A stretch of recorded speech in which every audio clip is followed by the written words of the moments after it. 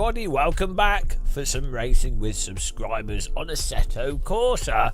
We're warming up for Assetto Corsa EVO. It's an evolution of Assetto. Maybe backwards, maybe forwards. You never know with evolution. It's survival of the fittest. The weakest die.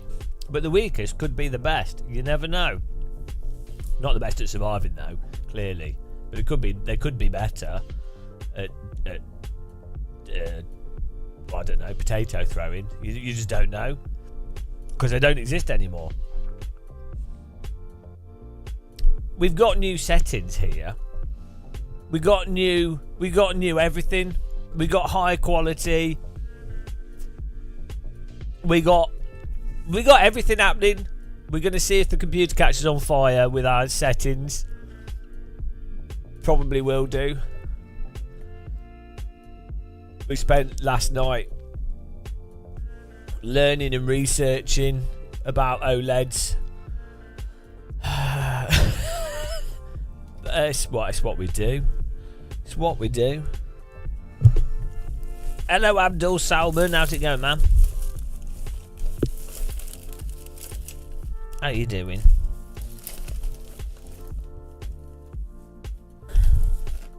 Oh, I just found some chocolate.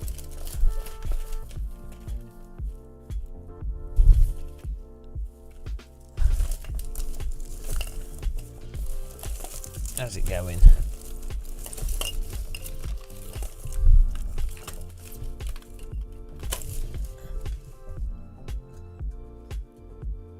Hello, Bucky. How's it going, man? Oh, I need to get some ibuprofen here.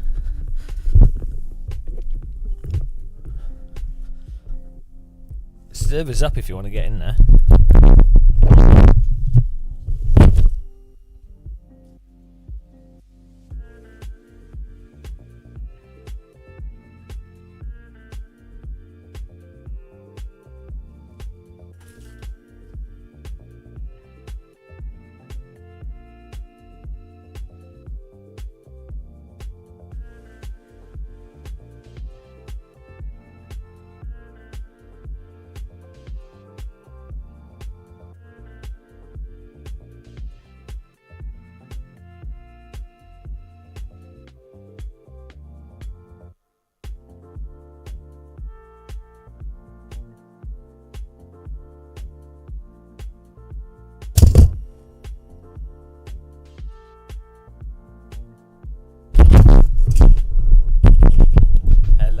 Hello.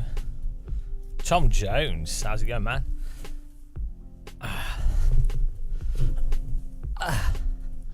Woo. Get in the server.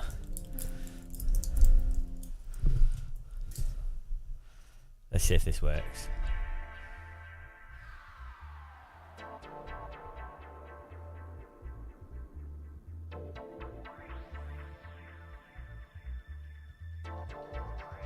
I hope it works.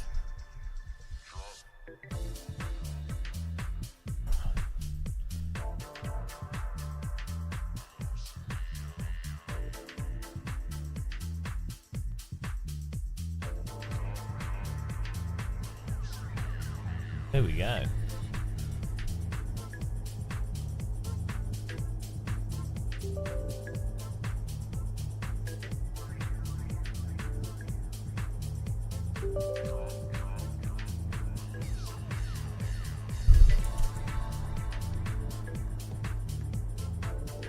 Get in there. Working?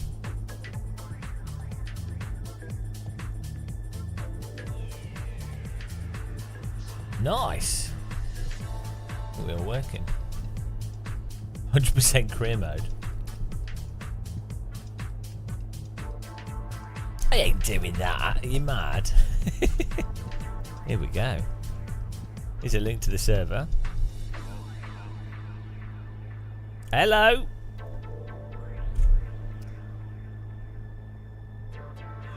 I hope you guys on YouTube.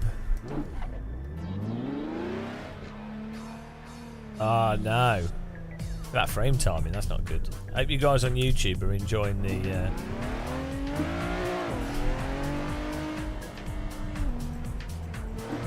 enjoying the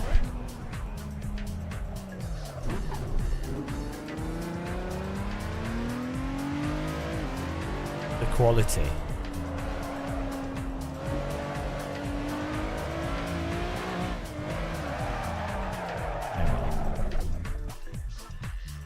Try rejoining.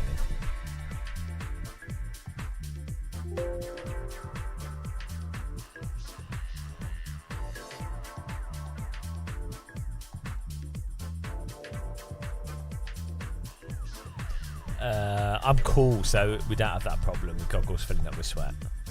I'm just too cool.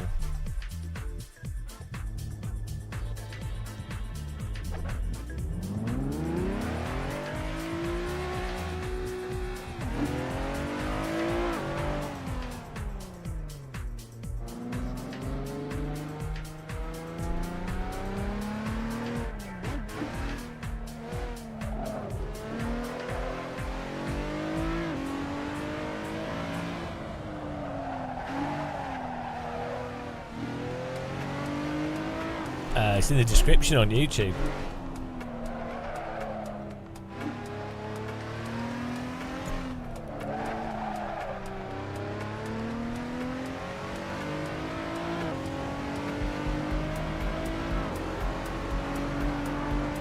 Hello, Chedhead.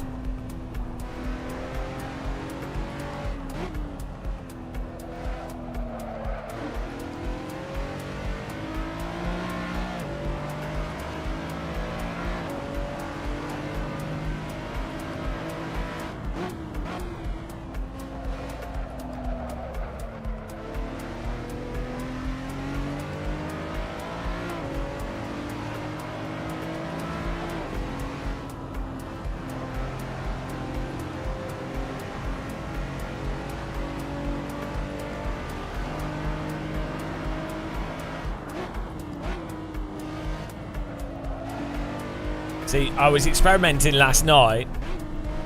I learned too much about OLED screens. Been trying different settings, and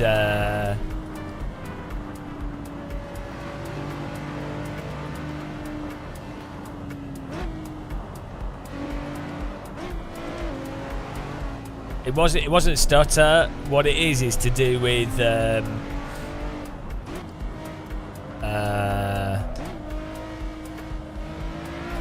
it's to do with how OLED monitors work.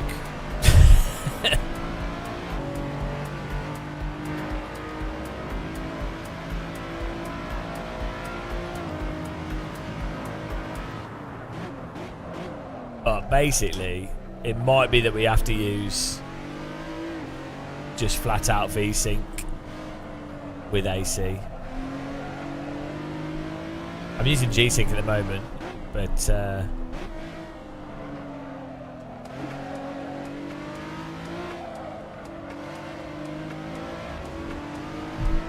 there's some weird quirks. Some weird quirks when it comes to OLEDs and frame timing.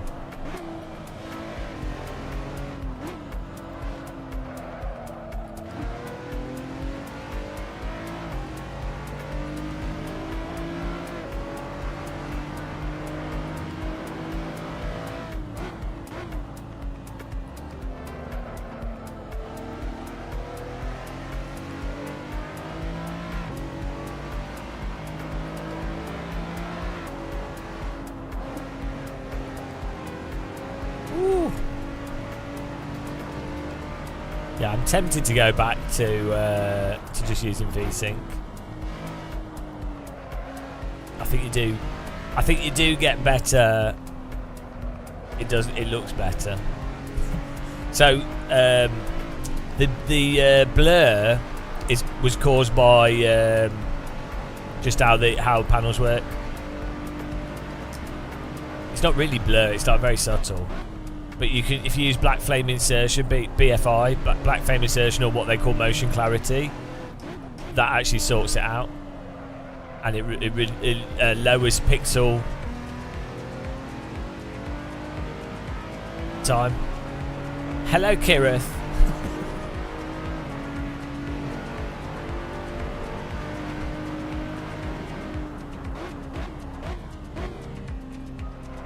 Will Kirith look this good?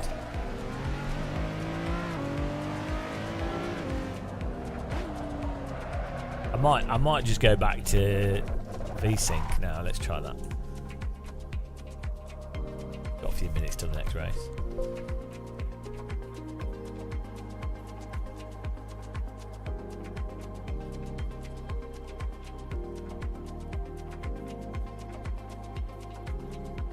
Going on here.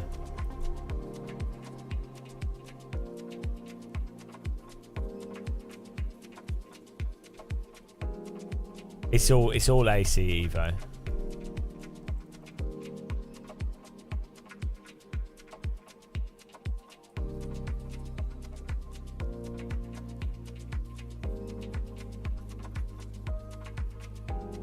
This is weird. Windows being stupid. Because this is the ultimate. Guys, I think I need to close the server. I might need to restart this computer. Some weird thing going on.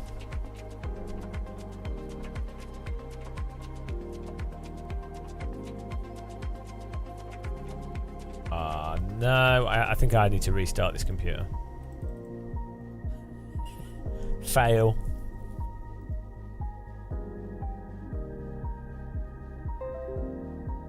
PC restart.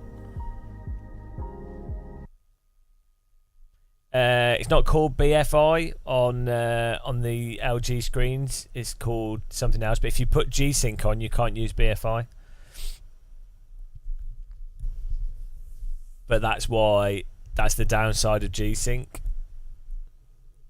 on an OLED, is that you'll get, so you get motion blur on an LCD as well as an OLED, but OLED pixels are so much faster. The motion blur looks different. It looks more binary. It looks more jittery. But black frame insertion, which you can only do without G-Sync, fixes it at the cost of brightness.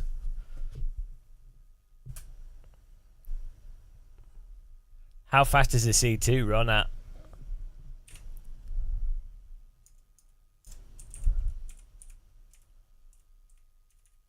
What's the frame rate of the C2?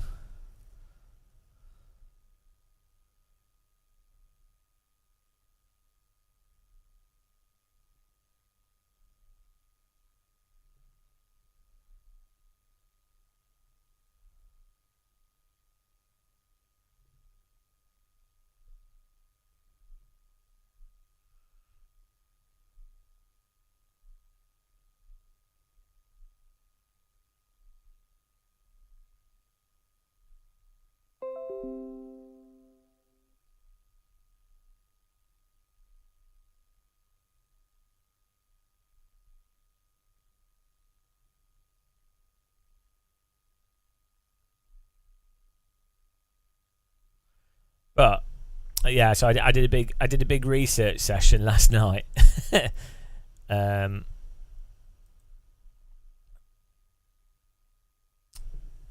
So basically, it's a compromise between, if you want as smooth the image as possible, you need to not use G-Sync, but you need games to be running 120 easily, so you could just use 120 Hz V-Sync and black frame insertion.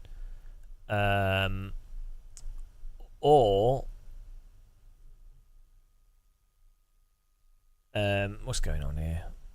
Or if you use G-Sync, you'll still get some like motion blur, but you won't get any tearing or anything.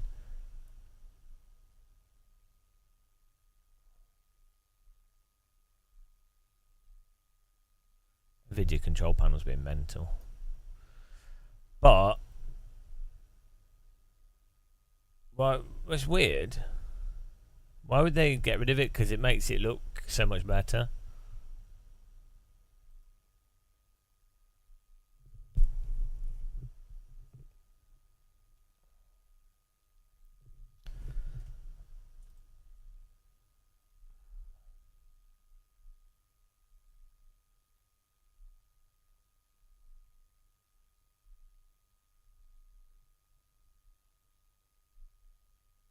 No, we're warming up to Assetto Corsa Evo. We're playing Assetto Corsa.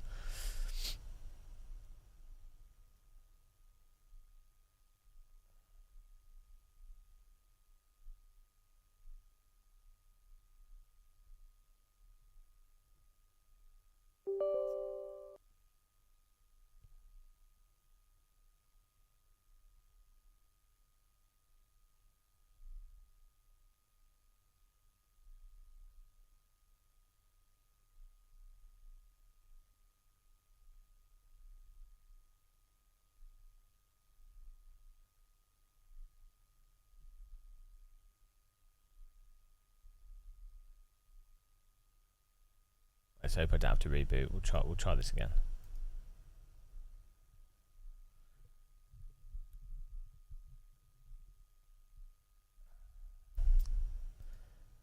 Well, these things also depend on how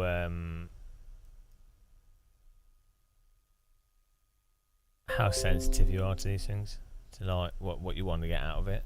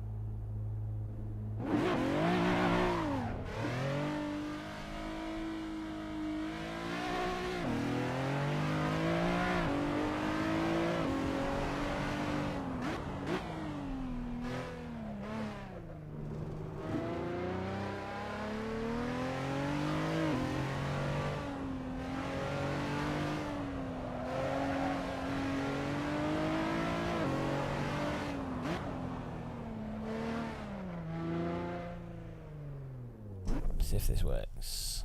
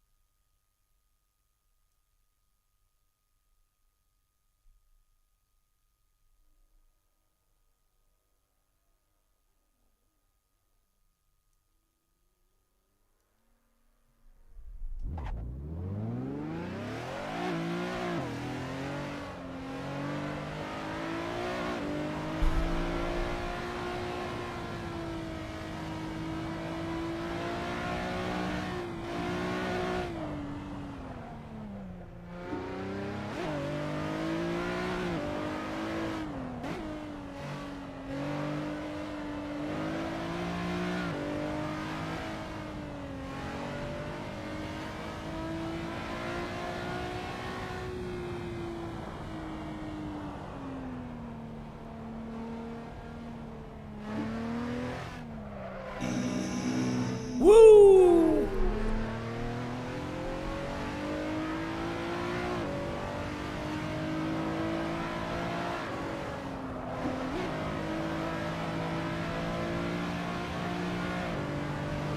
No, the title of the game, the title of the stream is Assetto Corsa. We are playing Assetto Corsa.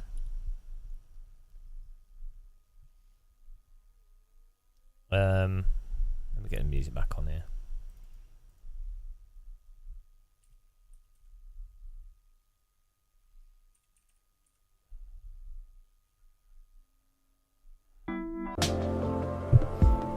We're playing Assetto.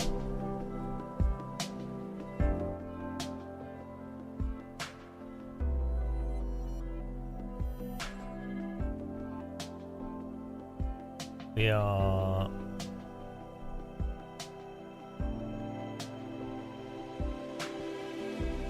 warming up to Assetto Corsa Evo.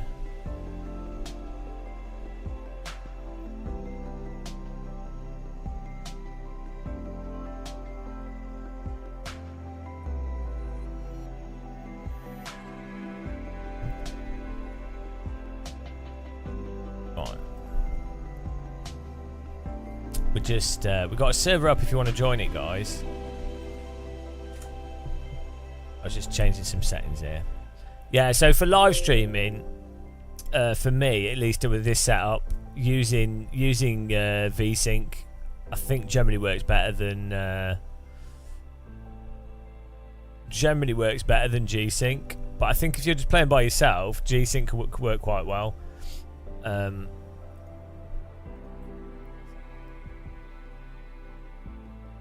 I need to make a video explaining settings.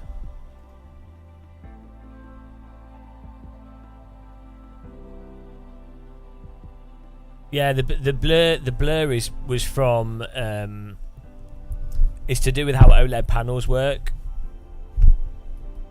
So because I was using VSync before, on 120Hz panel with VSync you can use black frame insertion, which I had on as a setting. When I set G-Sync on, it turns off black frame insertion, so you can then see the blur, even though it's not that bad. Like most people probably wouldn't notice it. It is noticeable compared to. It's kind of similar to black frame insertion on the lowest setting. In lots of games you wouldn't notice it, but it's a certain thing you notice. So basically, well, you'd think that black frame insertion inserts a black frame, but it doesn't. I need to make a video on this. I'll try and explain it in a second. Let me just get this. Because there's a whole. I spent like 2 hours after the live stream messing around with stuff, and then another like 2 hours reading, which is a really good idea, obviously.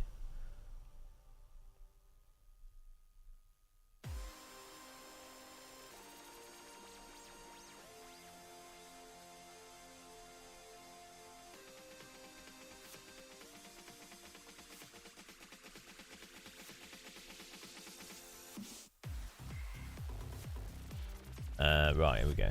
Should just be able to get back in the server here. I'm sure I'm missing something. Thanks everyone that's loaded in, appreciate it. Welcome to the channel.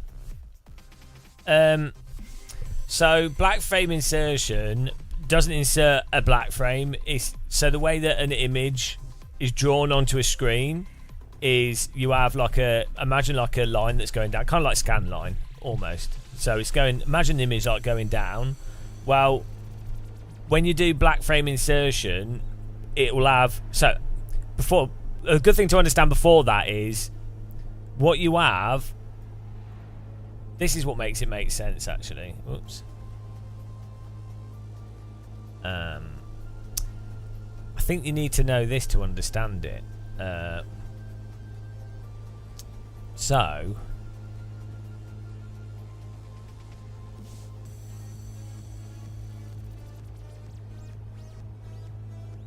you have on screens, you have a thing called sample and hold, which is that's just how. Right, I'm going to try and explain this in a clear way as I break my cameras. So basically, LCD or OLED, when they get they get a signal, they've got a chip in the monitor, right, that receives the graphics the graphics from the computer, right, that receives the image. Well, that chip holds on to the image, or that part of the circuitry holds on to the image. So as the image gets displayed on the screen, the image is stuck on the screen. It doesn't just light the pixel up and the pixel turns off. The pixel stays illuminated with that bit of image. So when you're running an image or game on a screen, you have the image basically refreshing. It's scrolling down across the screen. It keeps refreshing, but it's replaced from the top to the bottom, right? Now, the thing is, LCDs or even CRTs and stuff, all screens, the pixels have a speed at which they illuminate and turn off. So if you were looking at it, it like lights up and unlights, and there's a time period there. Now, the thing is, pixels on an OLED illuminate and de-illuminate very, very quickly. On an LCD, it's a little bit slower, you know, so that's the thing to keep in mind. gets very confusing. The issue is that on an OLED, because the pixels illuminate and de-illuminate very quickly, when you have the holding of the pixel, the image on it. This is a really bad way of explaining it. But the problem is, you have a mixture of things going on which interfere with each other in different ways. So in some senses, you have a screen that's better quality, but actually behaves worse than a worse quality screen in some ways. Anyway, probably the simplest way to think of black frame insertion is that the pixels are forced to turn off before they turn on again. So it's forcing the pixels to de-illuminate before they illuminate again. That makes sense. So you've got less time with the pixel illuminated with the previous thing that was on it, or the thing that's currently on it. It's like it's forced to go black to then go to whatever the image is again. The more black frame insertion, it's not a full on screen strobe, it's more like a bar of black frame. So the larger the black frame insertion, the bigger that black frame bar is that scrolls down the screen. The smaller it is. Well, you can watch the video on HDTV test, but the point that's the point that you need to know is that OLEDs, because the pixels are so good, the release and hold component effectively defines the ghosting parameter. Whereas on LCD screens, because the pixels don't refresh as quickly, they're not like you can think of an OLED as basically being on or off, like it's almost instant. But with other screens, because it's not instant, you end up with like a natural form of motion blur. So when you use an OLED, if you pan across really quickly, you have this like stuttery kind of ghosting effect. The very sort of stroby ghosting effect. Whereas when you use an LCD and you pan across very quickly, you get a smooth kind of ghosting effect, like motion blur, that looks much more like motion blur. When you use black frame insertion, it on an OLED, it basically makes it so that the pixels are only ever illuminated effectively when they're displaying some new information, which basically means you actually eliminate the motion blur entirely and you end up with the absolute best case scenario. The problem, the downside is when you have black frame insertion, the more black there is, the dimmer the screen's going to look, because the screen is turned off for more time. Also, if you're sensitive, you can perceive the sort of strobing of it. You can use black frame insertion on LCDs as well, actually, and it's one of the things that's used with VR headsets to make them actually perform faster. But anyway, after experimenting quite a bit, basically on an OLED, V-Sync black frame insertion with a good frame rate is essentially gets you the best general result, as long as your game never drops below the V-Sync value.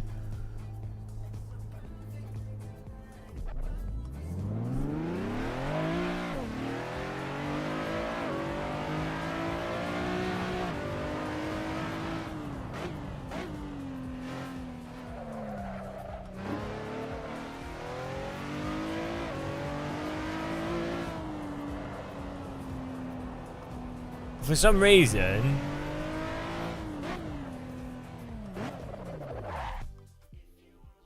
AC is like weirdly sensitive to a bunch of stuff that produces micro stutter. And AC is also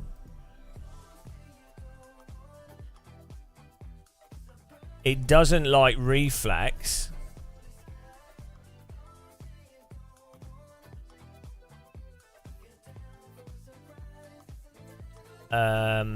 it doesn't like the reflex setting on Ultra.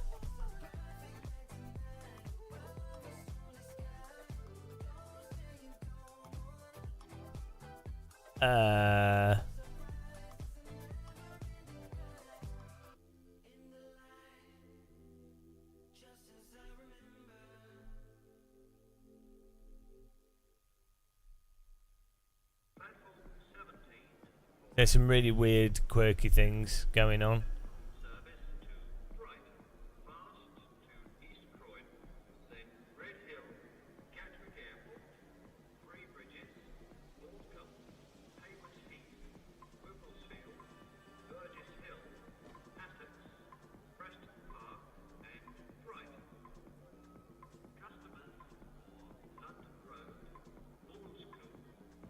Yeah, because I think a lot of people don't notice the thing. So OLEDs, the contrast looks better. The actual pixel refresh is better. The type of effect you get from the what's it called? Sample and hold, in a sense, is less organic looking than an LCD sample and hold.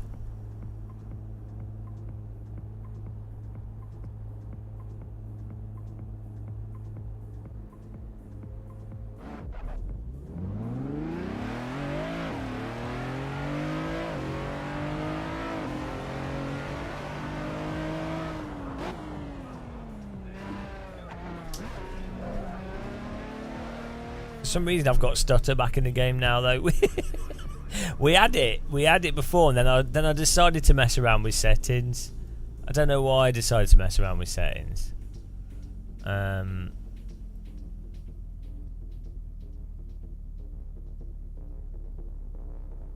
on.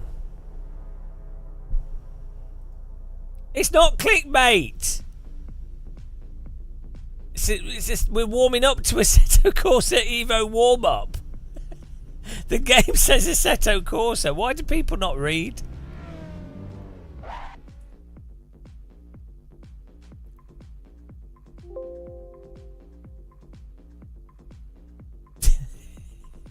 Guys,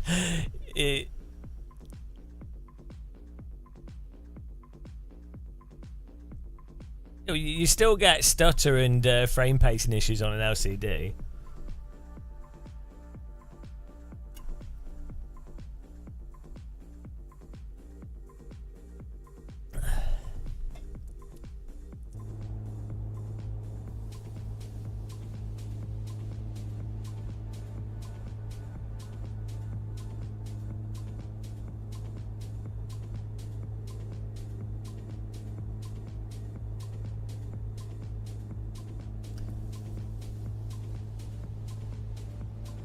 There's a weird issue with AC where it doesn't seem to use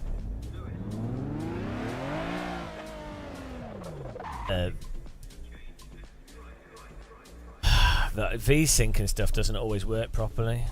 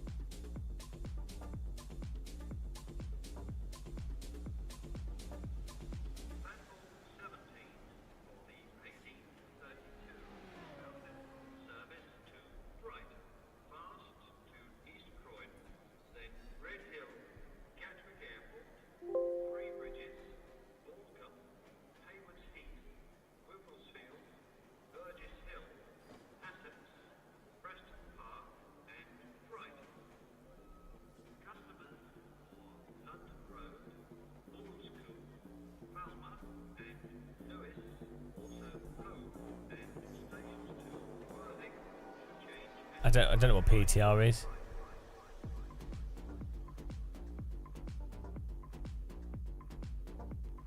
If that's extant, everything you say is stuff we've already considered.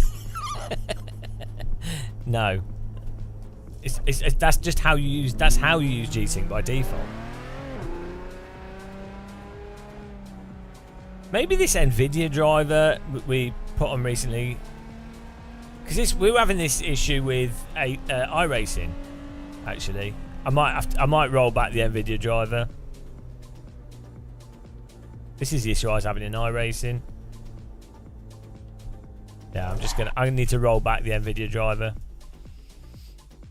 No, it's not used by default that way, but it's how most people would use G-Sync if they wanted to use it properly. But I'm not using G-Sync for a multitude of reasons, so I need to put different NVIDIA drivers on. There's some issue with some of the drivers that caused me to have weird stutter.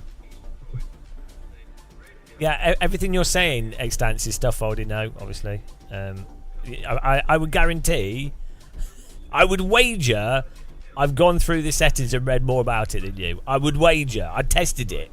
So I'd wager probably, you know, not to sound like an arse, but I've literally tested everything side by side, even things that don't make sense.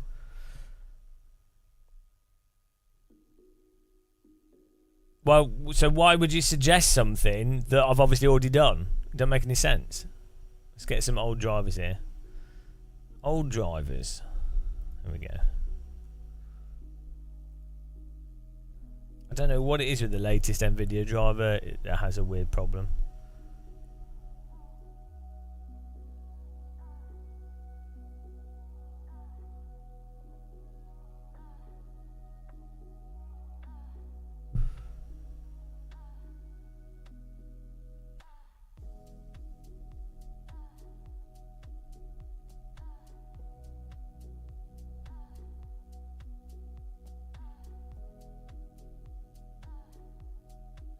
Often with game drivers, if you're not playing a latest game, older drivers can often weirdly end up working better. You know, unless a brand new game's come out that uses a driver update.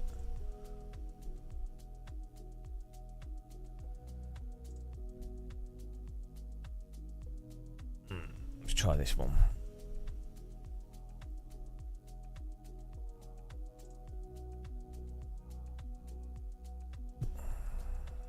We're doing AC, but I'm having some stutter issues I need to fix.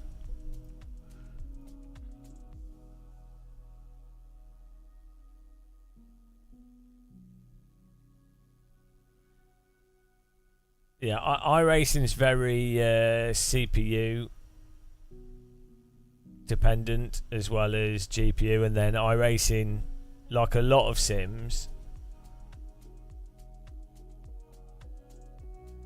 doesn't like higher resolutions a lot of the time. LMU's a bit like that as well. Older simulators tend to like struggle. They don't scale properly. And also they don't take advantage of new hardware properly. So like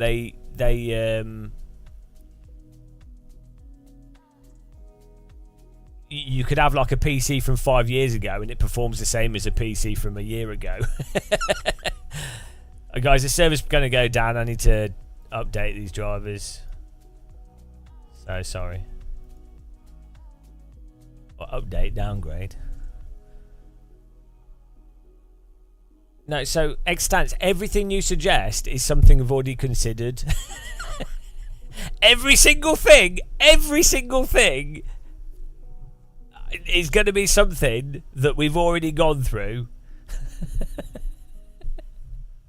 Everything. I mean, it's possible there's an individual variable, but I doubt. I mean, you know, it's unlikely. Because unless you've got the same equipment and you've got trial and errored every single thing, you're probably not going to have, you know, I mean, you can keep taking shots in the dark.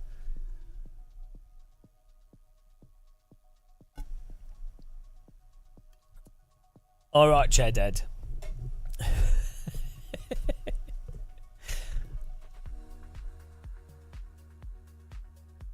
Well, we always get this. Anytime I'm like doing anything technical, if I'm troubleshooting something, you'll always have someone or a group of people that will suggest a multitude of things. 99.9% of the time, it's something we've either already tested, it's something that's not pertinent, or it's something that, yeah, generally would be correct, but actually isn't correct in this scenario.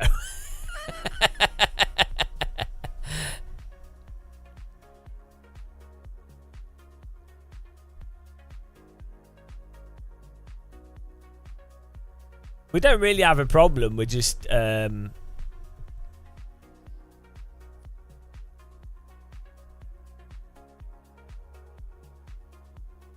just going back to my previous settings. But I mean, like, nobody. So yesterday, not a single person suggested, oh, OLED monitors have a thing called monitors use a thing called sample and hold. And sample and hold specifically means that on an OLED monitor, despite the pixel refresh effectively being instant, sample and hold actually means that they're not instant, and that's why things like black frame insertion have a particular effect on an OLED monitor. Nobody said that. That would have been useful. Nobody said that at all. Instead, people are like, oh, try this, try this, try this, try this. Like, so this is the problem, is that... Thanks for following. I might be able to just drive before restarting it. Let's just do this incorrectly. Let's not restart.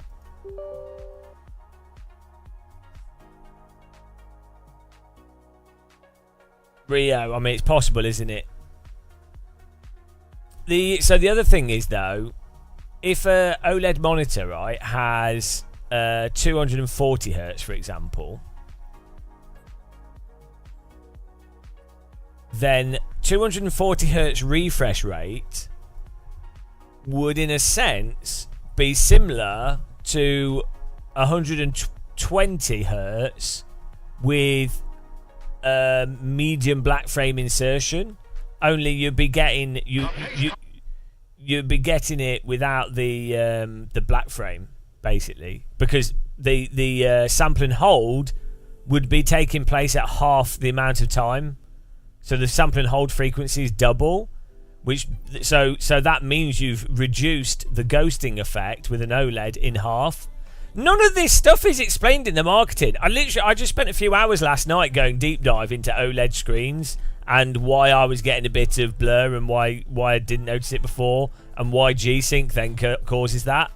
I don't understand why. Like, all you look at like how all these OLED stuff is marketed. Nobody talks about any of this stuff. It's really weird. And because I think a lot of people don't notice it. I think the monitor manufacturers don't ever want to say anything that could potentially be perceived as a negative. So, yeah, so the average YouTube reviewer is basically a marketing machine. They're just marketing. So they're just like going to do the talking points. They're not actually reviewing. Your average person, you're talking about such small margins for gaming and stuff. Most people that would review monitors are not particularly good gamers. You know, they're not at that level, so they're not going to notice anyway. They've not even necessarily used like high frequency other panels to compare. Certainly not focused on it. So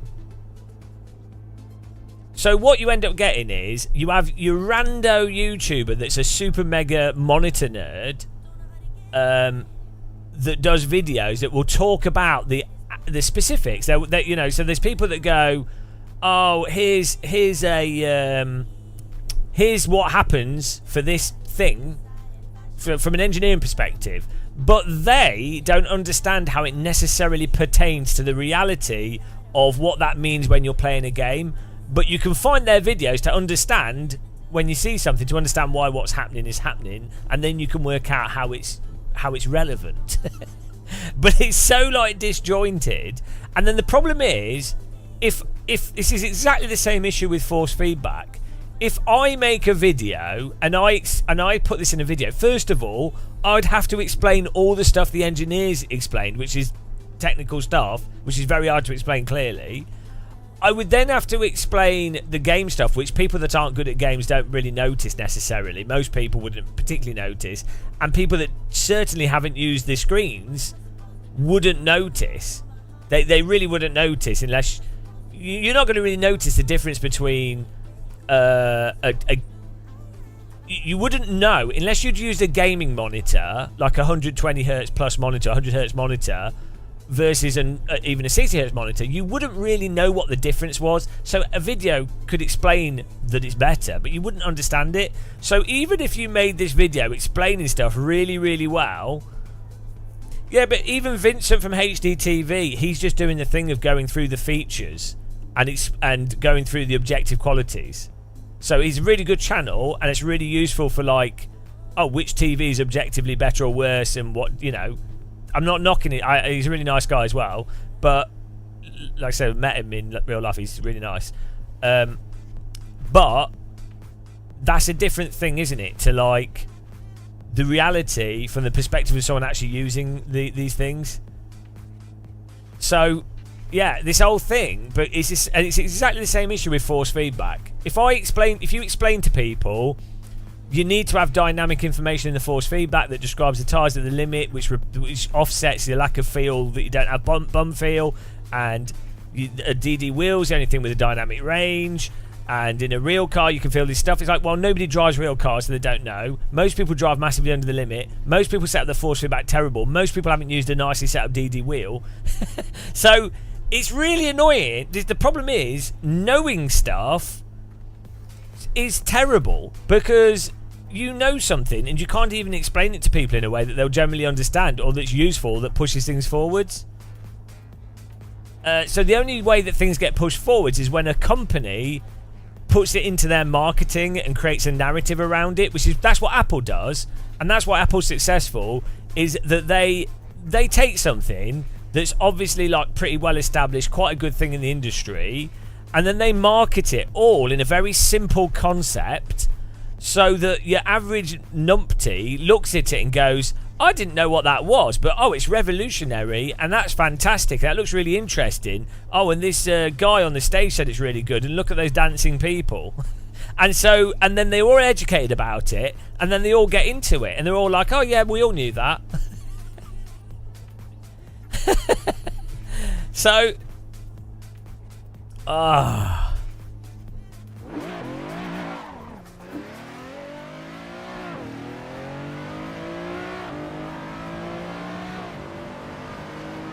yeah, that newer Nvidia driver has stutter on it, or introduces stutter.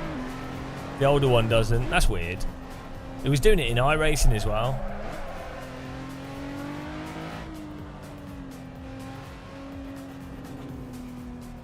Get in the server, guys. Although, to be honest, right, from a gaming perspective, so I've been using G-Sync on my LCD, which is only 100 Hz. G-Sync at 100 Hz.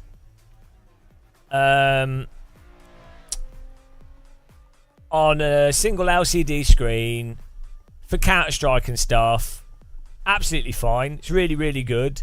The thing so weirdly, driving sims are actually really good for testing frame timing. Probably driving sims are probably the best game for testing monitors, because you can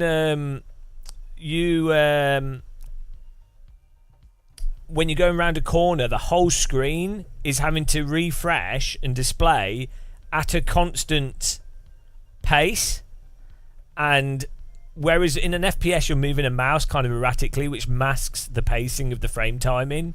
Like, you'll notice with an FPS if there's like stutter and delay or you miss stuff, but a driving sim, you can really see if you're holding the wheel at a certain amount, if you've got a certain amount of throttle and you're going around a corner, you'll see like the trees in the distance if they judder and all that kind of stuff. So driving sims are absolutely the best device for frame timing stuff. It's really obvious in a driving sim when there's frame timing issues. Way more obvious than in FPS games. And OLEDs as well. Again, a negative side of them, or positive, depending on how you look at it, is that they make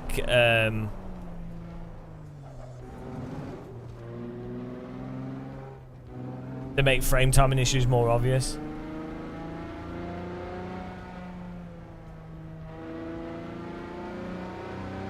Who is it saying that they've got an LG monitor, but it doesn't have black frame insertion? So LG call it OLED Motion Pro.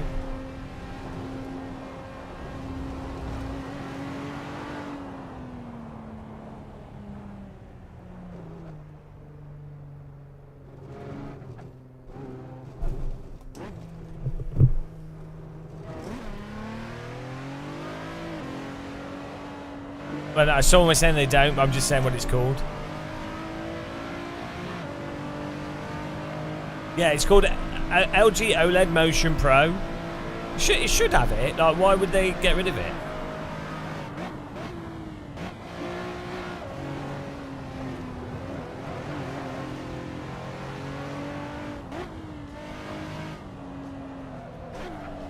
What you notice is when you have like fast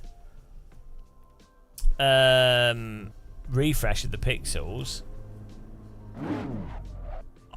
stuff pops more, like it stands out more.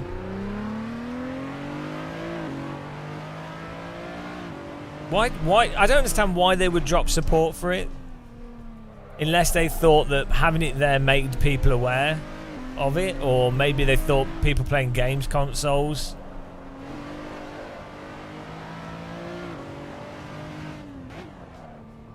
Well, it's night and day. Using it on the C1, maybe people don't notice it. I could see how a lot of people wouldn't notice. On the grand scheme of things, it is subtle, but with driving sims in particular,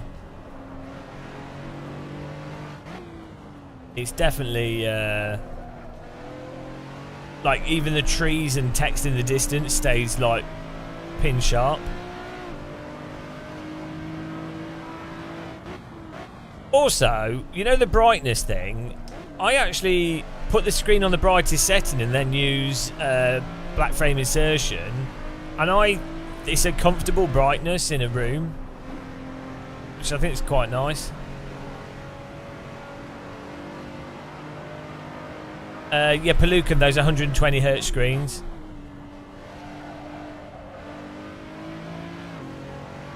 So that I was just saying that earlier. Yeah, if you once you get to 240 hertz, the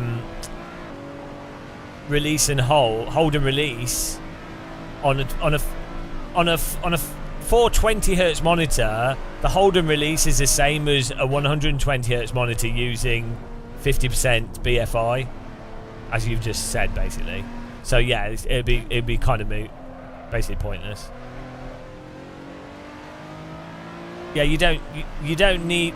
Oh, okay. So, and the reason to use it on LCD would be because it mitigates. It's not to do with release and hold and release. It's to do with pixel, the physical display time of each pixel. So it's to mitigate. What's it called when the pixel stays on? Like the fade time of a pixel. It decreases reduce motion blur, basically. It'll just reduce motion blur, pixel-based motion blur. So this is the problem with LCDs, or an aspect of them. If you run an LCD screen, you could have an LCD screen running at a billion FPS or billion hertz, but it wouldn't make any difference because the physical pixels could not change at a billion hertz. So the electronics in the monitor could be updating the pixels at that speed, but the pixels physically... No, you will still see stuff more clearly. Yeah, it is grey to grey, but I don't know what the actual name of the like the pixel pertinence or persistence or whatever. So it's why VR headsets use black frame insertion to force the pixels to refresh quicker. It is response time, but it's... I was looking for a different word. Yeah, you could just say pixel response time.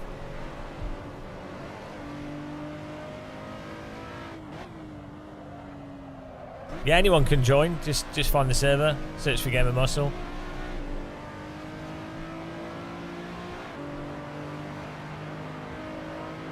The LG menu stuff is so poorly documented as well, and so convoluted, and so not obvious as to what setting does what and why you might want to use each setting.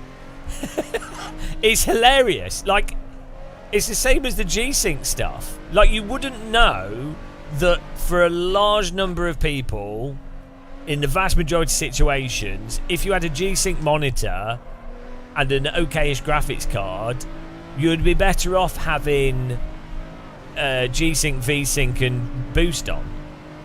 Ultra. Like, you wouldn't know.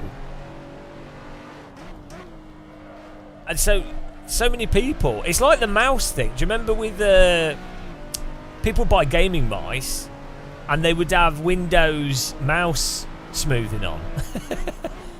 It's like that. They wouldn't realise that their gaming mouse was actually super precise with really good detail, and that it's not about the instructions. The instructions don't even have that information on it. LG don't even know their own settings. I mean, I could tell you a story, but I'm not going to. I could tell you a story that's so dumb. I can't tell it though. I can tell you off stream. Yeah, you'd be surprised, like, some of these companies, because they're big companies, so they just do really weird shit. All companies do it. I mean, I do weird shit, and I'm one person, so, you know, I'm not knocking them.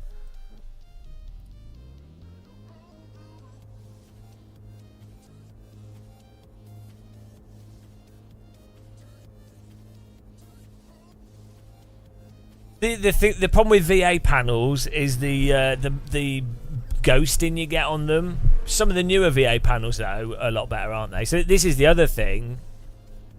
Back in the day, TN, VA, and IPS were like massively different from each other, like massively different. Whereas in the last 3 years or 4 years, you can get IPS and VA panels that you perceivably would generally look basically the same to the end user, or function perceivably mostly the same. You know, it's... OLED is still quite different though. No, the input lag... No, so it's not input lag. Right, the word input lag is so wrong. I'm not saying you're... I know how you're using it, but like, conceptually, the way that input lag is talked about with games is just ridiculous. First of all, I got to Global Elite on a 60 hertz TV that had like 12 milliseconds, you know, whatever. Like I was playing with the... I didn't have VSync on. So most people don't get to that level of Counter-Strike at all. And most people aren't very good at Counter-Strike, or like not very good anyway. So it's just completely irrelevant. But then it's the same with like the sim stuff. It's and then people say input lag, but what do they really mean? Because you're not actually necessarily getting input lag. It's like, oh, it's not input lag, it's display update lag.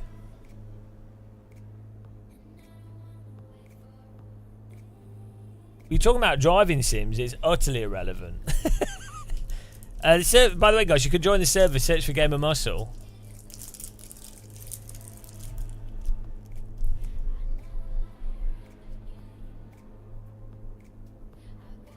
It's not input lag though, because input lag. suggests that the gamepad or the controller is lagging, but it's not. Not like it'll have like USB stack and stuff. What people are talking about is display lag, but they say input lag, but they mean display lag. So like, for example, if I play AC at 30 hertz, VSync on 30 hertz, it will be terrible. The game will be like delayed, but that's display lag. My wheel and force feedback will be perfectly fine with the sim.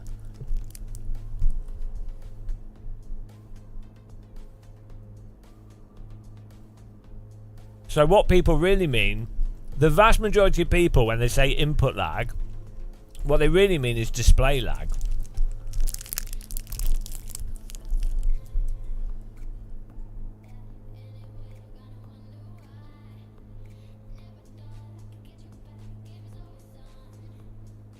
This is the other great thing about force feedback. If you drive from force feedback, you could have the screen be quite delayed, but it doesn't matter because you're driving based off what the wheel's telling you. Which actually happens at quite a low frequency.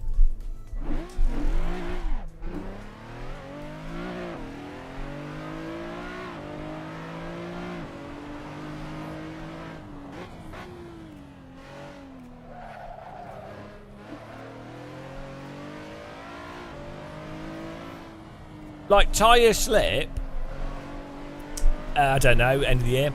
Tyre slip is happening over like quite a drawn out period of time. Like if you're going into a braking zone,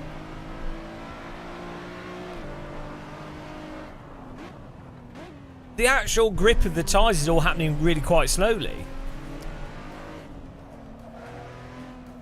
Also, add to the fact that most people are not driving from force feedback because most of the sims don't have any force feedback for braking. And a lot of the sims don't have force feedback for the actual tyre grip.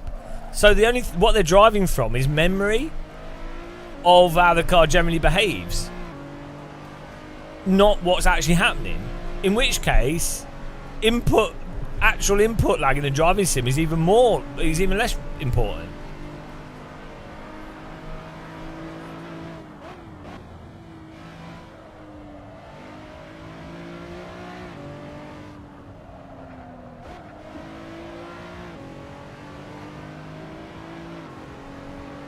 Why is there? Oh, because I was trying graphic settings to make sure everything's working smoothly.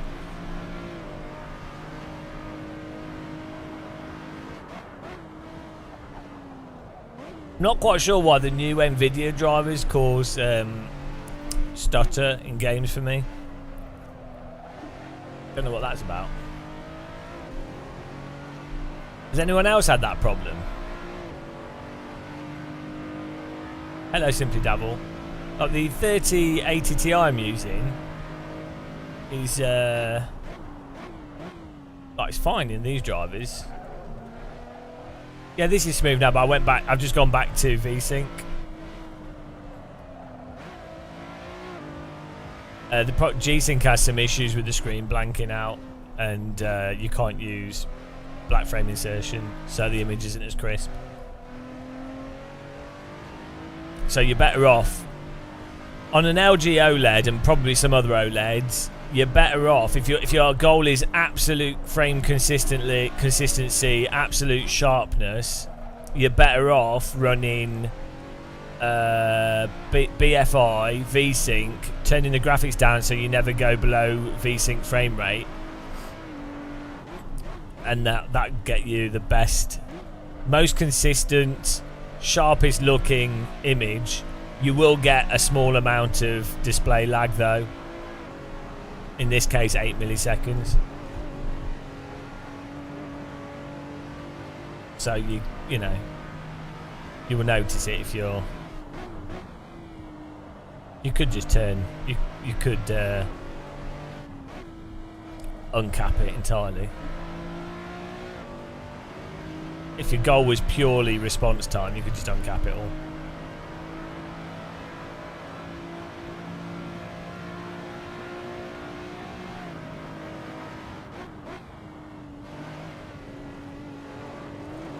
I would argue for driving games, the most important thing is frame consistency, because it's all about motion and predicting motion than snap reacting. Even when you're snap reacting in a driving sim, it's all happening very slowly, and you can feel what's happening through the wheels. So you're going to be limited by how quickly you can move a car left and right.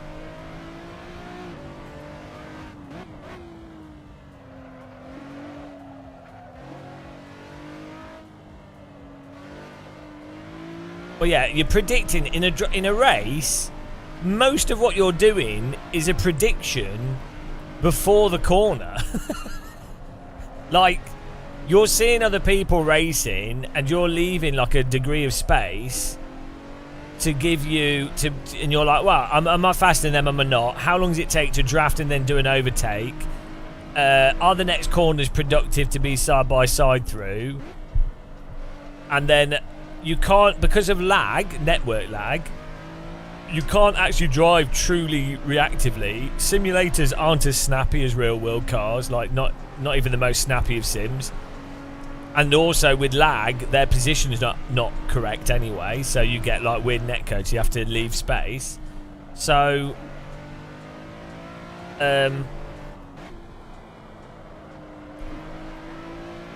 yeah, like if there's a crash in front of you, even in like an F4 car or something that's got quite good reactive grip, I don't know, MX-5, F4, whatever, something that's quite grippy so you can move left and right quickly, it's still actually happening quite slowly. It's still way slower than anything in Counter-Strike.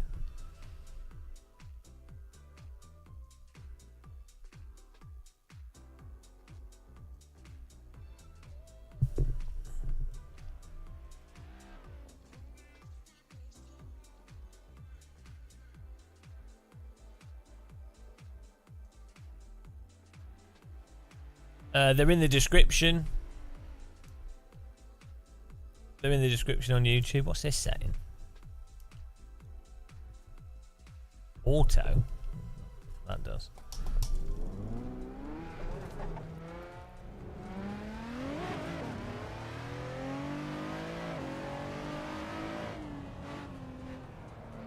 Yeah, they're in the description.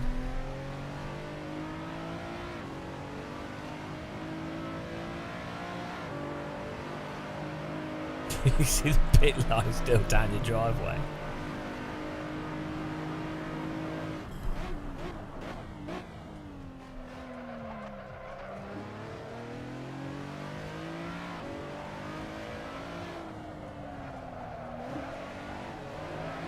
It's annoying that you can't turn G-Sync on and off per game. Like, when you put G-Sync on, it will basically always be on.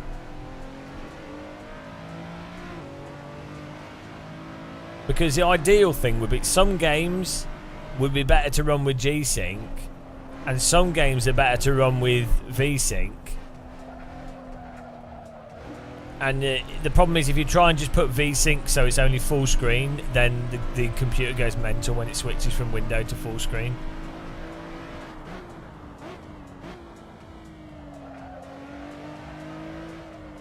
It doesn't work, Pelucan. It doesn't work properly. You'd think that. You can select it per game, but it doesn't actually operate properly. And Windows also does weird stuff as well.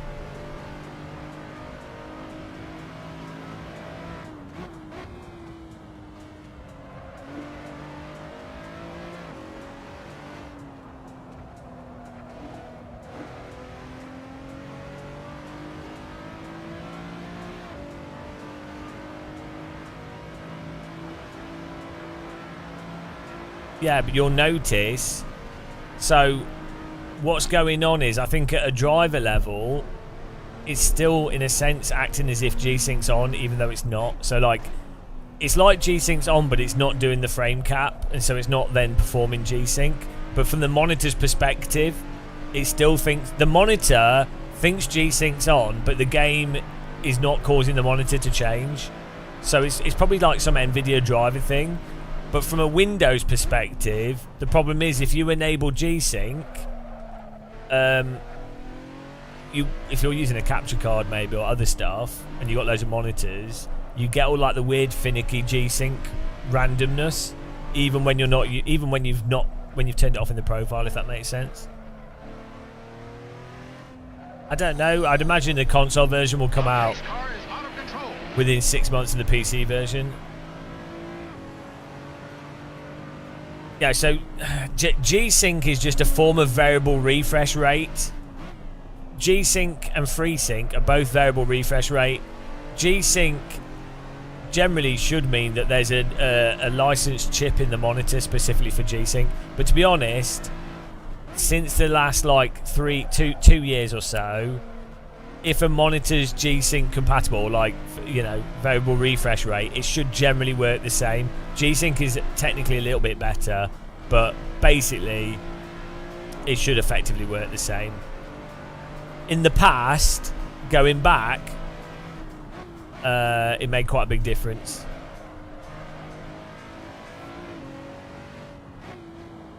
Well, so yeah, if the monitor is going up and down with the game frame rate, then it will be using G-Sync. If it lines up with it.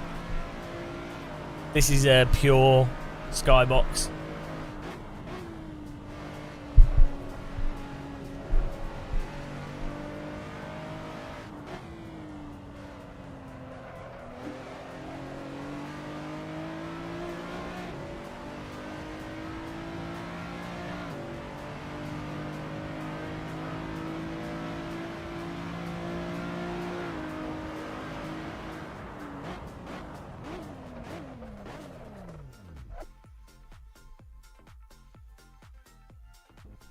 Right, here we go.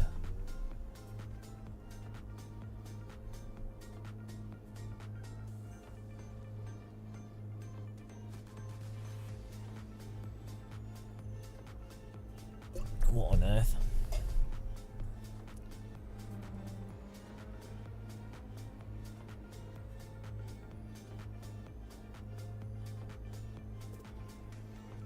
Thanks for clicking the like button on YouTube, guys.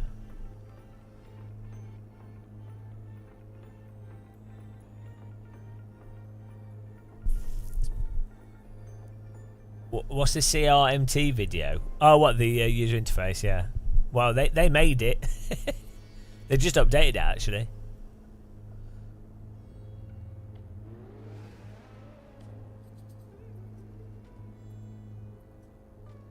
I wonder if I should try G-Sync with these older drivers. And break everything again.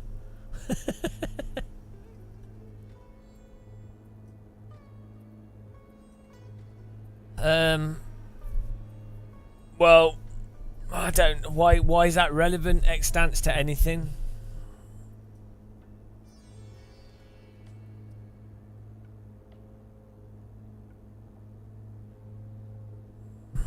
There's so many variables. One person saying, "Ah, this is stuttery compared to this," is utterly irrelevant. Like, you don't know what drivers they're using. You don't know what combination of graphics cards. You don't know what the BIOS settings are. You know.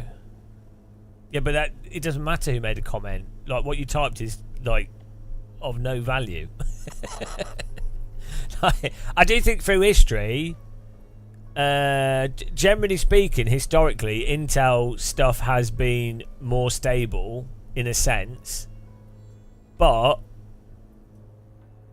that obviously changes through time. I think that's more to do with the motherboards just being more expensive. Like, if you bought a nice... This is the other thing. There's a lot of people buying AMD systems. They're often buying a more value AMD system. So they cheap out on the motherboard and stuff. And it's like, well, hang on. Actually, you don't want to cheap out on the motherboard.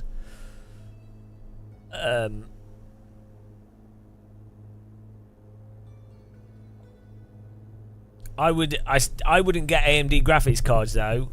Like, Nvidia just have such a market share, and the thing with graphics cards, so much of it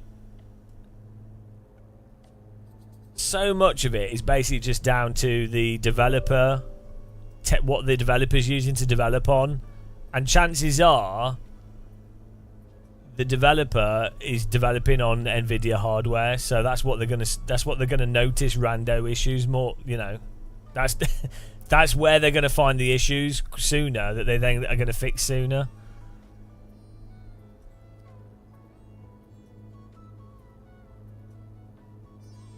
Yeah, I mean, I don't really care myself about NVIDIA or AMD or Intel or whatever.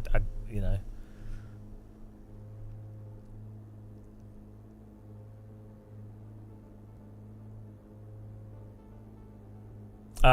Wayne, that's because this is a Simcade title.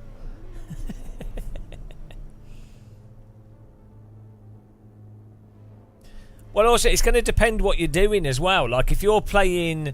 So if you're doing VR games on maximum settings and stuff, or you're playing driving sims on 4K ultra high-end gaming monitors, then you're probably better off with NVIDIA. If you're going to be playing like Valorant, Counter-Strike, League, Dota, Rocket League on like a nice gaming monitor, but like a, you know, like a £150 gaming monitor, it's not going to make any difference. Like, all those games, PUBG, what have you, all those things are designed to run at like 150 plus FPS on shitty computers. They could probably even run on mobile phones. So, yeah. This is the thing. It's like the Steam Deck is actually perfect for a lot of people.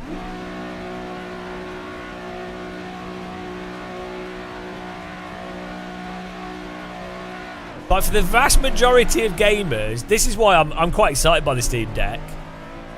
Vast majority of gamers, something like maybe the next Steam Deck would absolutely cover 99% of gamers. Like, pretty much every single console type port on PC, pretty much every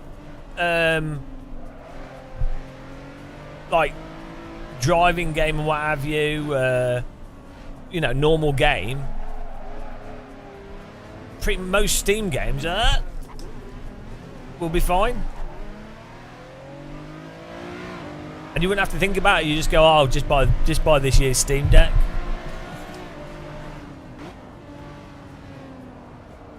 I think the current Steam Deck is just slightly below the performance that I think like.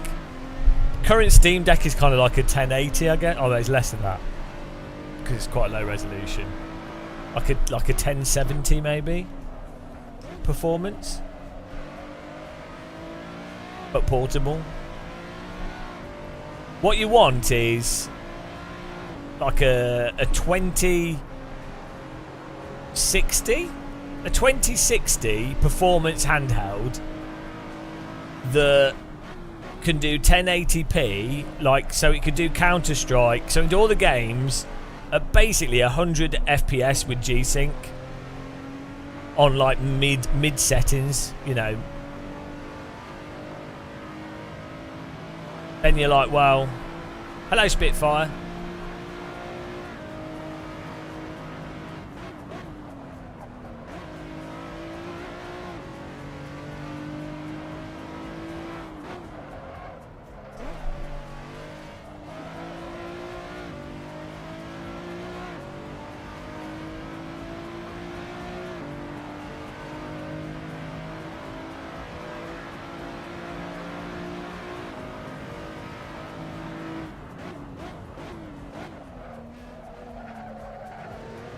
I might try enabling G-Sync but disabling it. See if it does. If we get the same issues, if we have it on but disable it for AC, but then enable it for some other stuff. It'll be interesting to see.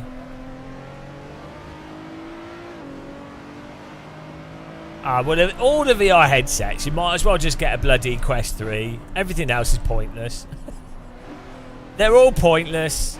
They're all absolutely pointless. Quest 3, so Oculus have the best driver software, generally speaking, in terms of performance. Yeah, it doesn't matter. In terms of actual performance, they've got the best driver software, generally speaking. And then the Oculus software lets you put mirrors and windows and stuff in the headset nice and easily. Works really well. Works better than Steam stuff, generally speaking, right?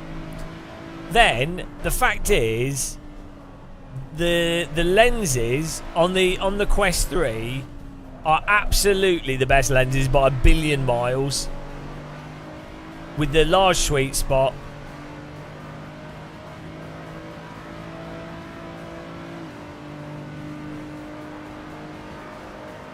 So there's all the other headsets are like trying to do more than they can actually deliver on. That's what I found. Like whenever I've used like Pimax headsets or what's that really high resolution headset? No, Pico 4's lenses aren't close and the build quality is not as good and the drivers aren't as good. And then the Quest 3 can also run stuff nicely on the headset itself. So if you want to just use it as a pure VR headset without any fiddling, and Meta are updating it all the time. So like, I don't like Facebook generally speaking as a company, like a lot of what they do. I like the engineers there, but I think the company's massively bloated and a bit of a mess. But the fact is, there's no point in getting any other VR headset. I'm sorry. Like, it's all deluded people that are like, oh, look at the resolution. It's like, yeah, but the lenses are shit. So what's the point? Oh, you can look around and it's all blurry. Oh, the headset's huge. Or it weighs shitloads. It's like, well, you know. Quest 3, that's it at the moment. You need Valve to make another VR headset. Basically, it used to be Valve Index, absolutely the best headset, although the Oculus headsets were still more convenient. But the Valve Index was the best room scale headset, effectively.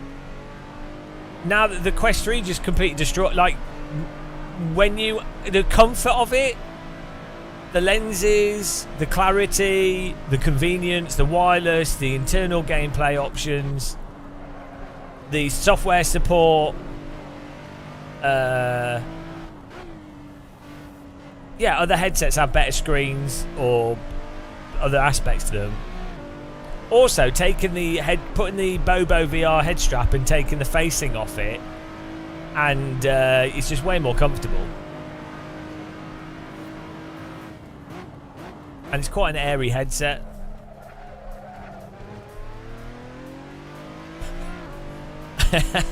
Well, I have some funny stories about Pimax as well, but I'm not going to say.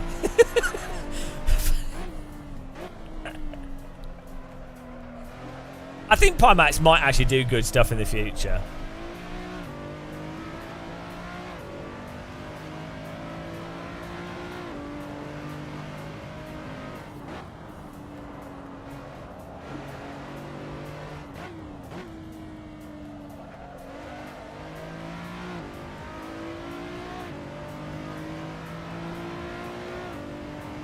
Yeah, that's I would 100% exactly. Spinard Kruger, 100%.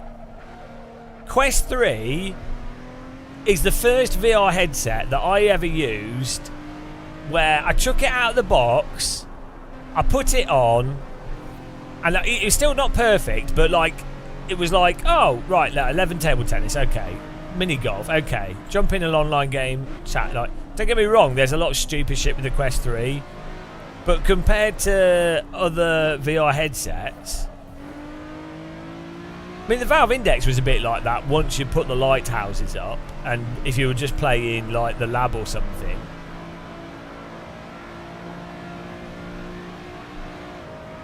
But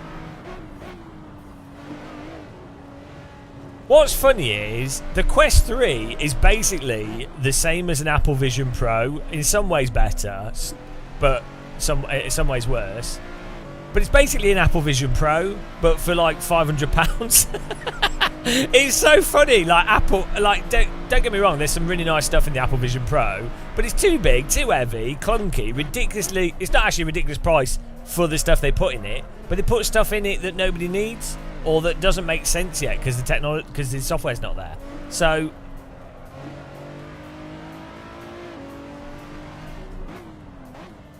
The biggest downside of the Quest 3 is that Meta focus so much on the internal stuff, like their games that they've got, that they kind of neglected the PC stuff. And the irony is that PC gaming has actually matured with VR really nicely now. And when you play like games using virtual desktop or like the link cable, the clarity on the Quest 3 is insane. Compared to when you play Quest 3 games on the Quest 3, they have to run them at low resolution and all this other stuff. So they just don't look anywhere near as good. Like they look literally half or like 30% worse. And PC stuff like Half-Life Alyx on the Quest 3 looks insane. Like I was playing Half-Life Alyx and I did a level and I spent 40 minutes just looking at like woodwork and stuff. Just because it's just so immersive. Not even like Half-Life Alyx is fun as an immersive experience more than a game, to be honest. But they messed up the player movements in Half-Life Alyx. That game's a bit weird. Like it's like they hadn't decided how you would play it. They should have just made it locomotion based from the get-go.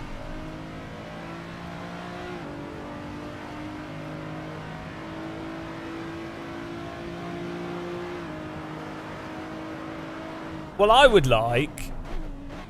think Meta should do. They do a Quest Lite or whatever, but I think they should genuinely do a Oculus PC headset. It's a Quest 3, but it has a HDMI cable and it's all cut down and it's super light, and so they could call it like a Quest tethered or something. I don't know. Quest anchored. I don't know what you call it, but you could. I think you could actually really focus it around basically being a PC only headset. You just got all the stuff. Got all the other stuff from the existing headset, so most of the design and stuff's done, and basically the goal is to just slap a display port on it and cut everything away from it, include a head strap and headphones in it, if you know, and sell it for the same price. So you could even have larger potential. Well, I know these things don't work like this because they've already produced the other thing. But hello, Random Call Sign. How's it going, man? James Beaches. Hello. Are you guys on YouTube? Did you notice that you can watch in 1440p? Did you notice? Did you notice how much quality you're getting? Thanks to me upgrading my internet.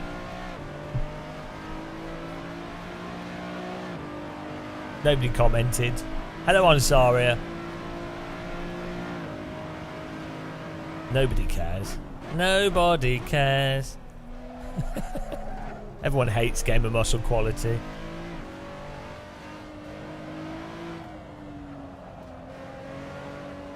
Guys, go and check out Random Call Sign. He's got loads of review videos. Check out his latest Assetto Corsa EVO video. Give him a follow and watch it. Type in chat, new follower, if you don't know Random Call Sign. Click on his name. Type in chat, new call sign. Give him a follow, guys. He's on Twitch as well, but he's mostly YouTube. He's probably one of the sexiest sim racing channels. Thanks for following my channel as well. Yeah, I need to put makeup on to hide my age.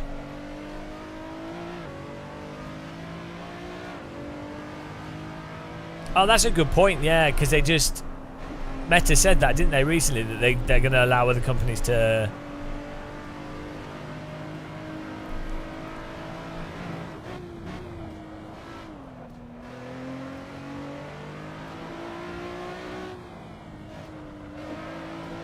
Are you going to Spa random? Or you're not? You're not there now, are you? I can't remember if you said. Were you going to go?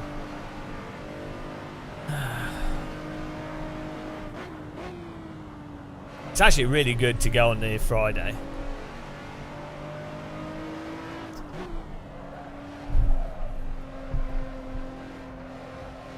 What if we maximise it and we have not only the goggles but also the aviators? Multi-goggle mat. Look at that. It doesn't make any sense.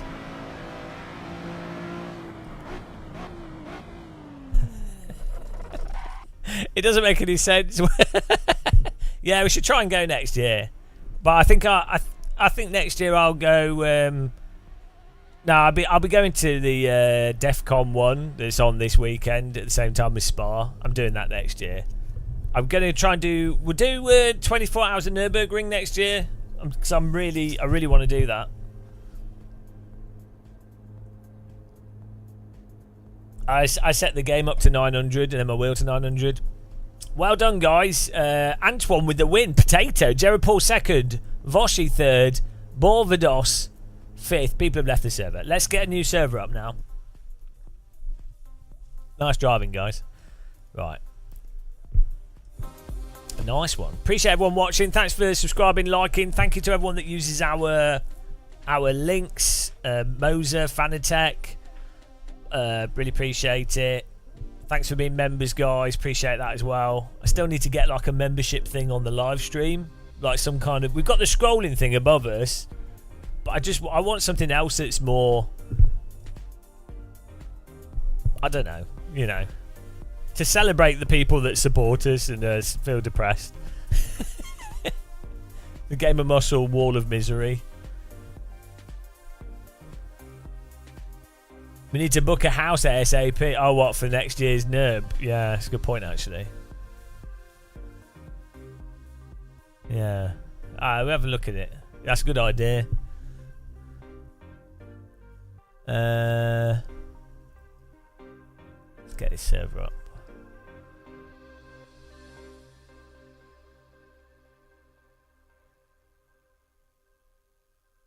You ready, guys? No, I've not seen. I mean, I knew Ace Tech are doing some stuff, but I've not seen. Are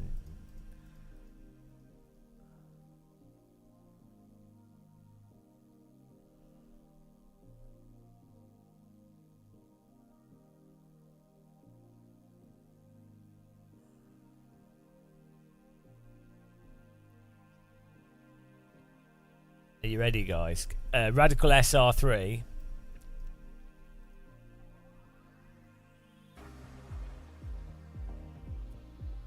You've been on the Quest 3. Yes, really.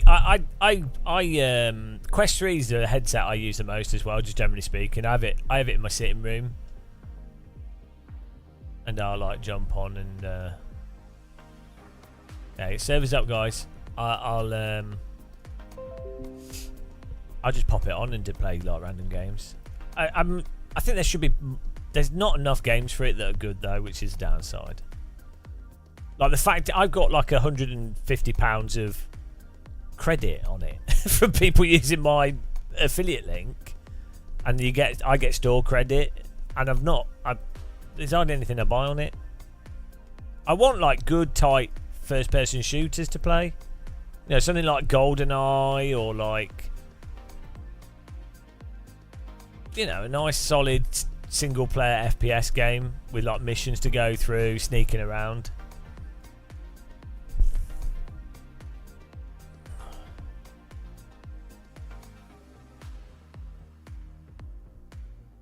That's a nice screenshot. Did I take that screenshot?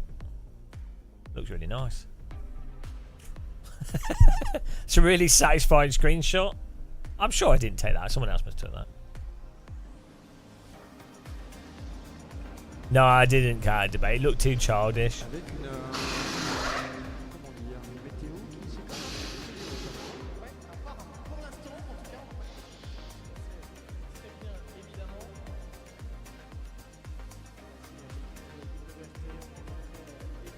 The problem I have is a lot of the games are just rubbish. I need to get the Doom ports and things because I really like that. I really like that kind of simple game in VR. Like, I don't want to be picking stuff up. I don't want to be doing stupid VR stuff. I just want VR to be immersive, and then, you know, I'm playing Doom or Quake or whatever. I'm just going through the levels and I'm shooting stuff. Maybe I have to run over a key. I don't want to pick it up. I don't want to have to be looking through cupboards. Thanks for following. Rowdy Mama. Appreciate the follow. Welcome.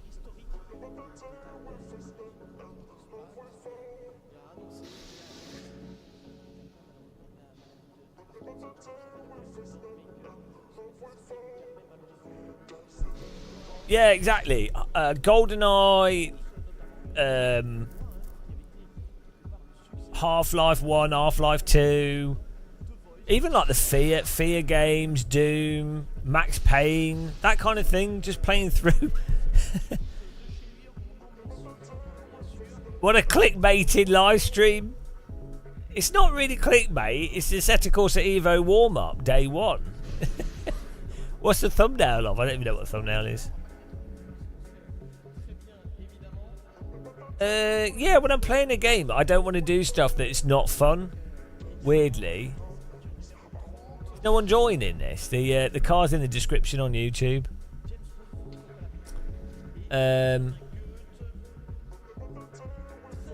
Yeah, like when I just don't want to be doing that whole. In real life, it's not fun picking objects up, is it? It's not something you go, oh, I really want to do that. It's fun firing a bow and arrow at stuff. It's fun being attacked by lots of stuff. Or like, it'd be fun exploring like abandoned buildings or large, you know, like boats and things. Or having a mission to do. That's fun. But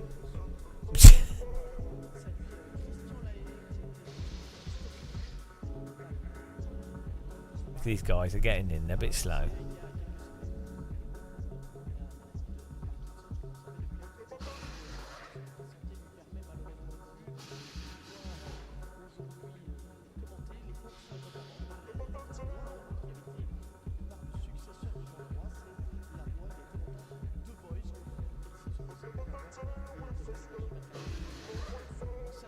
Yeah, I saw them cat debate.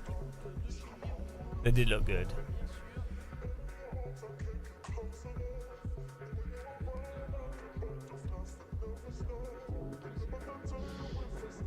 Oh, yeah, might. That's a good idea to get that Hell Knight, yeah. I quite enjoyed doing the poker. I can't remember what poker game it was. I was playing a poker game, but the problem was it was full of bloody like 13-year-olds. I was like, I don't want to play poker against 13-year-olds. It's really weird. Just like, why? First of all, why would you let your children play poker? But then also, like, why would you want to be sat at a poker table with 13-year-olds? Maybe it's for Dr. Disrespect. Should be renamed Dr. Disrespect Poker. LOL. Ah, we got a mention in there. Do you like that? That was for you, Hell Knight. You love that.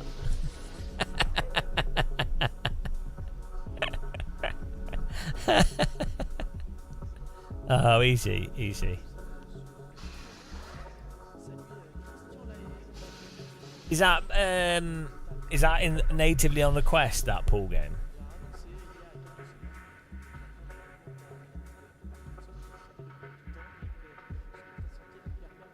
That's because I've got the power of voice, KHMP1.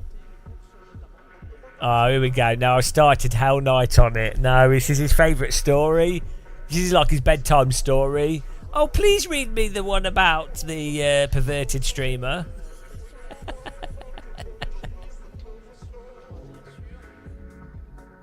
Chill DVS, hello.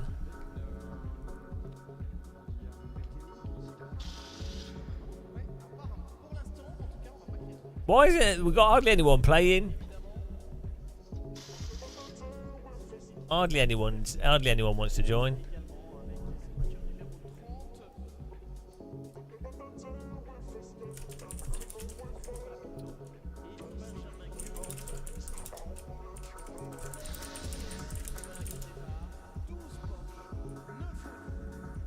I changed the title to something less catchy for the miserable people.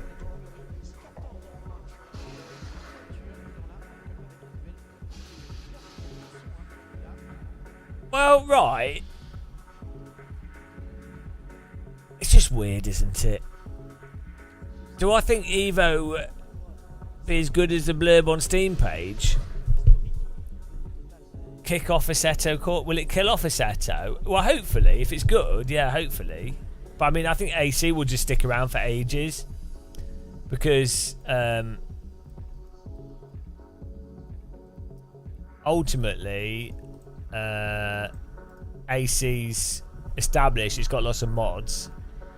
So I'm pretty sure AC will just stick around. Yeah. It's like Live for Speed. People still play lots of older games. But it will the thing is, it will take a while for people to learn how to mod the new Assetto. Like, assuming the new Assetto Corsa is good, it will take a while for people to learn how to mod it and get the most out of it, right? And then you'll always, you know, people are used to AC.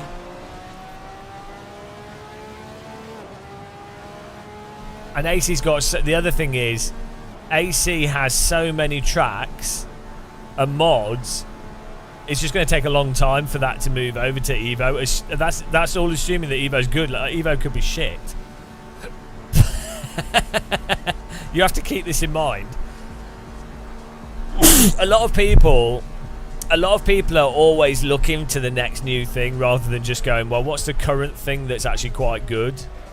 You know, it's an easy thing to do in life, is looking to a hypothetical better future thing, as opposed to just enjoying the current thing that already is what it is.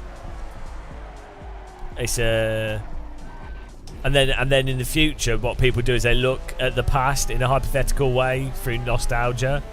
So, generally speaking, in life, it's best to just what is currently available.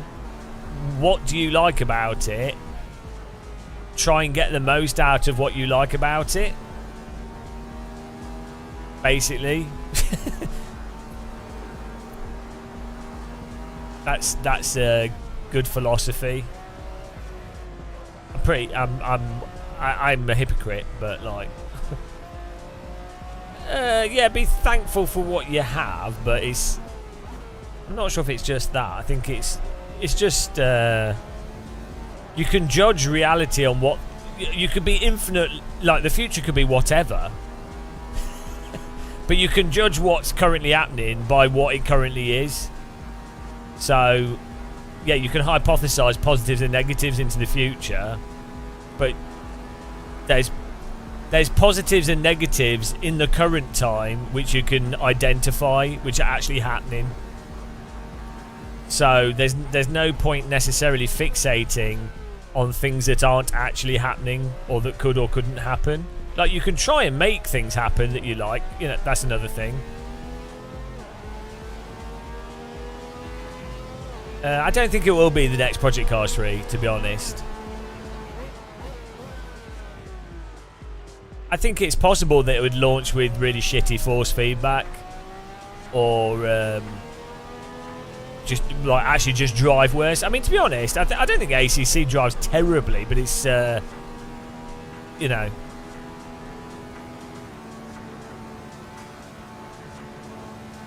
for me, it's just that if there's certain braking things, cut-off points for, like, if something's already been surpassed, you can't really go backwards. So once you've passed detailed force feedback, you can't remove that from your next game because that makes it worse, right? That's the difficulty.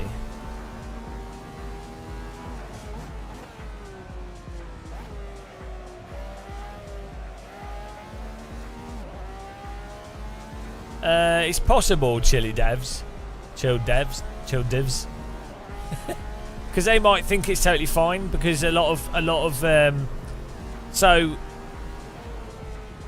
in a sense, more peaky tyres, like the arrival and the leaving of grip, and the degree of controllable slip on real tyres in many cases is arguably more peaky or more abrupt than Assetto Corsa, right? As a result of that, that's less time for there to be dynamics in the force feedback. Now, a developer could, and Kunos traditionally have done this, do their design based off the data that they've got to hand. The problem is, it could turn out that the delay in the USB stack, the delay in the game engine, the delay in the hardware, how everything works on PC, it could just be that if you do stuff realistically, unfortunately, due to other aspects of the hardware and the software, that ends up being less realistic. But Kunos would stick to what they think is like, oh, you know, we're doing the data, and they will ignore the reality of the context they're operating in. So this is the mistake that iRacing make with how their netcode works, or how their car contacts work. It's like, well, if if the cars hit each other, they lose damage, they can hit wheels and stuff. On a LAN, and in theory, iRacing has the damage set up really well. In reality, online against people with different pings, it's ridiculous. It's just stupid. It's nothing like real damage. It's just completely stupid, and it's bad game design. But their argument would be, we're doing it by the data, so, which is in a sense right, but it's ignoring. So if you do, some cars in real life have no force feedback. The steering's dead effectively. I've driven cars myself where you feel nothing in the wheel. So a developer could do that and go, well, we've done it by the data, but in a sim you need to be able to feel what the car's doing. So that's how they can mess it up. Same with flight sims. Only X-Plane has really good force feedback for what's it like? G-forces. It's really, really good if you play X-Plane with the force feedback joystick and turn the G-force effect on. It's fantastic. You can really feel the weight of the plane and stalling and stuff. No other flight sim has that I'm aware of, because it's not realistic. But it actually ends up being more realistic. Thanks for following. We did a video on it on our channels. It's a what's it called? CMRT HUD. We got a video on our channel if you want to check it out. You can download it for free, but it's also a pay HUD. Also, guys, check out the new Moser force feedback joystick that comes out next month. We did a video about that as well. Hopefully we'll get one to review. If you want to join this server, the link to the car is in the description on YouTube, and you can just get the car and join us. Everyone's asleep though, for some reason. Or maybe they're watching football or something, I don't know.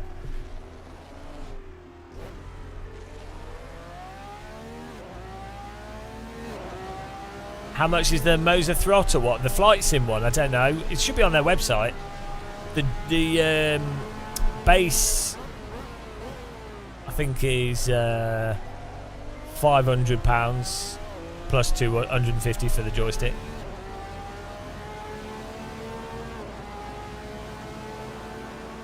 If you're watching on YouTube, if you click the like button as well, it's appreciated.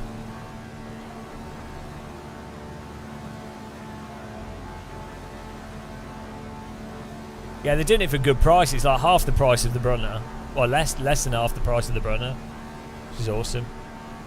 And only like £200 more than ones without force feedback.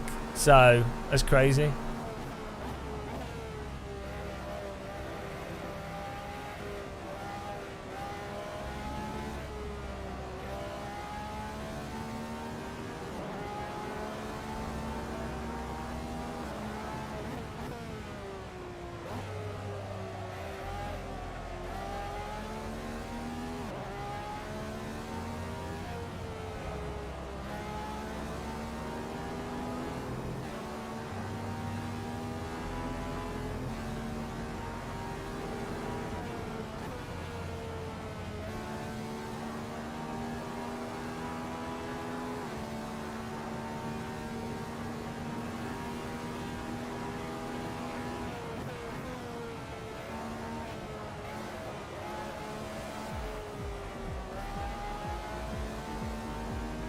Oh, Thomas Schmidt's in. Antoine's in. Get in there. Well, Jared, you kind of have to think of it as a one-time purchase. It says it's going to have 12 Newton meters of peak torque, which is insane. If it does, it's absolutely mental. 9 Newton meters sustained, which for a bloody joystick, it's crazy.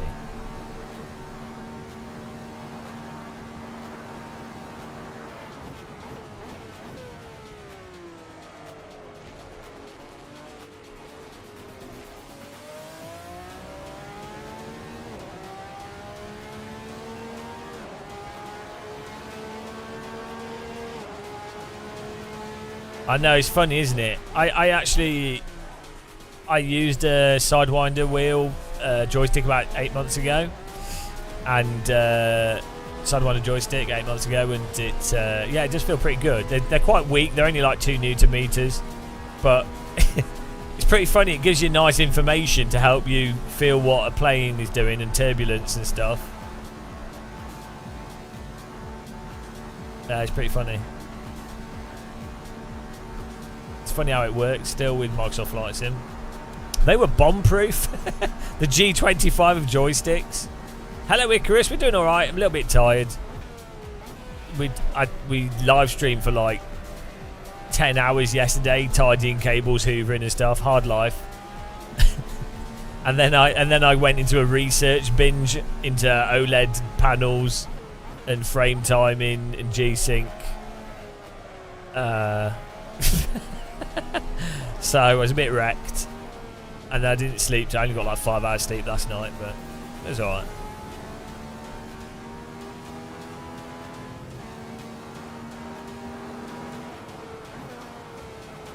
But we got the rig's a lot tidier in here. Cables are a lot tidier.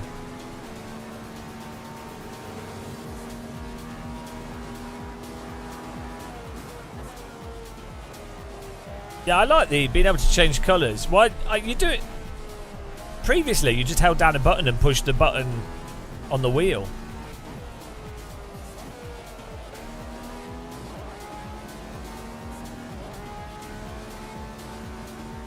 Yeah, we worked. Tim Carter. It turns out that you can't do black frame insertion, or what LG call Motion Pro. So because you can't do black frame insertion with G-Sync on, that's why you can see a bit of blur on objects in the distance and like a bit of shimmer. It's to do with hold and release. It's to do with how monitors work and how OLEDs operate. So if you use G-Sync, you're going to get a little bit of blur, which is nice to know. I'm glad I spent 5 hours finding out. As we were talking about earlier, basically, once you get to 240 Hz OLEDs, it doesn't matter. It won't be an issue. So this is kind of like an issue that only really pertains to current OLED screens, whilst using G-Sync. So, but it's good to know. It's interesting to know. It's stupid but interesting.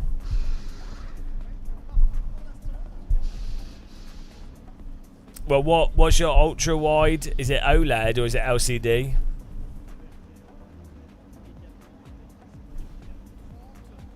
And what frame rate is it? What refresh rate is it?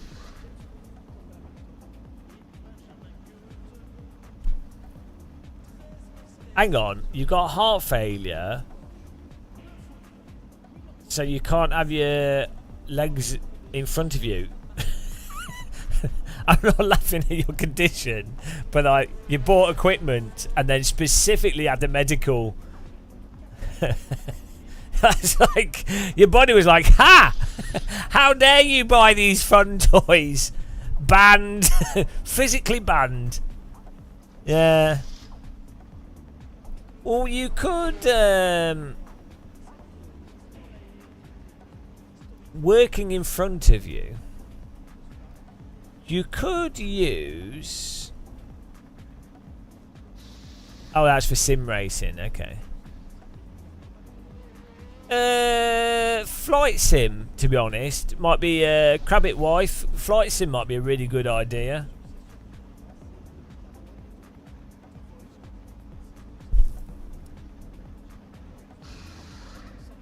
Yeah, sim race is actually reasonably physical, bizarrely.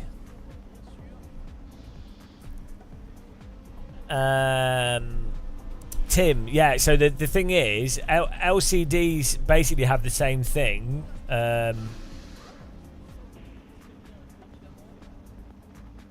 LCDs have the same thing, but because the pixels don't refresh as quickly, so it's sample and hold, not release and hold. Because the pixels don't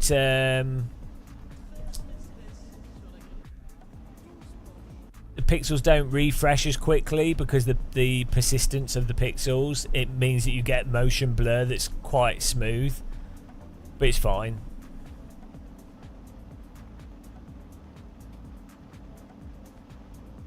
I mean, I use G-Sync on my 100Hz panel and it's quite nice. But I mean, OLED's just really crisp, super nice, 4K. But yeah, hello Orimu. Yeah, I mean, I don't know what's going on with the old Trump thing. It's like really weird. Like, well, the problem with Trump is he's technically he's been found guilty, hasn't he, already for some stuff. So you have on the Democrats, you have like someone that's basically sick, like looks like they're gonna die from elderly, like they can't talk properly. He looks.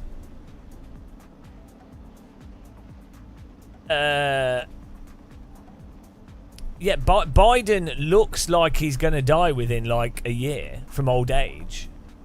Biden looks how my granddad looked when my granddad had already had 3 heart attacks.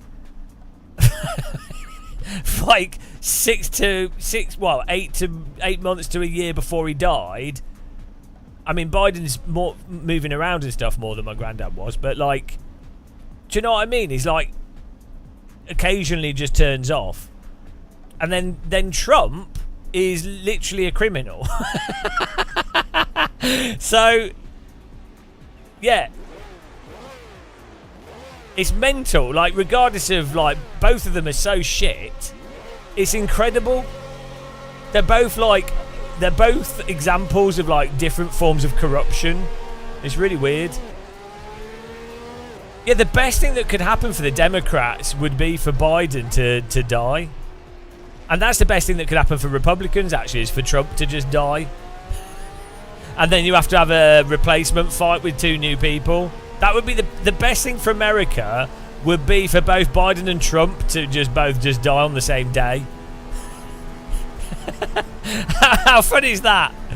Genuinely, the best thing for America would be for both their presidential candidates to just die of old age. Yeah, well, it's just a fact of, like, if you're older, you're not every day, you're not going to be like 100% on it every day, are you? Or, you know, talking, travelling around. Also, like, your sleep is going to be, you know, you're going to need to sleep more. So, it's ridiculous. Like, you should... 65 has got to be like... Let's say... Okay, let's say 70. You could get into office at, like, 65 or something. But, like... I don't know, but the thing is, the whole point is that you would think the parties would stop having it, because Bernie Sanders is alright and he's older than Biden, so it's not really a...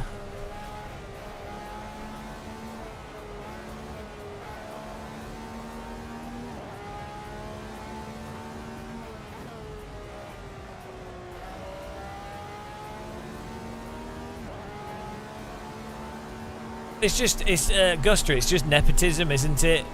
Nepotism and corruption. So the Trump corruption and nepotism is due to him basically being able to say whatever, and him representing big money interests for the sides that he represents, and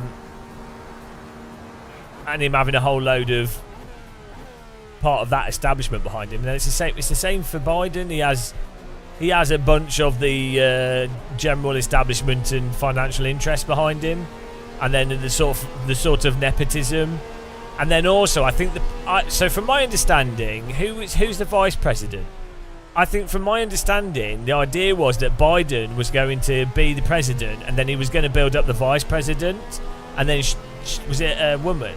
She was going to run, but then I think they realised they were like, oh shit, it actually looks like Trump has got support, even though it's insane. So they were like, oh shit, well we can't risk that. And also, isn't she black? So they're worried that the racists won't vote her in as well. Is the vice president black? Is Kamala Harris black? I can't remember. But like, if she is, they would obviously be worried that the racist that would lose a percentage of the vote straight away.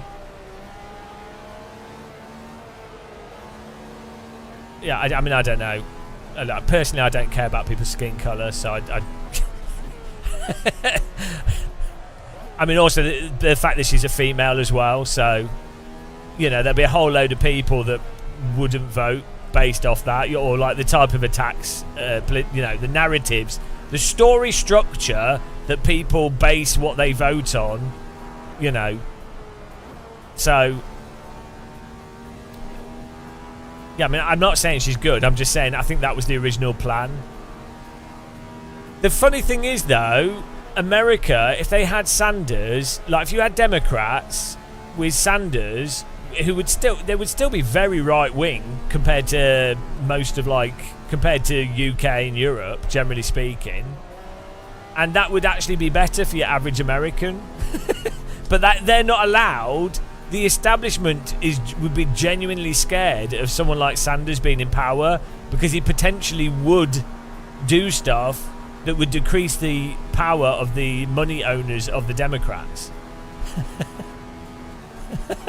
So, what's weird with the Republicans, though, is really strange, is that they didn't try... I guess that they know it's like a visibility thing. This sort of bizarre popularity contest, and then Trump has like a cult behind him. So, they realise that whatever other candidate they put forward is less likely to get elected, even if they were technically better than Trump in many ways. The fact is, so much of it's just a popularity contest, and they know that. Yeah, it's mental, isn't it?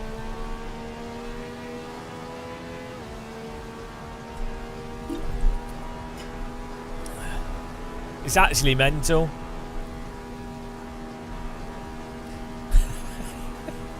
Both.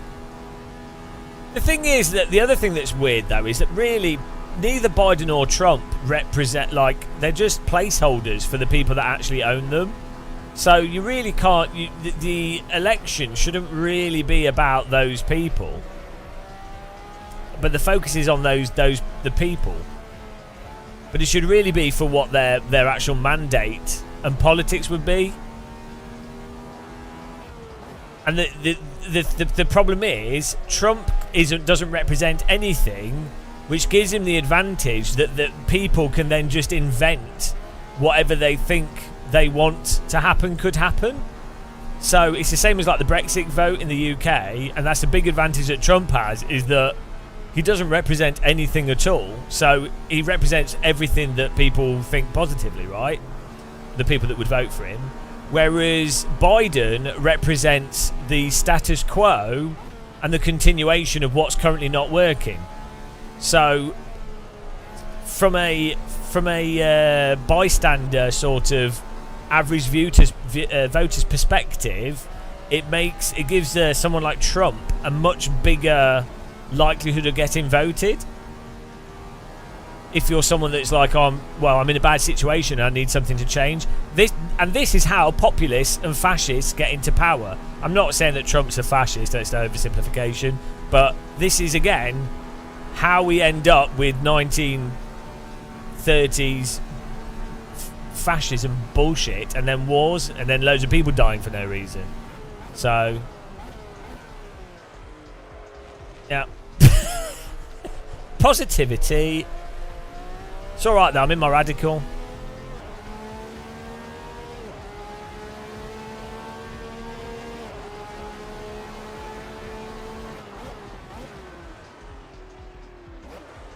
It is really weird how the incumbent powers repeatedly create a fertile environment for fascism, and it's so well known that the way to solve that is wealth equality, which requires decent taxation, decent social policies. It's like, no, like we've known this, we've been through this, and yet here we are again.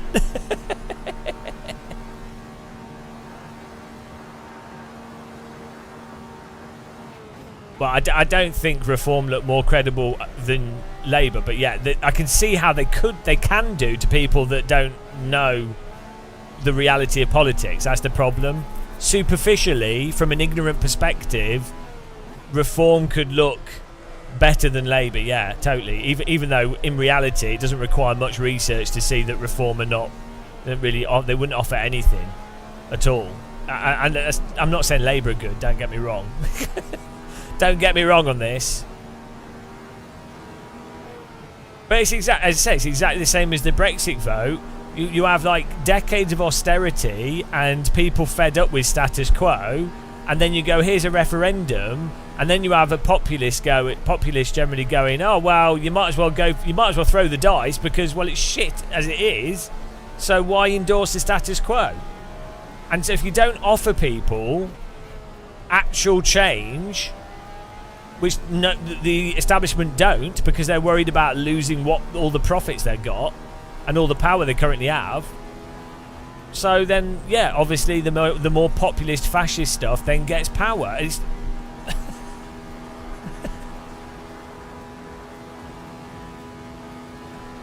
never, the thing is though, it's never like a populist left government that can get in, because ironically the powers that be are actually more scared of a populist left movement than they are a populist right movement.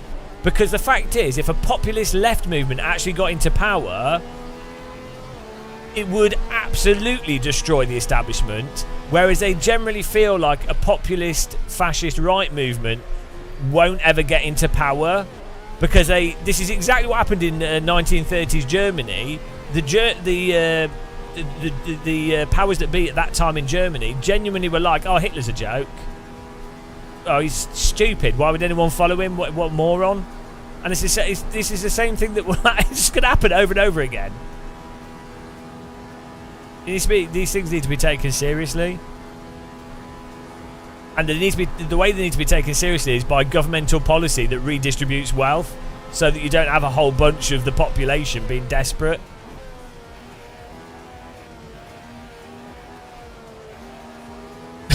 Political driving. Well, I'm just explaining general politics. I mean, what's the point of even talking about it? I think you guys all know. I keep going on about it. I think you guys all understand that's what's happening. It is complicated, Uchid, but a large part of it is due to it arises. No, I know, but the grounds that make that fertile are due to wealth inequality. That's the fundamental underlying thing that creates the momentum for populist, fascist, national socialist, or just even like mildly racist or whatever groups.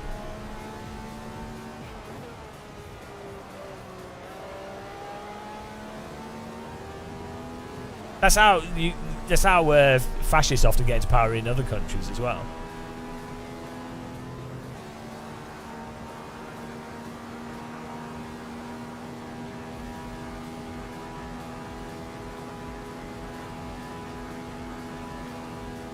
Yeah. Also, yeah. If you have a lot of people disingenuously infighting, It's happened in lots of other countries. The only reason why I use Germany as an example is because I know more about it than other countries. Yeah, these cars are fantastic, the Lone Racer.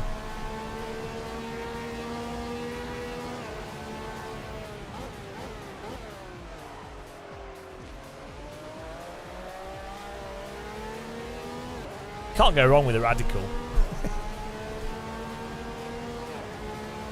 On a scale of 1 to what World War II history and World War One, probably what on a probably like a 4. Probably like a 4. You know. I'm trying to watch and read a lot more on World War One stuff because it's really interesting. And like how stupid World War One is or was, and the structures behind that.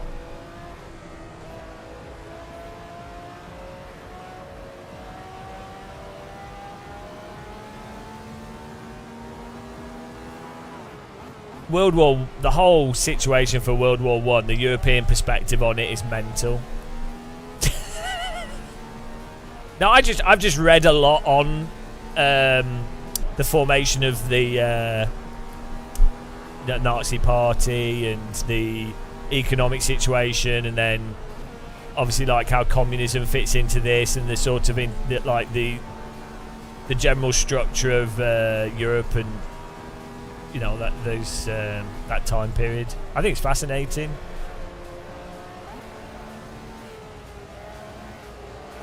But it's more because it's reflecting what's happening now. It's different, obviously, but you have what is it? They say like history doesn't repeat, but it kind of mirrors. Like there's aspects that are similar. Well, just like the whole start of World War One is ridiculous. We're like Austria-Hungary going, we deserve this land. Oh, there won't be a war. And then bloody Britain's allied with Russia, and then Germany's like, well, we might as well invade France now. Why not? We've got to go through Belgium. And then Britain's like, we're allied with Belgium. You can't do that. And then Germany's like, we can't fight a war with Russia and France at the same time. Let's just go to war straight away. And then Russia's like, well, okay, let's mobilise the army. Go. But let's pretend that we didn't mobilise the army. It's like all of the people in World War One were just all doing completely the wrong thing. Like that's the whole point of something like the United Nations. Ideally, is to thanks Kremlin Fusey. The whole point of something like the United Nations is to try and stop the World War One scenario, where there was actually many times where the war could have been avoided through communication. Like as much as they might have still had little conflicts, or there might have been stupid bullshit and things, but the nature of World War One, the massive casualties from it, there was a lot of chances to have not had World War One, basically. And then also the thing with World War One, from my understanding, is that the generals and the armies and the governments all massively underestimated the degree to which technology had changed, warfare technology. So in the space of prior to World War One, and then the sort of 10 years up to World War One, the technological changes with like machine guns and high explosive artillery and long range weapons, that had changed to a degree that none of the generals understood. They didn't. So conceptually, they were like, we send an army there if we win. Okay, if we lose, okay. Well, we'll lose this percentage of soldiers, and we'll get this land, we won't get that land. It's war. It's not great, but they were conceptually thinking of it like wars in the past, where you would have conflict. Europe always had fights and conflicts and stuff, but they were limited, and the actual casualty numbers weren't really that bad from the gunfire. The casualties would be from like food distribution, famine, and viruses and stuff, or infections and things, but it wouldn't be because of the absolute murdering of people through machine gun fire. So that was a huge part, I think, of World War One being as bad as it was. And then World War Two, I think, is just a continuation of World War One, effectively, mixed in with the economic aspects I always talk about of wealth and equality. So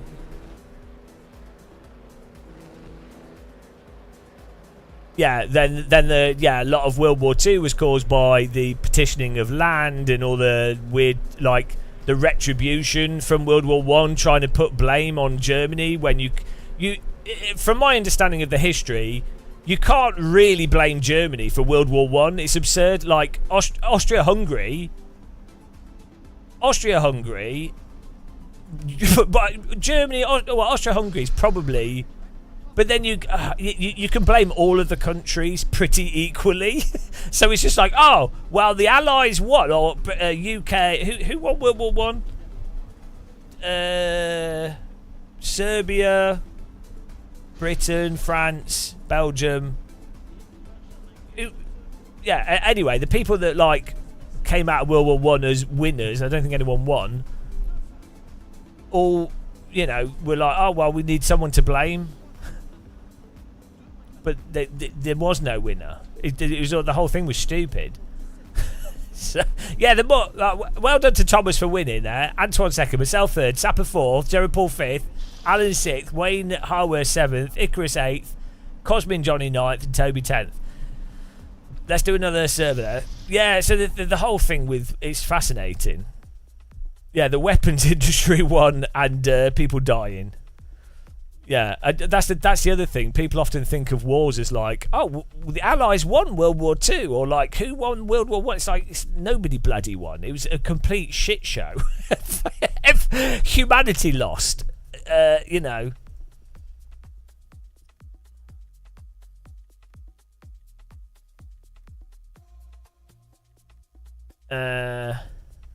So it's interesting. But it's hard to tie the difficulty is how much can you tie economics, the general politics, the changes in technology. I'm just getting a new track on here, guys. A new service coming up. So there's multiple variables, and a common mistake that you can make is if you happen to be interested in technology, you tend to look at everything through a technological lens and blame everything on technology. If you happen to be interested in economics, you look at everything through an economic viewpoint. Thanks, paranoid lol. So then you blame everything on economics. But in reality, there's like many big things that cause stuff, and it's very hard to pinpoint which is more or less important, or the big reasons.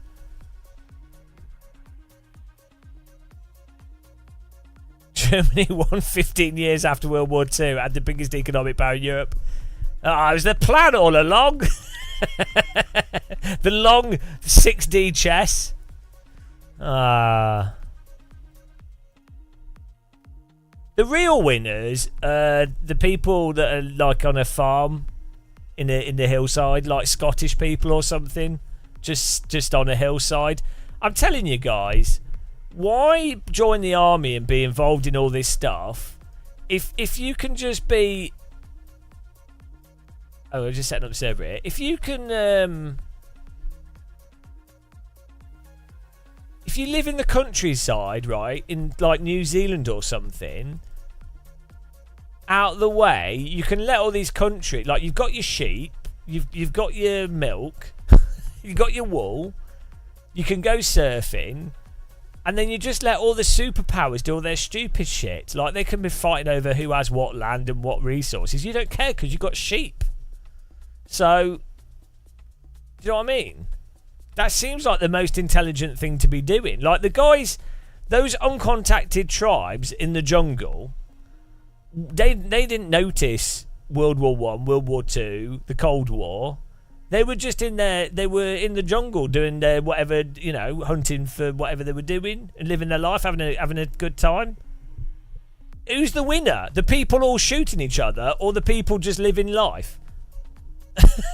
So, I mean, really, what I'm saying is we're going to set up a society with sim rigs in a jungle with air conditioning, solar powered, and we're gonna have a secret like Aztec sim racing jungle society where the jungle is massive, and it's gonna be amazing. Right, here we go. Servers up. Get in there. Yeah, well, you know, that's a sacrifice you're going to have to pay. Like, some people are going to die from easily preventable diseases and infections. But that's just a price you have to pay for Simrig Society in the jungle. No, but they won't know because we're uncontacted.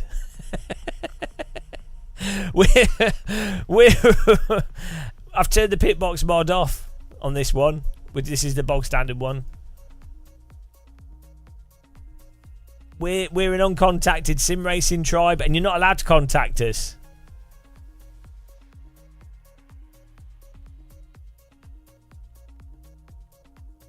Yeah, I've thought about this, guys. I think I worked it out. Oh, someone's asking. It's in the description on YouTube if you want to get the extra pit boxes. Well, wouldn't you like to be in the jungle on a motion rig? Imagine it. We could build temples as well, just for fun. And we could have like like an Aztec temple. How cool would it be? So we could have like nice, we could use stone to keep it cool. And we have solar panels on top of the temple roof. And you have a nice view over the jungle. Now, don't worry, the temple's too high for spiders. It's too slippy. Spiders don't like steps. Have you noticed that? They can't walk up too many steps. They're too tired. So, yeah, we have this nice temple. Simrig's all pointing out. Hazen, welcome. Also, it's nice and cool in the temple. Spiders don't like that. They want to be warm. So, yeah, Simrig's looking over the jungle. We have like banana trees. We have coffee. We have tea. We've got a nice waterfall. We don't need it because we just all race amongst the tribe. We just have we have 1 gigabit internet to all the people in the tribe. You could just have today's computers. Do we need anything better? We've got Quest 3 VR headsets. Today's PCs, we can play all the games that have existed on like really nice broadband connection. We can play, we don't need any new games. We've got AC. We've got Doom. What more we can play Battlefield 1942 on low latency. What more do you need? We can have OLED screens. Oh, that's a problem. The screens are going to wear out. Shit. I didn't think about this, guys. Because we can't repair the screens, can we? We need screens that don't wear out. Otherwise, we're going to have to... Then we'll have to interact with people outside of the tribe. Oh, shit. Okay, someone has to go to South Korea every 5 years as like a blessed missionary, but they have to keep it secret, and they bring back new DD wheels and screens. They go as like a secret missionary.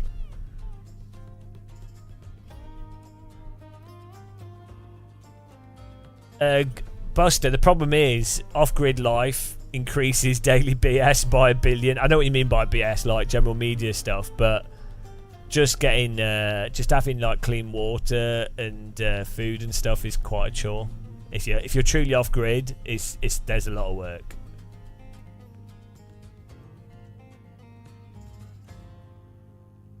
Scotty boy, thinking of Fanatec 8 Nm over Moser. Yeah, possibly. What you need to look into is the wheel rims and where you think you would likely upgrade, and if you would upgrade. So I'd say on the lower end, maybe Fanatec is better, but the Moser wheel rims are nicer than the Fanatec wheel rims. I personally think the Fanatec software is better than the Moser software. So both are perfectly fine, to be honest. But yeah, exactly. Ormy's right. You want the QR2. We have an affiliate link if you're buying and you want to support us. But I would definitely say Either would be totally fine, to be honest. Like, also even Sim Magic. Have a look at Asetec stuff. Don't just settle on like one single brand. Like consider the wheel rims that they do, especially because that's the thing that you end up keep on buying into the future. Or most people buy like 2 or 3 wheel rims, and they're quite expensive.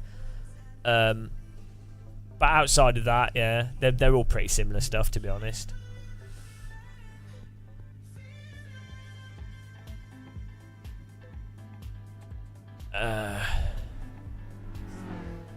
It's all good. They're all good fun. Use projectors and stockpile bulbs. Projectors have too much latency. Hello, Wisconsin. Hello, Todd. Well, the Moser wheel rims are really nice. So, like this one is the Moser. Is it KS or CS? KS. This is really nice. It's like when they're cheaper wheel rims, and it's absolutely fantastic. It's quite big, but it's good as like a general all-rounder wheel rim. It's a bit bigger than what I'd normally like to use, but this is fantastic. Feels really good. I've really been enjoying using it.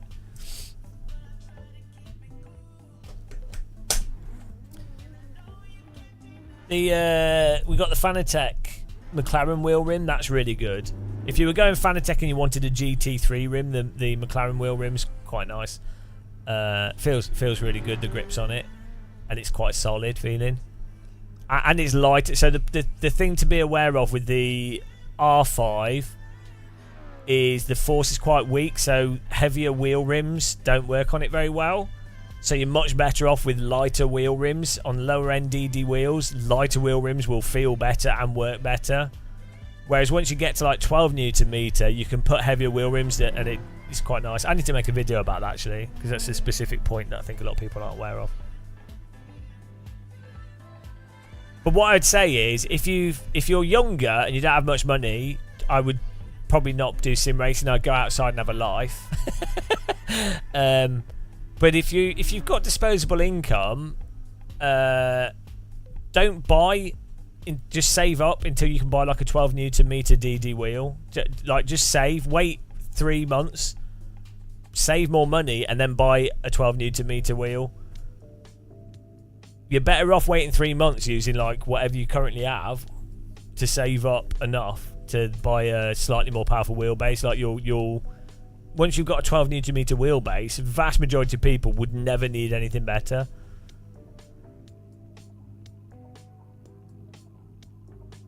Yeah, Matt, it's a really good wheel.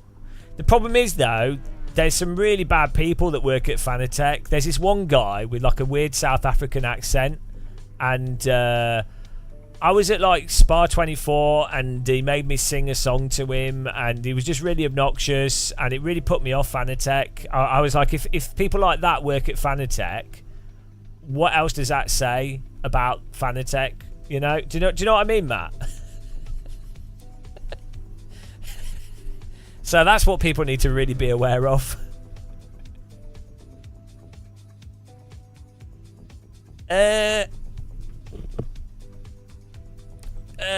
Buster. Yeah, but the thing is though, even if you use stronger force feedback, you might not necessarily have to use more arm strength with that stronger force feedback. This is another misconception. And this is one that I had as well. Like, yeah, it's right. If you have stronger force feedback, the wheel's going to be harder. Right, that's fine. But there's a certain threshold of force feedback strength where it forces you to actually drive correctly, where you just use your arm to push up. You should never be pulling down. You should always be pushing up. So pushing up with your right push. That's how you should. First, you should be using your larger muscle groups whilst driving, rather than your wrists and like, you know, that's what you want to be doing. Stronger force feedback will kind of force you to do that. And also, I noticed really weirdly, when I went from like the T300 to a DD wheel, I actually found it less strain, because with the T300 I'm constantly doing like all this weird shit because I'm trying to work out what's going on. Whereas with the DD wheel, I'm pushing, but I let the wheel push itself back. So I was in some ways, Well, initially when I first got a DD, I was fighting with it like a T300, and I was like, fuck it, I'm dying, this is too hard. But once you realise, actually, you need to work with the car and allow the force feedback, if you set the force feedback up right, allow the force feedback to do half the work, it actually works out quite well. Carlton Banks, be wary of South Africans that make you sing against your will. They're the worst. Bloody held hostage. It was like one of those. It was like one of those hostage situations. South African ambush.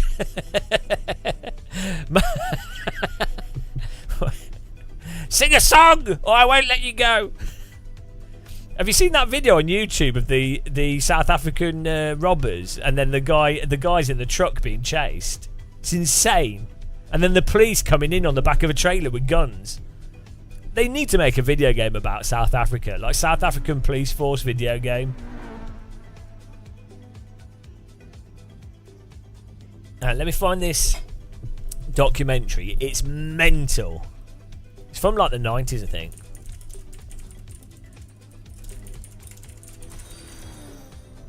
Thanks for following. Oh, here we go. South African Special. It's not the police. It's like their, what's the, you know, like the armed police. Yeah, watch this. This is insane, so good. Like, they need to make a video game about this.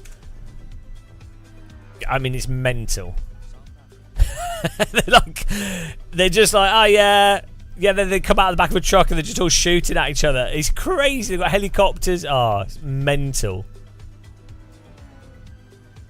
Really good documentary. Guys, thanks for kicking the like button on YouTube. I don't know why I keep telling people. Don't bother about it.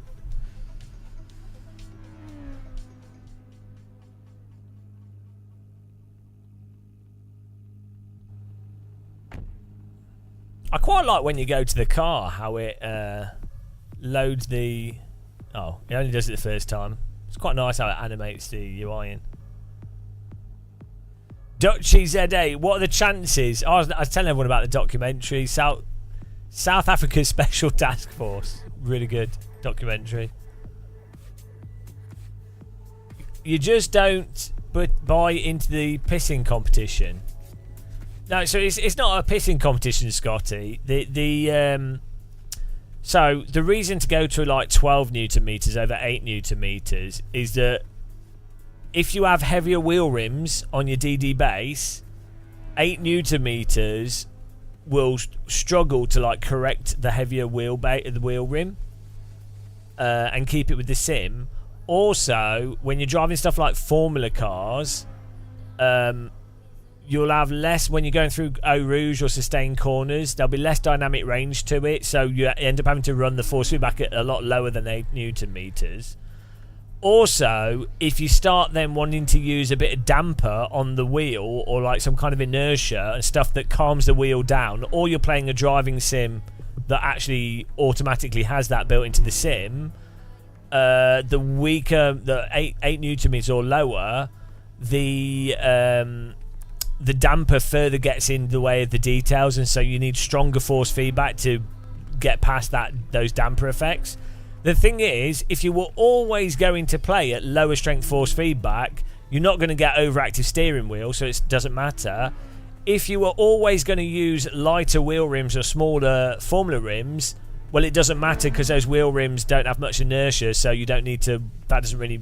It's not going to affect things. So, yeah, Look, I started playing with G25s and I was G25 blew me away. First time I used one on Richard Burns Rally, I was like, oh my god, like this is incredible. So look, even a 5 Newton meter DD is great, but if you want to like approach the sort of maximum amount or maximal, I don't know what the right word to use is, but like really good, realistic feeling, detail, solid. Works with any wheel rim on the market, force feedback. 12 Newton meters is kind of like at a good, really good level. How many Newton meters to simulate a GT3 car is close to real life? Well, the problem is, you you don't do literal force feedback with driving sims, because many cars with power steering in real life have no detail in them, or not much detail. A real GT3 car uses power steering, and in many ways they probably have a standardized amount of force, but you could actually the driver or the team could set it up to be more or less strong. But I'd imagine a real GT3 car is probably between 8 and 12 Newton meters, 8 and 15 Newton meters, because that's a really good sweet spot for detail, or for like it being comfortable and having something to push against. Yeah, so road cars are typically between 8 and 12 Newton meters as well, probably even on the lower side of it, because it's just designed around comfort. But in a real car, you're driving based off the forces on your body. You're not driving based off forces through the steering wheel. So a lot of sim racers confuse this, that they're like, oh, I want my steering wheel to feel realistic. I want it to be like the real car. And it's like, okay, do that, but then you can't feel what the car's doing. So you don't want it to be realistic. You want it to be conceivably realistic, so it feels natural, but you also want to have a bit of extra detail. In real life, if a driver could choose to have more detail for what the car's doing in a way that's comfortable, but additionally through the wheel that was useful, they would always go for that. Anything that would give them a competitive edge, you would go for it, like anyone would. You'd be like, oh, do I have a wheel that feels dead, or do I have a wheel that gives me some extra information that might make me more likely to win? Well, you'd go for the more information, wouldn't you?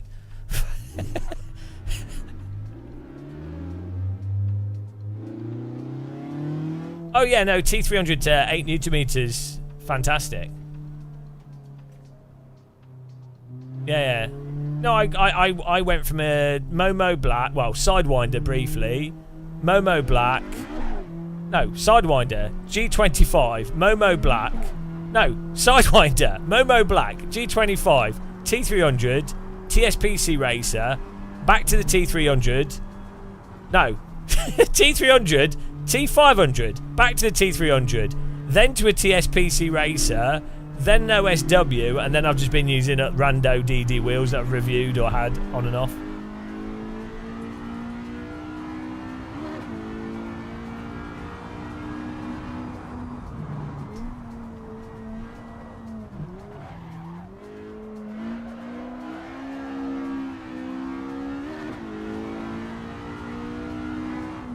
Yeah, well, I like trying different devices. So back in the before DD wheels, there was quite a lot of difference between each force feedback wheel. But now, since like 12 Newton meter DDs, there's not much difference really. There is slight differences, but you know. Apartheid police chase simulator. Oh dear.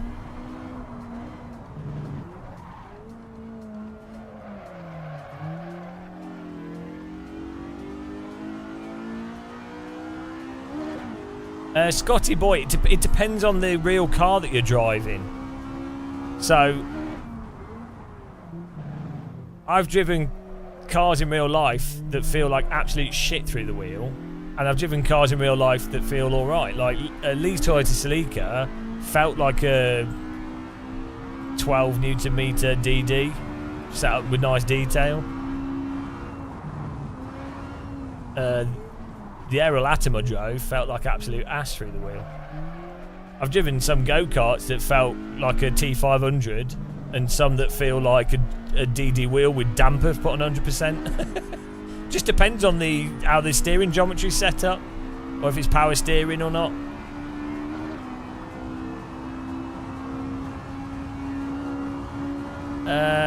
Big Pete.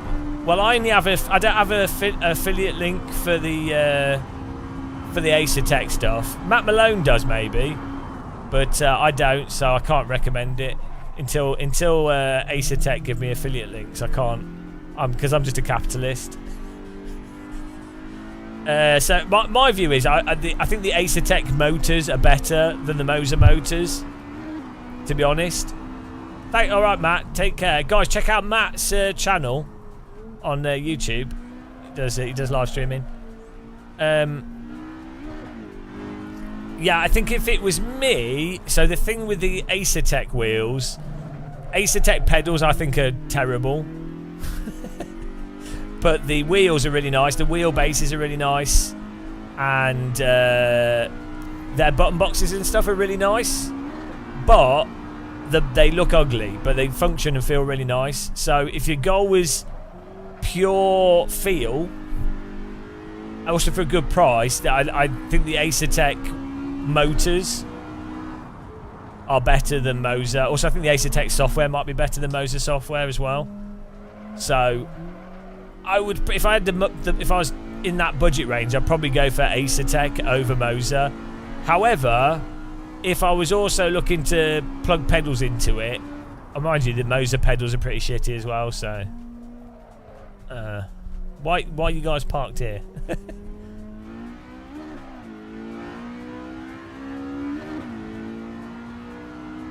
There you go. You can use Matt Malone's affiliate link if you buy Assetto. Matt Malone.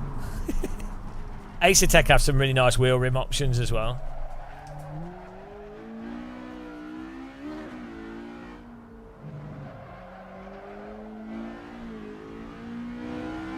Hang on. What is this, like shill inception? I'm shilling someone else's shill link. Shilltacular. Next level ultra shill. Ultra shill.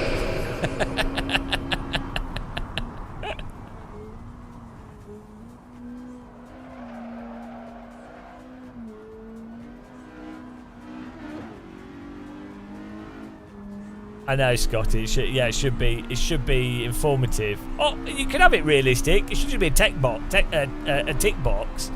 Do you want realistic, dull, uninformative, or literal force feedback? Okay, click this box, and the developer tries to match the wheel to the real car. Fine. And then, or do you want force feedback that's actually useful to drive from? Okay, let's go. Let's go for that then.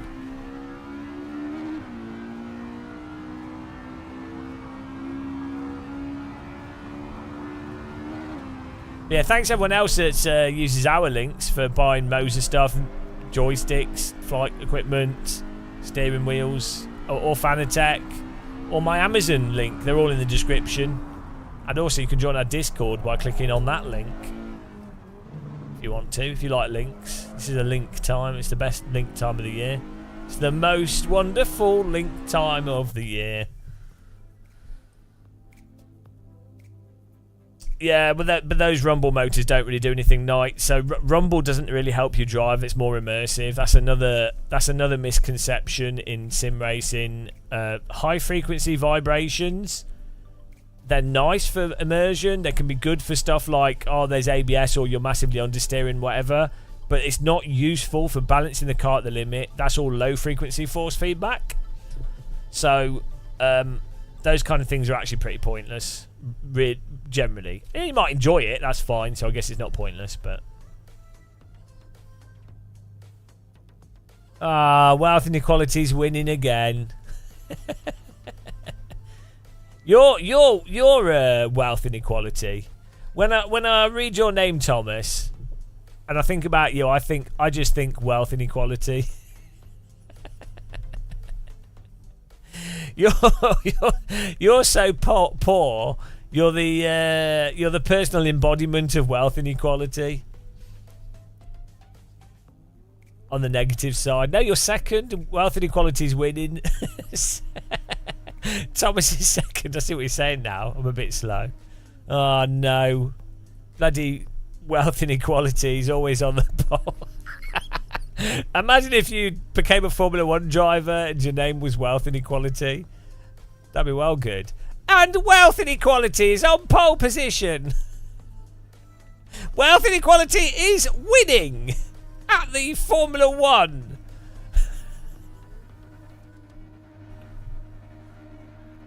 Balancing the car at the limit. Bingo. Bingo.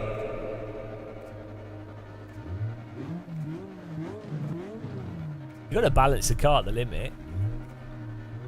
I need to write a song about what parts of force feedback are useful.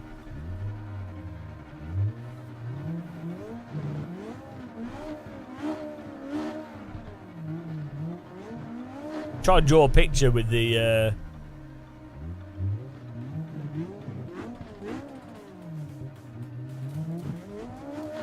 Can you do like a gradually... We do like a nice... What's the nice mountain? Alright, we go. Stop drawing pictures.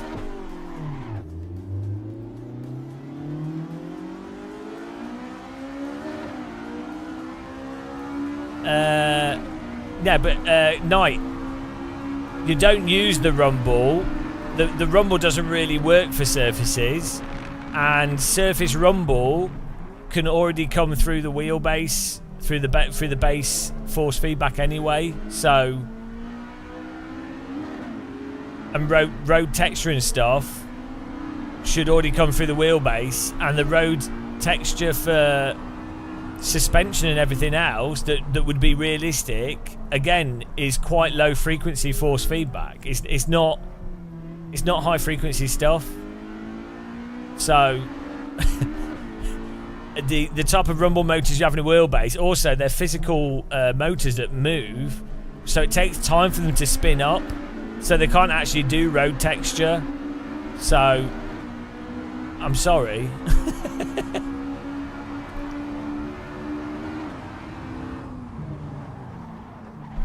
Why are you driving into me? You've got a brake. Who was that? Who was that? You penis. Oh, bloody hell, guys. This is EVO AC. Now, this is the first AC.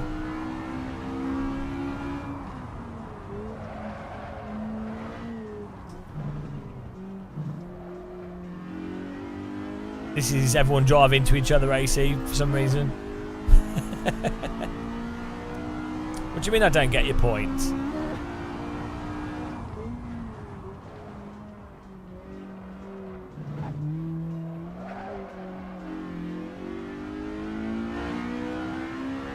I don't think you understood what I was saying is important.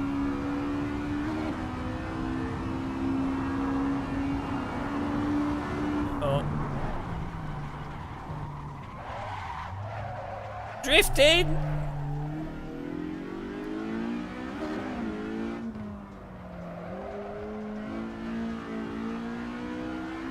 Got a wild race! Rio, do you think you'll say anything? Say anything is better than AC? Well, I do all the time. The LMU has much better like jumping ranking than AC and better netcode. So does R Factor 2, so does Race Room. Race Room has a much better hot lap mode and ghost mode and track learning mode. iRacing, I quite like how the cars handle under the limit.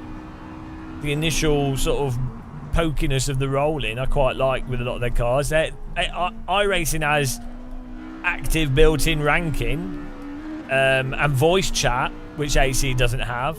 I'm constantly saying what's really good about other sims. AC just happens to have one of the best time models and force feedbacks. That's, you know, which is an important part of driving. The cars drive like cars. For a simulator, that's important. So that's, you know, that's just a positive of it.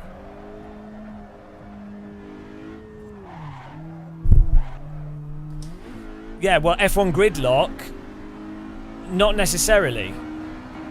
So first of all, that's exactly what I was actually saying about the motors in the Formula Rim on the Fanatec wheels.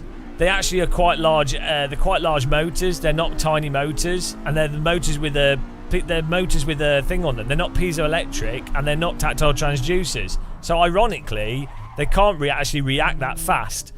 When it comes to a DD, a larger wheelbase, if there's enough voltage through it, you can actually send really high frequency, instantaneous vibrations if you want to through a large motor. So no, it's not the case. Like, yes, in a sense, something that's got more mass has more inertia and is harder to vibrate and move. But when it comes to a servo motor, larger servo motor, you can play music through them. So, you know, you can send very high frequency stuff through those motors. So no, the reality is, ultimately, you don't need to put something in the wheel because the motor can do those vibrations through the wheel rim. Like, you don't need anything in the wheel rim, so it's pointless.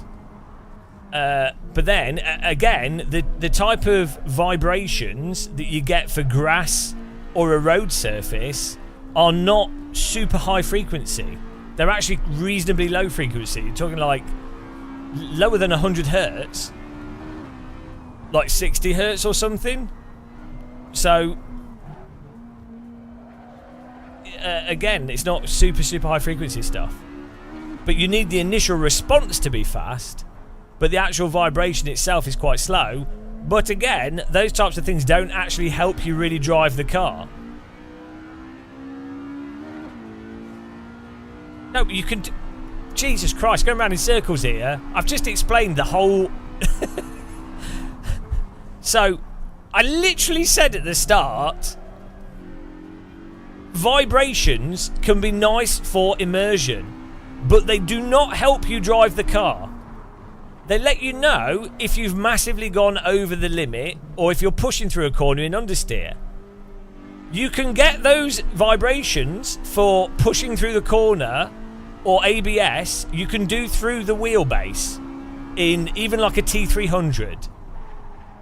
Just through the basic force feedback in the wheelbase. They don't help you balance and actually drive the car precisely. They just let you know that you're really pushing the car. Now, tactile transducers are actually better for that kind of information because it lines up more with where you'd feel it in a real car, and it's not expensive to do. Road texture and road feel and grass feel are reasonably low frequency stuff that, again, you can just do through a T300, through the, or DD wheel, just through the wheelbase.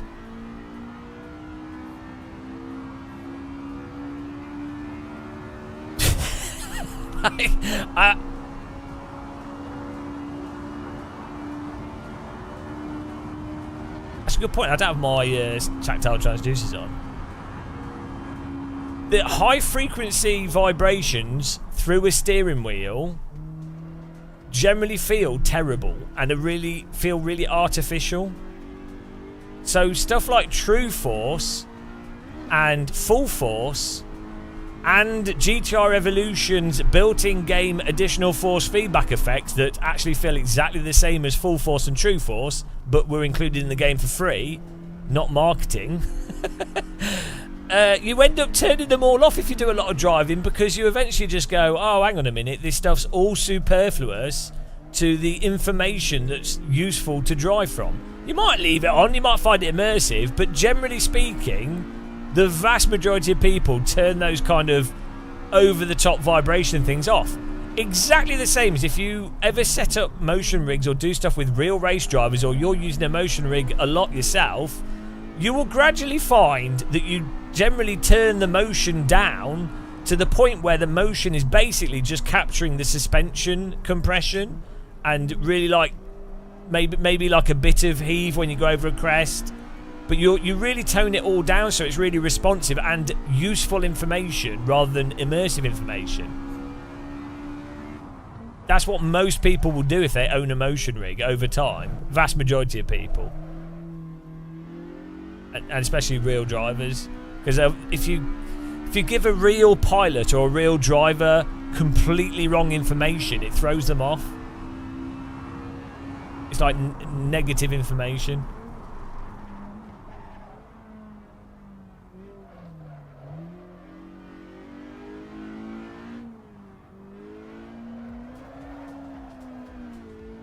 Exactly, Carlton Banks. Yeah, which is precisely why if you put a on the Moser wheel, if you turn down the high frequency stuff, it makes it feel more rubbery.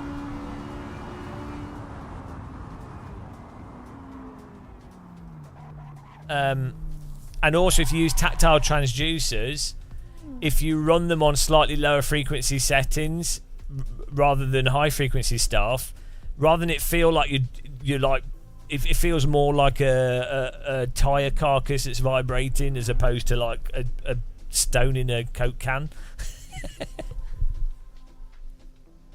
Yeah, hell no, because those motion rigs were set up terrible, and it looked like the force feedback was also set up terrible.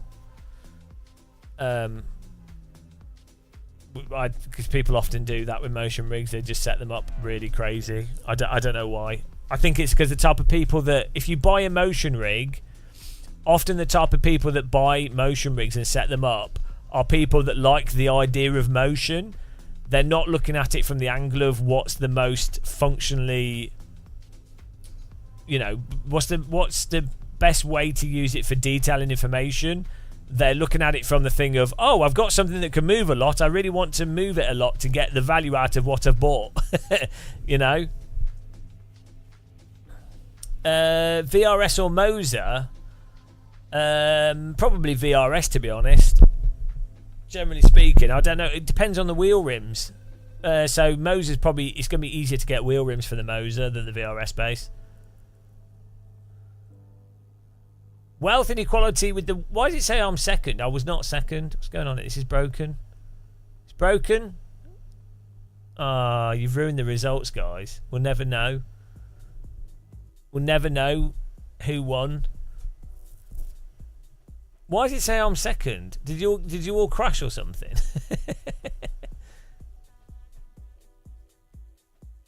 Well, the VRS uses the small Mage, which I have there. That's the same wheelbase, but they've got their own software to drive it and their own electronics, and it's a nice feeling. It's a very smooth, nice motor.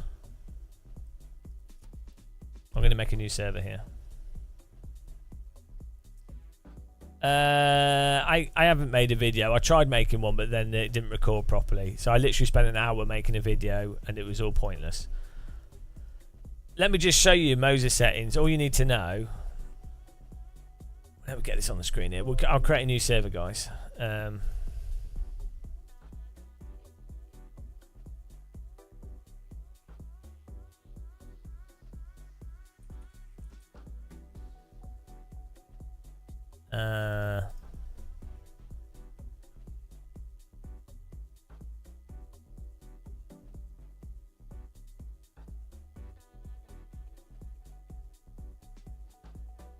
Right, servers up. You can get the mini you can get from the description on YouTube. Moser settings. There you go.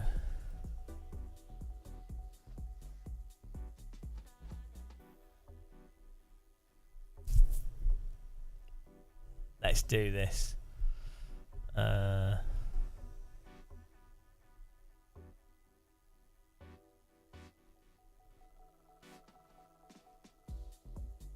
Okay.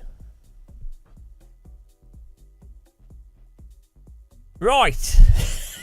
In Moser settings, here we go. If you've got a Moser wheel and you want to set the force feedback up so it sets nice, here is a nice, simple guide for the most pertinent components of the force feedback wheel. So first things first, set up your wheel to be 900 degrees in the software, in the pit house software, and also 900 in the game, so it all lines up. Great. In terms of the force feedback, there's a lot of settings for the Moser wheel, and they're all over the place, and the software is not exactly the most intuitive to use. However, what you'll find is that you only really need to be aware of a couple of the settings. In fact, you can ignore almost all of them. The first thing to do, make sure the output torque limit is set to 100 so you get the full force feedback, and you can have everything else here turned off. The next thing to be aware of is the other settings are completely pointless. The most useful force feedback setting on the Moser wheels is this force feedback effect equalizer. And what will make your force feedback feel really great on a Moser wheel is turning down the higher frequency effects to 0 for the 100 hertz, and you can turn this 60 hertz down. You can put that on 0, but I like it on like 30, 40, 50, it doesn't really matter. Now, what this does is it basically removes the super high frequency electric toothbrush vibrations from the force feedback. And those are the kind of forces and vibrations that aren't really particularly realistic to what you'd feel through a car steering wheel, because they're so high frequency it's ridiculous. But you'll also find that by shaping it like this, it makes the force feedback end up feeling generally just a bit more rubbery, because the focus is more on the lower frequency stuff. When it comes to force feedback, as I keep saying a million times, the most useful force feedback that you actually drive from is stuff happening in this sort of 10, 15, 20 hertz range, i.e. the loading of the tyres, the weight of the car on the tyres, and the actual grip of the car. That's all happening at really low frequency levels, not really high frequency stuff. For the sake of keeping everything linear, you just want to leave all this to be 100, but the fact of the matter is, this is the crucial force feedback zone. This is the annoying artificial toy-like force feedback area, which all the companies are focusing on as a gimmick, because people that don't know anything about force feedback, when they first use a force feedback wheel, if it vibrates really high frequency, like engine vibrations and random track stuff and all this stuff, they're like, oh wow, there's so much happening, and then they're like, oh, it's so immersive, I can't believe all this stuff's happening in a sim. But after like a few hours of sim racing, you're like, oh, actually that feels like crap. I'd rather have things feel a bit rubbery, and I'd rather focus on the force feedback that's useful for driving the car. So setting this force feedback effect equalizer with the Moser thing, turn that to 0, turn this to 50%, give it a go, and you'll really enjoy your Moser force feedback. Of course, dick around with it whilst driving. You can have this open whilst you're in your sim, and you can fiddle around with it and see what it does. Get an idea for what it does by fiddling around with it. Absolutely fantastic. Now, it's a shame that the Moser software doesn't allow you to alter this more granularity, with more high granularity, because to shape this area here, that would be the vital area for, as I say, tyre slip and the stuff that's really useful. However, all things said and done, the problem is different driving simulators have different force feedback detail anyway, and unfortunately only really the original Assetto Corsa and the original Automobilista 1 have really deep force feedback with high dynamic range for low frequency forces. LMU, ACC, iRacing, all are pretty terrible in their force feedback for actual useful detail. You know, ACC has nice suspension loading, so does LMU and R-Factor 2, but that specific feel of where the grip is at, that's what's useful, is really lacking in those games. Regardless, these settings are fantastic here, and you're going to be hostage to whatever your sim is, so there you go. Now, another thing to keep in mind is if your wheel is overactive, so when you're driving, if your wheel's going crazy, you might want to put some natural inertia on your wheel, which will basically add damper to it, and that will calm things down a bit on the wheel. And you can also add wheel friction as well, along with natural inertia. All these things basically add a bit of damper to your wheel, which will stop your wheel from being crazy overactive. Like, if you're normally, you shouldn't let go of a wheel because it will oscillate even if it's set up really well. But if you're just driving normally and you feel like you're fighting your wheel, that shouldn't be happening. If you're using stronger force feedback and the wheel's going crazy, then maybe put some inertia or damper on your wheel to make it so the wheel's not throwing itself off. Basically, force feedback should always make it generally easier to drive. It should be telling you what's going on. It should never have to be massively fighting with the wheel. So as I say, higher force feedback will increase the propensity for a wheel to be overactive, which you can mitigate with more damper or inertia or settings that basically calm the force feedback down. The other option is, if you run your force feedback at lower strength, you will get less overactive steering because the wheel's just working weaker anyway. So you could also run at lower strength force feedback. And if you do run at lower strength force feedback, then turn damper and stuff down, because you don't need that damper.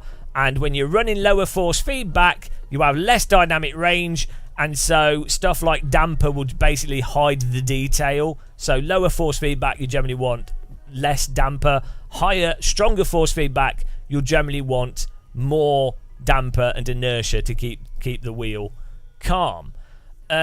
Something's also worth saying is if you're using a lighter wheel rim, then you're generally going to want a lighter force feedback, and it will be super responsive because the wheel rim's light. If you're using a heavier wheel rim, like the larger circular wheel rims rather than a Formula wheel rim, then you're probably going to want to run higher strength force feedback, because that higher strength force feedback will then help still be able to move the wheel quickly, counteracting the inertia of the physical wheel rim.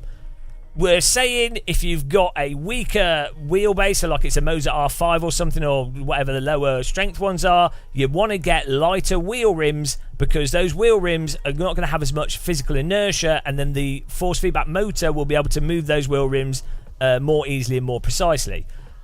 One advantage of having heavier wheel rims, though, especially if you've got a stronger, like 12 Newton meter or more wheelbase, heavier wheel rims, the inertia they have, you also feel that inertia. Even if the wheelbase was off, you feel the inertia of that stronger wheelbase, and that has quite a nice chunkiness feeling to it, and that also gives a sense of weight and solidity to the car.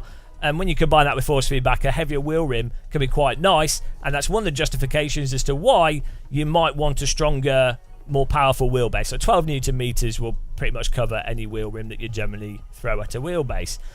Other than that, in the Moza software, you can reduce the wheel speed as a way to make the wheel less active, but I recommend leaving it at 100%. But it's an option. I say you can fiddle around with these whilst you're driving, but you'll find if you lower the speed, if in the game might be expecting your wheel to rotate quickly, but the wheel's going to actually keep rotating slowly.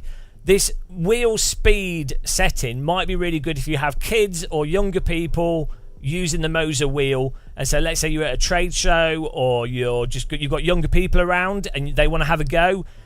You could just put this down, and you know they're not going to like break their wrists on it or smack their head on it or something. So that could be quite good for that. Or if you just want to make sure that you're not going to break your wrists, you might want to turn it down. But generally on the R12, having it on 100 is perfectly fine.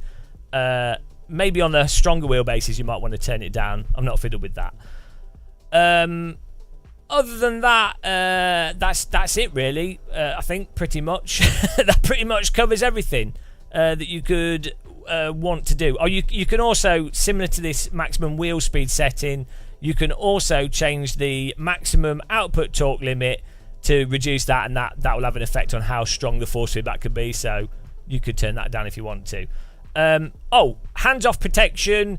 If it oscillates and you have this turned on, it will then make the wheel go dull. This activates incorrectly and is really annoying. So generally I just keep that turned off.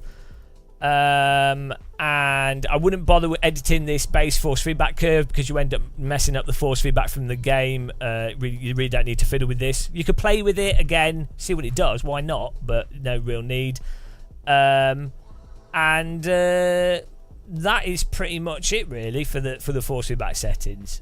I feel like I'm missing one thing, but oh well. Right, there you go, guys. That is Moza Pit House force feedback settings. Most important thing: turn down this 100 Hz, turn down this 60 Hz, and fiddle around with it whilst you're driving and have a fun time. Thanks for watching. There you go, guys. Did that help? Was that good enough? There you go. Thanks for watching, guys. It's the end of this stream. I'm gonna run the server now. There you go. Let's get in the server. I'm sure I'm missing something. Oh, the bump stop and stuff. Oh, people could just mess around with it.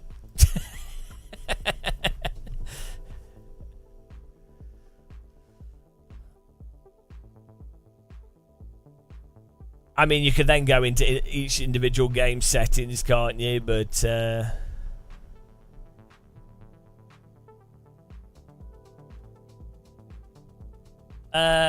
this is the best car ever made, so I don't know what you mean by wank car. This is the best car in AC. Everyone knows that.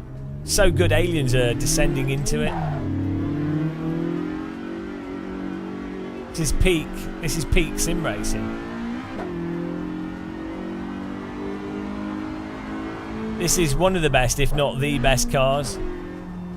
Yeah.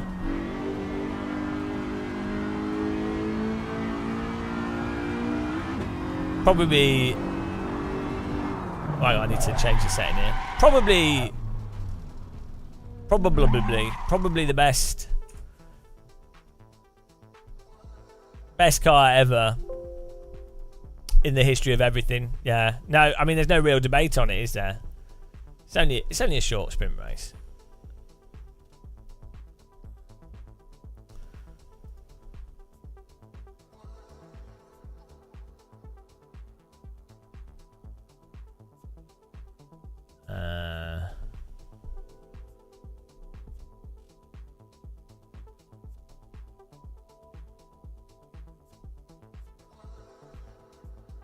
I was going to try.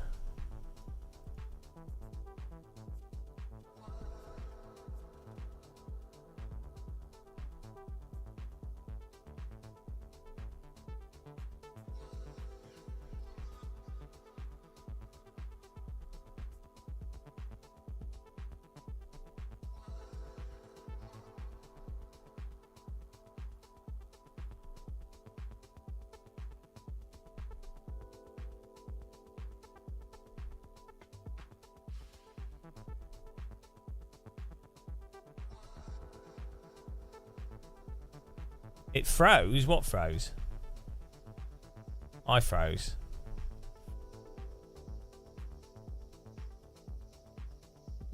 I was just doing some settings. Just fiddling with something.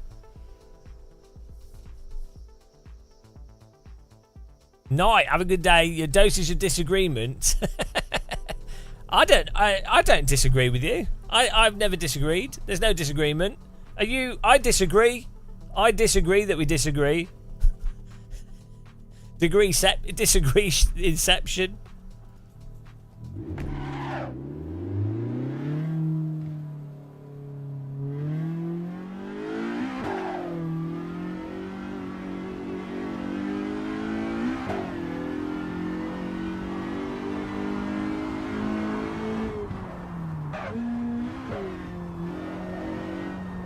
Oh, hang on a minute. Hang on a minute. I've had an idea.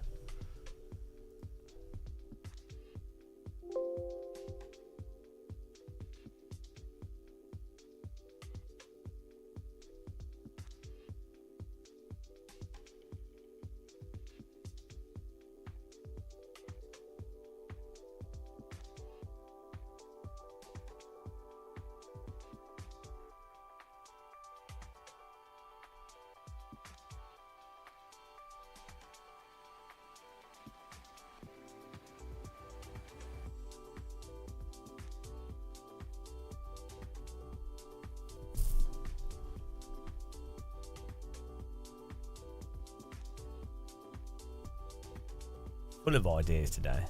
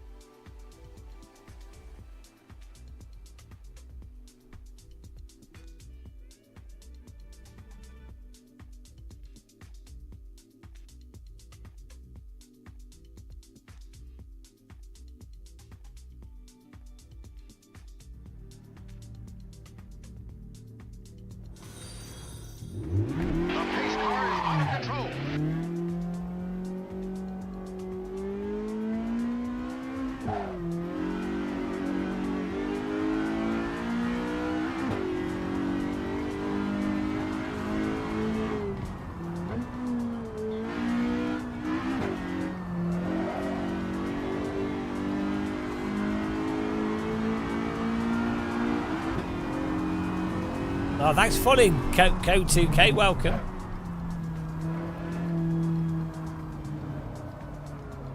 Oh, that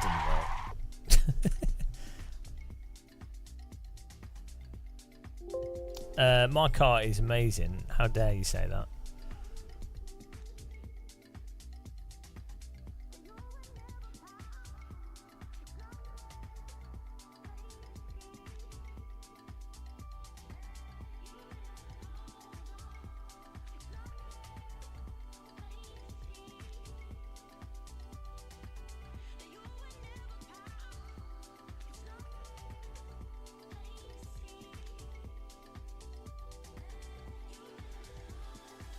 Need some kind of small insect cannon.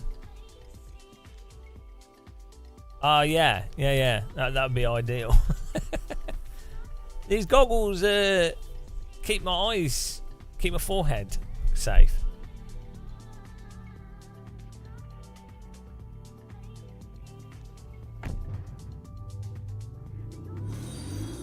The pace car is out of control. It's all about forehead safety.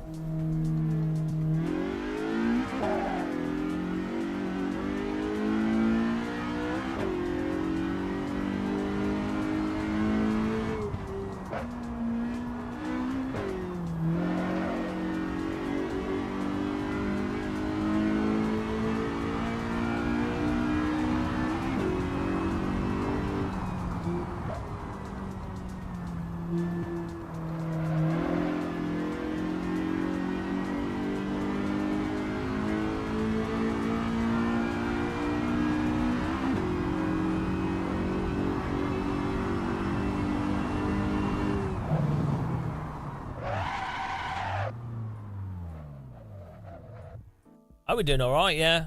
Fiddling around with settings and racing.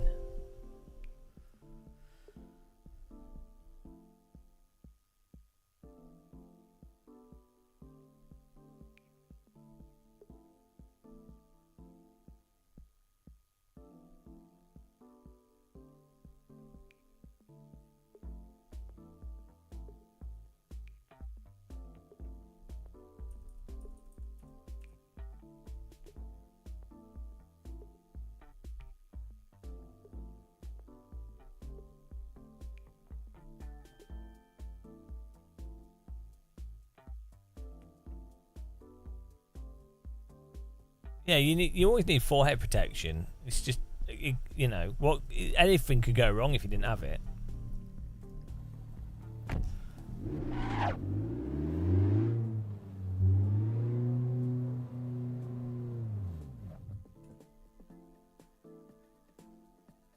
What's a multiple of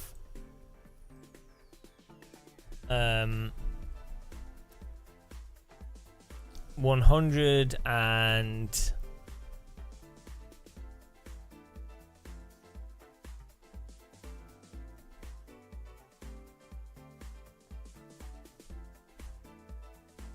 oh, well, this is messed up.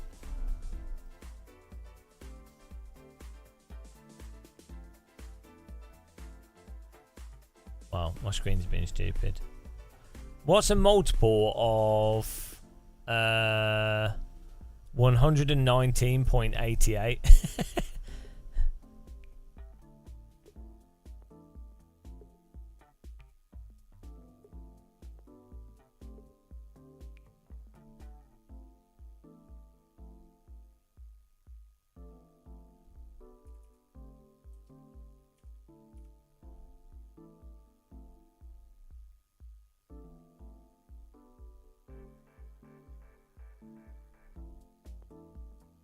Oh, thanks, Luther Jen. That sounds legit. I trust you.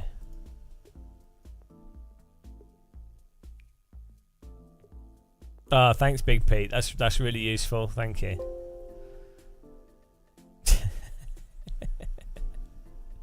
Really good.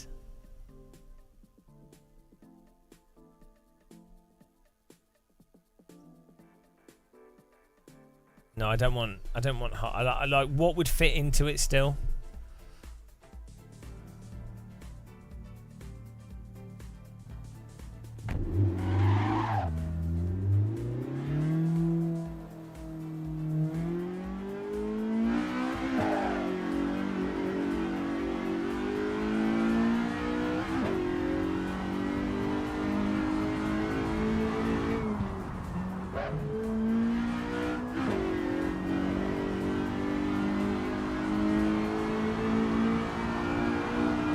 What's EM?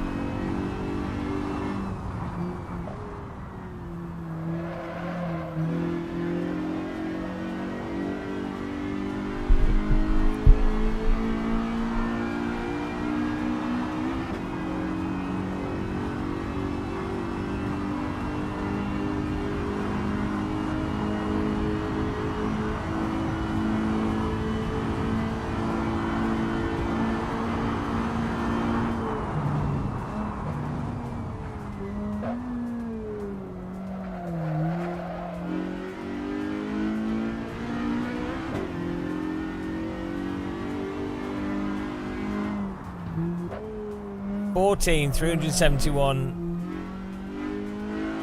Hang on. Square. This is not helpful.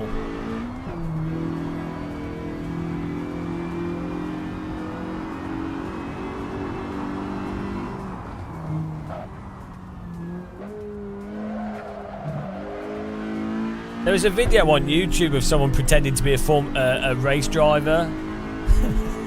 And they got right into the paddocks. It was like Formula 1 or something, dressed as a race driver. This is stupid.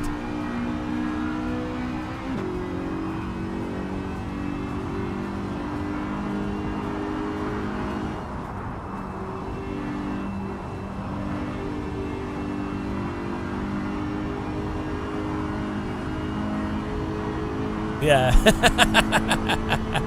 Genius. Well, good.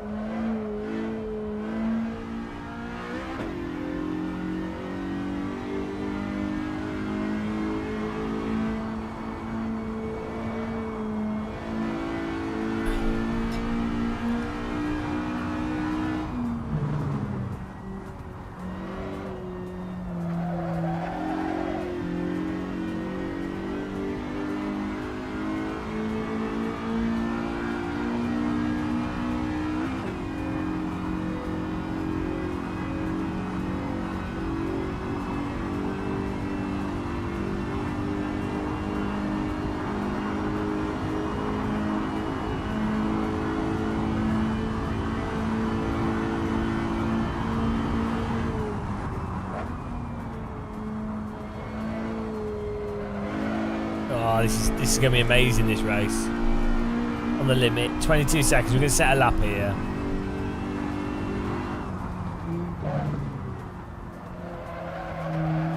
How's the stream quality for everyone? Should be top. We're streaming at 12 megabits. With like absolutely maxing the streaming to everything. Pure stream. The lowest quality, high quality live stream on YouTube. That's what I bring to the table.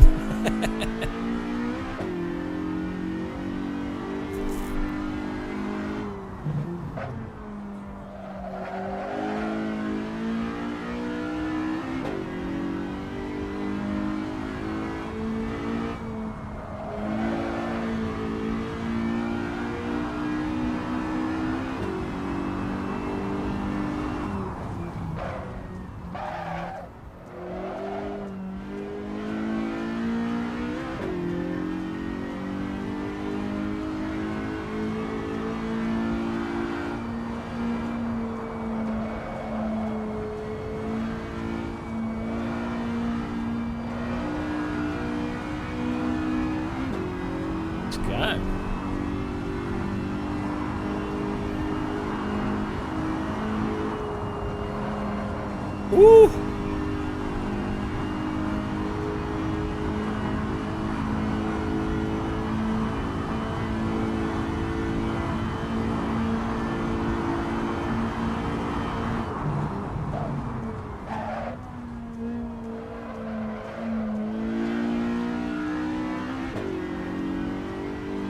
Yeah, well that part of the stream is it can't be fixed, unfortunately. It's a broken OLED, broken part of the display. I wouldn't worry about it.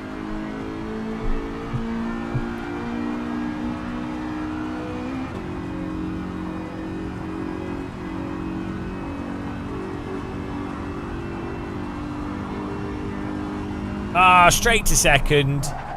What can I say? Such a talent, guys. We're so good.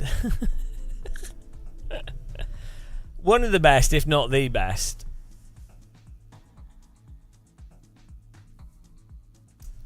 People just struggle to compete with people that are as good as me at this. Wealth inequality on pole. Jared Paul second. Jamie Stewart third. Let's go racing.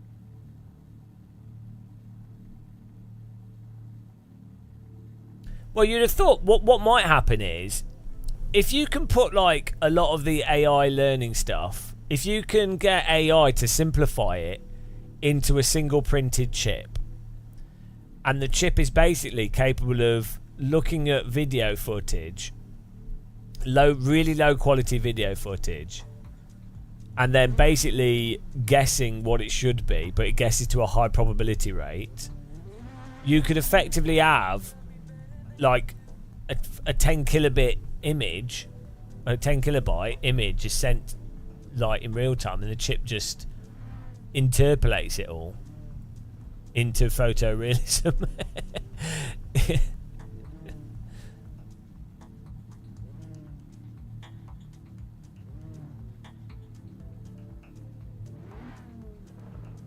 Well, not, I'm talking about like super advanced DLSS, like a super advanced one. Yeah, no, so the AI using for physics for Assetto Corsa, no, it's literally just a large language model. You're just asking the large language model to make the physics file. It's bullshit. It sounds impressive, but it's not. It's just so at the end of the day, the physics files for the cars for AC are just text files with data for how much suspension moves, how fast the engine is. So all the AI would be doing is just putting in, like, you go, oh, AI, design me make me a physics file for a Ferrari, and then the AI would just go, okay, Ferraris have this amount of power, this is the public information, and then it might guess at it, and then it just puts it in the file. So yeah, it's not really as impressive as it sounds, of all things. I mean, it's no different from me going, AI, write me a list of the main features of a Ferrari and tell me the suspension and the way, you know, and then you manually typing that into the file yourself. Basically, it's that. I actually tried it myself, but it's, you know, obviously it misses certain things, so you'd have to still fill in stuff yourself. And you know, it's not that the AI can magically derive better physics. For that, you would need the AI to have access to AC source code and the underlying physics model, and then you could maybe use AI to specifically generate new ways of doing tyre models, like a whole different methodologies. But that's a whole nother thing, and it's not good enough to be able to do that in a way that doesn't break everything. So the thing is, mod cars are not really physics. This is a big like misconception in sim racing, in that, so a mod car or a car in a sim, the physics files for that are instructions for how the physics engine should operate, but they're not actually the physics themselves. The problem is, mod makers want to sort of market that they're doing more than they actually are, or want to mod makers want to like make their mods sound more justified. They do put a lot of work into it, and don't get me wrong, like putting the incorrect details in and having the car, you know, you can make a mess of it, and you can make a very good mod car, obviously. But the problem is, so they're not really doing the physics.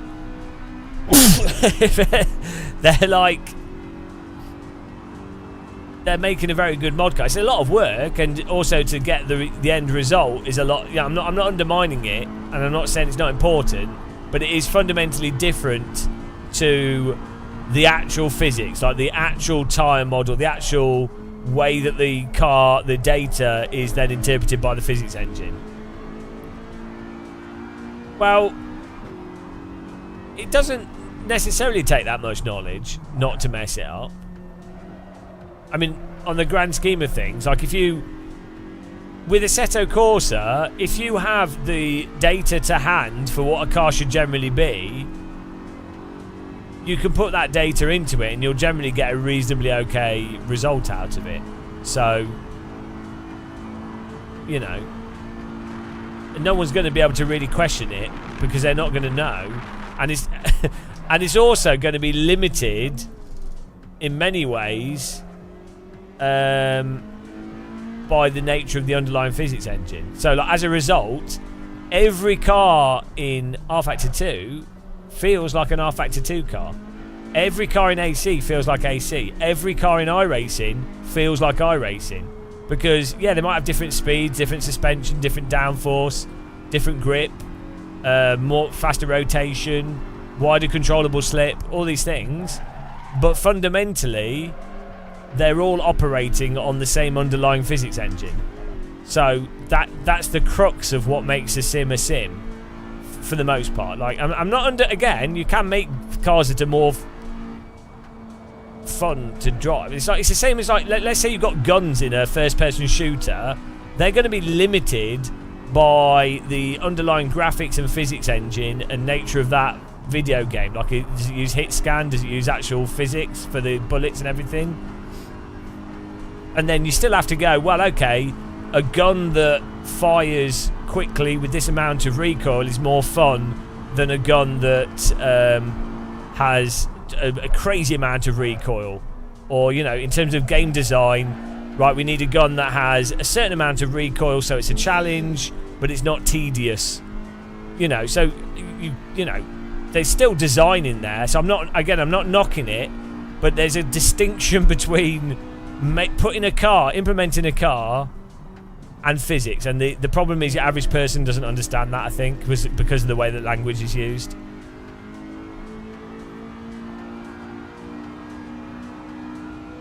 Yeah, no, I know, damn Gab, I know you're talking about the AI thing, yeah.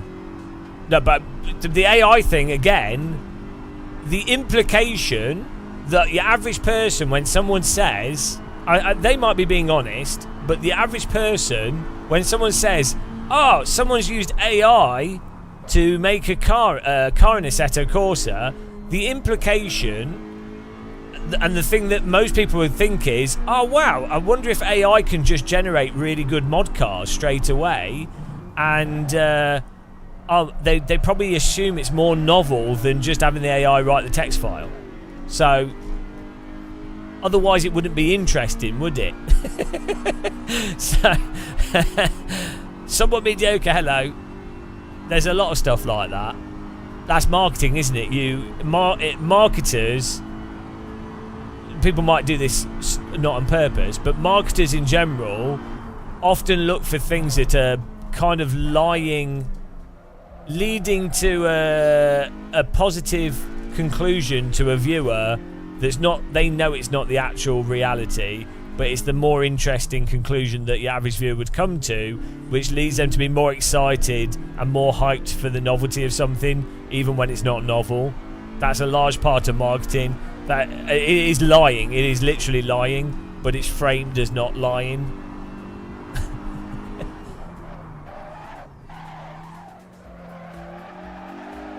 When's EVO coming out? Probably towards the end of the year. Probably before Christmas, I'd imagine. I don't know.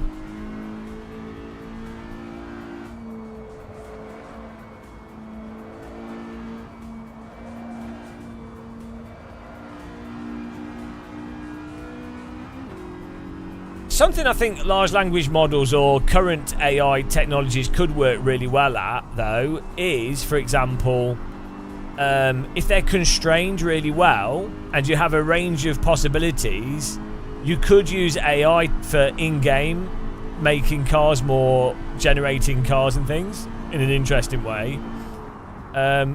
Stuff like, you know, for like car paths and things, and for making AI behave somewhat naturally, more naturally. You might be able to use large language model type scenarios for that. stuff like the language, like voice stuff for commentary and all that kind of stuff. There's loads of like use cases for that type of AI that's actually quite interesting.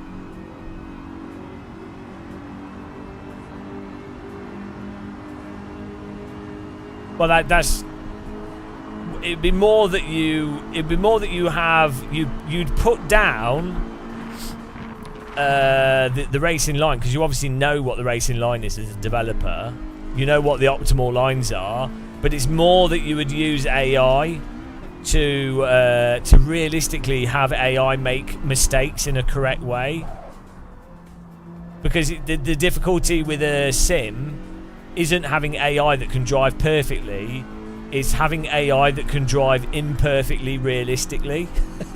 That's the problem with AI in general with video games. It's easy to make FPS AI where the AI just insta-kills you and is impossible to beat. Or it's easy with like most games to have AI that beats you perfectly. What's difficult is having AI that beats you or loses to you in interesting and novel ways. So, yeah, and that's what makes that's what would make a single player game fun. All the most fun stuff in video games, single player, is when AI, either you beat AI or it beats you, but it beats you in a way that's interesting. Yeah, so I'm saying you could have the basic spline system, so that there's a spline that the AI follows, an optimal, non-optimal. There's a whole bunch of stuff, and you could, the difficulty is when cars are side by side and you've got multiple people in a group, and then you get into like training scenarios. So I can see how the current AI models could be used to make for good racing AI. I mean, Sony's what's it called? That AI is pretty good from what I saw, and then. Having a car realistically drive more aggressively if you've knocked into them, and what that equates to. So rather than it just being, oh, you've hit them so they're more aggressive, i.e. that they'll drive into you more, having it so that they're aggressive in different ways. But I mean, there's more sort of brute force ways you can do that. I don't know. There'll be loads of novel things that you could do with the new AI methods, which I think will be quite interesting.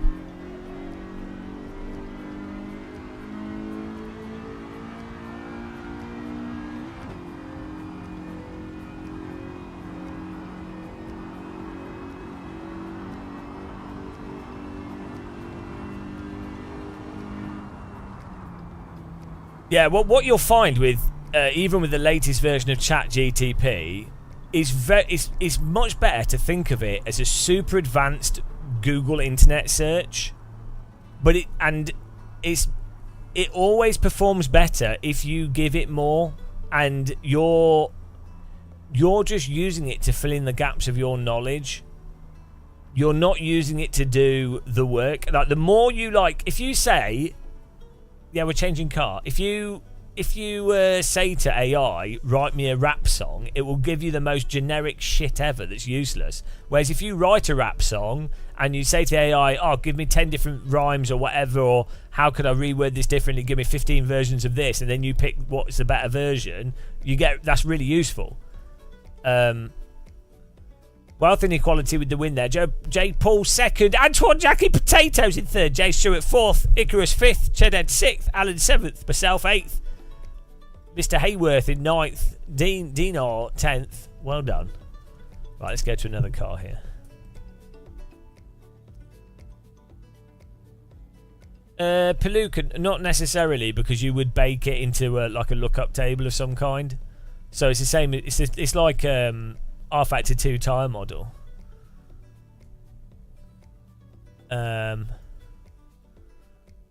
The processing of the tire model initially is really complex, but then it's put into a lookup table. So same with the physics in Microsoft Flight Sim and stuff.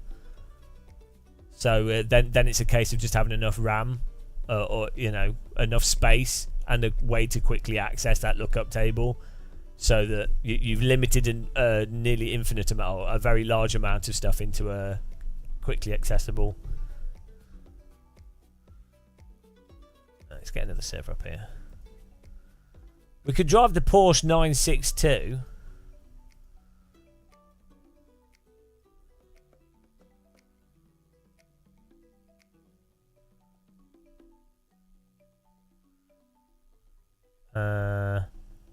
This is a fun car to drive. Here we go.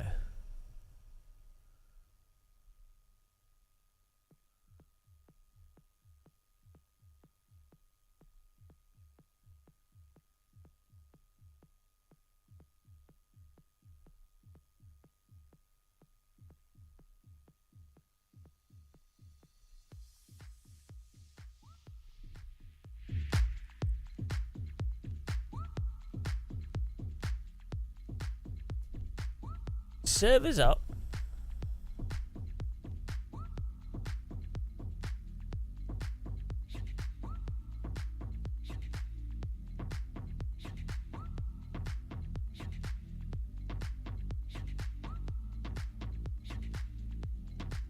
AA in AC is not very good. The anti-aliasing.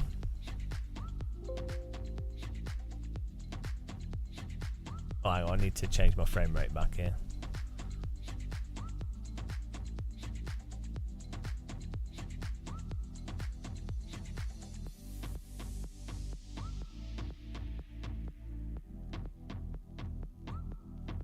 You're boring. Let's change this back.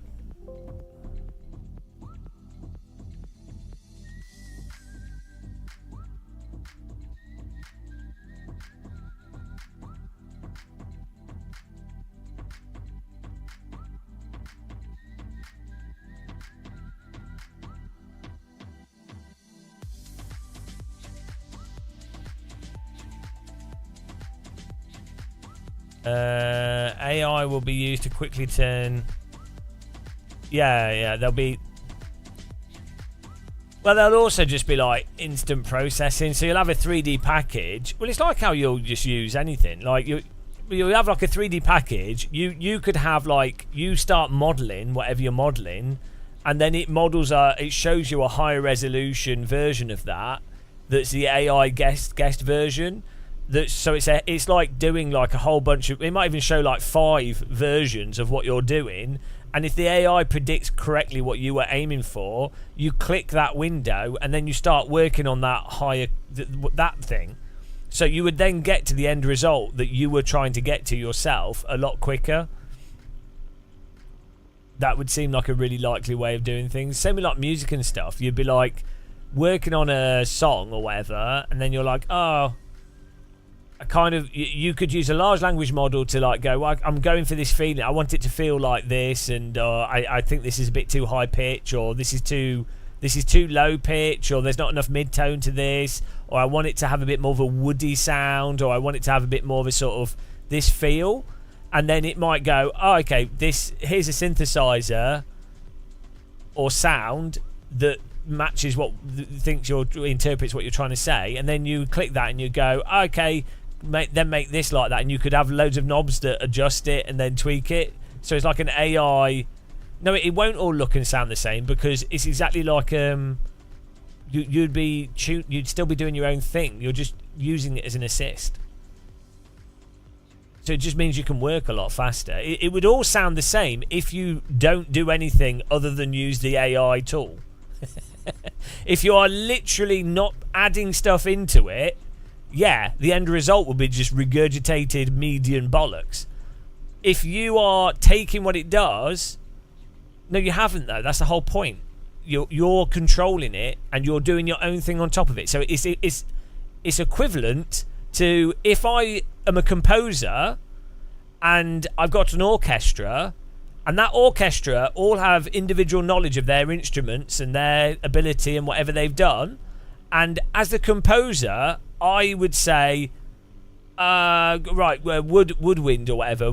I need this to be more punchy. I want a bit more, bit more of this sound to it. I want this like this. Can any of you guys do it this way? Can some of you do it that way? Or have any of you got any ideas for how to do that? Or I know this guy's particularly good at doing this thing with that, so that mixes with this other thing. So they would then produce that, and then produces a better end result. Yeah, that's it. That's what the word literally is used for now. Literally exists as a word for emphasis, and just because for some reason you are arbitrarily limiting the use of the word literally to its original literal meaning, but that's not its literal meaning anymore. And language changes over time, and people use the word literally how I was using it for emphasis, so I'm actually using it correctly. No, I know it's not, but it is now. Yeah, but literal means figuratively with emphasis for a lot of, because that's how it's being used. It's just sounds, and if someone decides to use a sound and a word incorrectly to its past meaning, there's nothing you can do about it. If everyone starts using it like that, it doesn't matter. You can use words however you want, as long as people understand what's meant by it, which they do. It doesn't matter. Tough shit. It's annoying. It's like how I use the word sexy to describe myself. Well, English doesn't make sense. Have you seen how English words are spelt? The argument from it doesn't make sense whilst talking about English is a really poor argument. I've won. Dyslexic wins the language argument there. I'm sorry. Argument from English makes sense. The least sensical language in the history of humanity. The most ridiculously misformed, distorted mishmash of inconsistent logic of a language. Why is it international? Because the Brits murdered everybody. It's not the easiest to learn. It's because culturally the Brits would just stick stuff into it and just take stuff. Because they were also seafaring and took over everything, so they were interacting with everyone. Also, the Brits were like the ultimate capitalists, so everyone had to get on board with capitalism. I don't think it is. Necessarily. I don't know how you quantify easy with languages. Look, see, Wayne Hemworth. Here we go. Dee-dee girl with the dee-dee wheel. She agrees that English is hard. It's a dee-dee girl with a dee-dee wheel. Wayne Hemworth takes you out. It's a dee-dee girl, dee-dee girl. It's a dee-dee girl with a dee-dee wheel. What a babe, a beauty, a sexy lady. Everybody needs a dee-dee girl. Put a dee-dee girl in your sim rig. She's so powerful and strong. Everybody wishes they had a dee-dee girl in a bed like Wayne Hemworth. Dee-dee girl with a dee-dee wheel. She drinks 4 pints of tea a day. It's a dee-dee girl with the wheel. AccuForce, Spanner 10, Moses if you cute. Dee-dee girl.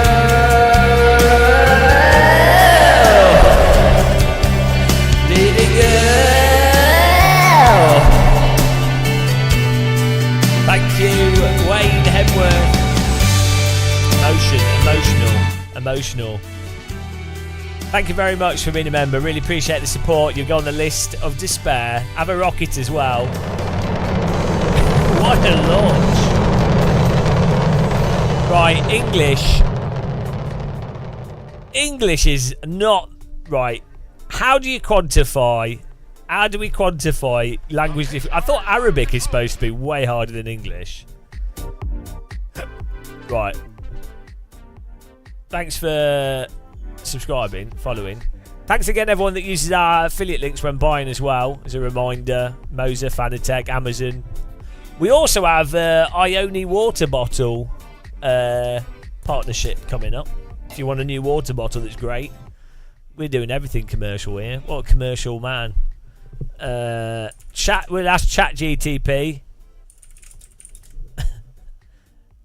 ChatGTP will know the answer. I will agree with ChatGTP because it's going to murder us if we disagree with it.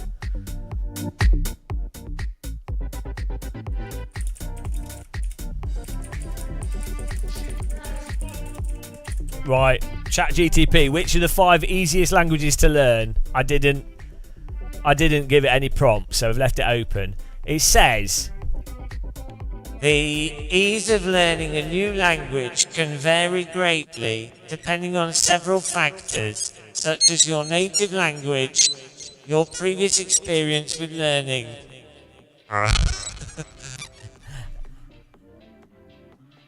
However, some languages are generally considered easier for English speakers. Hang on, but that's for English speakers already. No. It's going to depend what your starting language is. Which languages are hardest from one language to the other? That's probably the worst way of phrasing that. Yeah, it depends what you start with. Okay, for English speakers, Mandarin Chinese is the hardest, followed by Arabic, Japanese, Korean and Hungarian. For Mandarin speakers, English is the hardest, followed by Russian, Finnish and Icelandic. For Arabic speakers, Chinese, Japanese and Russian. For Spanish speakers, Mandarin, Chinese, Russian and Japanese. So basically, if you speak a Latin language, you find tonal Asian languages difficult. If you're Asian, you find English really... It's just the opposites, isn't it? Because one's tonal and one's like...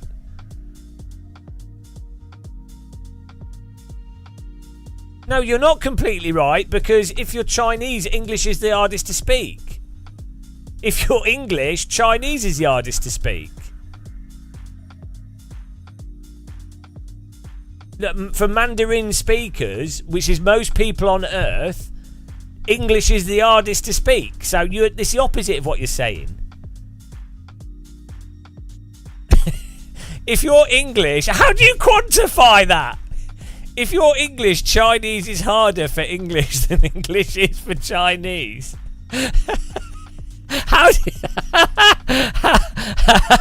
you quantify that?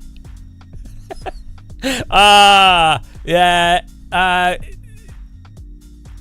Maybe not. Hang on. What was the sentence? If you're English, is Chinese harder to speak than if you're Chinese trying to speak English? Give me a score. Give me a score for either 1 to 10. Let's see what it rates. Let's ChatGPT can decide. It's not going to answer this. Oh, here we go. Learning Mandarin. It's giving me a score. It's actually going a lot. Here we go. Are you ready for the results here? Are you ready, guys? Learning Mandarin for English speakers, pronunciation and tones 9, writing systems 10, grammar 7, vocabulary 8, cultural context 7. Overall score, I don't know if it's good or bad. Just the score. It's just the score. It's just the score. Overall score for English speakers learning Mandarin is 8.5. Right, here we go. Learning English for Chinese speakers. 6.8. Oh, out of 10. Summary. English speakers learning Mandarin is 8.5 out of 10. Chinese speakers learning English is 6.8. Based on these scores that it literally just made up. Mandarin is approximately 2 points harder for English speakers to learn than English is for Chinese speakers. The differences of pronunciation around writing system. Right, hang on. Your chat, okay, but it's only 2 points. Higher is harder. Okay. Give me just the summary score for more languages. It's 30% harder. Right, for English speakers. This is amazing. This is the power of AI. This is burning down a tree every time I ask it this ludicrous question. Hang on, what about Arabic?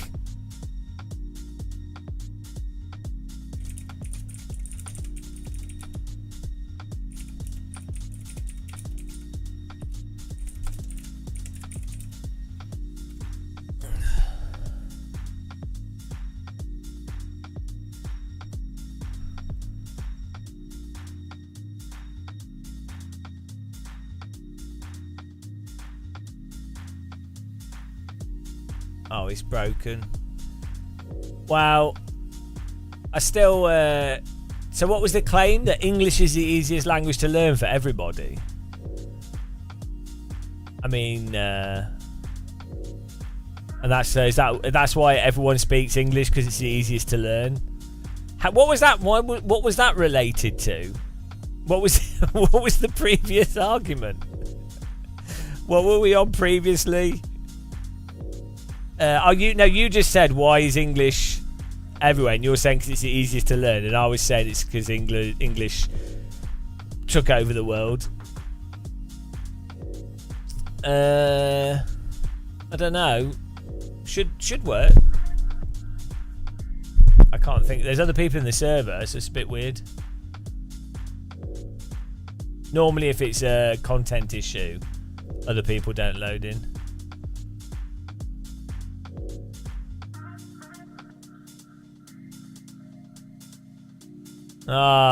It's because you dared to say.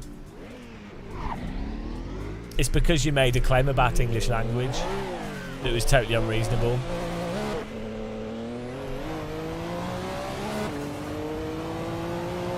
I think that's the conclusion.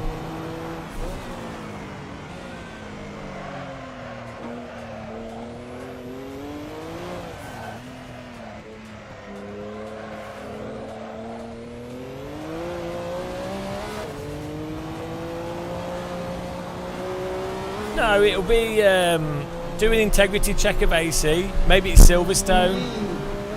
What does it load? Oh, thanks for subscribing. Welcome. Cookie Gamer. Nederlander. Welcome. Now I want a cookie. I could probably do with having some more fish or something, actually. Okay, let's go.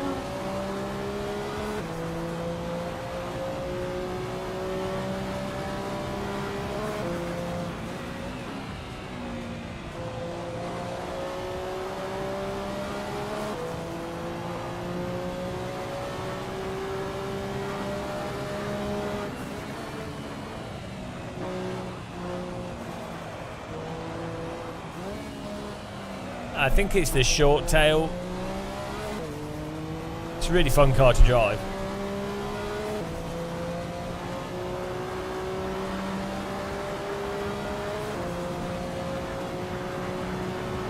Thanks everyone on YouTube for clicking the like button, as I say.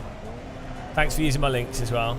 Do you guys notice the alerts underneath the webcam? Is that noticeable? I wanted to have reminders under the webcam, but I don't want it to be obnoxious. I wanted to try and make the live stream as minimal as possible. But so it, do you know what I mean? So you can see what's going on. It's clear, and I want people to know that they can use my links because it obviously pays my bills and everything. Allows me to buy tea bags. But I don't want it to be like. I didn't want it to be like.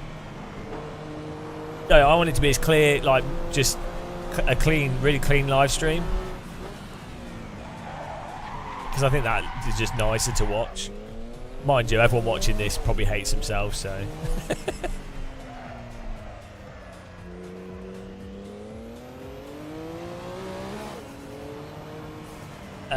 somewhat mid... Yeah, this is CMRT apps. They're just updated, actually. I need to reinstall the new update.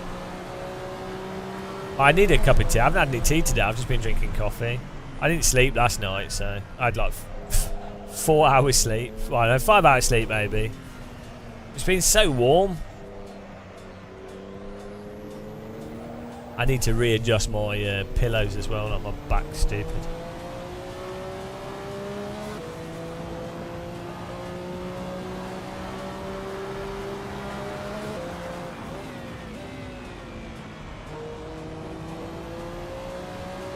Do anchovies come in tins, right? I really feel like having some anchovies. I hope I bought some. I bought like a whole bunch of random tinned fish, and I wasn't really paying attention.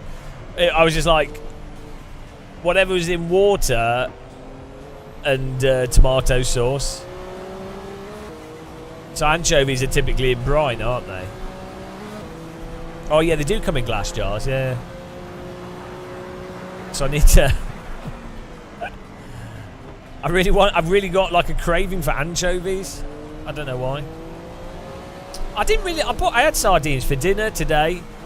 I think mackerel tastes a lot nicer. Mackerel in tomato sauce is really nice. Especially with, I eat a lot of spinach now. Lidl's do like 250 grams of baby leaf spinach for like £1, pre-washed, so you just eat it out of the bag. It's well good. I eat like 100 grams of spinach a day. Just straight out of the bag, done.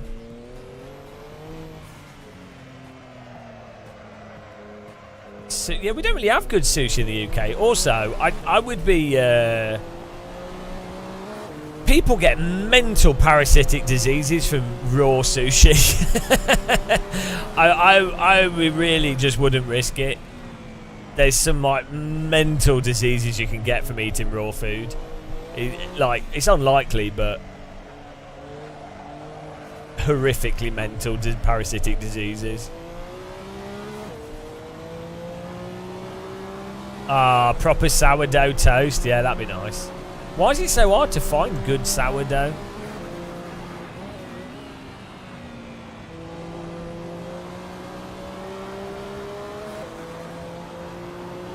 Yeah, this card is really nice. Should drive this at more tracks. I've got ACs and the server set up now, so I've got loads of profiles, so it's easy to go to different stuff.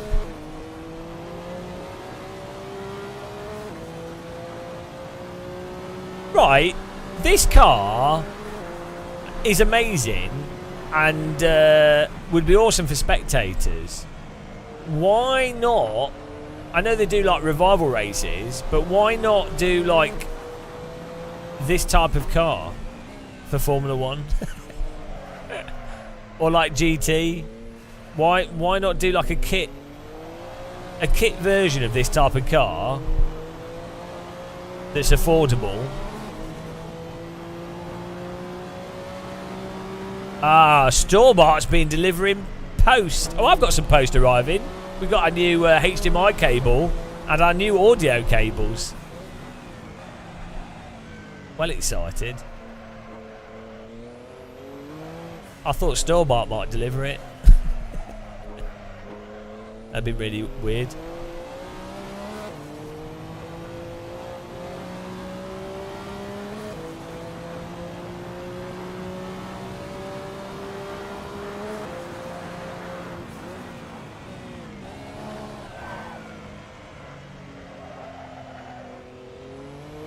All problems solved. Well, we actually solved the problems anyway, but the longer cables should be nicer to tidy away.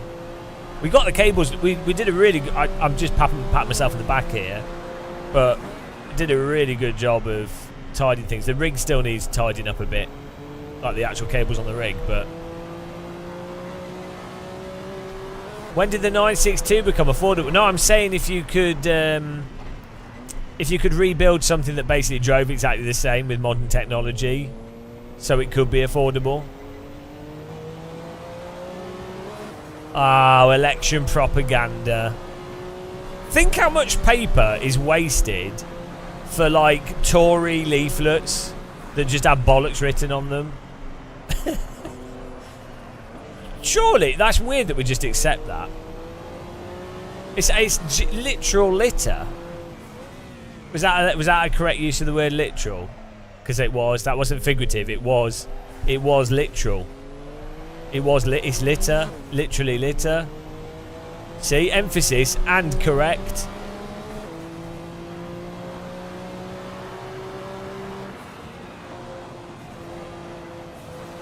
Literally litter. Yeah. There you go. Let's not downshift that much.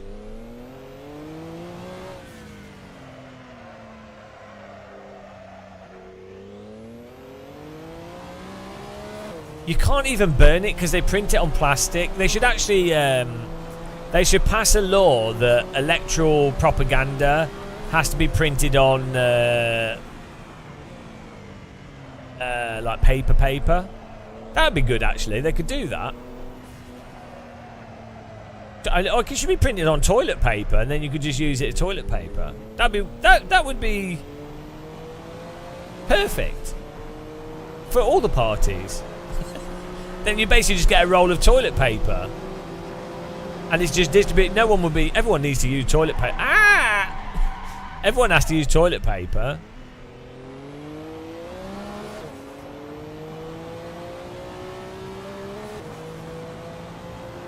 Yeah, no, they print it on that plastic paper stuff because it has to be slightly waterproof.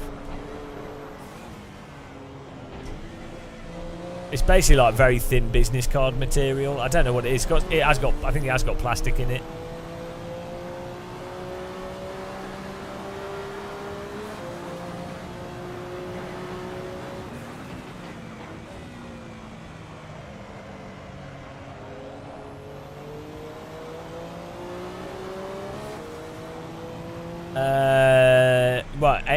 AC1 and ACC uses laser scanning. So does iRacing and LMU. That's not a new thing, really. It's just getting they go around, they get data, they scan the track, and then they still model it by hand. But that's not new. That's like something from 10-15 years ago.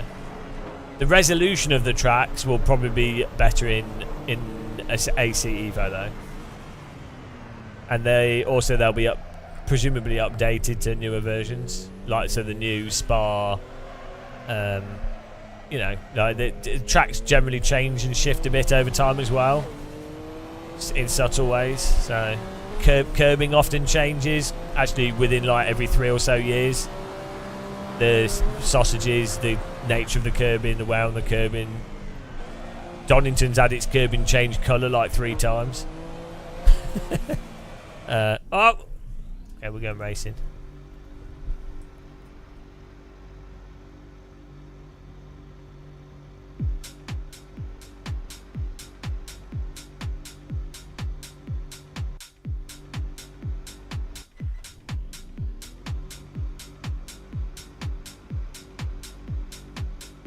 Hang on, what are you saying? Literally litter only makes sense to use if you're comparing 2 different nouns with one of them being analogous to the thing you're describing, in which case you want to show the litter being described is just literal definition of litter rather than an indirect description. No, because it is litter.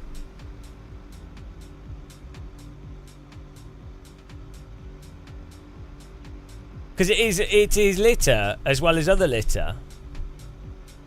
But people might not have thought that it was litter.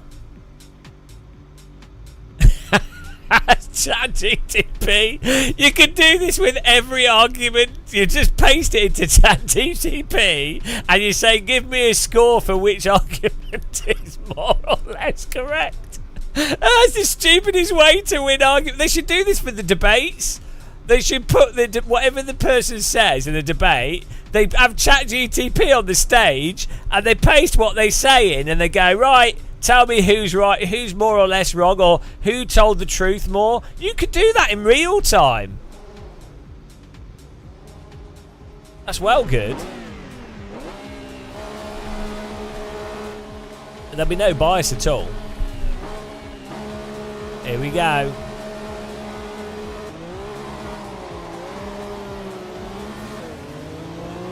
You could also have both people that are doing the debate agree on the training and the nature of the large language model. So they go, right, yeah, no, I agree this large language model is actually referencing true information to the best of its ability.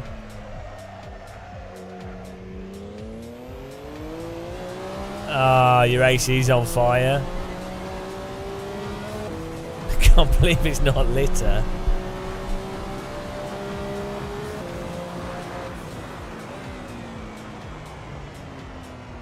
The Del Trap's really cool. Ah! How it shows fastest lap as well as the segments. It's nice. Yeah, a listening for bollocks. This is genius. Bollocks bot. And then if stuff passes 5.0 on the bollocks scale, it just goes bollocks. Oh, this is amazing. What an idea. You could wear it on your forehead with a big speaker and it listens into all conversations. Bollocks. Amazing. What more could you need in life? Think how much time would be saved at like work or anything. Or you're just chatting or whatever, someone's talking absolute shit. Bollocks.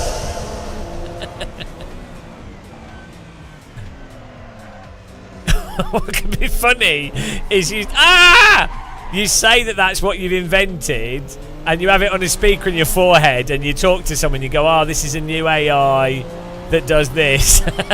But you push a button and the button just makes it say bollocks, so they think it's listening, but every time they say something you disagree with, it's like bollocks, bollocks. And they might be like, oh no, it's AI, I have to trust it. Bollocks. Oh, that was bullshit man, wasn't it? Yeah. Bullshit man. Yeah, but you need AI to do it. There you go. AI bullshit man. Genius.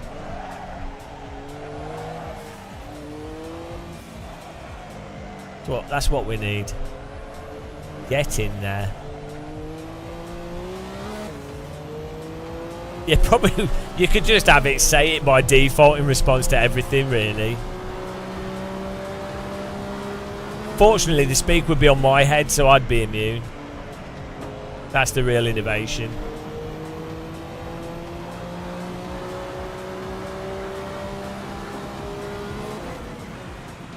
No, like, only if it goes past 5.0 on the scale. Because, I mean, yeah, everyone's incorrect to a certain degree, but it needs to factor in how confident the other person is. So if another person's saying something, but they say, oh, I don't know for sure, or, you know, this could be right, but I don't know, then that's fine. But the point would be is when you have someone that's, like, confidently going on about, like, flat earth or, like, you know, or like when you have like a politician that's just going, ah, yes, increasing tax will be a bad idea. Or, you know, we must privatise these industries that have no competition. Bollocks.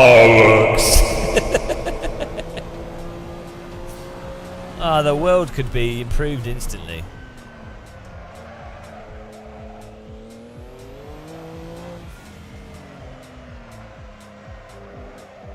Look at my amazing erratic pedal input.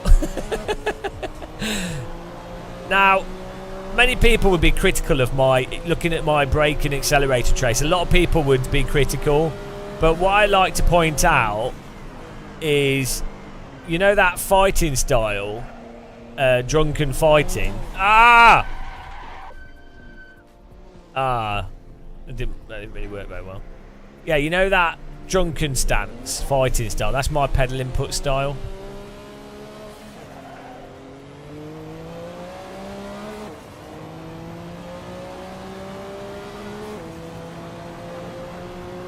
Yeah, drunken boxing, that's my pedal input.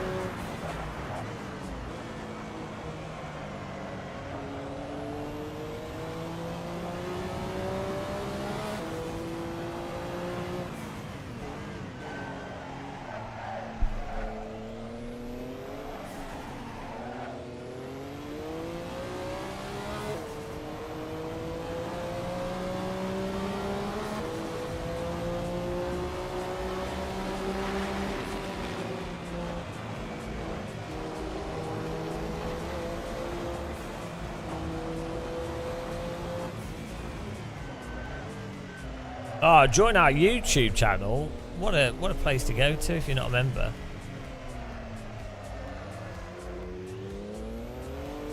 Ah, too much throttle. I never make that mistake.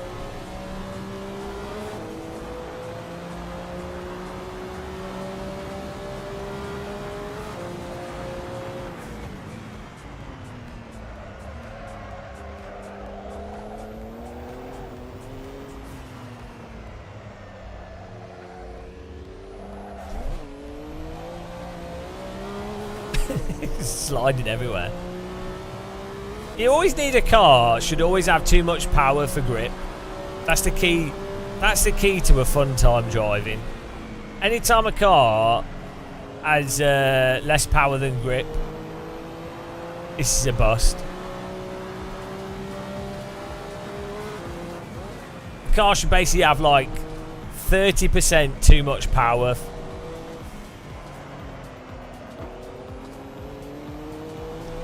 Because he's also linking to it on Twitch, and I can't tell it to only send the message to one place because it's the bot types it into the into everything, because that's just how it works. I don't know why, but it's just what it does. But also, people could be watching the stream and not be subscribed. BRT, you do realise as well, so it's not as stupid.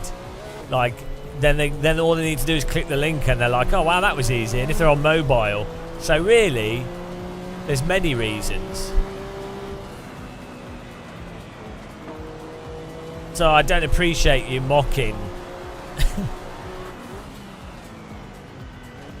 This incredible linking of the bot. It would be beautiful if you could destroy the tyres like this and still drive it like it's new. I'm not really destroying the tyres. I'm only sliding half the corner sideways. I bet you these vintage tyres, you could slide them like an absolute tit without them totally wearing out. I reckon they would wear out a bit, and I reckon each time you slid they would slide around a bit, but I reckon they would be, I think they'd be fine, because in the past they had rubber nailed. Tyre compounds was something that were worked out really early on, because there's nothing complicated about tyres and like the dynamics of rubber at all. Simple stuff really. Probably one of the easiest things to work out, I'd imagine. You know, just think bicycles had tyres. So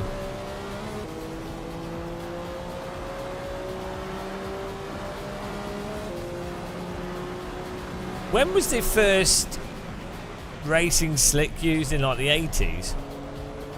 Because they weren't using, were they using slicks in the 70s? Where's he going?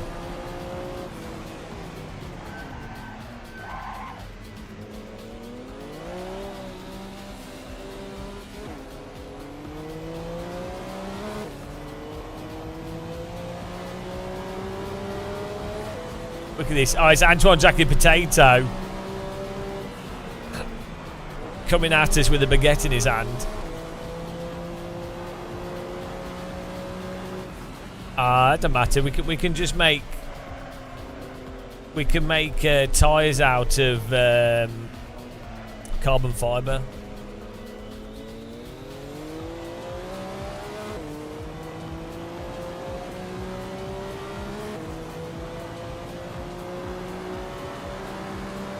Storbart's poning it in second.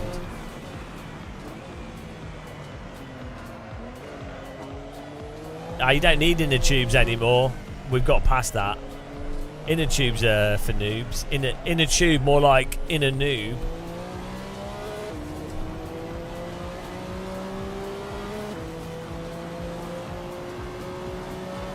Quite good having the tyre wear thing at the top of the screen.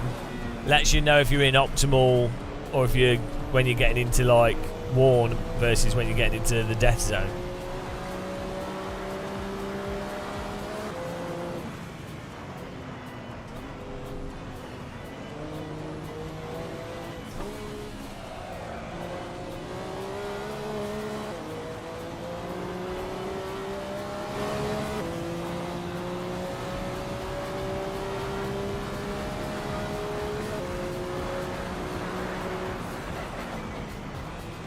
So I install the new CMRT app after this race.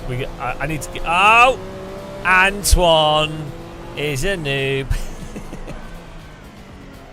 I need to get a sandwich or something. I might some fish, another fish sandwich.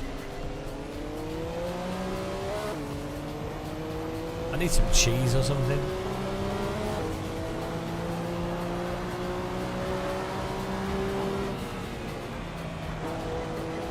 I always forget to buy cheese, but when I do buy cheese, I buy too much. It's either too much or not enough. Never do I have the right amount of cheese. I think Antoine's got some cheese.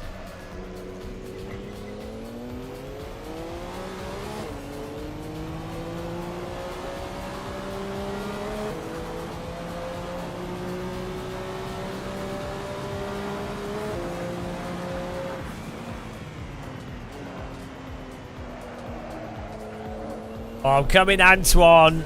He's under pressure. No wonder he's good at driving this. He's like a big radical. This drives like a heavy radical.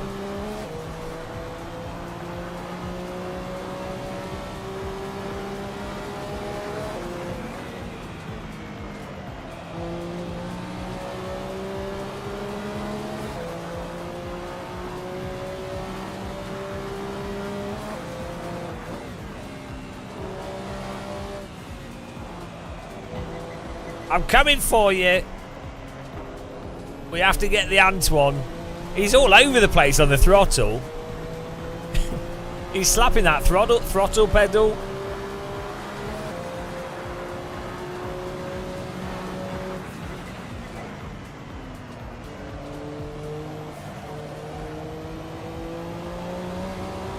Ah, huge error.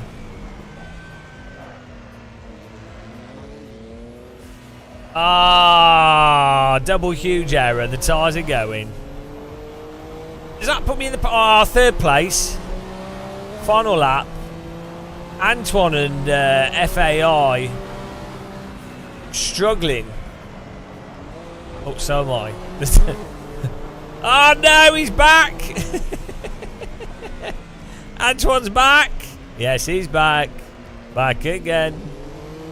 Ah, this is the battle.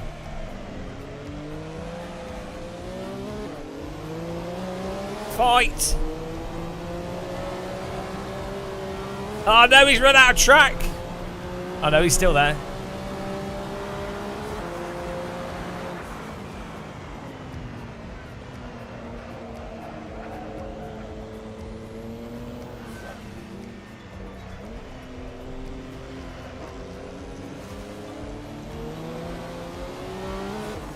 Oh, come on!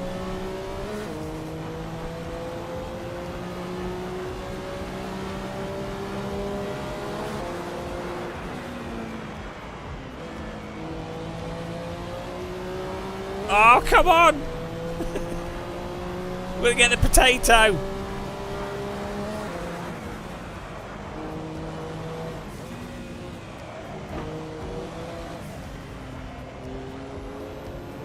Oh! Yes! Come on!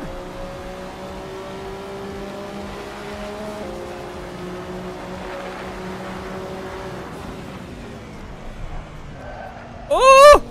No! Ah!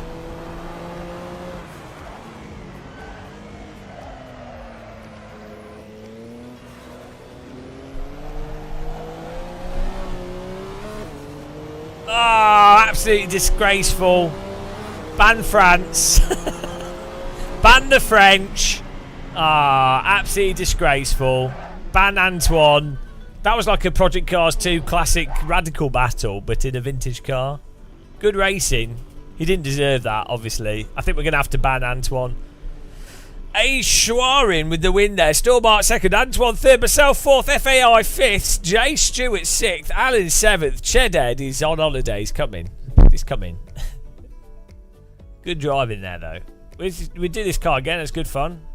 See, it's the Chonkers Radical, basically. Look at that. What? This is basically a perfect car. Why bother with anything since this? You only beat me because I'm hungry, Antoine. Let's be honest. Like, why do we bother with other cars?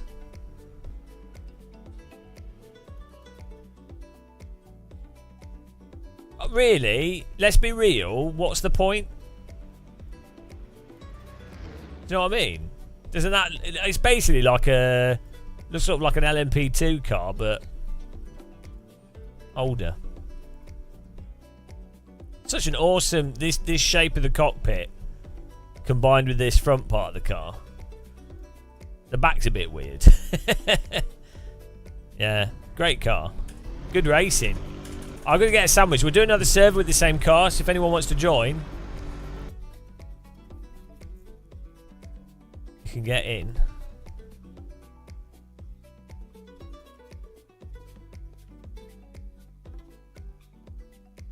Yeah, you just have to be careful. It rewards you for being careful on the throttle, but then that's good because it gives you more chance to,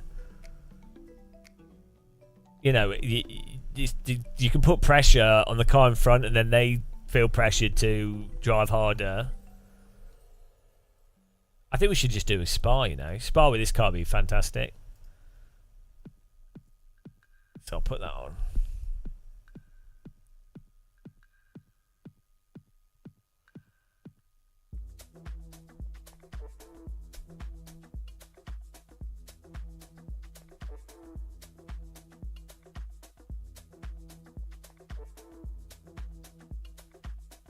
Wow, yeah, Antoine.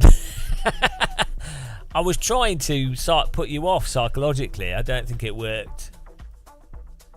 Right, servers up in a second. Let's have the time of day slightly different. There you go.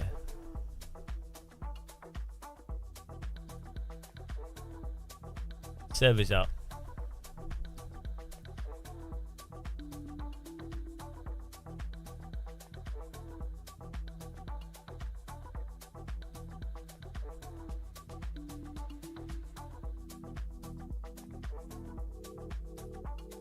Thanks for clicking the like button, guys. Ooh.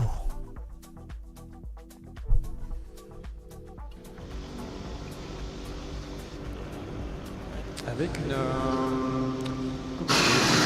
qui c'est quand même That's a bit loud. quand même. I'm starving. On va pas crier trop vite parce qu'on sait très bien évidemment. On voit ici l'équipe WRT où on est prêt également avec cette voiture numéro 30. James Paul, Franco Colapinto et Benjamin Goethe.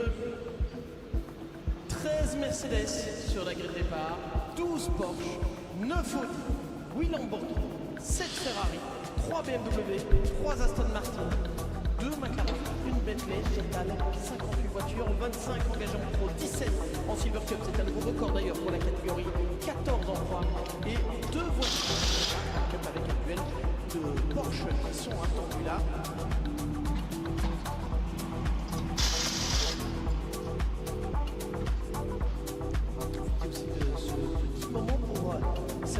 Christian Lahaye, qui était le speaker historique des Total de Spa, qui a annoncé il y a quelques semaines.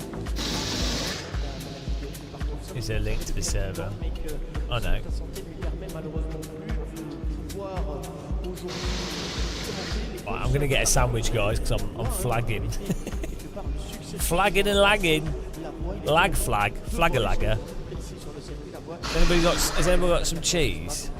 Someone send me some cheese, please. It's cheese time. Avec une comment dire, une météo qui c'est quand même un petit peu Ouh. améliorée quand même. Pour l'instant, en tout cas, on va pas crier trop vite parce qu'on sait très bien évidemment. On voit ici l'équipe WRT où on est prêt également avec ces voitures numéro 30. Back in a second, guys. James Paul, Franco Colapinto et Benjamin Goethe. 13 Mercedes sur la grille de départ, 12 Porsche, 9 Audi, 8 Lamborghini, 3 BMW, 3 Aston Martin, 2 McLaren, une Bentley, total 58 voitures, 17 en Silver Cup, c'est un nouveau record d'ailleurs pour la catégorie 14 enfants et 2 voitures dans la Cup actuelle de Porsche qui sont attendues là.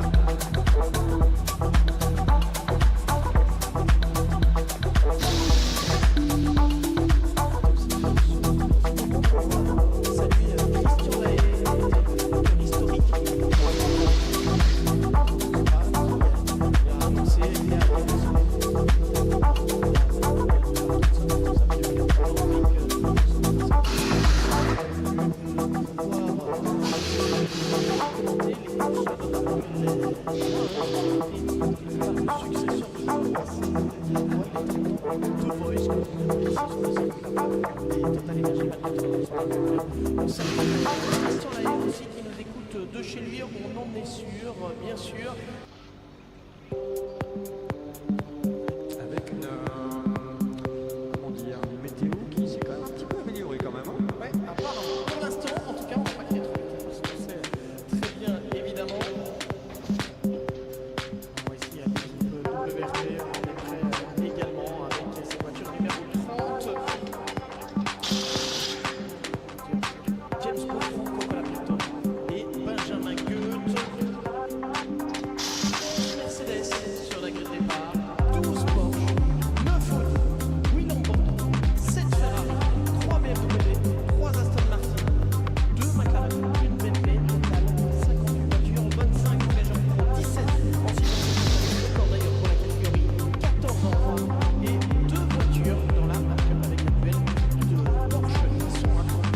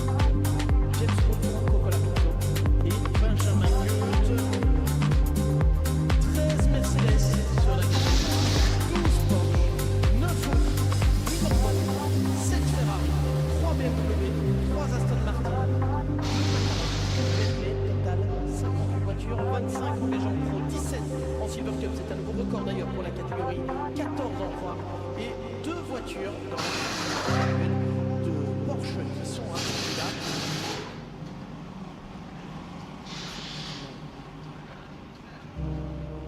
On va profiter aussi de ce petit moment pour saluer Christian Lahaye qui était le speaker historique de Spa qui a annoncé il y a quelques semaines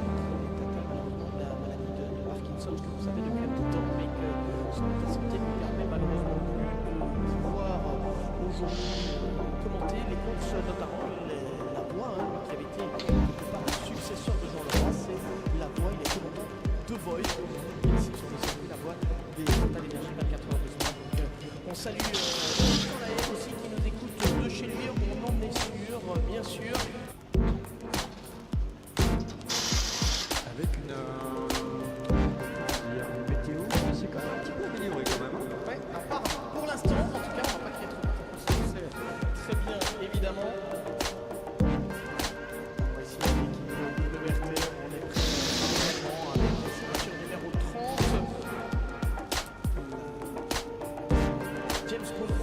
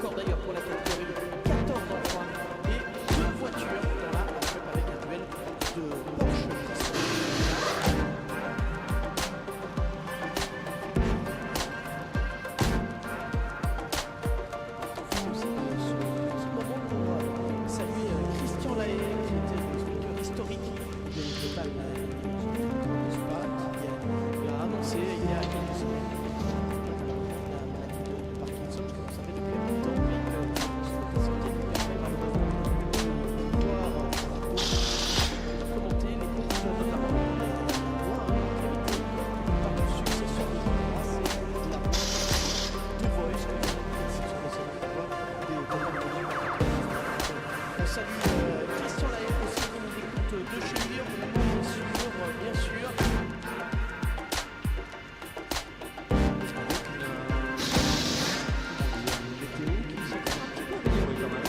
Apparemment, pour l'instant, en tout cas, on va pas se retrouver. Très bien, évidemment. On va ici à l'équipe de Grégory, qui est prêt également avec sa voiture numéro 30. James Paul Franco Colapino. 13 Mercedes. Hello there. 12 Salut tout le monde. Bonjour, bonjour. Comment ça va? 3 Aston Martin. Olé. Une Bentley, total 58 voitures, 25. J'avais le cable de audio ici. 14 en 3. Ah. 2 voitures dans la Cup avec un duel de Porsche qui sont attendus là. Who doesn't like the cable de audio? Let's see On va profiter aussi de ce petit moment how these pour work. saluer Christian So in Lahaye, theory, qui était le speaker historique.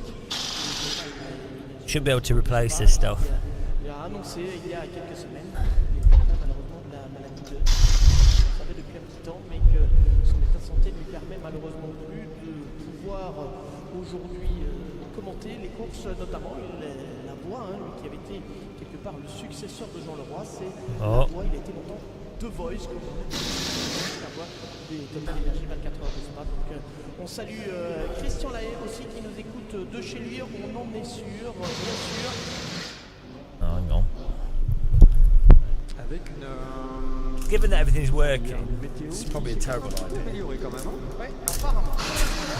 It's working. Let's break it. Évidemment. On va ici à l'équipe WRT, on est prêt également avec cette voiture numéro 30. La voiture de James Paul Franco Colapino et Benjamin Goethe. 13 Mercedes sur la grille de départ, 12 Porsche, 9.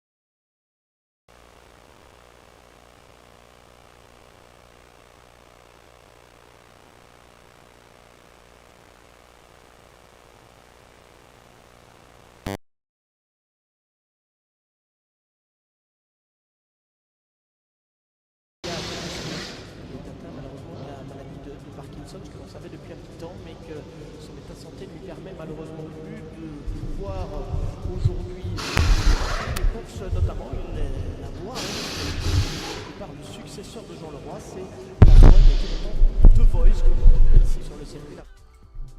Hello. Is that working? Et bien sûr, Can you hear me clearly? All good, perfect. Let's try this one.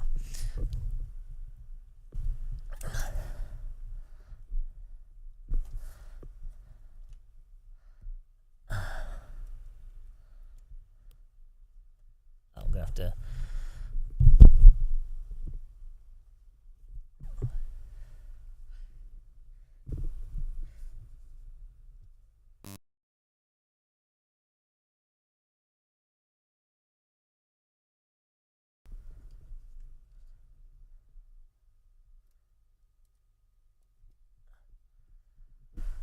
I need to tie these together.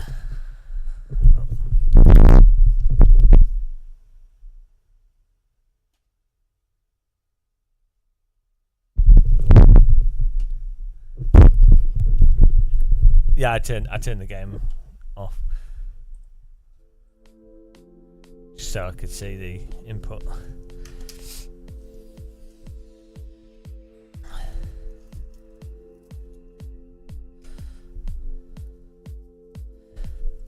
Well, they're a bit longer than I needed these, but that's alright.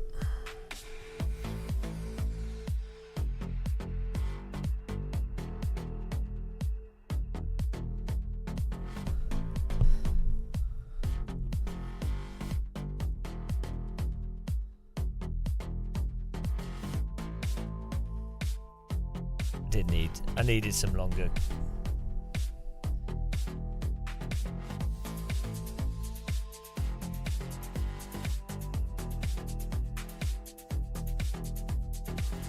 Did you see the cables for Rammstein concert?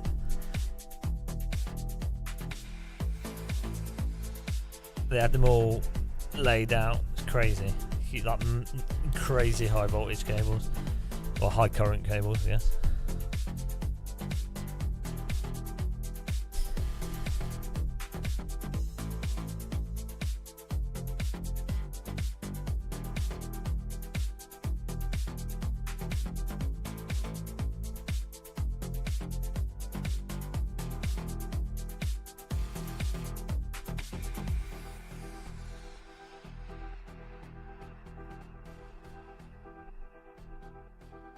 Problem is I have to keep cable tidying these every like 30 centimeters to keep them together.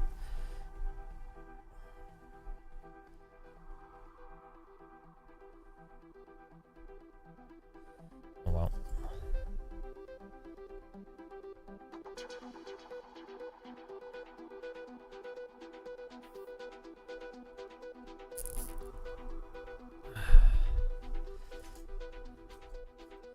Oh, I found some anchovies.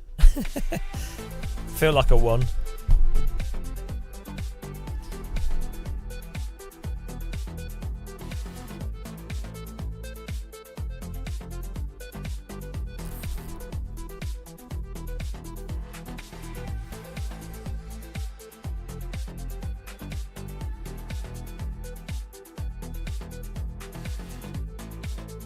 You'd think there'd be a whole market for Cat5 cable end adapters that allow you to use Cat5 cables with everything. That makes sense. So like RJ45 adapters that then let you plug an RJ45 cable into a HDMI port, or I don't probably wouldn't work with that, but like lets you use RJ45 as an audio cable, because Cat5 Ethernet cable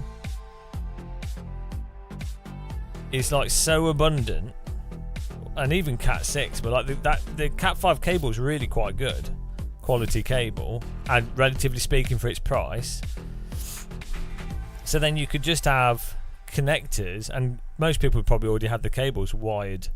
It's not too hard to put different connectors on it, but like most people would have like the RJ45 has, you know, all the cables exposed, so you could have something, any other type of cable that uses less cables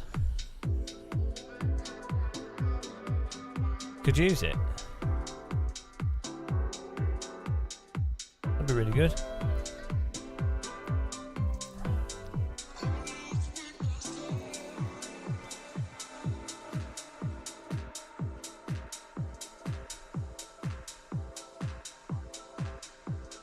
They're probably all asleep. I'm tidying cables. Can we put? I can put some ballast on your car to make it harder for you.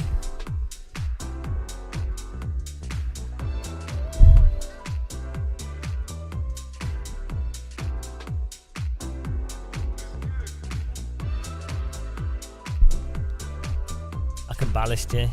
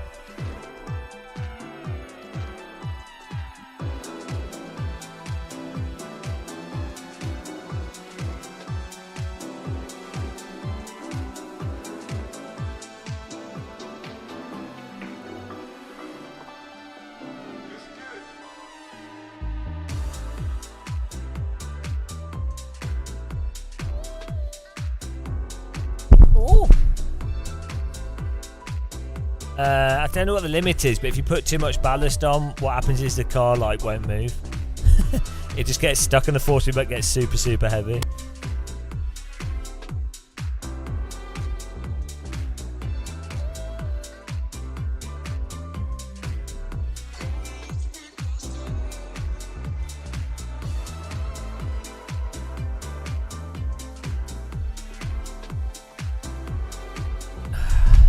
Bloody hell. Cable tidy, man.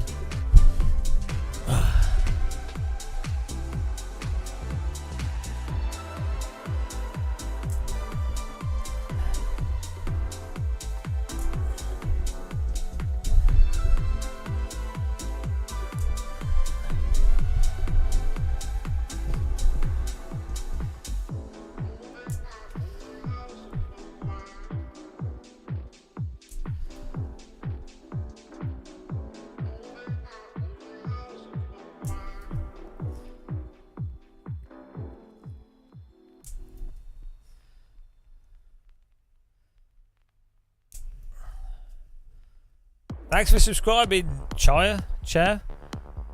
Kahir. Thank you very much. Welcome.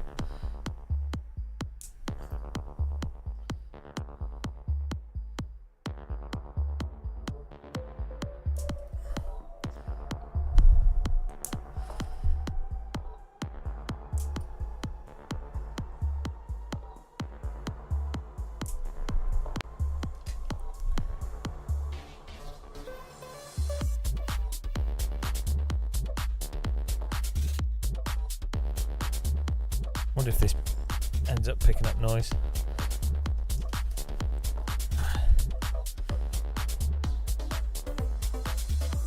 Let's see.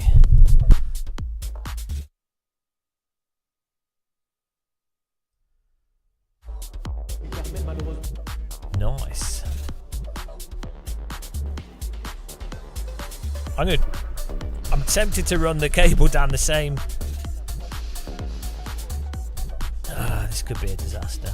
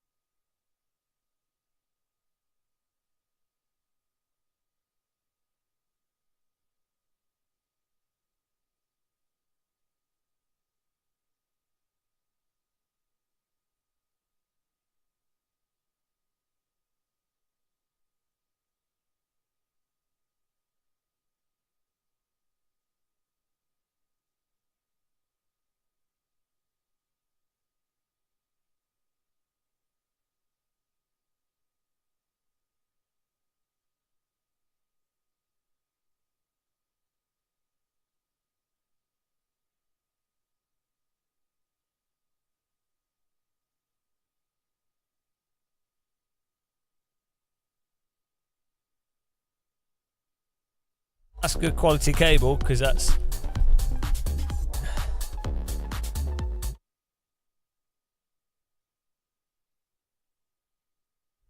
good quality cables, because they're going right down the next to the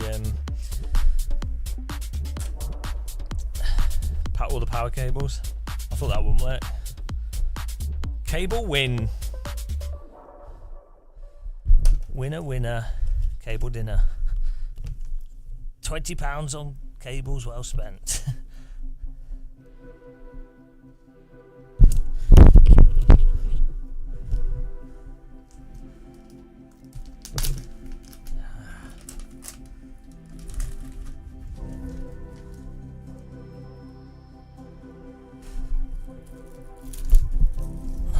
I was half expecting them to not work.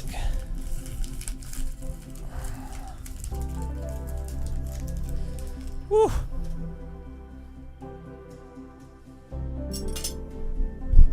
Oh no, where's my tea? Did I not bring my tea down?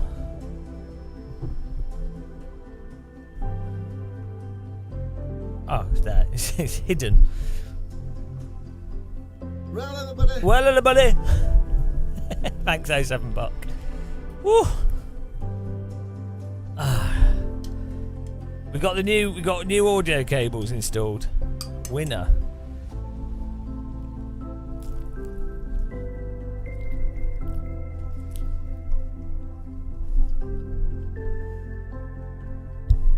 Yeah, good job, mate. Good job. Yeah, good job, mate.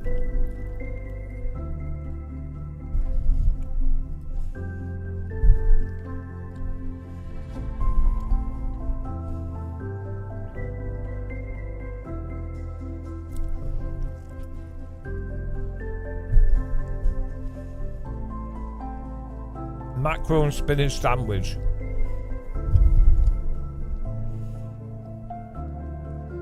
I'm going on a bit of a tinned fish diet.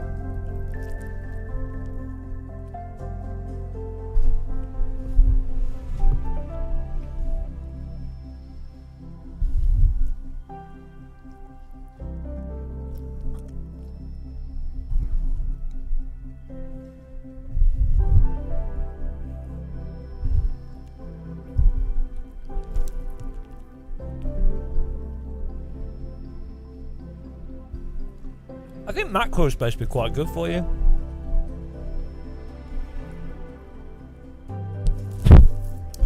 I don't know if it's got heavy metals in it.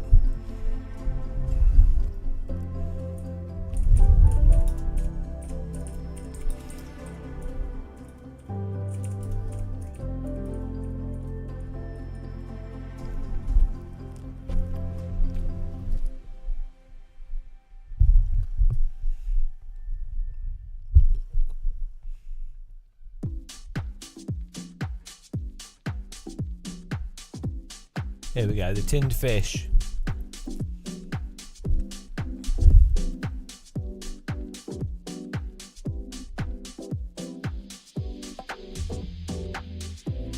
Healthiest tea food. Mackerel.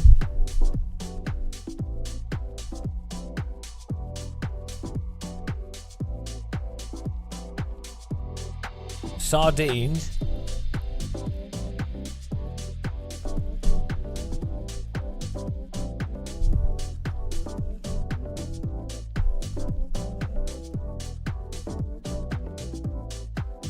Tuna.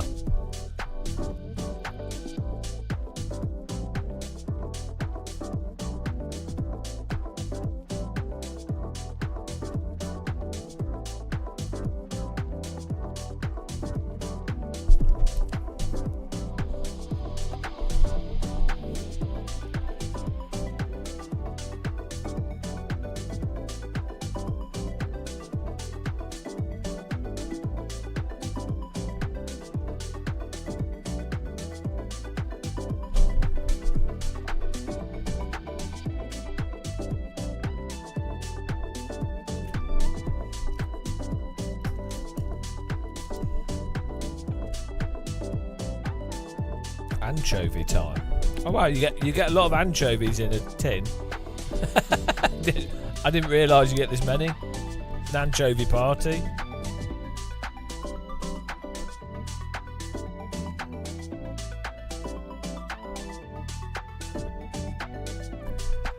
Anchovies taste well weird.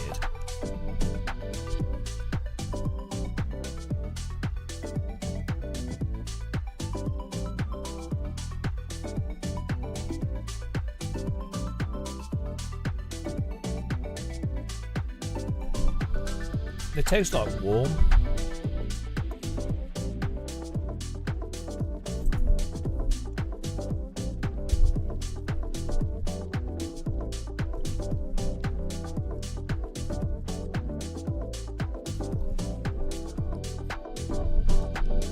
Wow, they're terrible. Alright.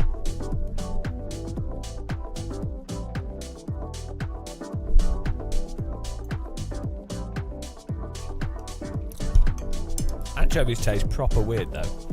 I've got oil all over me.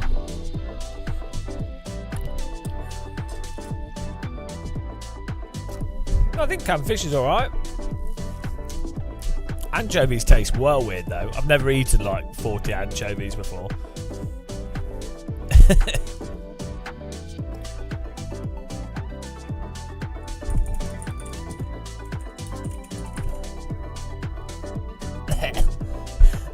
I've never eaten like a whole tin of anchovies. Normally I only have like 3 or 4.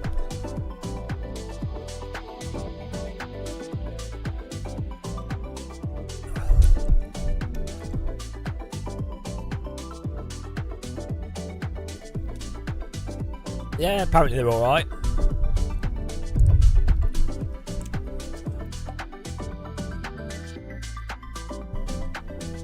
Anchovies taste proper weird though.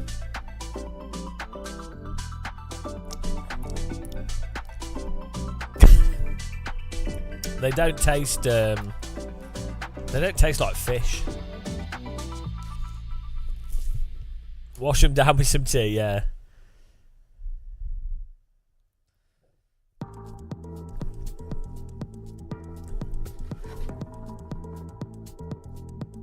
Some yogurt. I wonder if you could just survive. You should be able to live off fish and spinach.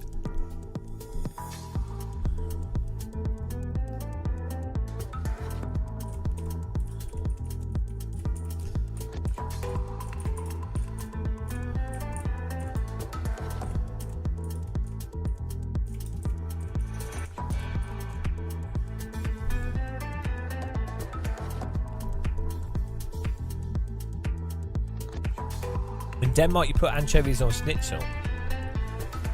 What's that? What, bread?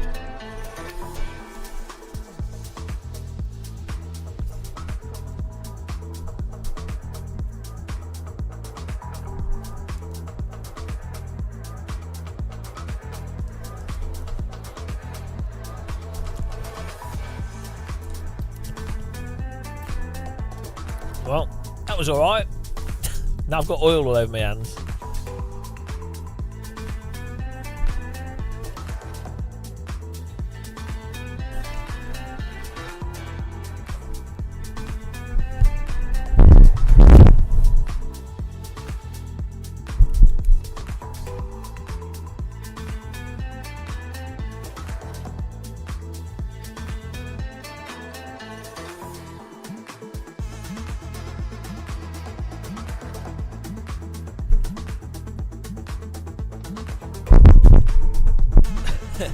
now I've got oil and tea tree oil all over my hands. Oh well. Ready for the race. Fish oil head. It's just oil and aloe, chamomile, tea tree oil. It's all good. Probably like cats would run up to me. Secret bit. Well, it's oil. It's all good. It's all fine. It's not. It's all healthy. It's a good combo. It's the magic game of muscle combo.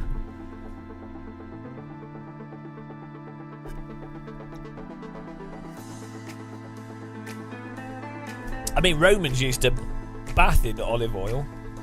Coconut oil is well good for your skin. So it makes sense, why waste it?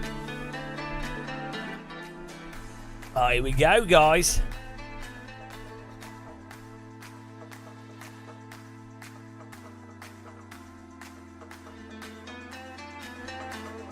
Oh, it broke. It broke. Well, qualifying's going to be random. Sorry, guys, it's a bug with the game. Nothing I can do about it. I don't know what causes the bug. I'm gonna pull over at the start. So because I was not first. Why is Antoine second?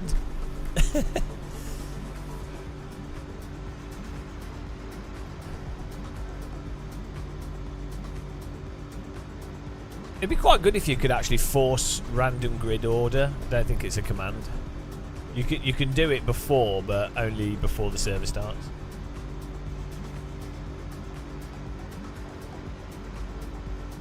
We might have to pit as well, guys. Hope you're ready. This is gonna be a hardcore race.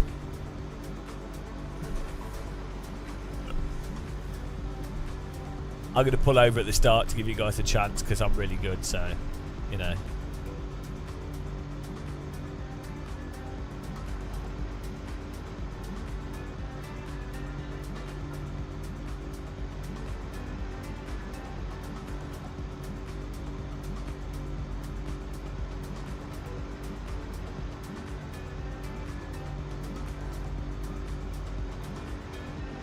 Here we go.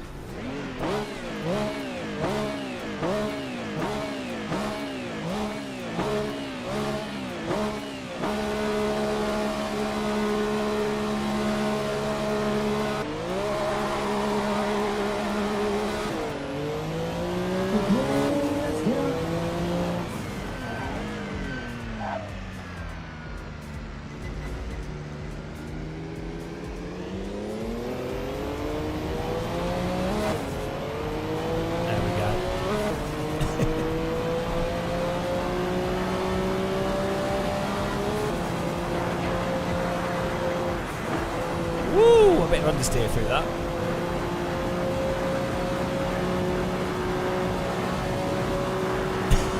Well, you're probably dreaming of fish. Life of fish.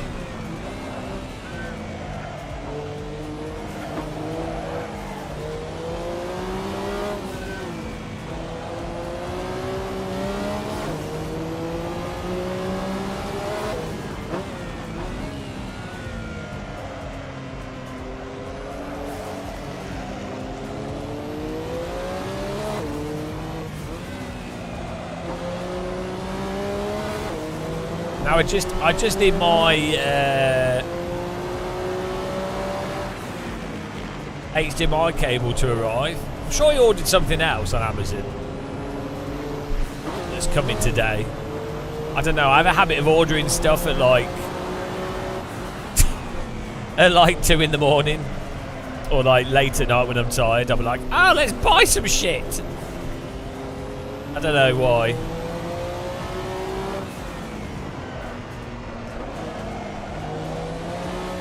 I think I have less. I'm better get impulsive when I'm tired. Squeeze through.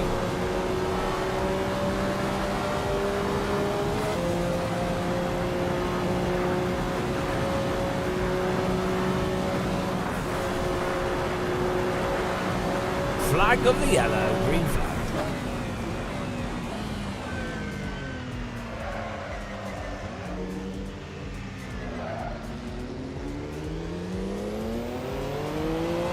Oh, why is he stopped? I'm coming for you. I'm coming for you, Antoine. I'm coming for you. Don't think that you can get away. Join the Teapot Discord if you'd like to. Everyone's like lurking today. Chat's never been so quiet before. We have like 120 people just lurking. Lurk stream. Lurkistanis.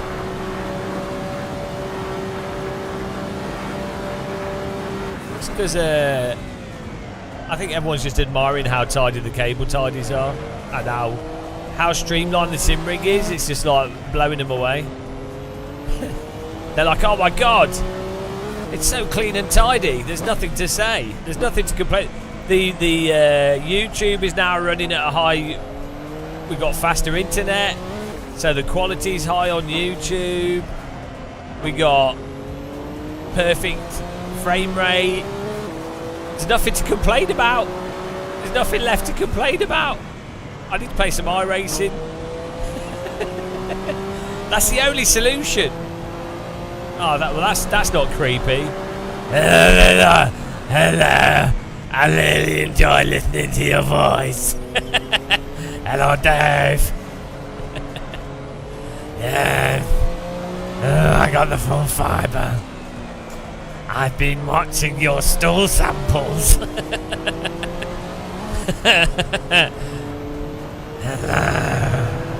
Oh, I like your voice.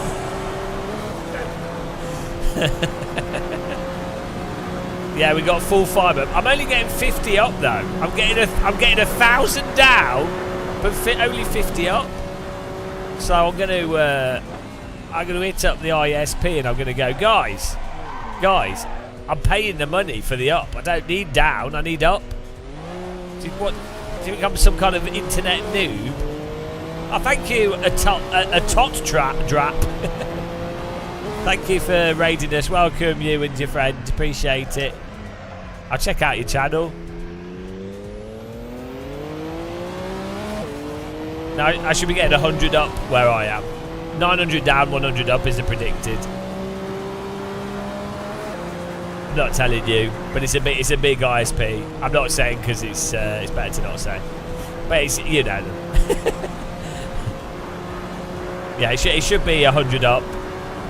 Based off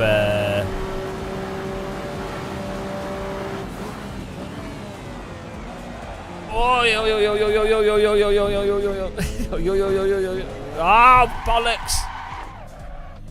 Bollocks. That's why this guy's a round steering wheel.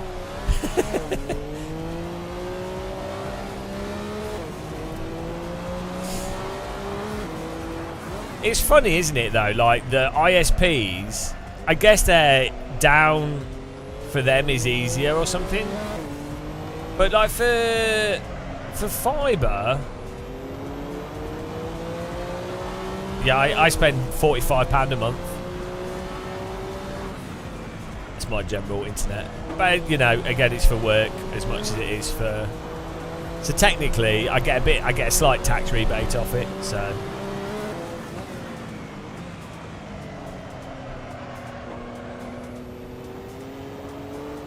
I think with fibre, there's a maximum amount of bandwidth. I don't think it really matters which way it goes. I don't know. It might just depend how they design the infrastructure.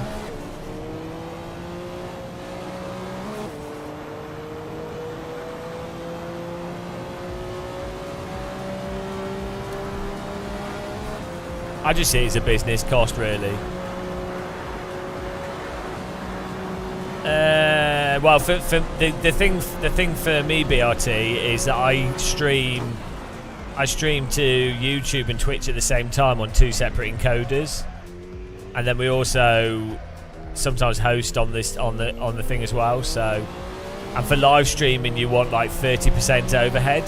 So if you're streaming to YouTube and Twitch at like, let's say 12 to YouTube and 7 to Twitch, then you really need like 40 for that.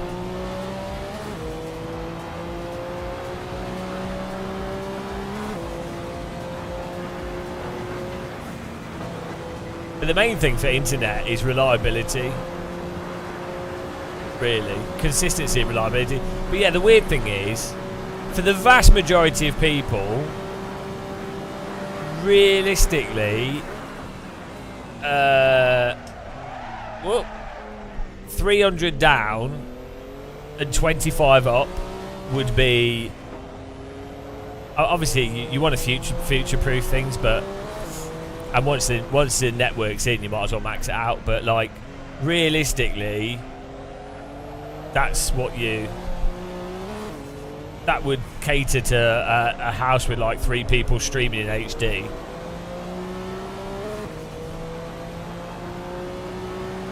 Now, there's no, as an individual, if you're just playing games and watching stuff, there's no point.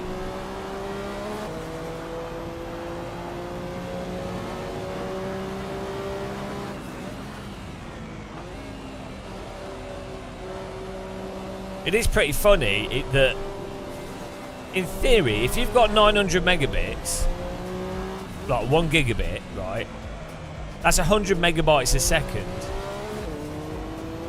Half of that, 50 megabytes a second, that's enough.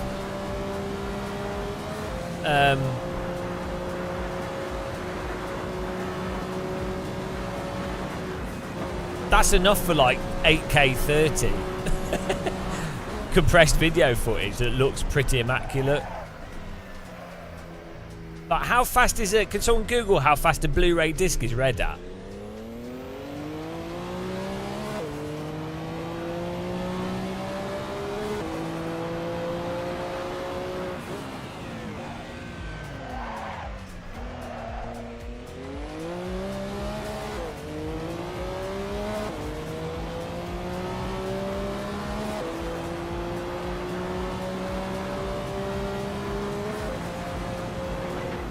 Can someone Google how fast Blu-ray discs are read?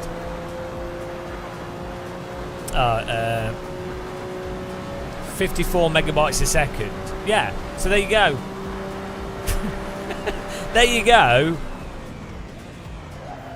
You could literally stream Blu-ray disc quality video, which is mental. That's 4K 24. That's really high quality. What features did you say for AC Evo? Just for it to run smoothly, use the graphics card well. I'd like in-game ranking system. I don't know. Yeah, just basic stuff. Nice force feedback, nice physics. I mean, single player would be nice, but I don't really care because I like multiplayer. But if it had a fun single player, it'd be fun to have like challenges and stuff to complete. Like, I like that kind of stuff. Ultra H UHD Blu-rays. What's that? Yeah, they'll be read at the same speed.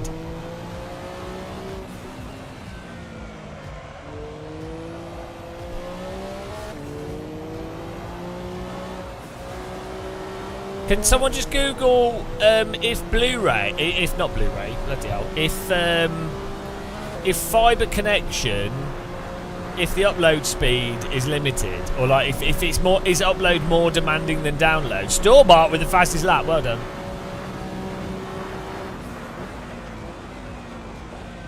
Yeah, I like. I think it's quite fun just doing completing driving. For some reason, driving games like Gran Turismo. I mean, I should try and complete Gran Turismo, but. Doing the challenges, I did it with GT Sport. I think it's quite fun. It's weirdly more fun with driving games, I think, than other games, because it's like, here's the track, here's the car, here's the time. So it's very like straightforward. So I think time trials are actually oddly compelling, and I'm surprised that there's not more games really doing them. Well, BRT, I'm not sure if there will be, to be honest, because the problem with internet is it's the lowest connection holds it all back, really. So, like, for ages, it didn't really matter if people had DSL. The internet was designed around 56K and stuff. So, like, all the media and things were all designed around that. But, I mean, obviously, some places had DSL and it was there, but you can't. You still have to design the internet now around 10 down or something. 10 down, 5 up is probably. If I was designing an online service, I would have to make sure that was, because that would run Netflix at 1080p and everything else. But obviously you could support higher connections as well. But the thing is, do you remember Stage6.com? Used DivX, and you could stream blue. Well, it was 1080p or 720p, but it looked DVD quality basically, and you could stream films illegally. But it was really good. Like it was really a distance. Like you'd watch it on your computer monitor, at like a meter away from a 20-inch screen, because you would plug in a TV through a SCART cable or whatever. At a metre away, it looked fine. It looked like a DVD.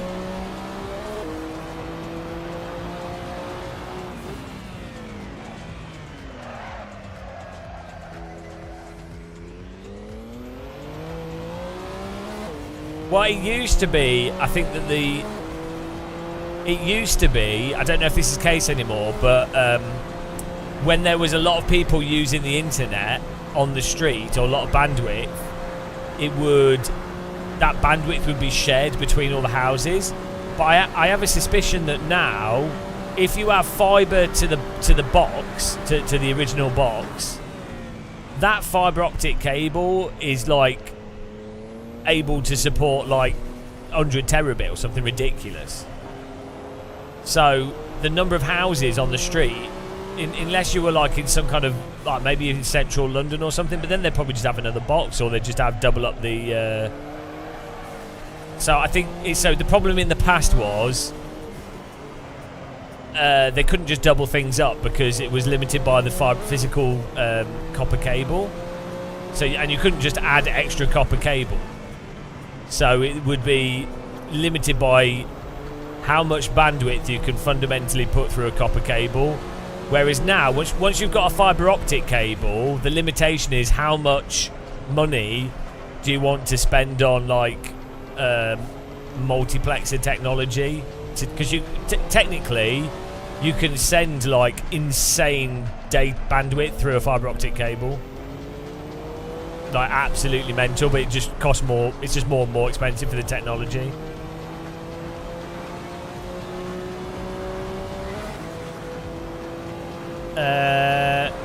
Since when would you say is fibre? Fiber's still no, it's more ADSL. So fiber's replacing ADSL in the UK, but I'd say it's like 90% ADSL.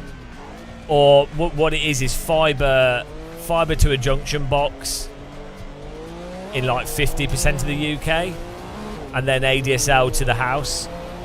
So like probably like 5% of UK. If I was guessing, you could probably Google this, but if I was to guess, 5% of the UK probably has fibre to the property. 40 to 50% of the UK has fibre to the box and then DSL to the property. And then the rest is probably a mixture of DSL and other copper solutions using existing lines, and then a mixture of Wi-Fi, satellite and stuff.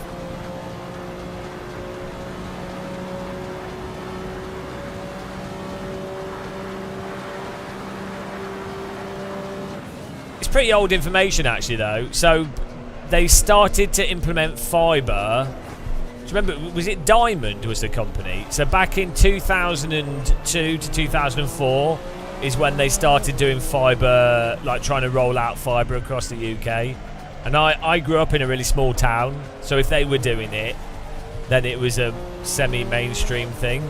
But I think the problem is you've got in the UK, there's quite a lot of rural communities that are completely left out. But if you're like a Burton or Nottingham, Derby, you know, Newcastle, that kind of thing, they've had fibre since the 2000s. A lot of business premises have good internet, and then you also had so you've got the main trunk, like Janet, the university trunk that goes down the centre of the UK. I think it goes to like London, Manchester, Leeds, Sheffield, up through Middlesbrough. It's like a big, it's like a core fibre optic network that's used for sending like research data and stuff, like crazy amounts of data. So I think stuff could branch off that as well. But that had existed since the 90s. I think. Might be confused on that.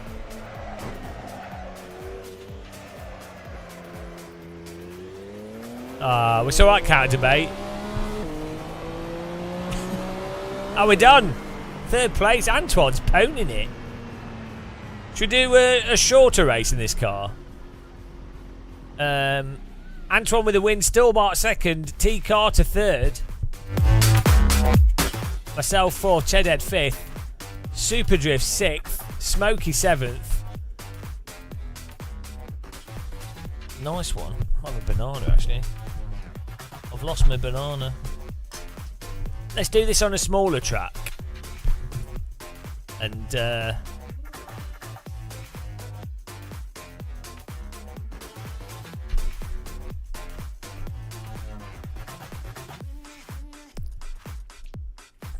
let's do a smaller track here.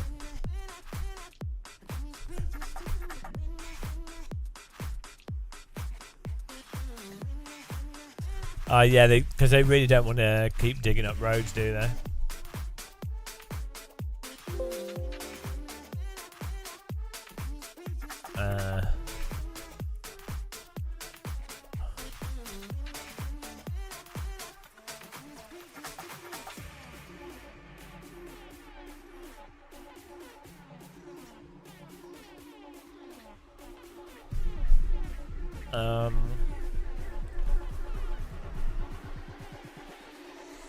Here we go.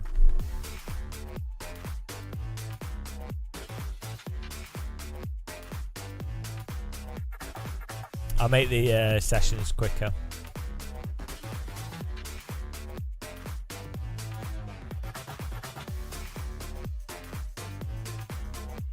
Alright, servers up. Let's go.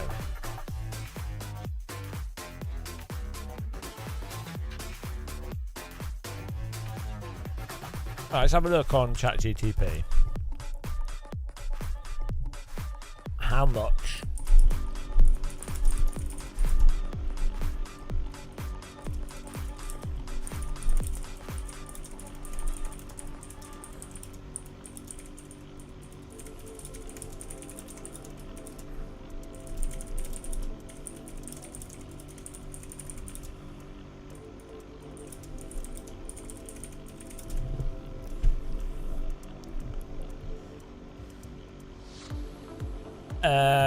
As of 2024, the broadband coverage in the UK can be broadly categorised into fibre optic, ADSL and copper connections.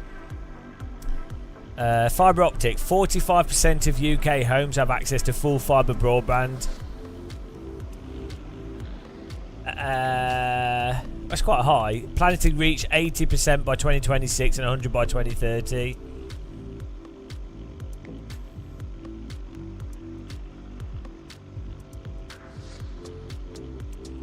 I think the problem is it's just people that there's good coverage in terms of house numbers, but then you have that issue where you have like little clusters of houses that are quite out of the way.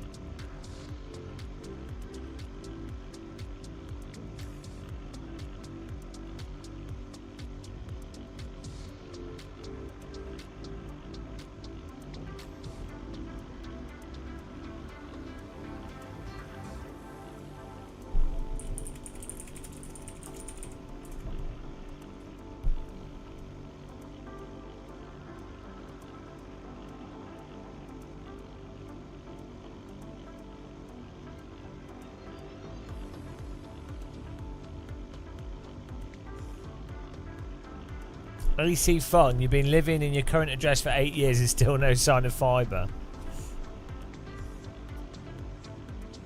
I'm just doing a speed test now. Oh, it's going. There you go. 80. Jesus Christ. 80 megabits. 87 mega upload. And that's with me streaming. So yeah, I'm getting 100 megabit upload. Power. can you imagine that in the 2000s? Imagine having that in the 2000s. 100 megabits per second. Oh, well, I might as well up the quality to YouTube. More data. Let's give you 15 megabit. Why not? Let's see what happens. OBS probably melt. Well, why not just give you 20? Oh, who cares? 20 megabit. All the megabits, guys. All the megabits. 20 megabits. Oh, dear.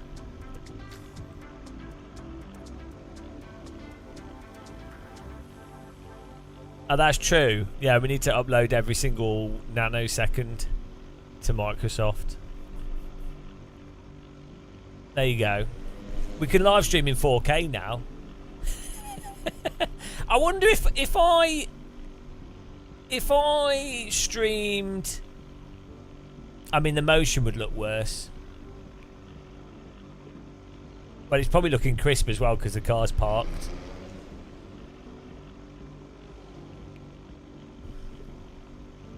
Also, if you stream at 1440, it uses a different codec, which, ironically though, Twitch's codec is way better than YouTube's for motion and gameplay, especially at 7 megabit Twitch looks the same as 12 megabit YouTube.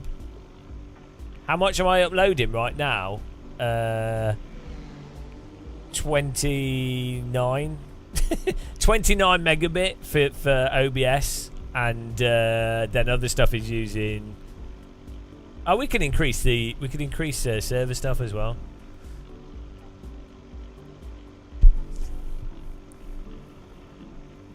Yeah.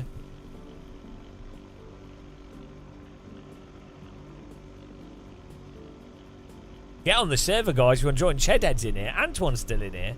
This is nice, chilled out Saturday drive. This full fiber. Yeah, full fiber sounds like you've eaten a lot of fiber.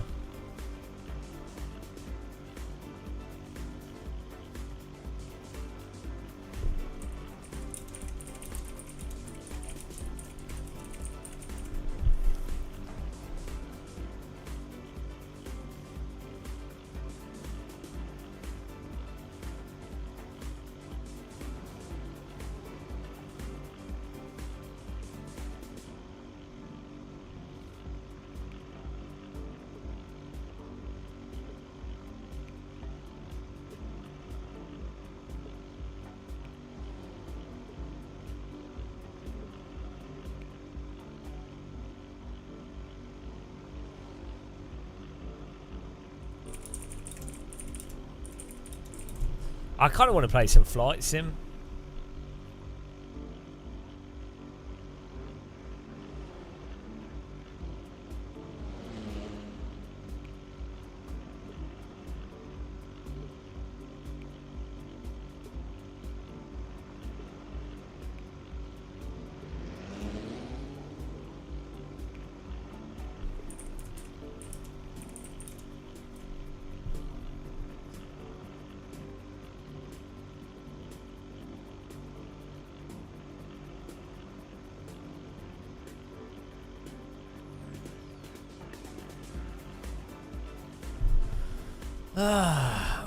Did you send a please to Microsoft? Oh, no, I don't.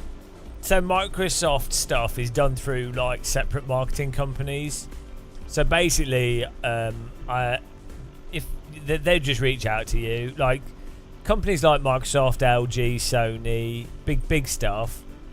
They all go through agencies. So what would happen is an agency would see your channel. They'd have a budget and a project, and that agency would then see your channel and they'd go, oh, okay, that looks like a good fit. Then they would contact you. Then they would work out how much it would cost for them, and if it fits in their budget. And then they would do an influencer check, and then they would check back with the Microsoft or whoever. And then that company then gets back and signs off on it, and then they sign off on it. That's the process for larger companies. Smaller companies will go, oh, hello, straight away.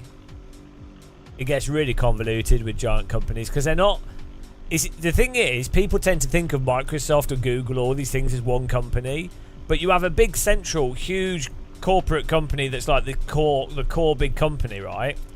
But then they have different departments that are often completely not communicating with each other properly and are totally different things. And then you have like shitloads of separate businesses that tie into that big company and that corporate entity, which they're not that corporate entity at all, but their business is entirely dependent on those giant entities or what they do to it for it. It's really weird.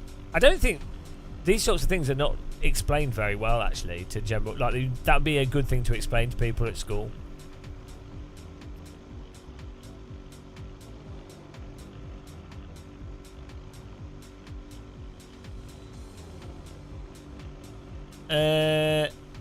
Yeah, I don't know. I don't even know anyone that knows Bill Gates. I know people that know Mark Zuckerberg. I know people that know Gabe Newell. Yeah, I don't know. I wouldn't know any way of getting in contact with Bill Gates.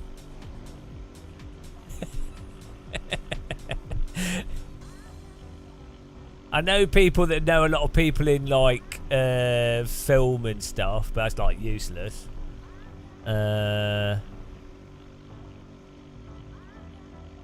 Yeah. No connection to Bill Gates. Sorry, guys. Sorry, it's over. It's over. I don't know any of the. They don't know anyone at Google either.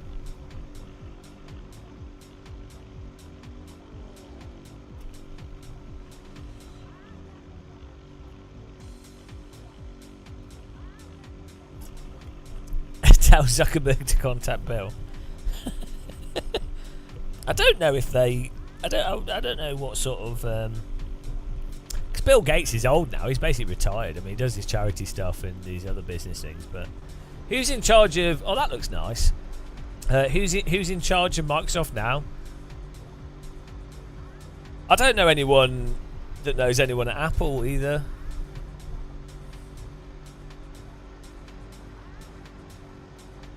Apple seems like a weird company, to be honest. What? Right, those of you in chat, which company do you think you would actually fit into? If you had to fit into like a major company, culturally, so I think I could fit into something like Valve. I don't think I'd be skilled enough to get a job there. I'm too dumb. But I think I'd fit into their company culture mostly okay. Fanatec. Yeah. I mean, I do like Fanatec, to be honest. They're really nice people that work there.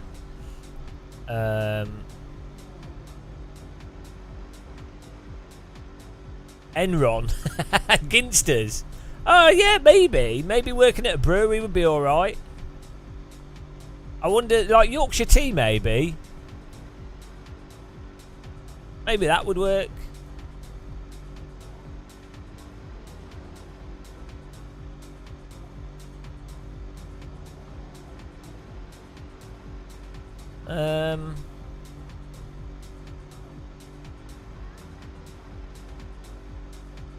Yeah, I wonder which. Don't fix my tape. Yeah, it's because I've been taking vitamin D because I haven't been getting much sun, and then I think I was just going a bit like weird in the head. I know something was happening. I was smelling like everything really well, and I think I maybe just slept really well, so everything just and maybe I was being a bit manic or something. Like I could smell really well. I could taste stuff really, really well. Maybe like the underlying depression had just lifted momentarily. It gave me hyper awareness of reality. It was very weird.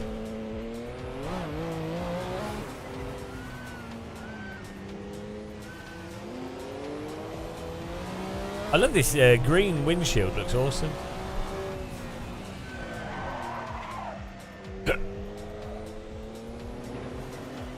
I bought it from Lidl's. I buy everything from Lidl's. I've only been taking 25 micrograms, which is 15 bloody micrograms too much. But it's the smallest dosage you can have. It's still it's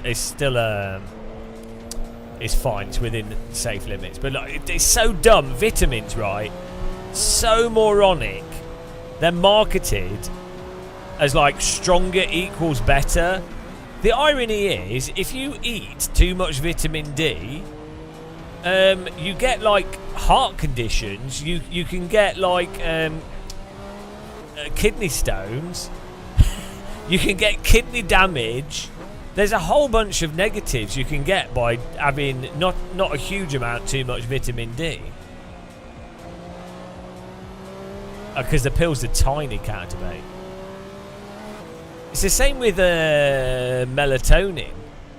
Like 2 milligrams, 1.5 milligrams is like a sort of ideal dosage. I'm not a doctor, by the way. It's not medical advice. But 1.5 milligrams is basically the ideal and probably the maximum for most people. And more of it doesn't necessarily equal stronger effect because it just doesn't work like that. So dumb when you actually want to get like a vitamin or something, but you want a safe amount of it, but they only sell it in like, it's like those vitamin C tablets. I mean, I think it's pretty hard to overdose on vitamin C, but like 5,000 times your RDA. It's like, well, who needs that? It's like, a billion times. Oh, that means it's a billion times better because it's stronger. Eh? The thing with melatonin that's potentially dangerous... Well, first of all, there are cases of people overdosing on melatonin and it can really mess up the brain in like a really weird way. Like, it's the same as being poisoned by anything.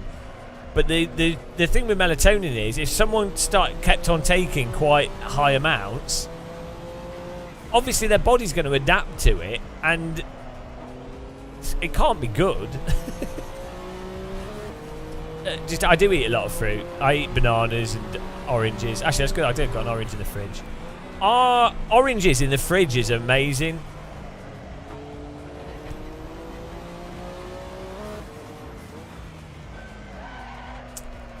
Putting oranges in the fridge and then eating cold orange on a hot day is really nice.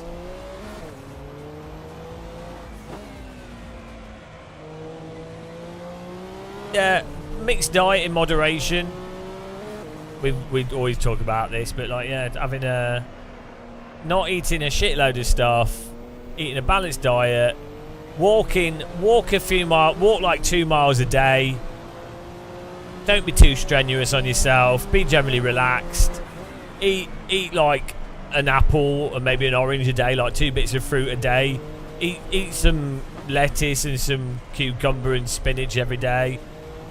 Have a fish. Occasionally have some ham or beef, whatever. You don't have to, but like occasionally, that's fine.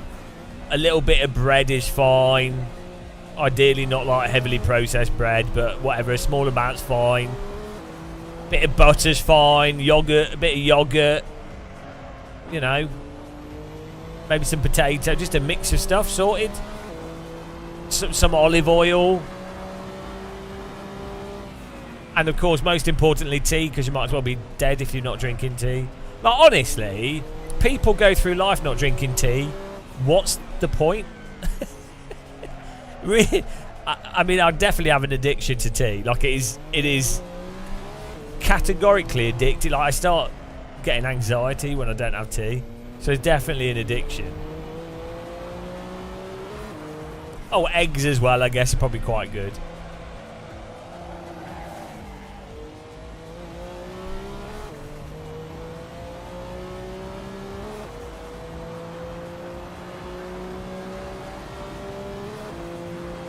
Yes, that's right, Tim. So you should be.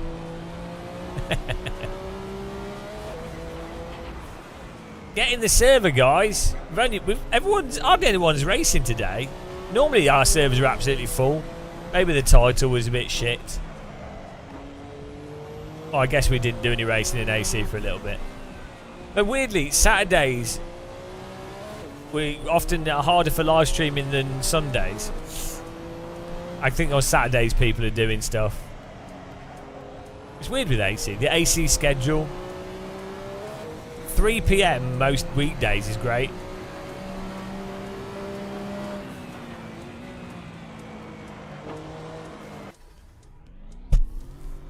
You tried. I think we invited you to the server. If you type !! server in Twitch, it should come up with the server link.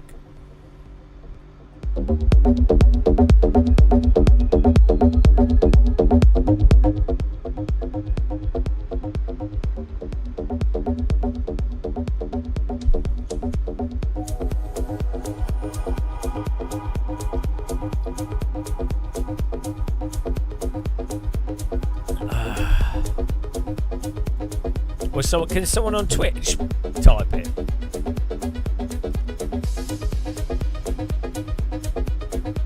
Nice. I'll get it. I'll do it.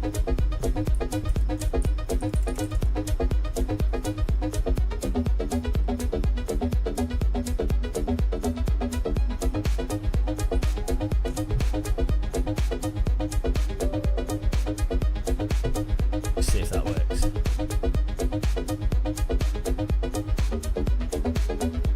That work? Oh, it's broken. Just kick me out. That's your fault. Hang on. There you go.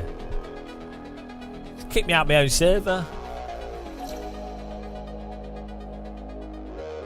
Oh, hang on. It's in the race. You'll have to join the next one. Oh, hang on. Is it full? Did everyone bloody just join it whilst we were live? No. Hang on. What is going on? It's like 13 people, but... Oh, I think this is messed up.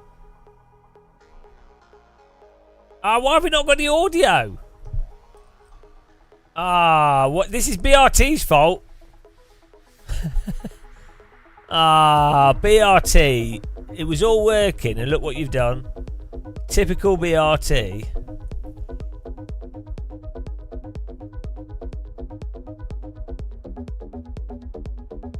Ah, bloody hell.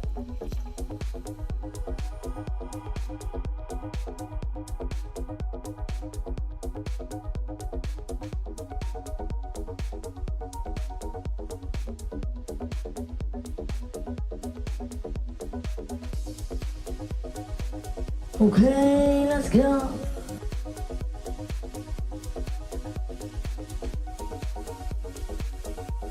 What? Ah, hang on.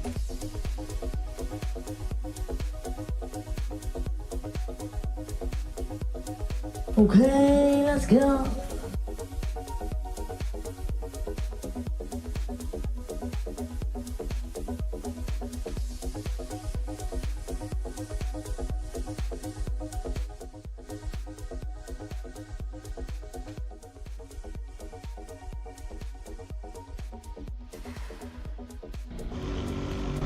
Yes!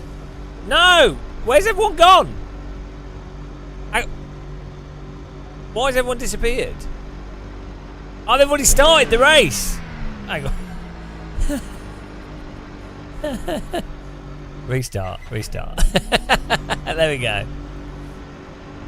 Sorry, guys. I just spawned on the starting grid and I'm like, where is everyone?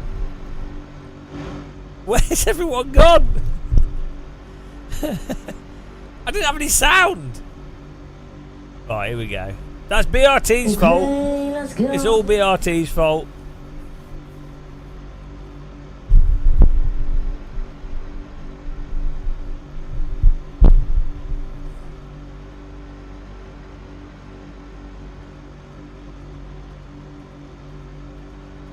Right, we have to beat Antoine.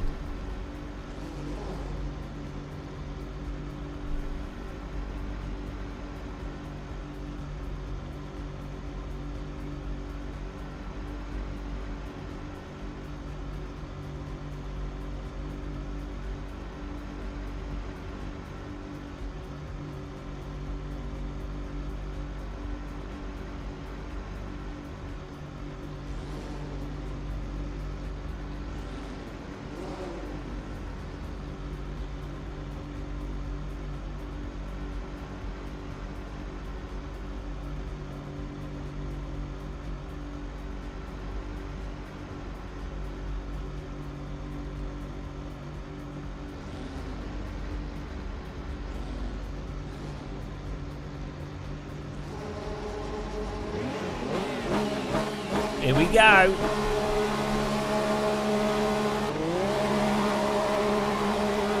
Light it up. 2, 1, go. Thanks, 07 buck. I like this. This new UI stuff's really nice. It just looks nice and clean. It's like a.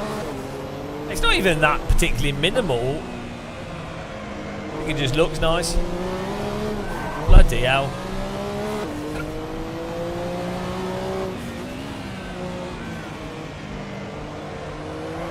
Ah! The rear of this car's going.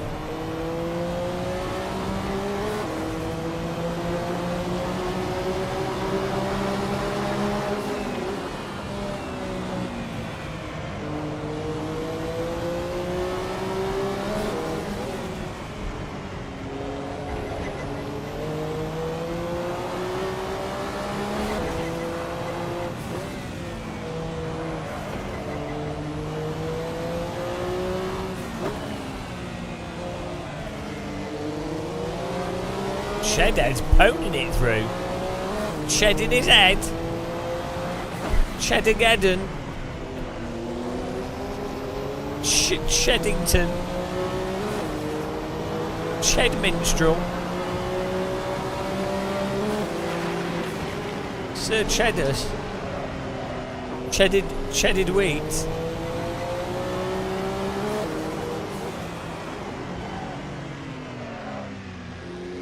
He's drifting. I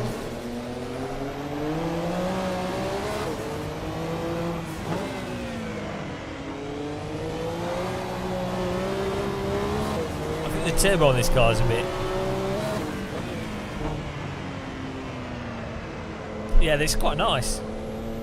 Yeah, it's quite good with the drive with the numbers. Makes it very clear who's where. The Venom, that's French company. Only at Sim Racing Expo. They're really nice guys, actually. I keep bumping into them at Sim Racing Expo every year.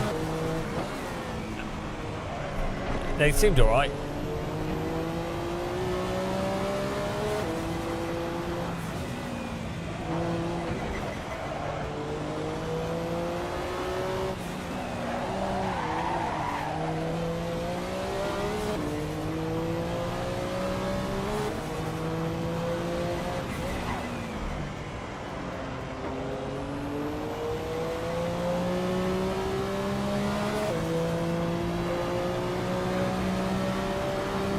Well, I'm using House in Veld Ultimates at the moment, which you would be able to see.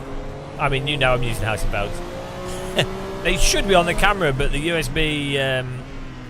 I'm currently using the USB port for my camera, other camera. But hopefully the HDMI cable arrives, and then I can use that USB port for the...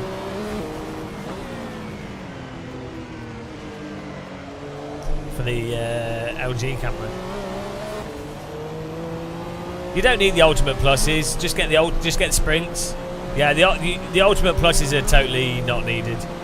The only people that it's worth getting Ultimate Pluses for is if you have a real car and you want to match the pedals up to that real car. Maybe you have a sim center and you know, you don't need them.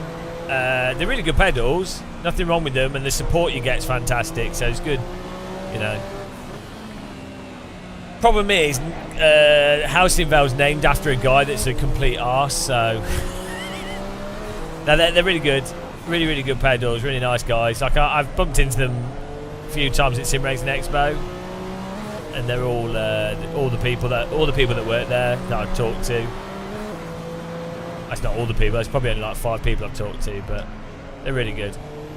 And then you'll find it hard to find a bad word about them online. So, but yeah, if you like, I would say if you particularly like for the sprints or just House in Vale pedals in general, if you like tall sim racing pedals in particular, and if you like pedals that can be dialed, set up how you want, but generally are on the sort of stiff side with a bit of travel, then they're probably the pedals to go for. If you were looking for like stiff with no travel pedals, then they're probably not. You can set them up like that, but they're probably not the default one to go for. And if you don't want particularly tall pedal faces, then I wouldn't go for the house in veil pedals. Also, if you generally like more sort of squishy and lighter pedals, like much squishier and much lighter, then I would probably go for other pedals. And if you're on a budget, I'd just go for Fanatec CSL V2s using my affiliate link. I don't have an affiliate link for housing veil, so they're terrible. Yeah, I think I don't like Assetto pedals. I think they've done a really good job with their wheelbase, their wheel rims, the pricing of stuff, and the guys I've chatted to at Assetto are really nice. But I think their pedals are terrible. I think they're awful. Like, genuinely, the worst pedals in sim racing. I'm sure they work fine, but I think it's a load of bollocks. The whole like mega stiffness thing. It's like, well, that just means that you can't add in your own damper to them because they don't have the available play on them. If you wanted to, then the pedal tray is like really harshly set up. Just too stiff. Just don't. There's nothing necessarily wrong with them. Yeah, but it's just like the marketing of them as well, where they're like, realistic pedals, stiff pedals, real cars are stiff, and it's like, well, they know that's not true. They know that some real cars do have very stiff pedals, but some don't, and it's entirely up to the person or the type of car. So, you know, it's I kind of feel that again, I don't knock them because their wheel bases and stuff are really good, and what they're doing, the pricing is really good, and they seem like nice people. But I think their marketing of the pedals and the general nature of the pedals, I think the pedals are just a bit rubbish, personally. Don't get me wrong though, I think those pedals are a lot better than the Moser pedals, and they're better than Thrustmaster pedals. But I'd say of the high-end pedals, they're the worst of the high-end pedals. That's my current view. Yeah, I don't like the Moser pedals. They just feel cheap and tacky. I like the ImSim Talento pedals, feel really good. The Housing Veiled Sprints and the Housing Veiled Ultimates. I took the damper off the brake. Off the accelerator, because the damper just has play on it. It makes it feel worse, but in some ways makes it feel realistic, but worse. I've used like a bunch of hydraulic pedals. They all felt shit. They might feel realistic, but real car pedals are often shit. Why would you want that in a driving sim? It's hard enough driving with perfect equipment. Well done to Antoine, T. Carter, myself, Chedhead in 4th, Smoking Kipper 5th, Dangam 6th, Kubis 7th, Super Drifts 8th, Delormon in 9th, Smokey in 10th. Let's do another race. Let's go to Porsche Cup car, guys. That'll be good. Yeah, the thing is though, you really need to try pedals for yourself. I just think companies should be more careful generally when it comes to marketing the pedals. But I get it. It's difficult to make your pedals stand out, and it's difficult to like market stuff and associate yourself with high quality. So, the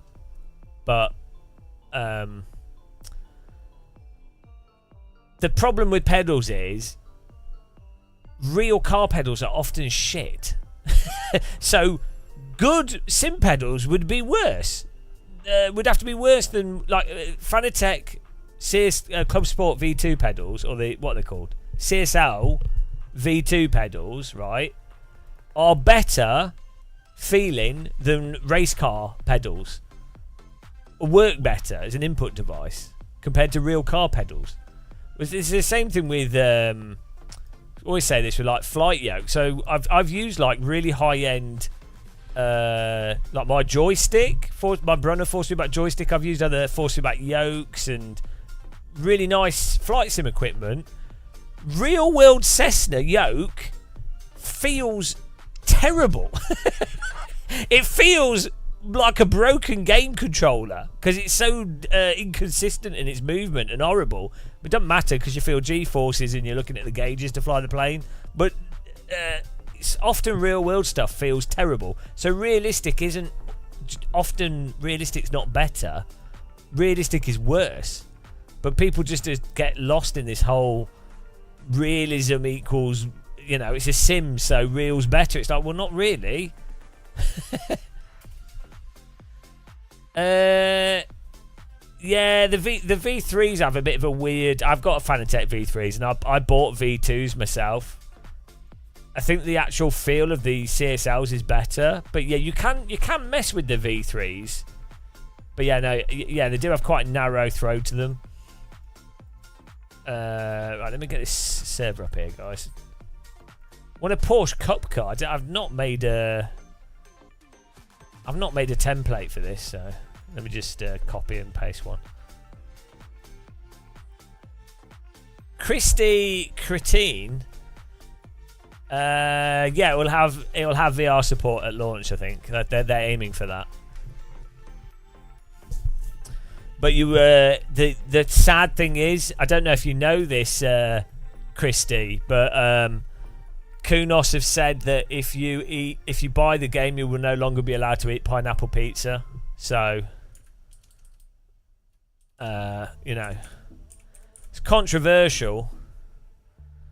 It's really controversial. I don't think many people noticed that in the small print, but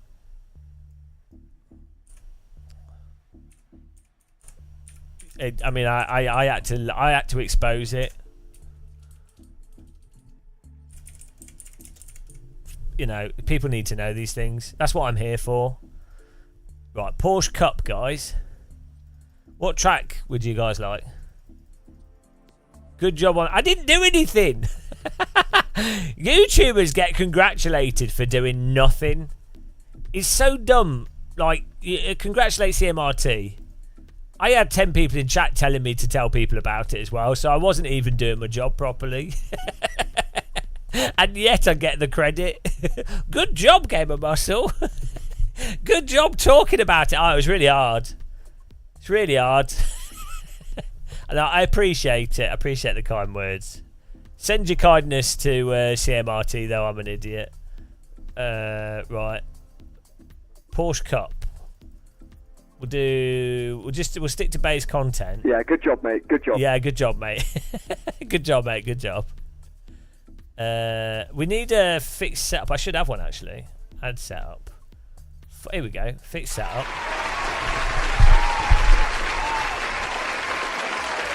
Yeah, we could do it. Do you want to do Magello? Chedhead's called it Magello. Where's that? Germany? No. Italy. There we go. Magello. Should know by now. 24 slots. Conditions we can have. Let's have few clouds. Track temperatures down. Fixed setup. More in the morning. I could do with downloading Watkins Glen. I'm just setting up this as a new server, so just give me a second.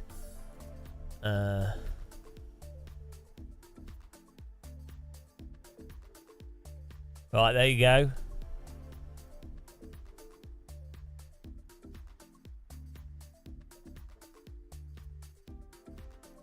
Right, servers up. Game of Muscle Live, Porsche Cup.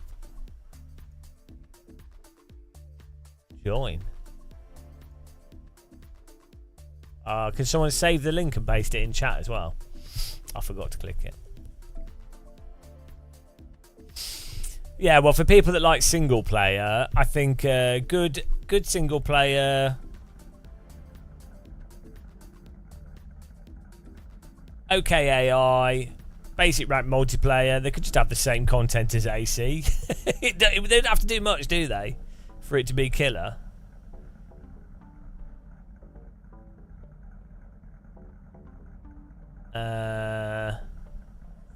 Wayne Hayworth. Keep everything else the same, yeah. Rio, you're reinstalling AC because it says ACS.exe is missing. I'm not sure what that is. You could just do an integrity check. Well, I do think so. AI is a difficult thing to do well, but so imagine if AC1 had really good AI, that really helps for a game that's got a lot of mod content. Having really good AI means that you can race stuff that nobody else would want to race online.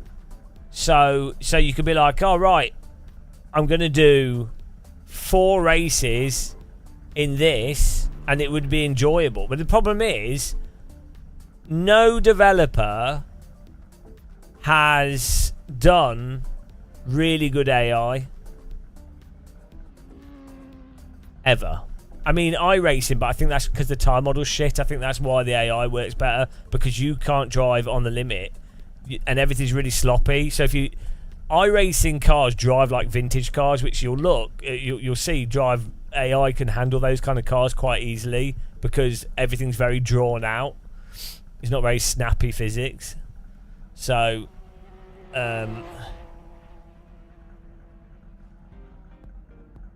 race room AI isn't too bad.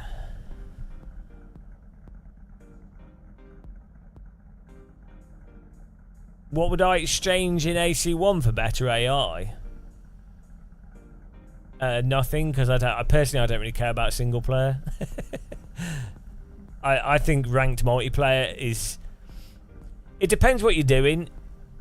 I would say if you can do a really good single player, actually really good, then it's worthwhile doing decent AI. If you have an actual fun single player with like well-designed single player, you know, proper 25 hours, 30 hours of gameplay, bit of a story there, you know, interesting structure to challenges and things, that'll be fine. But you're building a single player game, which is fine. But then still, that's not a kind of game that's going to have a long amount of longevity, generally speaking. But that's when I would value AI. Generally speaking, for a driving sim, I think AI is good to have if you can have it. But realistically, ranked multiplayer is the real thing that you need, because it's always going to be more interesting racing against real people. It's always going to be more fun. Not yet, counter debate.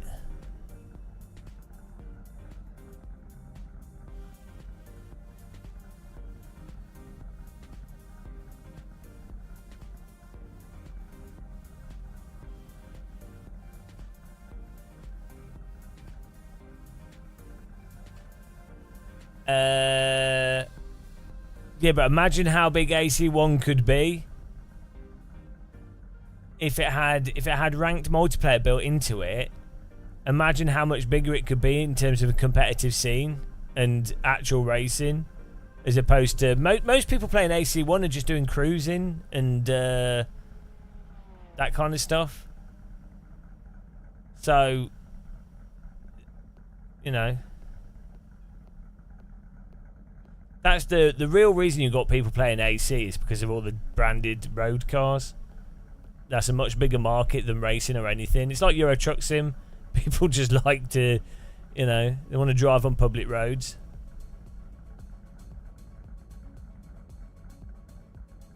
Yeah, LMU is good, BRT, yeah. The netcode and the structure online is really good.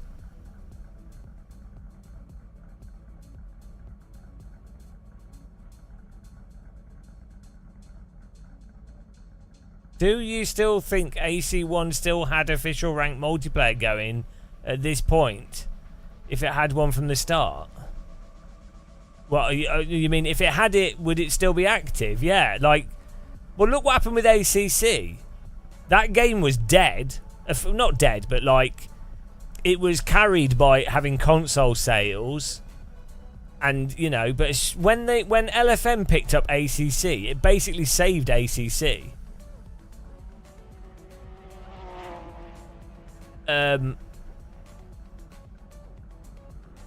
So like, if ACC had like the LMU style multiplayer, or if AC1 had it, I think AC1 would be like probably would have overtaken iRacing in many ways. as like the default online racing platform, just from sheer price and embedded user numbers, because you'd have so many people that would just be like, oh, they're playing AC for cruising and other stuff, but they would load the game up and they'd be like, oh, there's a race in an hour, I'll join that.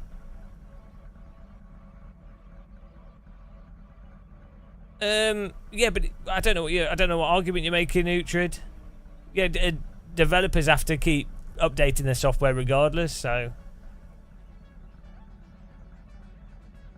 Yeah, well, but why they wouldn't necessarily have? I don't know what argument you're making. It's just like, yeah, that's what happened, yeah. But do you think if they had inbuilt ranking and that ranking was massively popular, do you not think that rather than doing ACC, they might have gone, oh, hang on a minute, we need, or if they do ACC, they'd have gone, oh, we need to put ranking into ACC. Yeah, but it could be even bigger. It could have been bigger with rank racing as well as what it is. So I don't know what you're saying. Like, look at R Factor 2. Had a certain amount of users that were playing R Factor 2, and it always had people playing it, and there were people doing it for league racing. Always had people playing it, even though it was pretty dead. Always had people playing it. As soon as they put in the ranked multiplayer into the base part of the game, they've had a much larger number of people that are loading in to do ranked multiplayer. Even from my perspective, I've loaded into R Factor 2 and LMU, but generally speaking, I load into LMU and have played LMU when I otherwise would never touch LMU because I could just drive those cars in something else. But because it's got the rank racing in the server, occasionally I'll load it up and I go, okay, I'll do a GTE race or something. I wouldn't load it up otherwise. So, yeah, like Race Room, when they had the active ranked servers, I would live stream it. So that's like a live stream I do is 200 people to 500 people watching a video game, and a small percentage of them will be like, oh, I want to try that. So that's the thing. So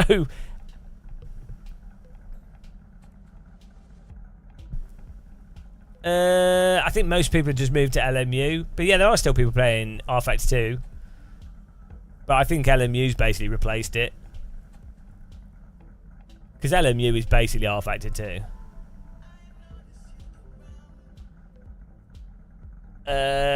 Make sure that when you launch the game, it's using the sound card.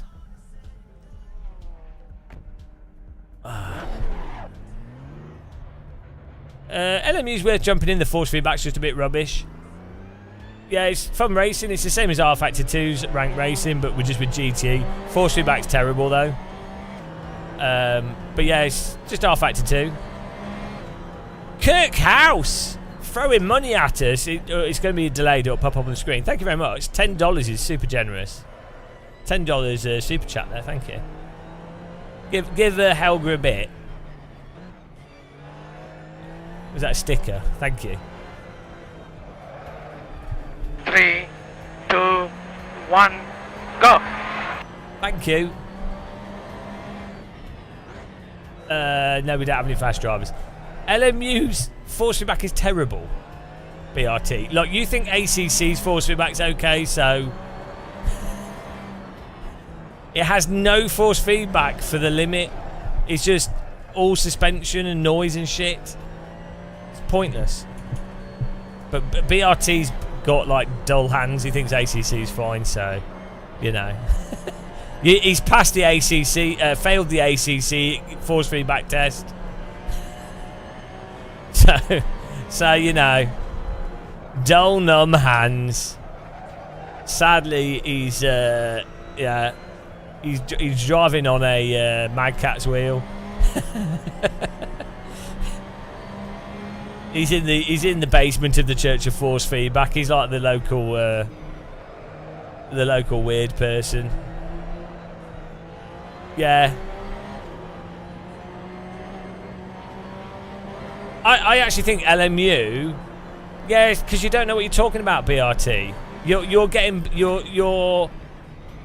are one of the intellectually impaired people that is blinded by suspension travel, track noise, and overly aggressive self-aligning force, which is why you think ACC is okay. As well as I say, R Factor 2 also just has very easy to drive cars with massive amounts of controllable slip, so it means that the shit force feedback doesn't matter. But yeah, you don't understand that you need to feel where the tyres are at, and it doesn't have that in R Factor 2 and LMU. It doesn't have a range of force for the tyre grip. It has a range of force for suspension, range of force for pointless shit, stuff that's not really important. AC though, the glorious is right. Why is it that only Assetto Corsa 1 you can feel how much grip you have whilst braking? That's the litmus test. If you can feel in a sim how much you can brake before the wheels will lock up, that's the test. And if a game can't pass that, it's failed. I'm sorry.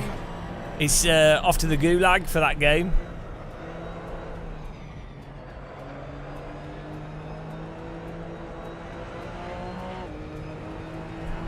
No. So a lot of games have vibration and the force feedback gets light when you lock up, but that's after you lock up. Bloody hell, dipped a rear wheel there. So what you need is a range of force feedback before your wheels lock up, which could come from God knows what. I don't know.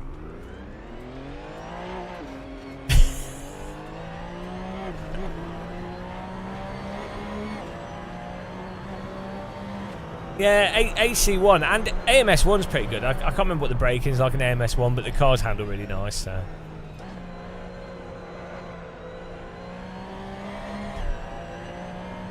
Yeah, no, me too, BRT. No, hang on, but you like terrible force feedback, so you'll be like, this is amazing.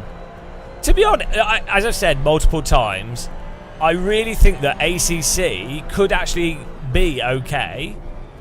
I think that its force feedback is because of Unreal Engine and it adding latency and dulling the detail, adding latency and just something like to do with Unreal Engine. I feel like if you were to put ACC physics code into AC1 graphics engine, I have a suspicion that it would feel a lot snappier and precise, and also have more depth to the force feedback.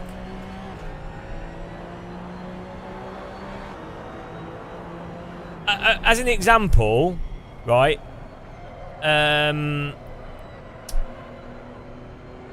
Rensport uses aspects of, like, I think it uses, it's either Pajenka or it's like similar tire model, licensed tire model from R Factor 2 or whatever, or like similar approach either way, regardless if they've done it or they've licensed it or whatever, right? But it feels less detailed, more muted and more delayed than R Factor 2.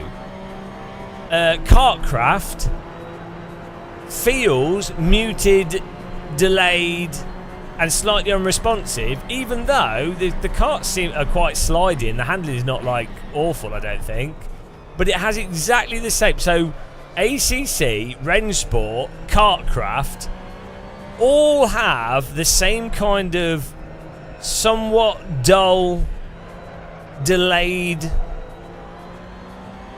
response to them, right? So the common denominator, I can't think, name a single Unreal Engine game that doesn't have that aspect going on with it. So I genuinely think that there's some, obviously graphics engine is separate to physics and there's a whole other components, but I think there's something going on with Unreal Engine, which is why I was really happy to find out that AC EVO, is not using Unreal, and also that new straight 4 GT Revival, they're going to call it something else game. I was really glad they're not using Unreal.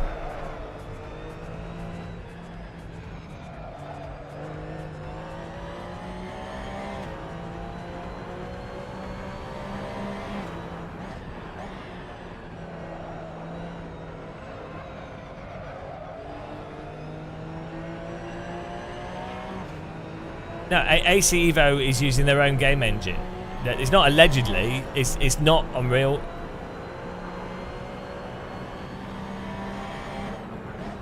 No, it won't be using Unreal 5. It's using something else. It's not using Unreal.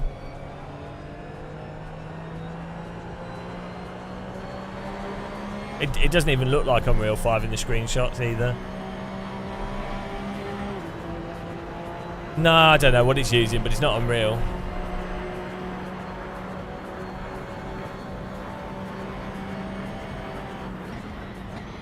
It certainly doesn't look like Unreal 5. Unreal has its own...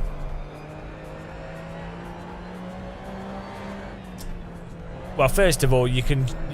there's like a weird lighting shade. There's a shading style that all Unreal Engine games tend to have. Some more or less than others. It does depend. Unreal 5's a little bit more unique looking, but there's a certain quality to it, especially when you see it moving.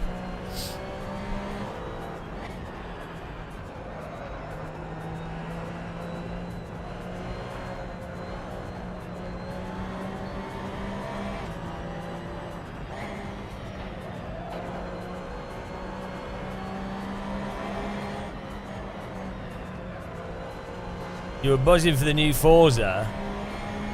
Yeah, I think it's just a bit sloppy. I think Forza's management's all over the place. I think the idea of Forza is really nice though, like the qualifying and then the race events and the content. The game's just a total mess. Total mess of a game. Frame rates, camera settings, car choice, like the whole thing's a bloody, it's just like incoherent.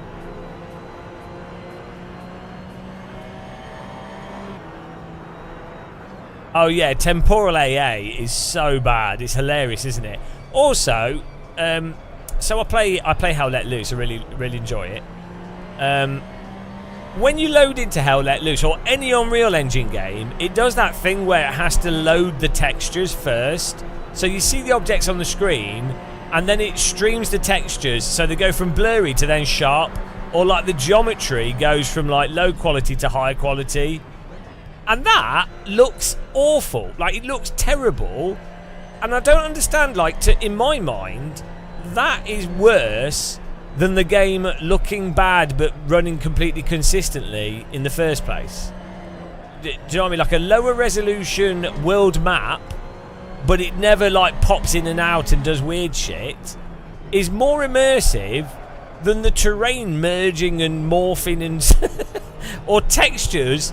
If I have to see a texture load in every time I move position, so like in ACC, if you have to go from one bit of a track to another and it has to load the track in and stuff, that is massively immersion breaking for me. That to me makes me feel like, oh, I'm playing a game. It doesn't feel solid. So I would much rather have something like iRacing graphics, for example, that's consistent than stuff that's popping on and off. Yeah, well, we should have both links, Uhtred, for both Moser and Fanatec. But yeah, we can update that. I have affiliate links for Moser, Fanatec, Amazon, Ione water bottoms, Ion 8 water bottles. We should have some ones to show off. Highly recommend them. I've got a 10% discount code. But they're awesome. I've been buying them, and then I like them so much. I contacted the company and asked if they wanted to work with us as a partner, and they were like, yeah. So that's cool. They do tea thermoses and stuff. I'll have a look at Uhtred. I don't know why it's messed up.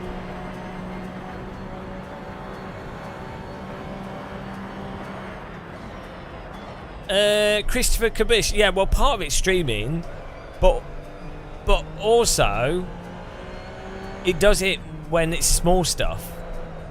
So also the whole environment works in AC1 and many other games. So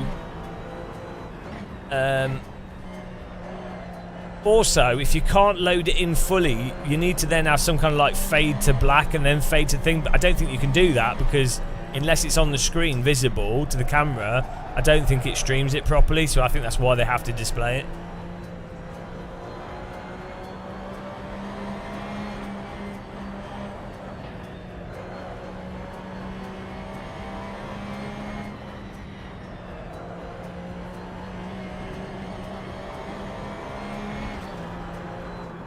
We're gonna murder Cheddar here.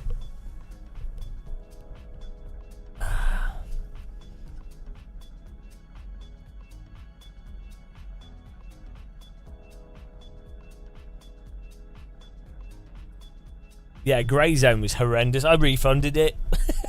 I played it for an hour and a half and I was just like, this, I can't put up with this. Like, Grey Zone looks really good if you're on like a 4090 or something and you put it all on full graphics and you're watching a video of it. But when you play it yourself on a 3080 or a 2070 Ti, it just looks like ass, and then stuff's popping in and out and I have seen the new test drive game, but it doesn't look amazing, to be honest. Christopher Kubish, you could download the Porsche sound mod and install that, or you could just click replace car sound and pick another car in Content Manager. I'm gonna go to the next session, guys. You can join the next race we do.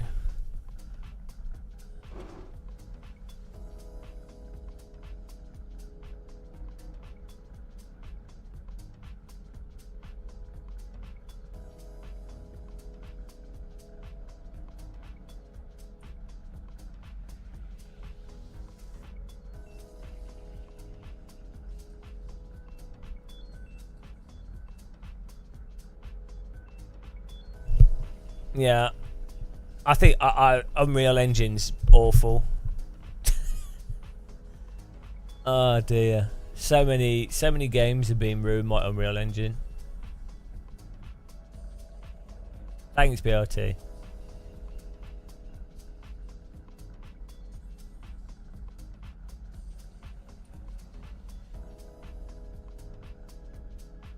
Here we go.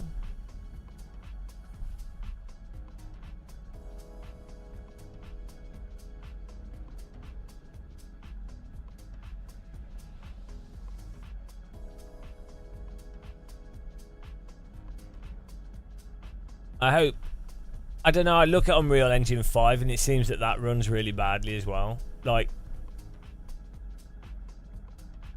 I think Unreal's just so bloated. I think it can work for certain types of game, but if a developer's really careful with it, but they never are.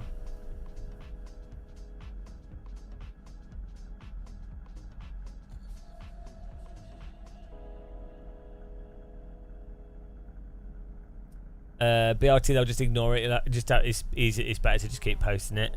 I will save it and then I'll have a link, a bind to the link. It's a macro. Here we go.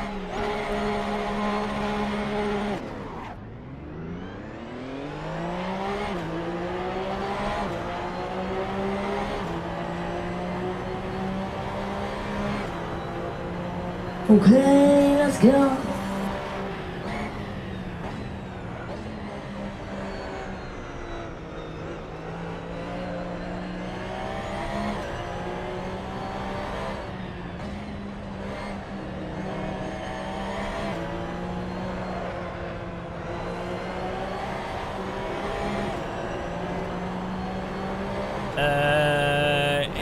Well, Carmack left, didn't he, as well? They did Rage and Idtech's still used in the Doom games, I think, and they're really good and they run amazing. So those Doom games are incredible. They're probably the best. That's probably the best running game engine that exists. Graphics to performance. Doom engine and Madness engine look and run so well. It takes 7 by now, I think. I think it's not the easiest to develop in. When is that new Doom Medieval game coming out? I also need to play the last Doom. I haven't played it. It'd be awesome. But when I played the first new Doom, that's when I got COVID, so I'm traumatized. I don't dare play Doom, so I feel like I get COVID every time I play it. Doom could have been the last game we ever played. That would have been Final Doom. Ah! Oh! That's a pun, guys. There's a Doom pun. Don't get that anywhere else. Tim Carter with the fastest lap. Well done.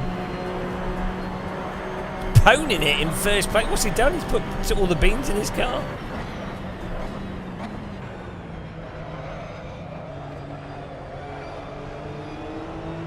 Tim Carter, more like Bean Farter.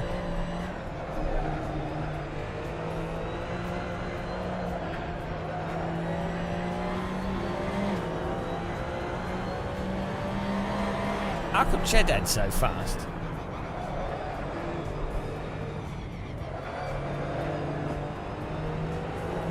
What's a good mod track we could do with this car?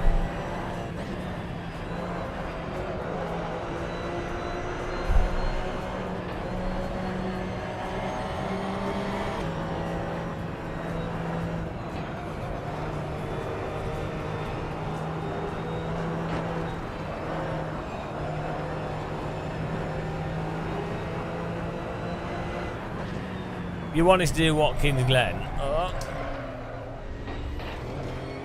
Okay. We'll download the Watkins Glen track.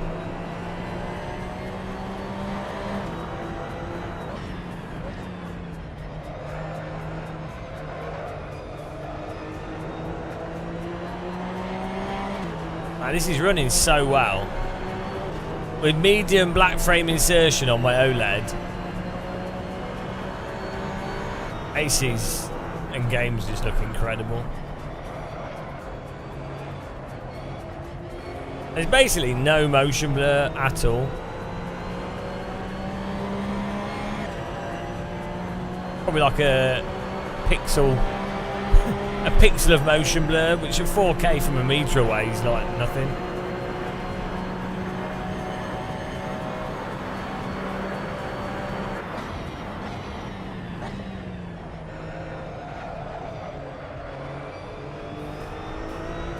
I'm coming.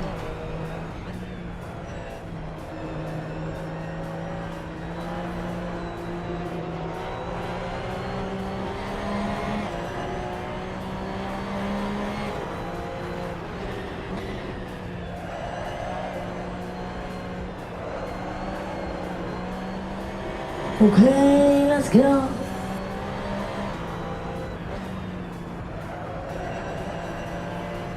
Isn't Fontenay like that huge track?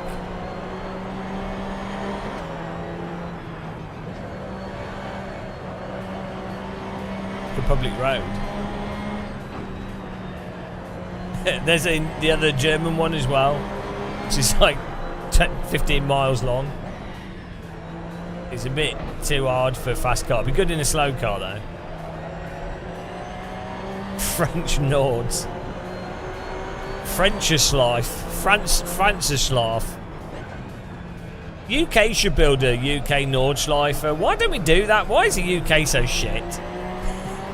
They should extend around Brands Hatch. Build like a giant...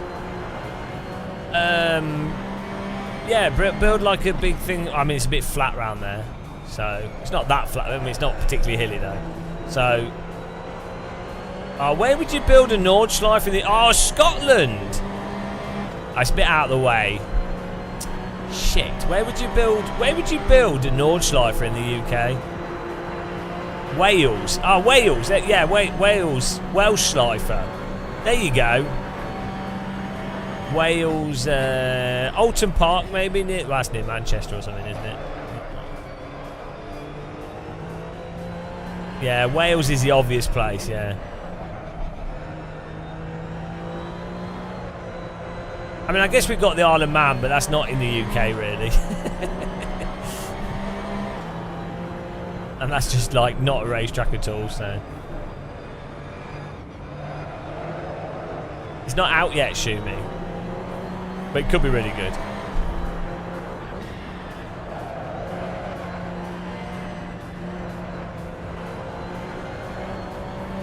Also, did you not see, Shumi? Moser are doing a force feedback joystick, like a high-end 12 Newton meter force feedback joystick.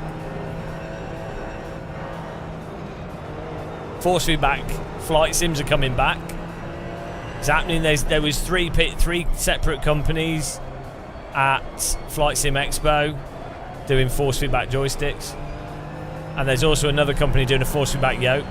So that's four. There's 5 companies now doing force feedback joysticks.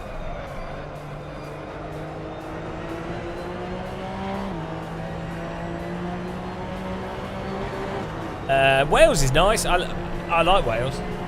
Really nice countryside. Wales is nice.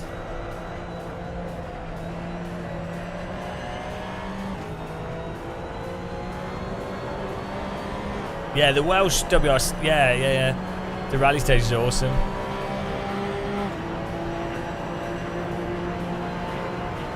I wonder how that would work. Like, how would you go about getting a racetrack like the Nordschleife built in Wales? Like, what would it take?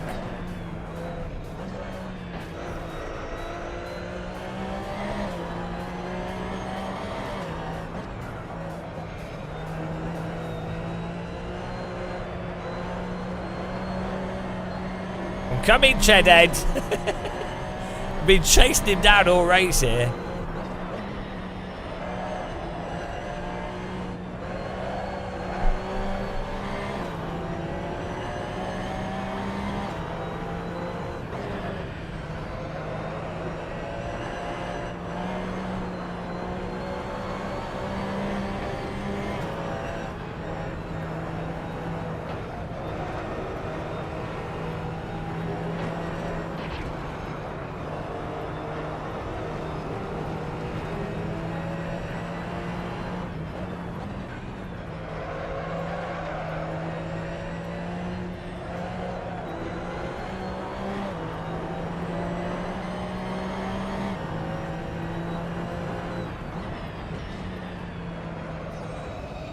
Oh, he had to turn out of that because he overcooked it.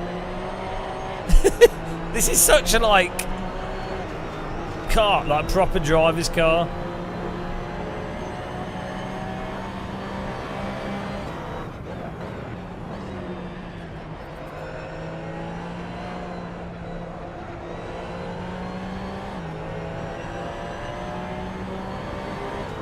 Oh, is anyone from CMRT watching the live stream? Anybody from this that developed this the app in the live stream? Oh, Thomas Schmidt with the fastest lap. Filth. Just occurred to me the pedal trail should have upshifts displayed on it as like a line for each time you upshift. Like maybe a line for an upshift and a coloured line for upshift and a coloured line. Vertical line for a downshift.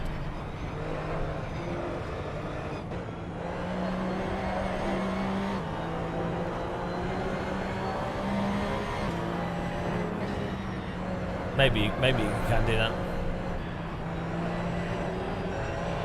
5 years of terrible force feedback, RG. It's been the dark ages of sim racing. 5 years of what a waste. But to be fair, it's been good. It's good for UKOG and Jardier, so I'm happy that ACC existed for them. So it's not been a total waste. it's good that it's allowed like people I like to be able to make money. So it served its purpose. 5 years of numb hands. Yeah, that's the best part of ACC is OG UK and Jardier. That's it. that's the only positives of ACC.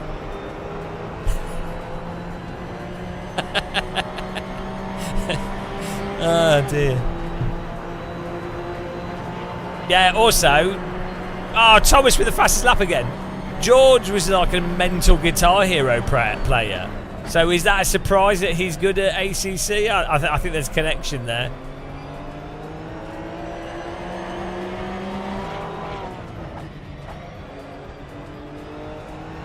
The pace car is out of control. JJ Gaming, thanks. Oh, also, I think it's helped James Baldwin as well, so that's good. There you go. Three positives. James Baldwin, Jardier, and UK OG. Oh, no! No, be schmitted! Ah, bloody hell. Schmidt the bed.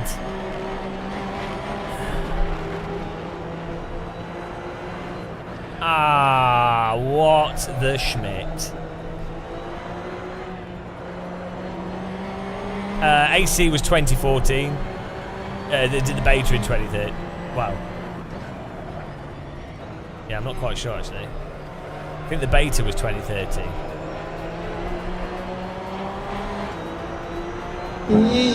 Thanks for subscribing, welcome.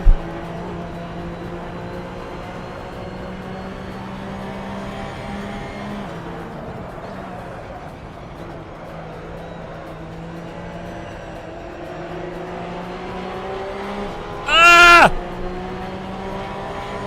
No! Give me the draft! Ah! Oh, I got Ched-headed. It's good racing. Ah, 53.6. Absolute cheat. Oh no, hang on. 10. We were. Hang on. What's going on here? That timing is. Oh, it's a lap time. The gap was 700s, 800s. Good racing. Thomas ruined it though. The ban Thomas. T Carter with the first. T Schmidt second. Myself third. I know. I got third. So we beat Chedhead. What's going on? Or did he? What's happening? Chedhead fourth. Super Drift fifth. Did I beat you? It says here I beat you, but it says here that you beat me. G Francisco sixth. Why does this timing board think I'm in third and you're second? Oh, because it's. Hang on, what's going on here? Let's have a look at the. That's weird. You broke the timing board with how close we were. No, look here. It says you're in front of us by one. Hang on, by 100th. It's messed up. Like all the different apps, it's so close it doesn't know. So you're in third on this one by 100th of a second. No, 1,000th of a second. You shit! How dare you beat me by 1,000th of a second?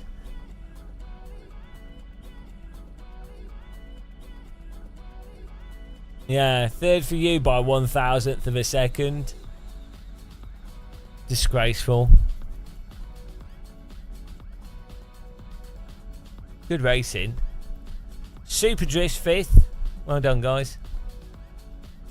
What do you mean? What my stream hours? We do live streaming all the time, so we don't really have hours. I try to stream around about 3-4 p.m. And I try to do at least 4 or 5 hours a day, but we often stream for like 12 hours. How long did we stream for yesterday? We did all the cables. I think we streamed for like... well, we weren't necessarily live for 14 hours, but we were doing stuff for 14 hours. Right, new track. Oh, my Steam hours like 2,000 or something. Let me have a look. Yeah, like at least more than 10 minutes. Do you think I can get a refund for AC?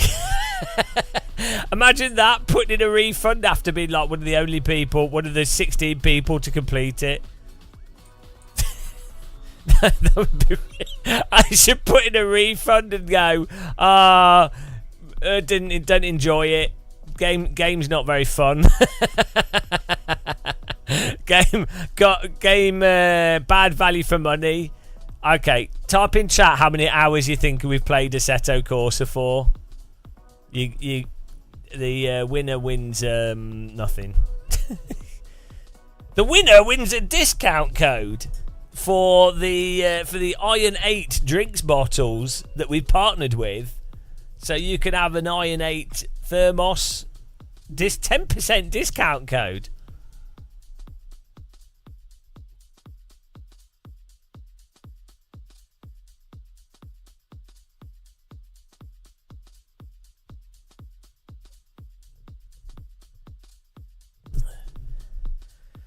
Okay, well, I tell you what, guys. Type how many hours you've got on AC in chat, and we'll see if I've got more than you. Type your Assetto hours in Steam. Thomas, you're such a shit.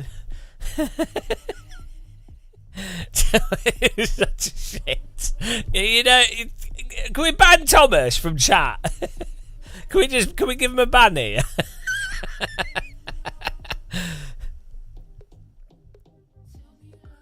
How can you have 15,000 hours? Do you mean 1,500?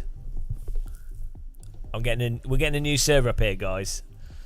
I'll paste the invite link in as well. Someone wanted to do Watkins Glen. We'll have to bloody download that. Counter Debate or whoever it was that had it, can you link it? Oh, look at all your weak source hours. None of you have my hours. You guys are pathetic. I'm on 2,771.3. Thanks, Thomas. How are you guys so weak at AC? 2,700 hours.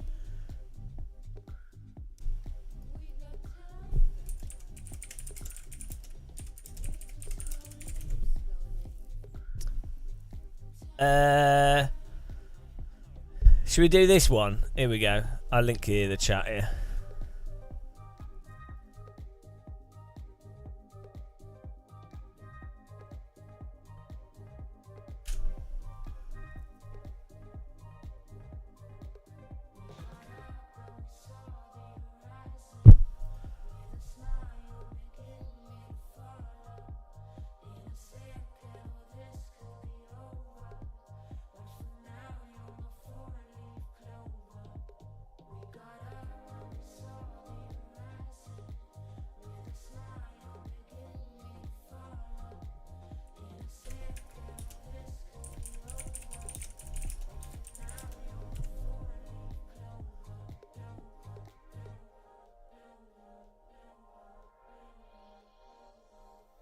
So 2,771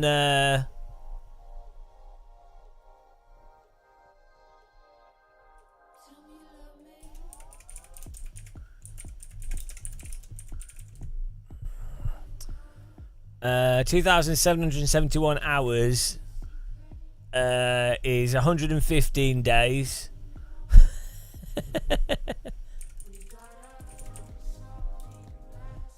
Which is 3.79 months. My goodness! My goodness! 3.79 months of AC. That's how much of my life. Almost 4 months of my life playing a driving simulator. What a waste. Do you see what we could have done with that time? Seriously, man. Oh, What are you doing? doing? Seriously?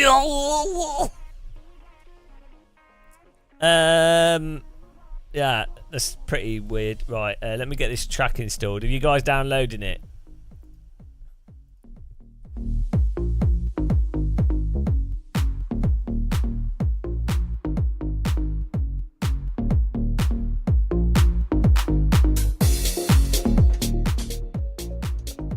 $2,500 in Dono.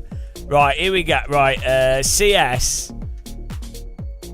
I have 2,005 hours in Counter-Strike, 650 hours in Rocket League, 73 hours in PUBG, 161 hours in Hell Let Loose.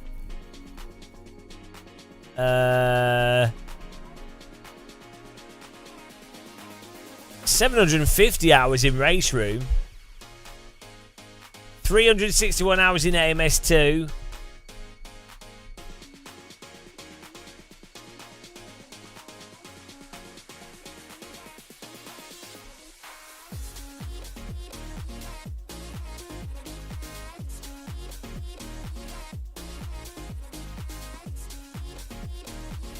$592 hours in Project Cars 2.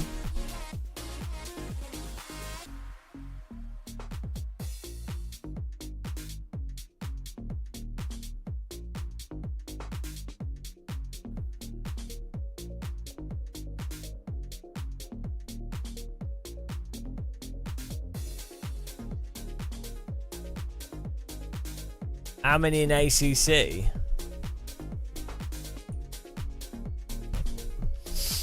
$650 hours.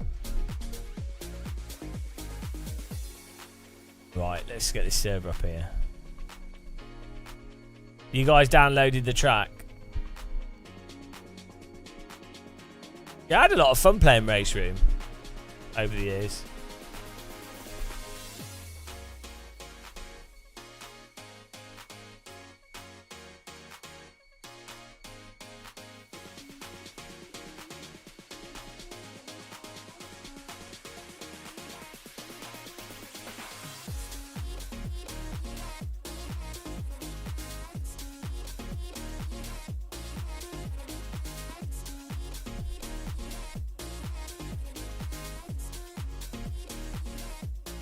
Are you ready, guys? Watkins Glen, here we go. Off to America again. How many? There's some really good tracks in America.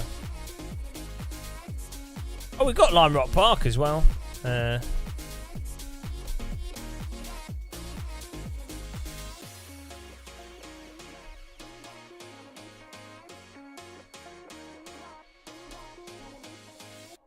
Here we go. How many slots has this got? Oh, it's got plenty of slots.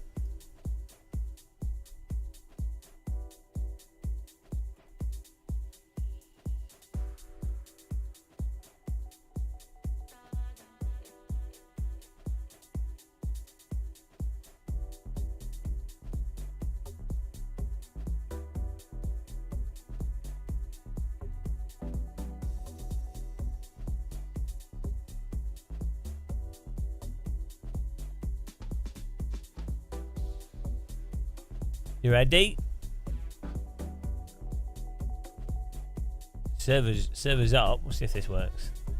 Oh, hang on. It's not up. It's not up. It's not up. It's not up. Not up.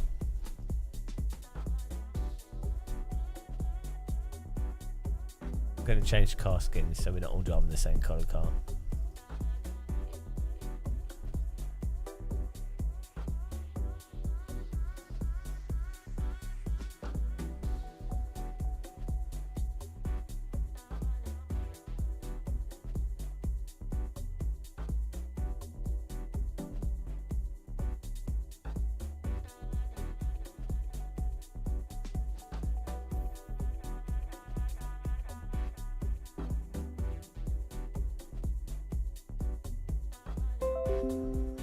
It's up now.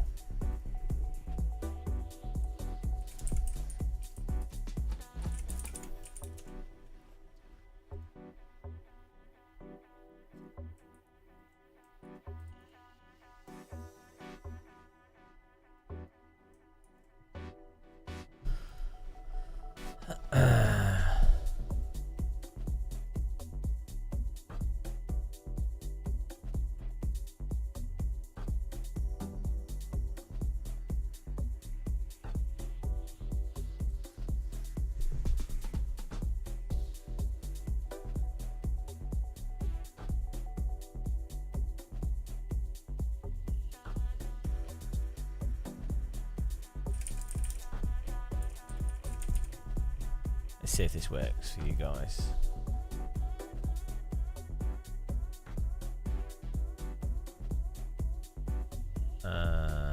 I need another. I need a fresh cup of tea here.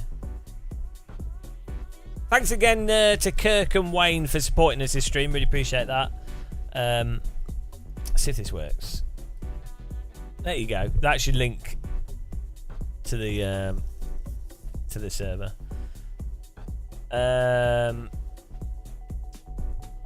Yeah, thanks for watching ads and stuff, and joining us on our Discord and Patreon and all that stuff. Appreciate it.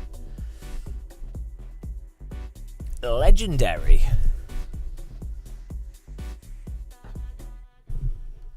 Yeah. There you go. Click that. Should work. I created. We're setting it up here. Look at this. Do you mean I linked to the track? It was on Race Department. Everyone else got into it. It was whatever was on Race Department. Yeah, I took the chicane off it. We don't want to do the chicane. We could do that next if you want. If you're desperate for a chicane.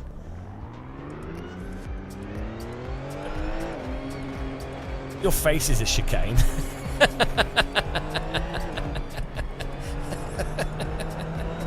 Oh dear. Thanks, BRT.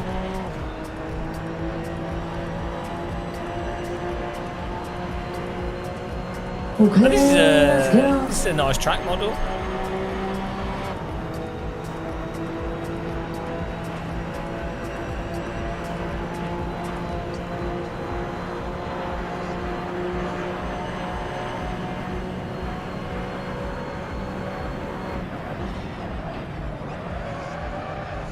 Woo! I'm hot, And you're not. I'm hot. And you're not. This is a good track model. I don't know, it's pretty much identical to the iRacing.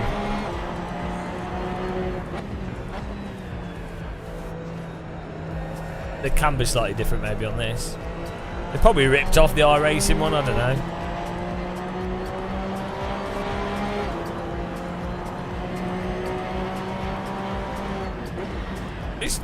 The cambers and stuff on the track look as if it is a laser scan, based on laser scan data.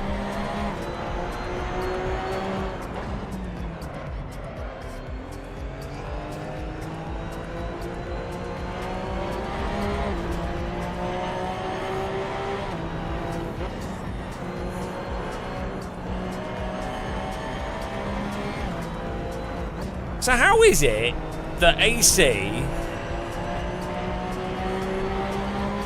looks so much better than iRacing? K is old, has not been updated. Do you know what I mean? And runs better. Like, and this is free.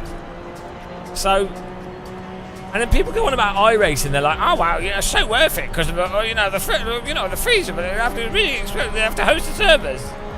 And it's like, hang on, guys. Hang on a minute.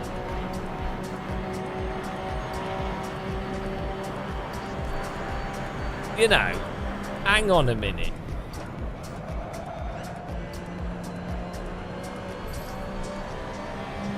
I do enjoy iRacing because it's mental, but it is weird how people don't compare stuff. Like, they do it with everything. People get stuck into like little bubbles without cross comparing. It's really weird. Surely iRacing as a developer, when they do like their updates and they're like, "Oh guys, we're really happy with this update. We've got grass.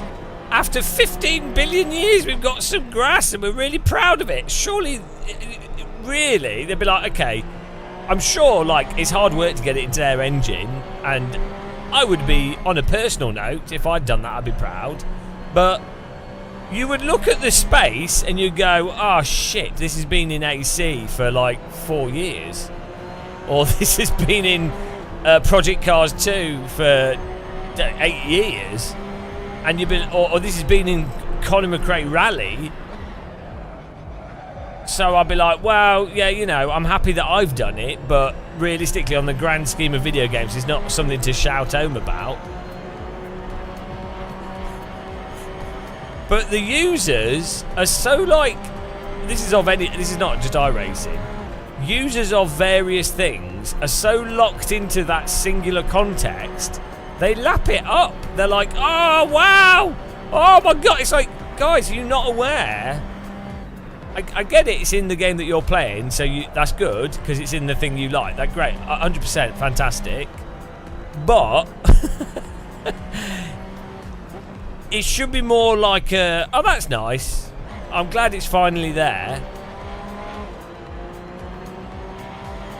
It's like in Britain, they will fix the potholes maybe one day, and people will be like, oh man, Labour did such a good job fixing the potholes. Well done. And it's like, guys, do you know there's lots of places in Europe where they have working infrastructure that's clean and it's not a shithole, and it's been like that since the 90s? So, you know, it's like, guys, have you been outside of the country? Do you realise that you can, you know, given our rich countries, we could have trains that work?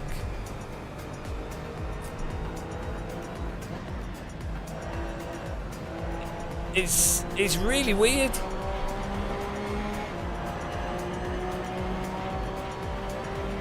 Compartmentalised thinking. We'll all be guilty of it for different things. That's the thing. It requires you to think outside of what you're immediately thinking of.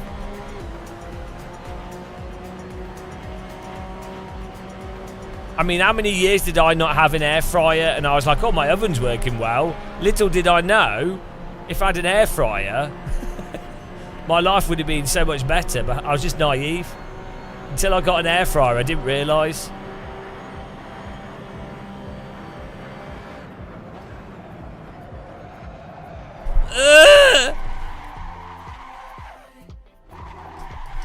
To be fair, until there's more games with ranking, you don't really have a choice, do you? That's the reality of it. The pace car is out of control. Thanks for following, Welsh boy. Until there's more games that have built-in ranking, same with first-person shooters. Oh, you need to get one now, CEO.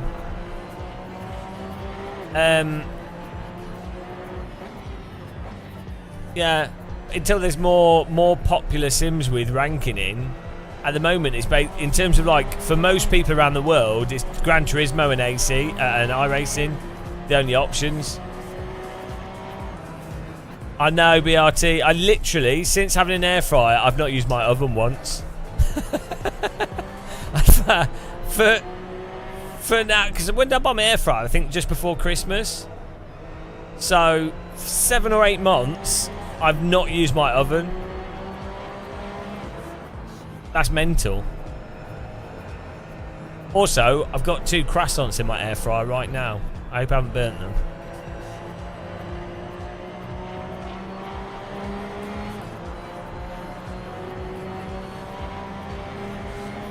I need a fresh cup of tea. Fresh cup of tea and a croissant.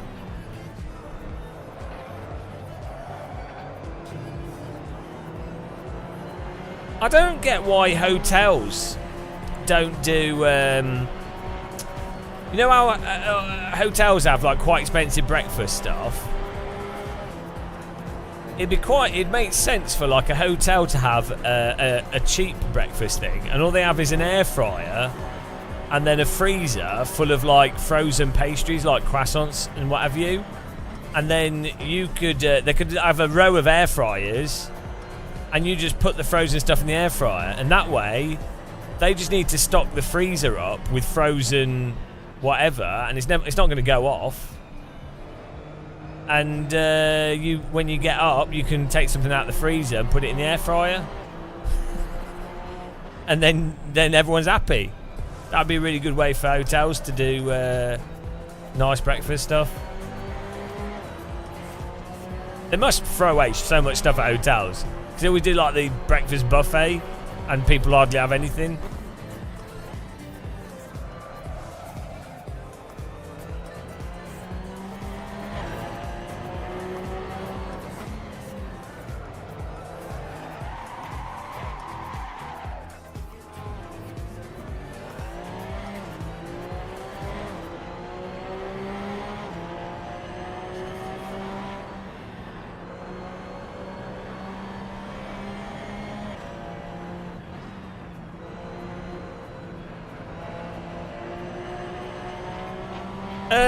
Well, you say that Days of Blunder, but they have pancake makers in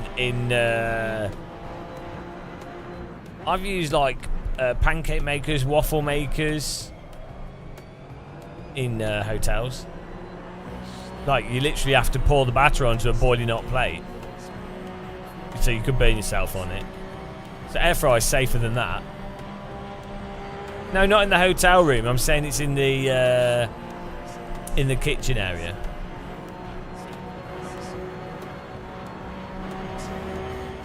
I'm saying instead of having a breakfast buffet with everything laid out, they have like a freezer. So this would be for like one of those budget hotels. They have a freezer with frozen pastries and stuff in it, and then you can just take out what you want and cook it in the morning.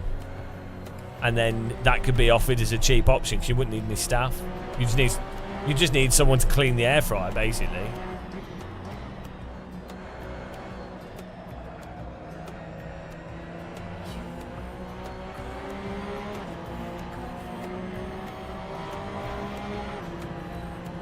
Yeah, DIY Continental.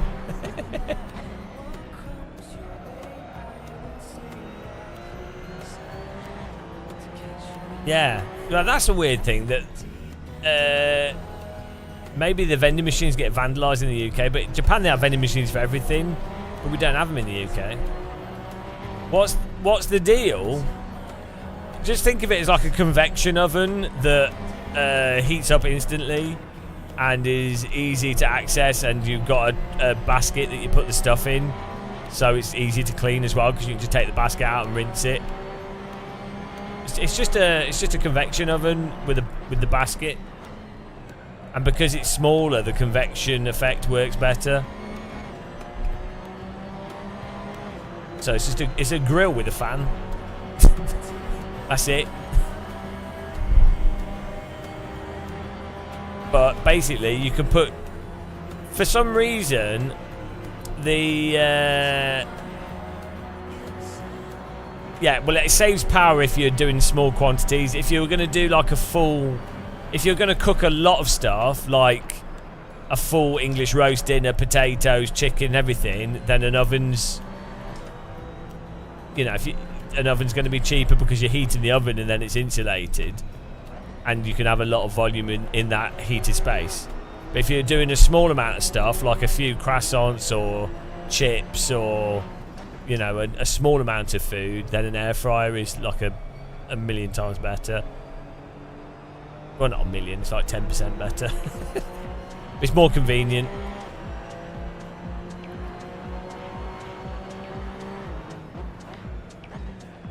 But the big thing is it's a lot easier to clean.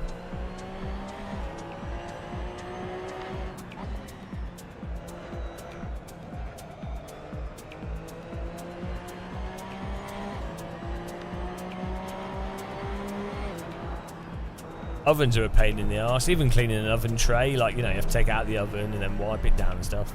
If you take the air fryer basket out and rinse it off, done. You can actually get fully dishwasher ones as well. The whole basket just goes in the dishwasher. Thomas with the fastest lap. What a shithead. I'm going to ban this Thomas guy.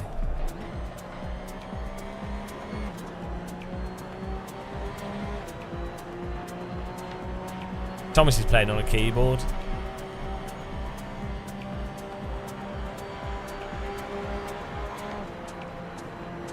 I need a cup of tea. What's the dishwasher? Do you not have a dishwasher? What is this peasantry?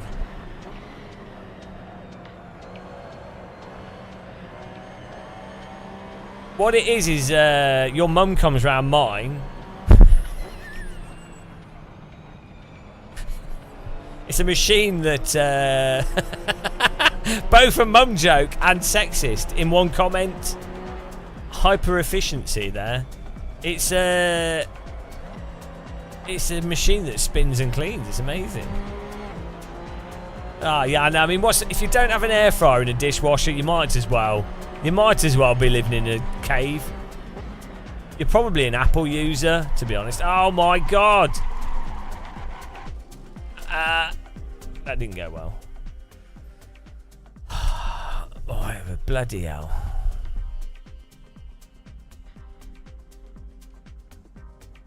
Days of Blunder. No excuse. I have a tiny kitchen. Tiny kitchen. I bought a tabletop dishwasher that fits on it can fit on the counter. So no excuse. It was like £120 and it just uses the same line that the washing machine uses.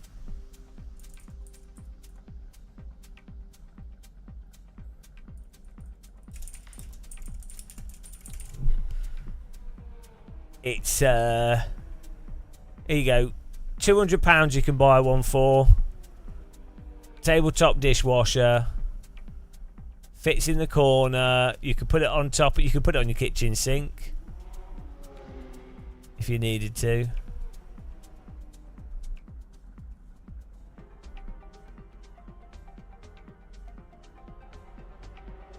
Hang on, what's this?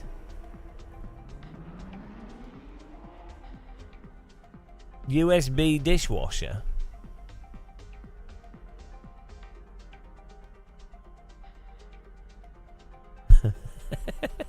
Hang on. Vibration. Personal laundry load. Okay, that don't make any sense.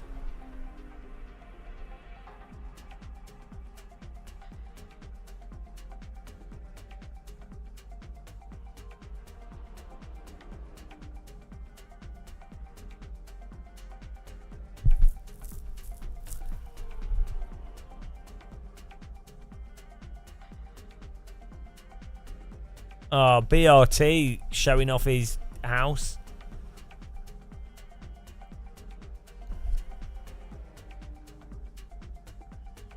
Some of these dishwashers, you can even just pour the water in the top of them.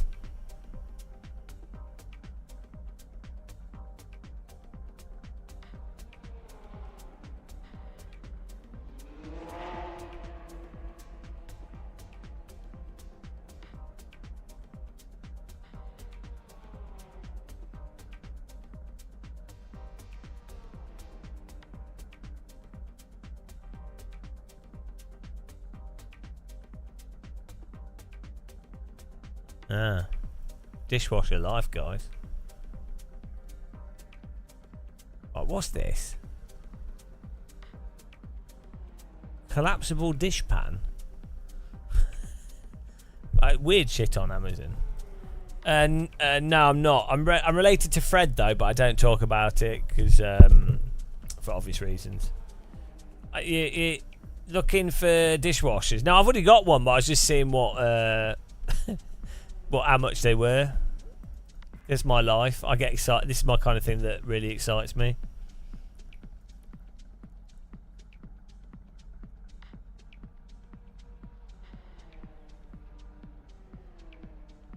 Oh yeah, you could build your sim rig around your dishwasher, and then as you sim race, you could be washing dishes, and you could use the motion to wash your clothes and stuff.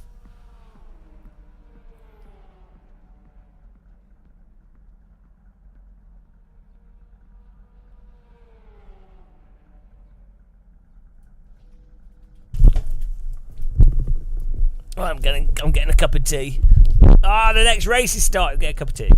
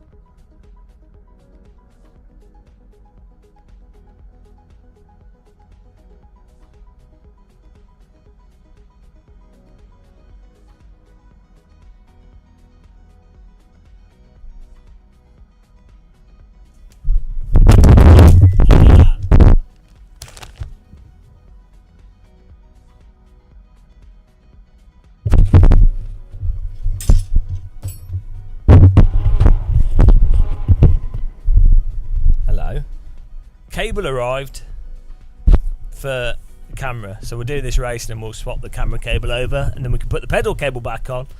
We're going. What?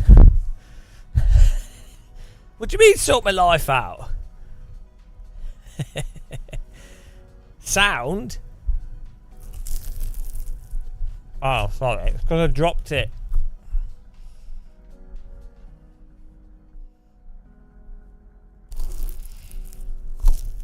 Air fried croissant. Bell end. Well done. A little bit overcooked, but.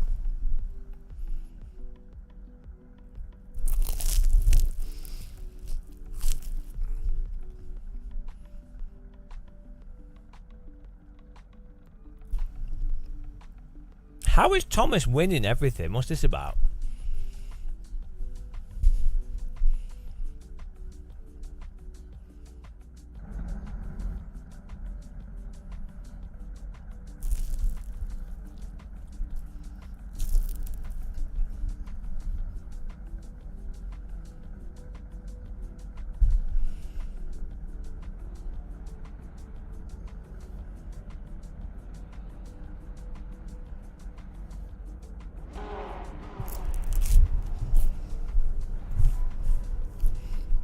I have to bloody hoover up all this croissant mess.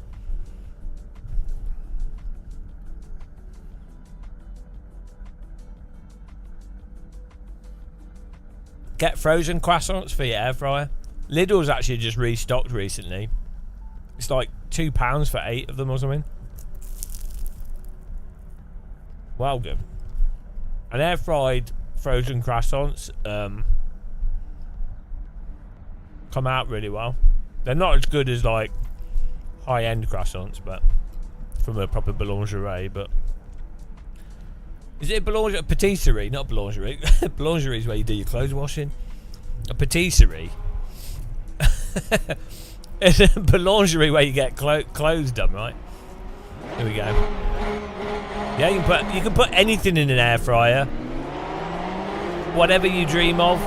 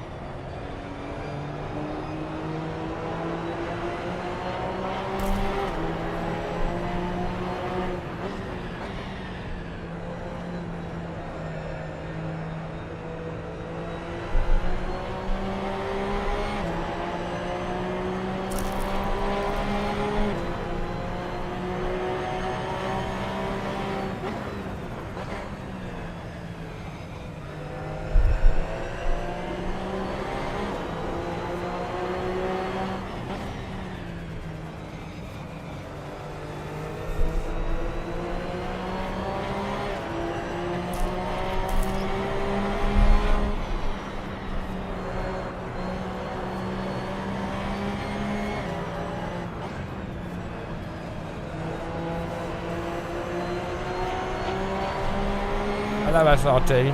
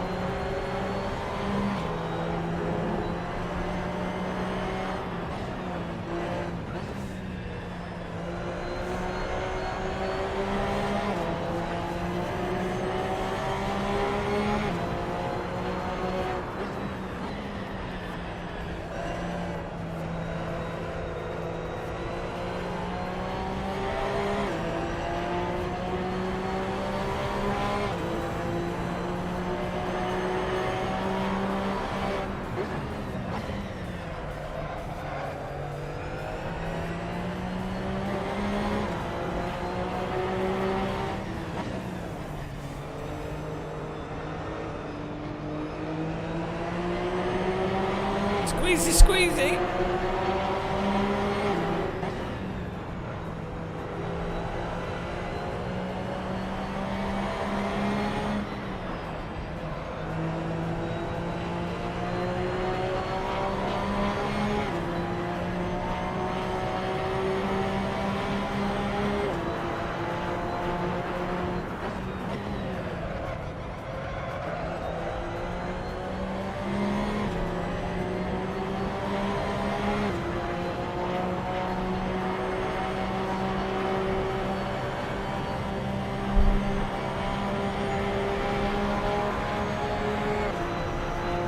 Hello, JK.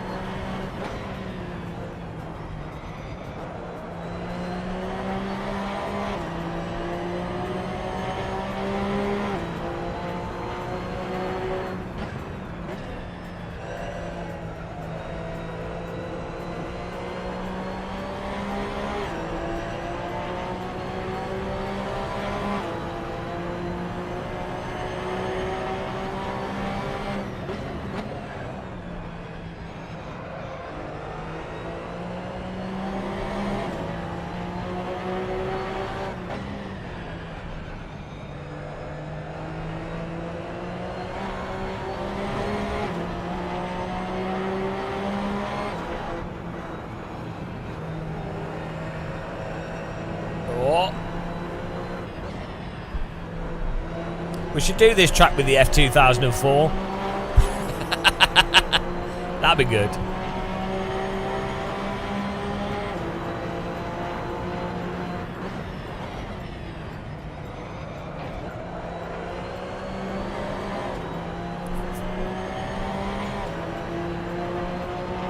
How's the quality, guys, of the stream?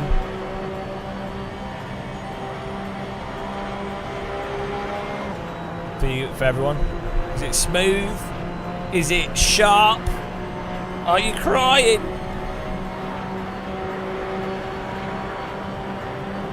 Nice.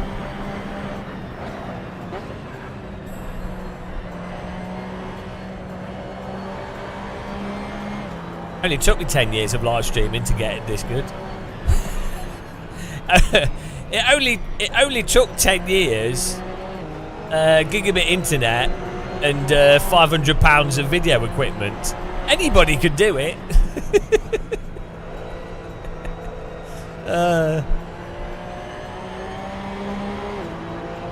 Yes, Martin, because we upgraded our internets, so I've got more bandwidth.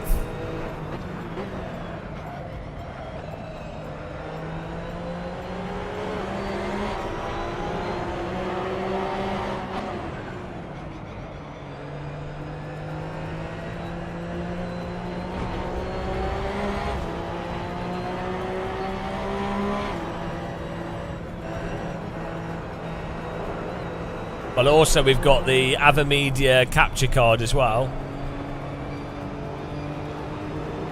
which allows me to do the 4K pass-through.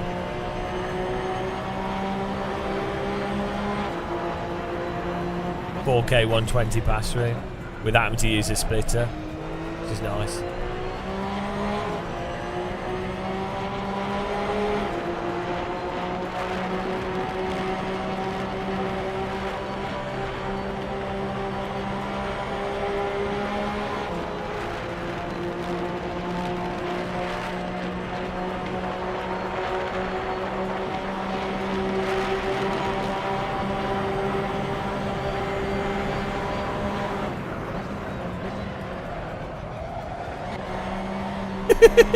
I went in a bit too hot then.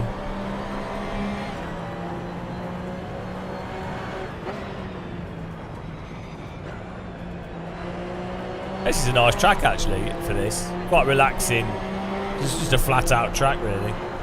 It's a weird one.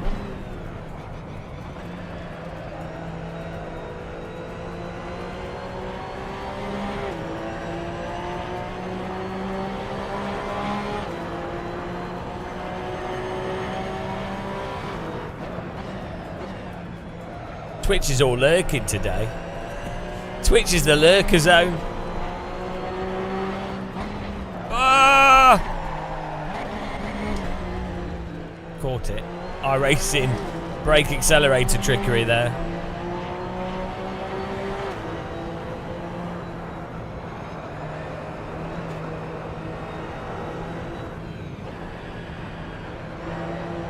AC grass is more brutal than iRacing grass.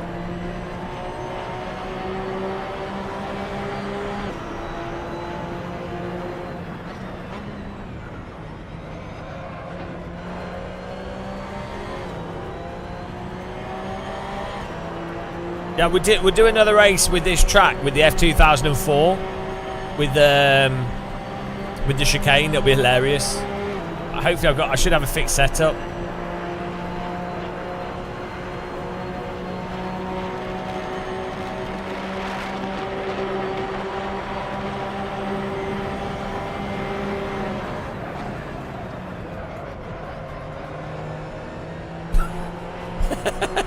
Full send.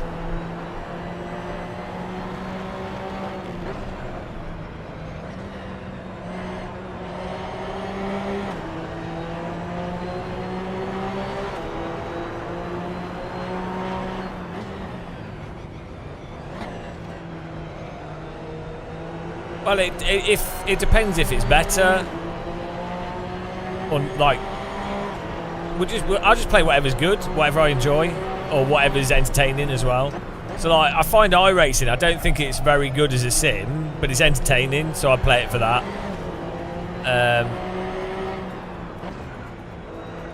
If EVO's entertaining, then I'll play it, but we know like AC's entertaining, so, and it's fun to drive, so we'll, you know. I mean, if EVO's better than AC, then, well, there you go. But it'll still take like 2 years or so before EVO, unless there's like instant backwards compatibility with mods and EVO's like significantly better, you know. I could see like, if EVO has like big physics improvements or something, I could see that being like content manager, shader patch and stuff. I could see them seeing it as a challenge and them doing their own physics somehow, and it being like a, you know, I don't know, like a,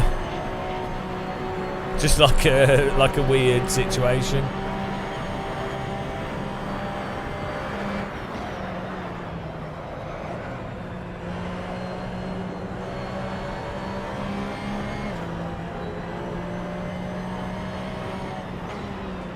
I could see it's quite likely that AC will be like a good sim for hosting stuff for a long time.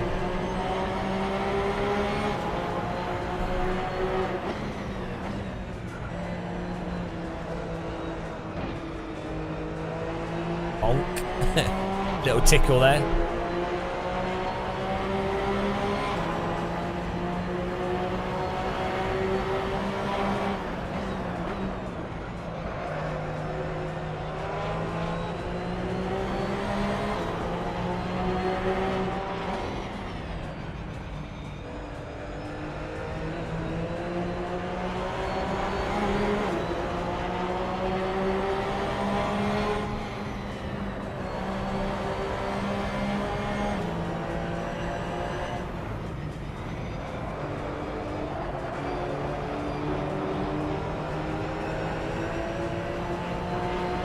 Bloody electric cars. Oh, nice racing there.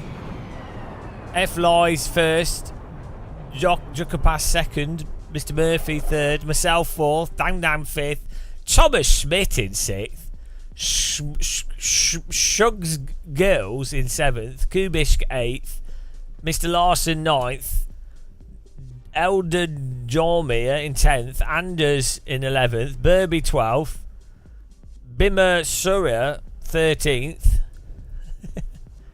Yeah, good racing.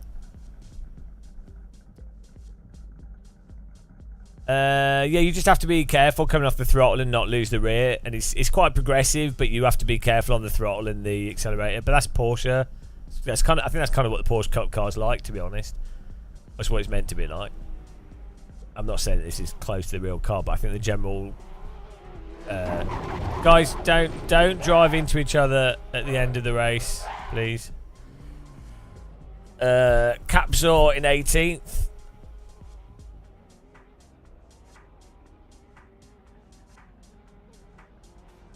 I think we should do F2004 car. All right, G, I'm a nice one. Catch you later. Yeah, you can break your arms. What does my YouTube title mean? Racing subs getting ready for Assetto Corsa EVO. I mean, normally the way language works is the way it works is that the words convey the meaning inherent to the words, or maybe some subtext to them. But generally speaking, generally speaking, it means what it says. We're racing subscribers and we're getting ready for Assetto Corsa EVO. What do you mean? What does it mean?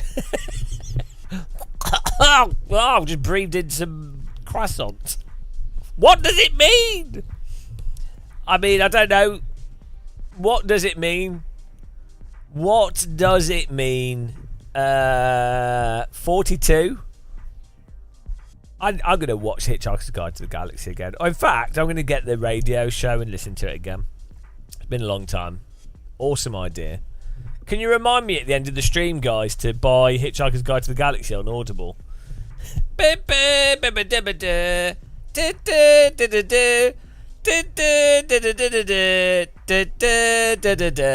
should do a trance remix of the Hitchhiker's Guide to the Galaxy theme tune from the 70s BBC radio production. We're not leaving, we're doing another server. Just occurred to me that I want to listen to Hitchhiker's Guide to the Galaxy again.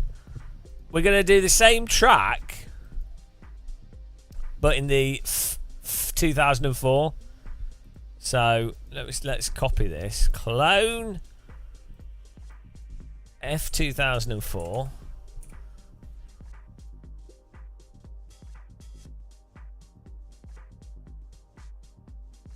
Oh wait, your face is the same car and track.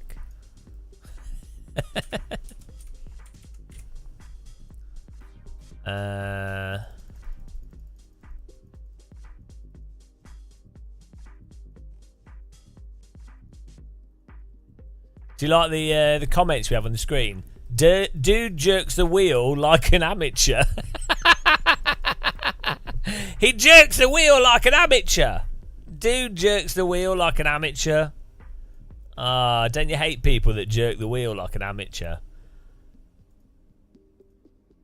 Do any of you jerk the wheel like an amateur? Well, but the thing is, as opposed to jerking the wheel like a pro, he's suggesting that you can jerk the wheel in a great way. So, you know, I'm working on my jerking, working whilst jerking. I love having the hate comments come up on the screen. It's a good innovation. We got a new one the other day. Hang on, let me read it to you. The hate comment we got yesterday is, here you go, you ready, guys? This guy is unbearable to listen to. Just use a robot voiceover. Just use a robot voiceover. As if it's like an option. Just what? But the thing is, that comment is suggesting that the content's quite good. He just doesn't like how we sound, so it's actually a compliment. It's actually a compliment. I mean, it's a diss on the voice, but he's saying that he would still watch just the audio. Yeah, just use a robot voiceover. Oh, hang on. Hello. Welcome to Gamer Muscle. This is the new robot voiceover. We have had feedback, And we have Robo Muscle. I am Robo Muscle. This is Robo Muscle. I am the Robo Muscle. Why do you not like my voice? There is nothing wrong with my voice. My Voice is perfect. We have no problem. This is the voice. This is the voice of the future. The server will be made live soon. And you pitiful Earthlings, you will all join the server.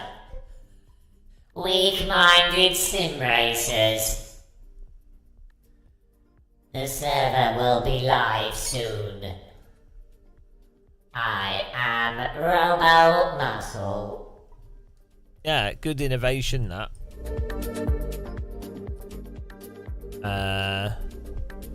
Report to test chamber 32B.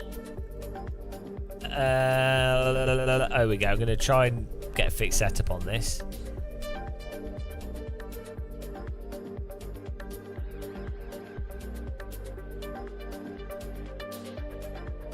Right, here we go. Are you ready? Let's change the time of day.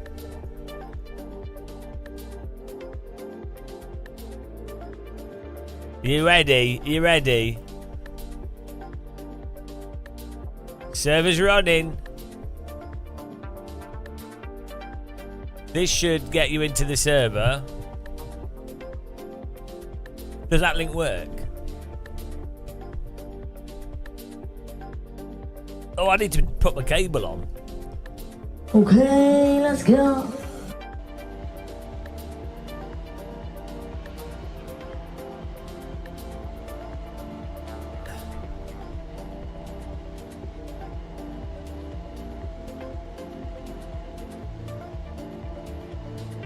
No floating shit in your right eye. Have you been swimming in the channel by any chance? There's always floating shit in the channel. Happy Pride. It's all. They shouldn't have Pride Month. It should be Pride Year. There shouldn't be. Pride Month should not exist. It should be Pride every day. Pride for everyone. Every person, all year round. Why limit it to a month? Pride all the time. We should have like Pride festivals all year round. That'd be awesome. Exactly. People that are, as we always say, people that are anti-gay, anti-trans, anti-whatever, they should be executed. Right, if you can't like other people that are doing no harm, then you should F off. That's my view.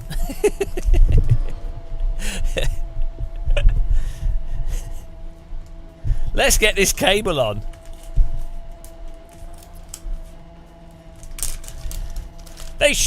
I'm terrified of the gays. As a straight, nothing scares me more than a gay.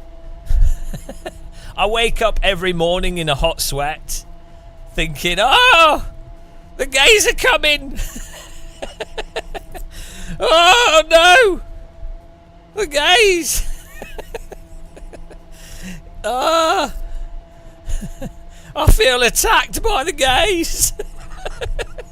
I'll be walking through London, and I'll see something gay, like a pigeon, mincing down the street, and I'm like, "Ah, it's a gay pigeon!"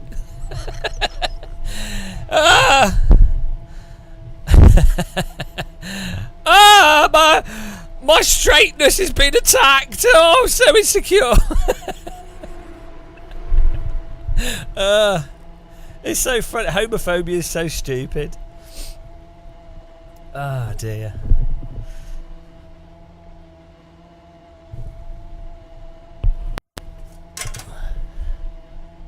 Oh, hang on, we're gonna have to unplug camera here. So see if this works.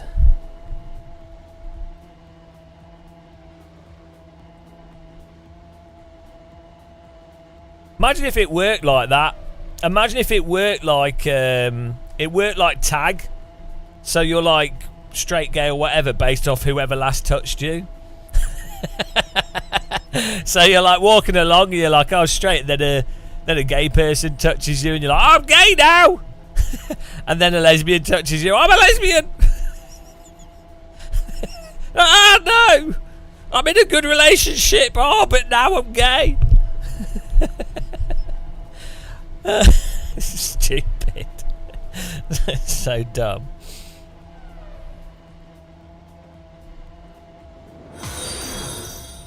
The pace car is out of control.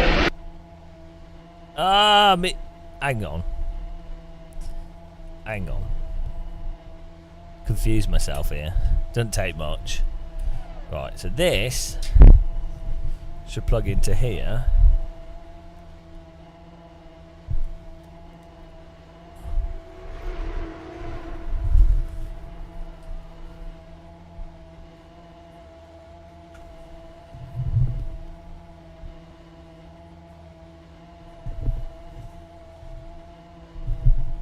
Instead of saying tag you're it, you'd say tag you're gay. Oh dear. Yeah, it's a shame that people are homophobic and stuff. It's a bit depressing, really.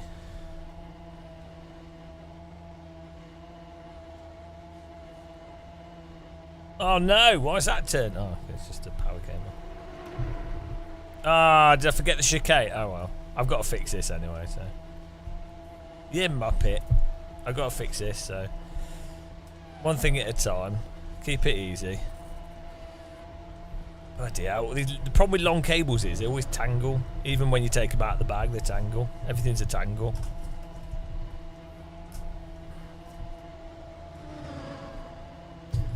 Right. Here we go. The tangle angle.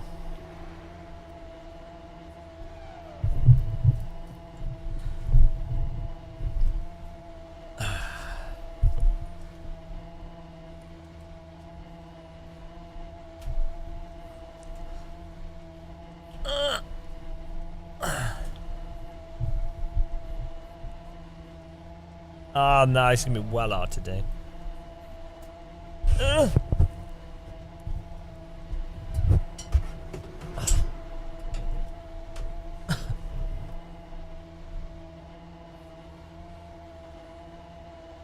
Oh. Yes. Just swapping over our cables here, guys. I hope I bought the right cable. We did check beforehand.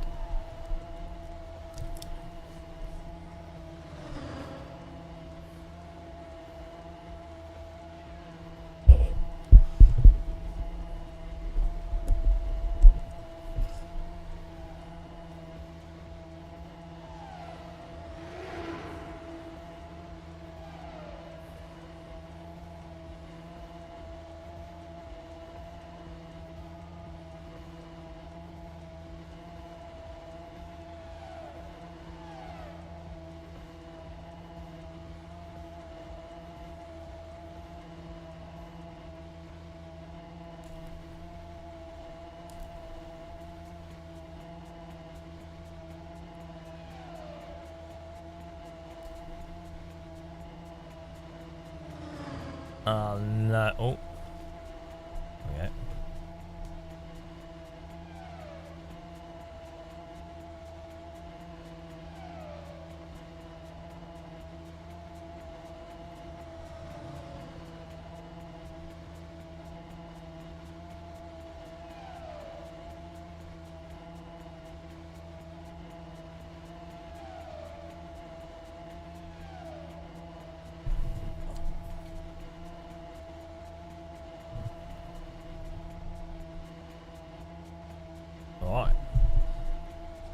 plugged in to the capture card.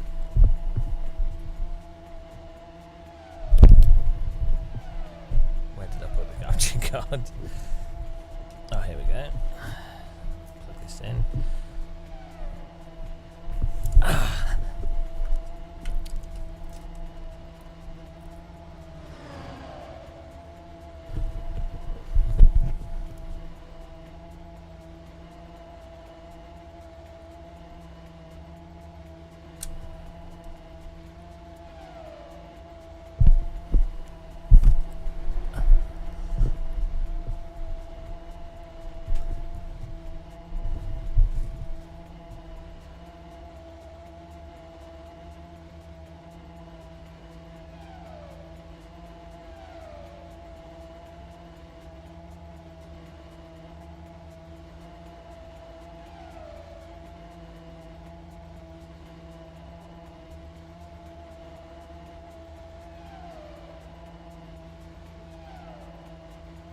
Why is this not working?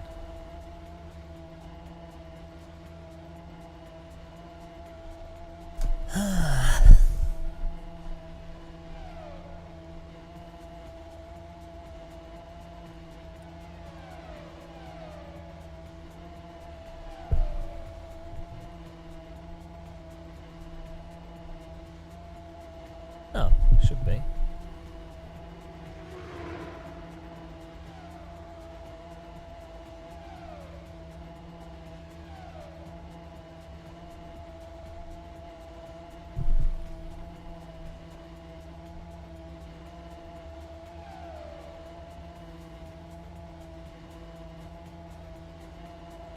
Ah, there we go, it's working. For some reason that reset again.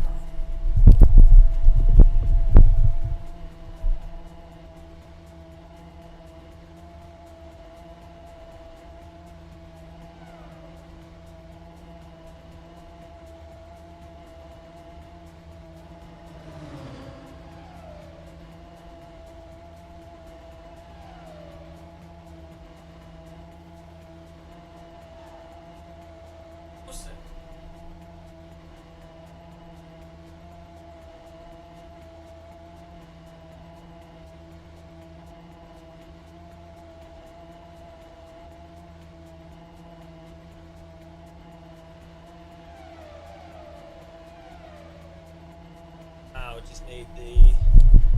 Should be able to plug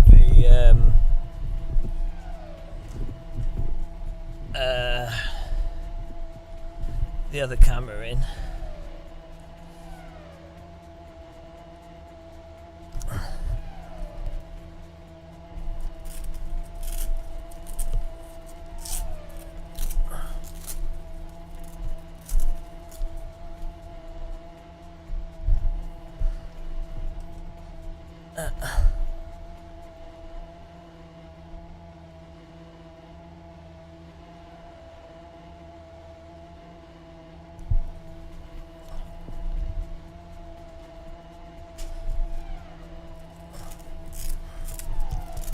Sorry guys, we've got to cable tied here.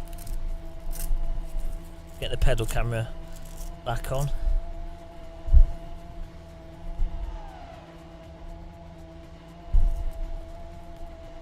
That's the problem, if you tidy your cables once, you have to keep them tidy. It's a disaster.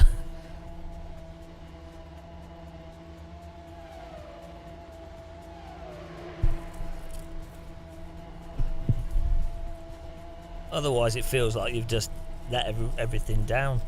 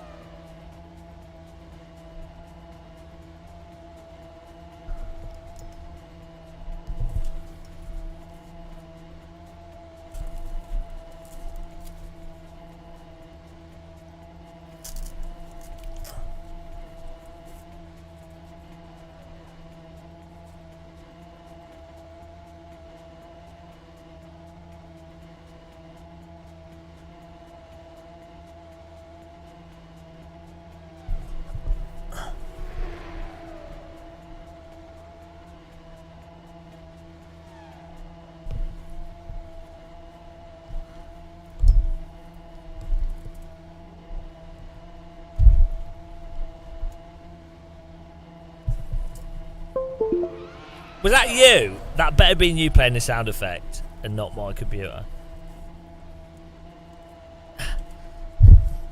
That better have been you guys. If that was the computer.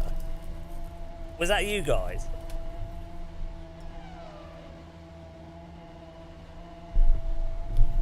Oh, you shit. You shithead, it was. Couldn't see the screen. I thought I'd accidentally pulled out the monitor. Just after I'd wrapped it, I thought, because I just wrapped the cables all up, so I was like, oh, okay, there we go. And then you did it just as I'd finished tying the thing up. It's a shithead.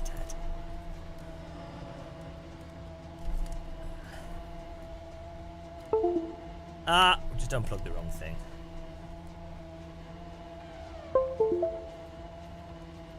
Yeah, good job, mate. Good job. Yeah, good job, mate.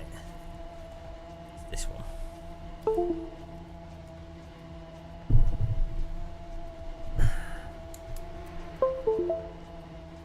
Right, hopefully.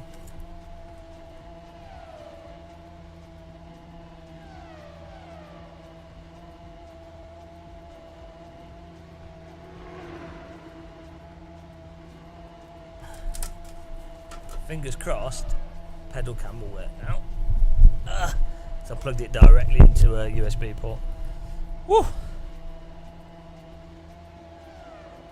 Honestly, we spent like 10 hours doing cable tidying.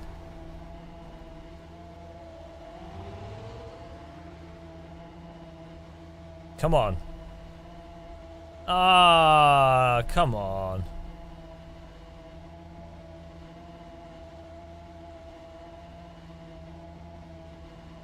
I mean, it detected it.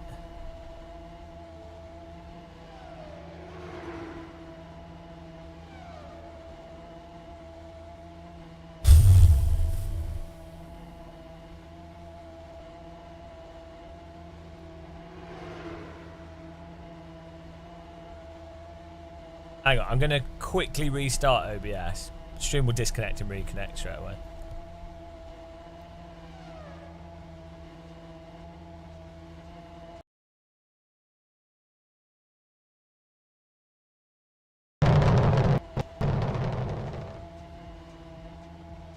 Oh, that didn't work. We're still live on YouTube, guys.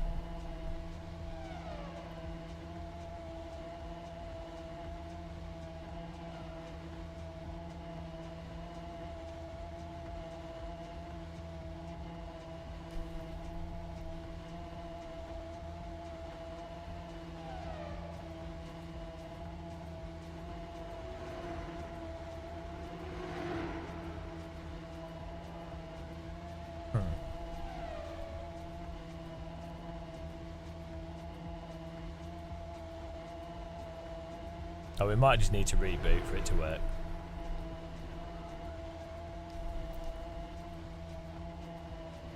That's working. That's working. This one's not. I don't know what it's plugged into though, that's the problem. I don't know which cable is this.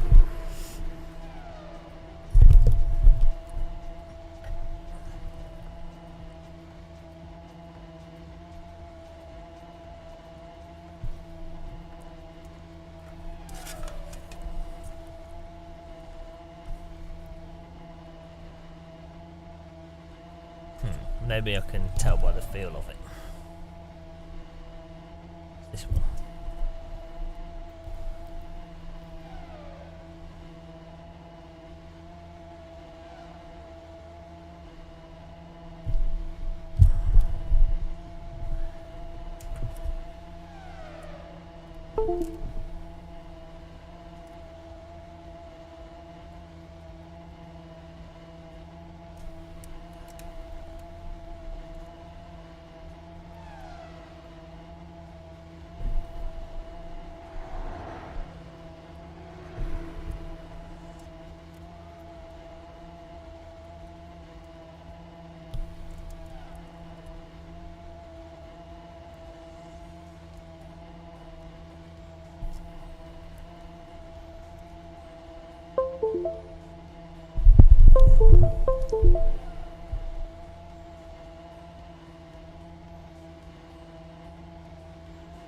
Ah.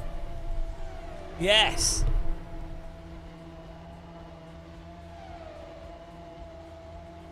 Yes. Get in there.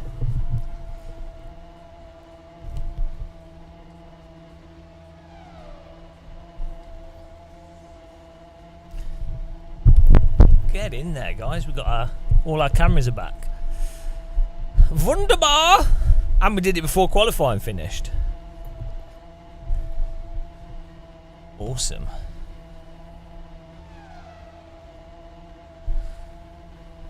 Why is it whenever I'm bent over doing cable stuff we get viewers? Not when I'm driving. Ah, I'm in mouse, so it's there. Woo! Do you like my burger socks? Here we go, cam switcher back on. And now it'll cycle through the cameras. Perfect.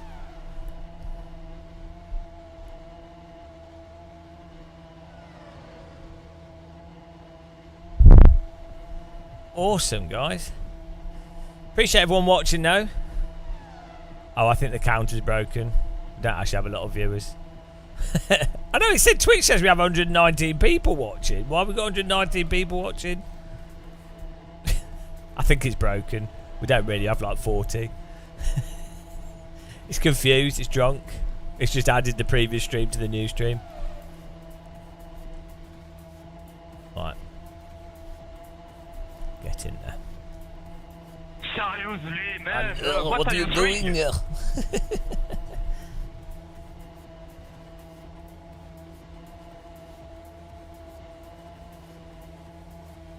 Let's go racing. We got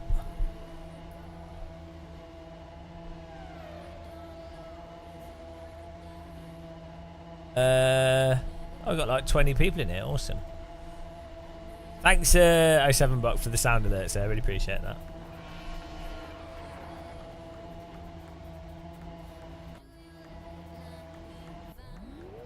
Oh, here we go. Now we're talking.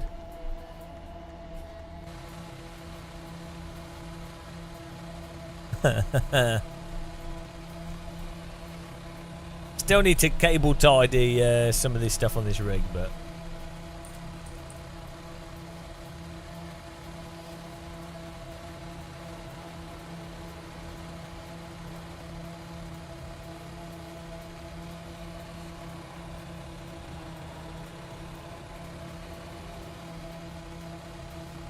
oh, I think I need to redo. Oh no. Ah, my light's not plugged in. Oh no, it is. Perfect. Ah, this is amazing.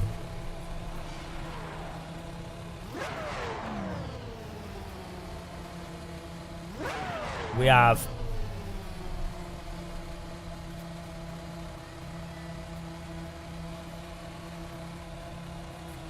switching cameras.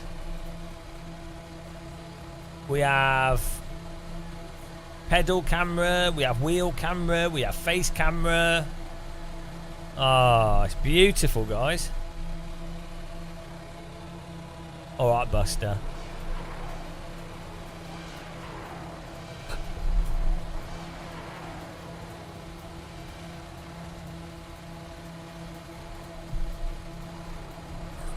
High quality, we've got a nice minimal stream layout.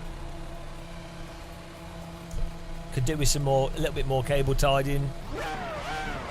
Everyone's having barbecues near me. I just smell barbecue food.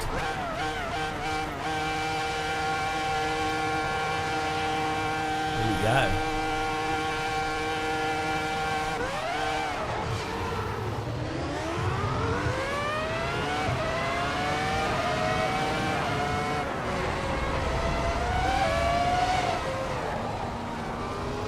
Perfect start.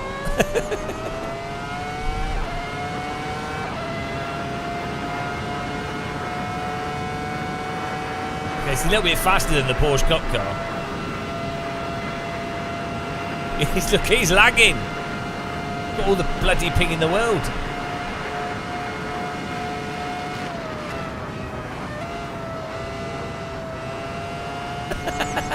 This is what Formula One should be.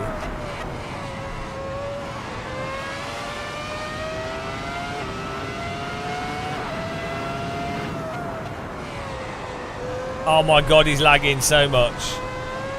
Oh jeez, who is this? Capzor, you're ping. You're warping everywhere. Like Michael Jackson in a Formula car. Evil Beans. 66 months.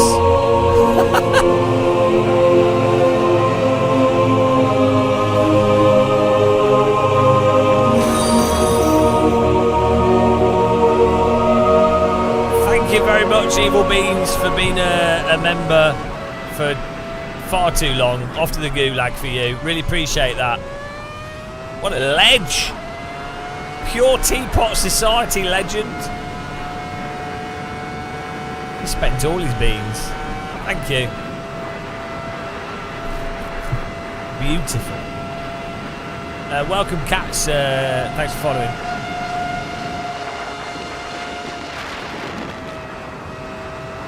Imagine paying for this for 66 months.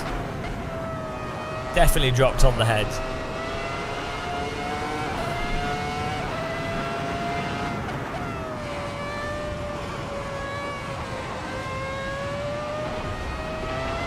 This is a good car track combo. Nice and chill.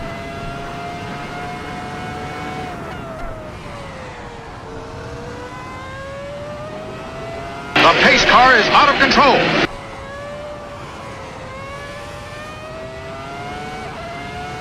Thanks for following.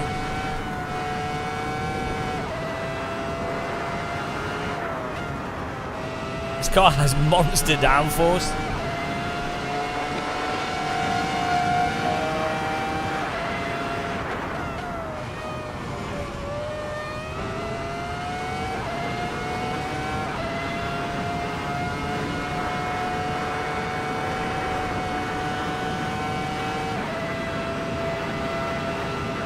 Oh, this looks so good on the OLED. This is running like perfectly.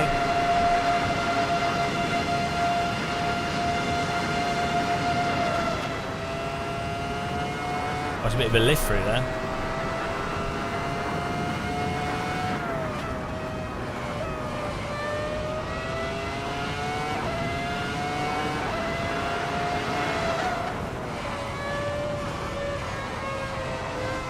Ow. Thank you. He Verstappened me.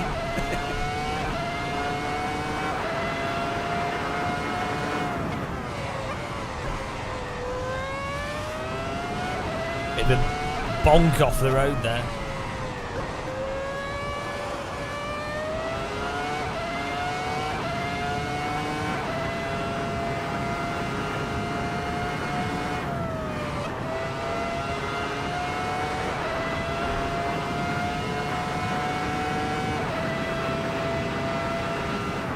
This is so smooth. Like, the way we've got the game running here at 120 with black frame insertion, this is mental. I don't know why this track runs like, this is running like absolutely perfect. It's crazy.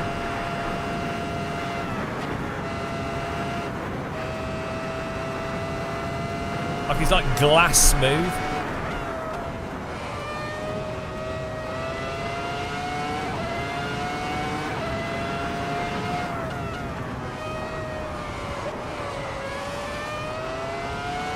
What?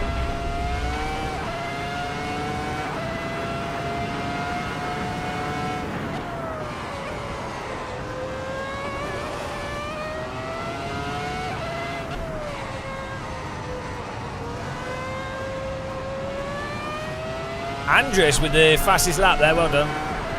1:15.7.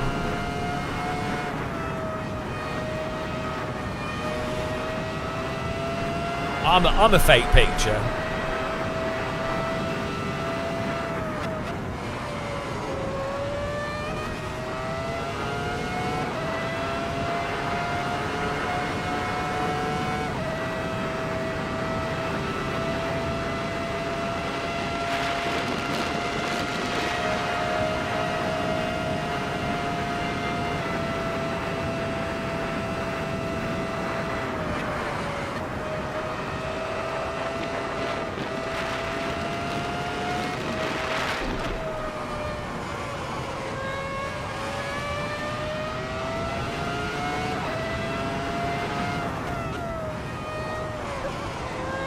Oh, hello.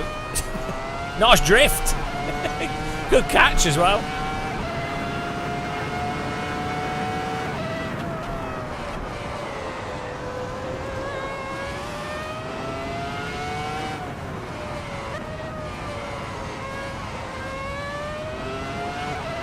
This car sounds so nice.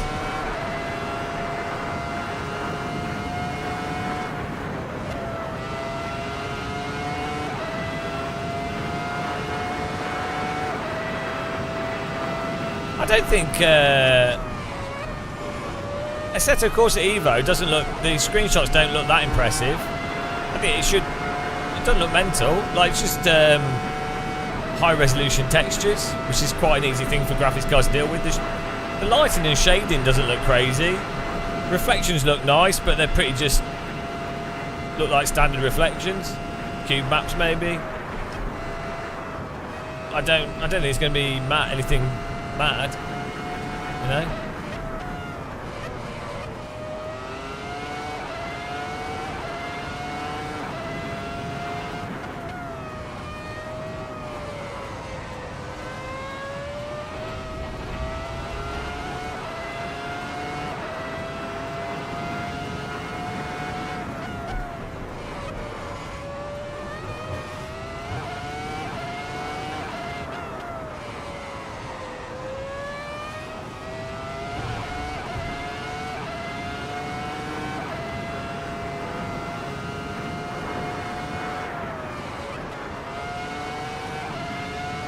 I can't believe how smooth this is running.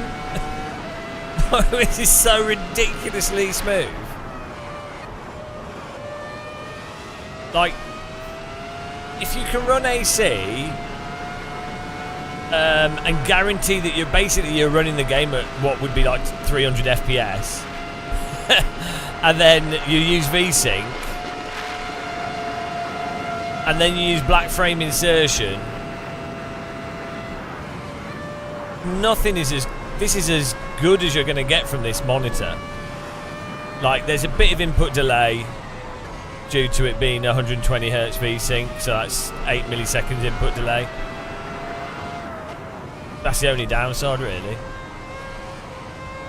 But of the force feedback you can feel is not delayed, so it doesn't really matter. It's crazy.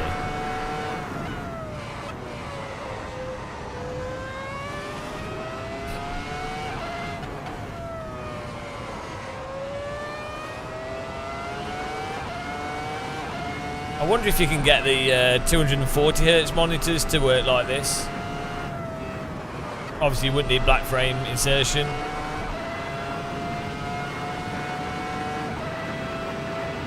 Ah, nice one, guys.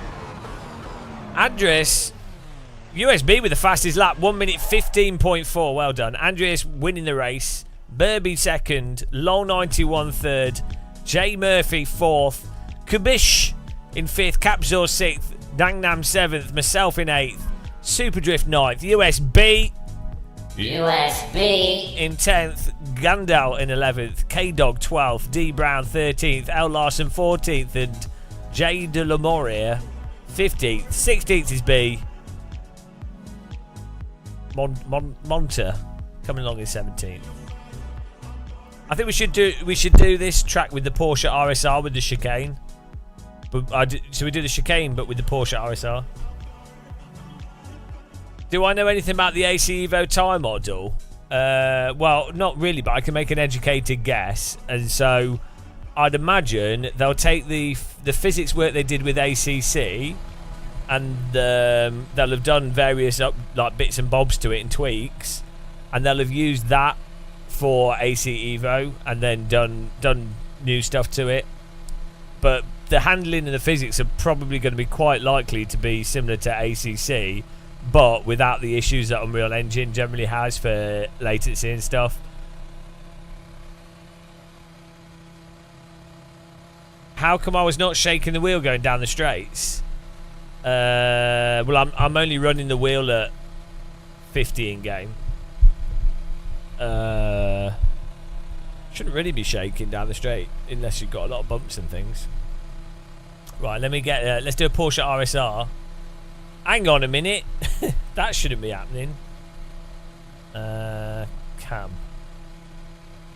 There we go. I must have clicked the button by accident. This camera's too high. Why is it so high? Need to zoom it in a bit. Let me just get this new server up here. Good racing, guys. It's good fun. Let's do a Porsche RSR at the same track, but I'll do the chicane.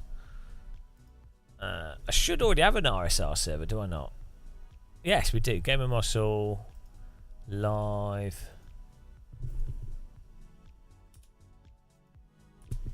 Live RSR. Right.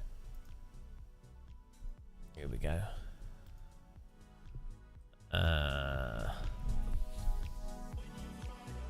America. What was it? Watkins Glen, and it's Boot.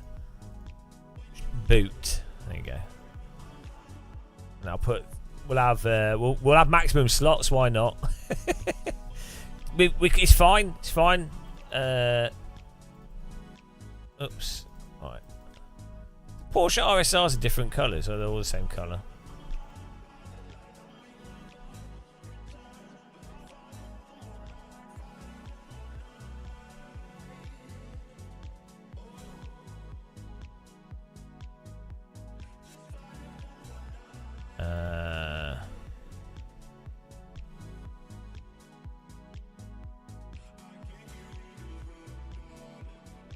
The track's on race department if you want to get it. There we go. Got fixed setup. Save. Conditions. Make track's grippy. Here you go. Servers up. Game of Muscle live. Here's a link to the server.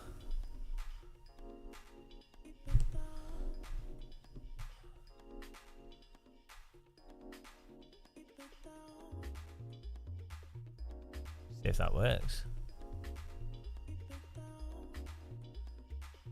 I need to move my camera down.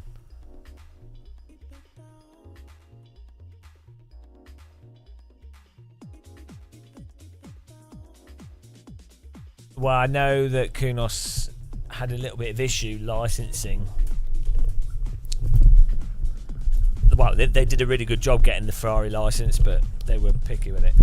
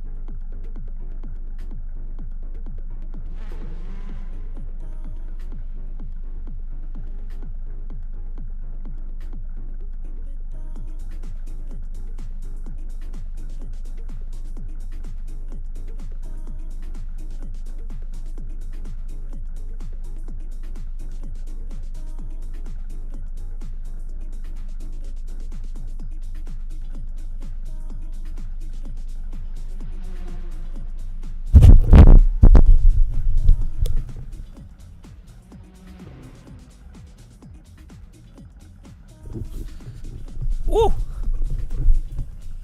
Thanks again to everyone that supported us by being channel members, liking, following. I'm out of focus. Let me fix that. Yeah, thanks, guys. Thanks for.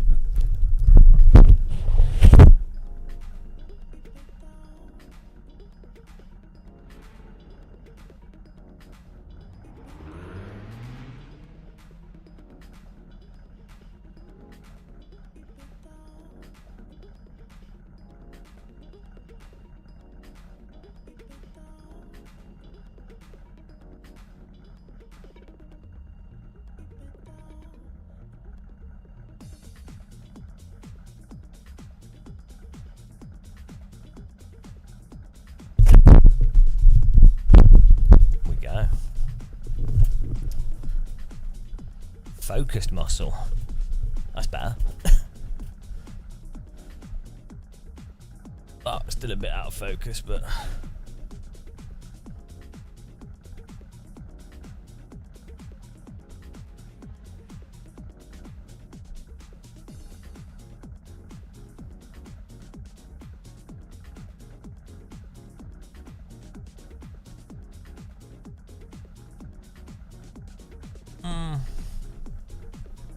if only I could reach the focus diddler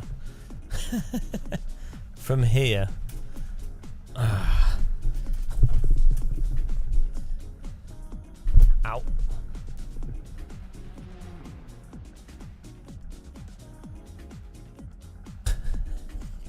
Put my hand where my...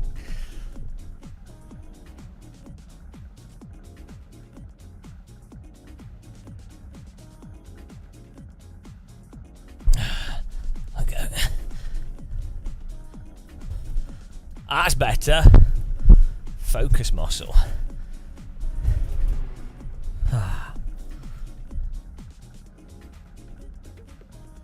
Bloody camera's pointed too far to the to the right. It should be pointing left more. Ah, bloody hell.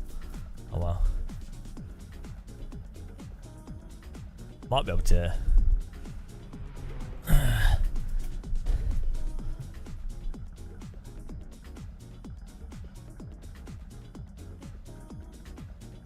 Ah! There we go. Pigeon's falling off here. There we go. Oh, that's all sorted. Oh, they're still going to the right more. Oh well, it doesn't matter.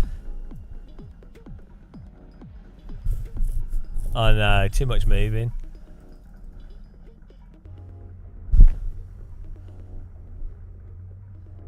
Get in the server, guys.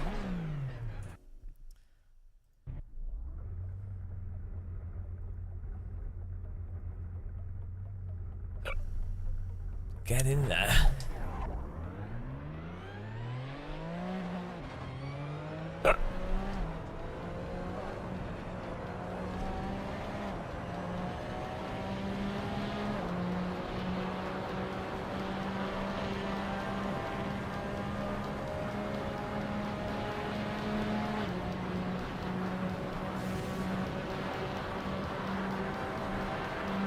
What do you mean? This car's amazing.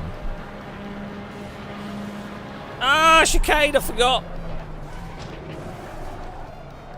Oh, this car's so good.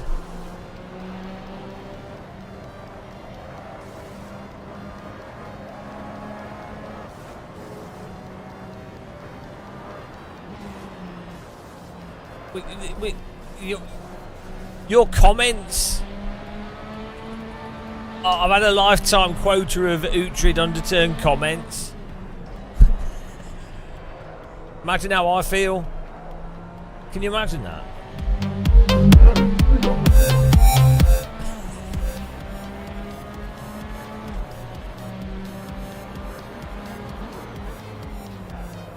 You will not be going to Bamburgh Castle.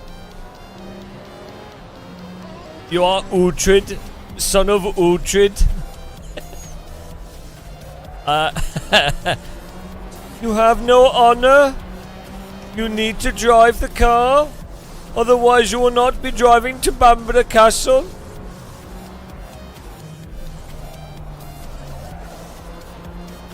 I am Uhtred, son of Uhtred, great grandson of Uhtred, following a lineage of Uhtred, going all the way back to Uhtred of Uhtred of Uhtred of Uhtred. Order! Uhtred order! Oh, this is going to be a right battle royale.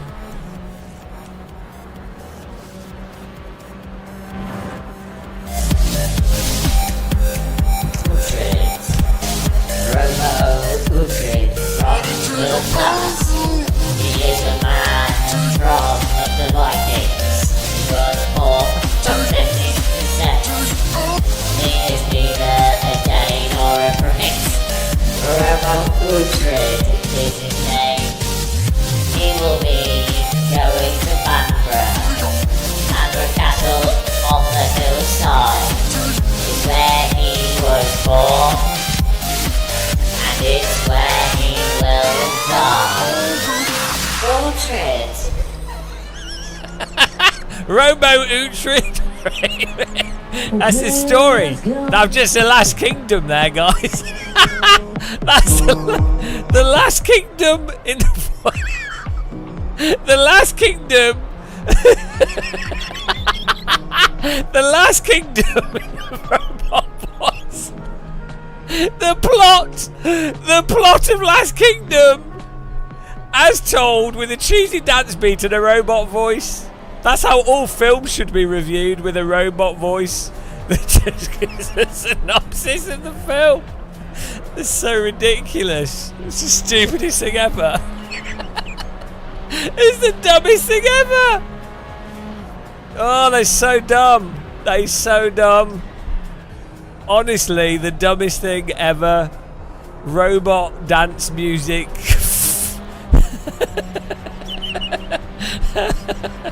Oh, it's so stupid. Oh dear, this is so stupid, guys. I honestly think that might be the stupidest thing I've ever happened. Good job, mate. Good job. Yeah, good job. It is beyond ridiculous. Oh dear, they're so dumb. I don't think you could be dumber than that. It doesn't make any sense at all. Why would it be a robot voice? Why would it be cheesy dance music? Why would you want to know the plot of a TV series whilst listening to dance music? None of it makes any sense. No part of that. Not a single component.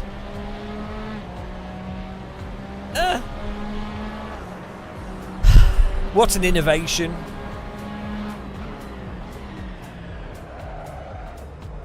Yeah, but you won't be going to Banborough Castle, so...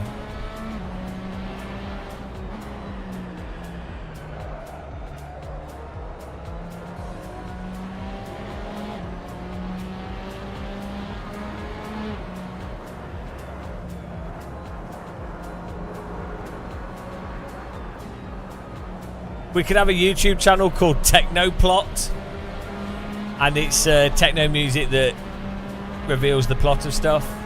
That's the whole channel. I think that's a great idea. That could be the next big thing. That could close down TikTok. My goodness! My goodness! My goodness!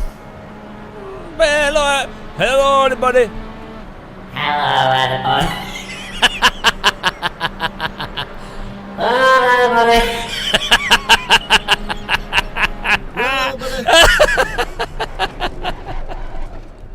Hello, everybody.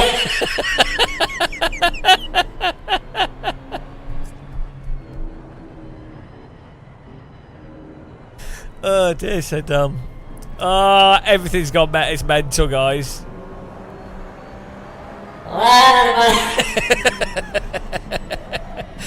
Oh, it's so stupid. So stupid. Oh, it doesn't make any sense. Don't know why that robot voice makes the absurdity even more absurd.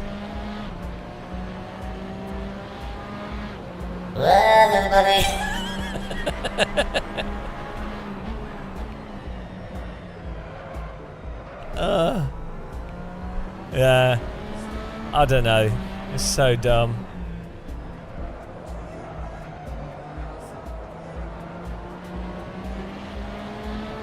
Right, we're doing a lap here.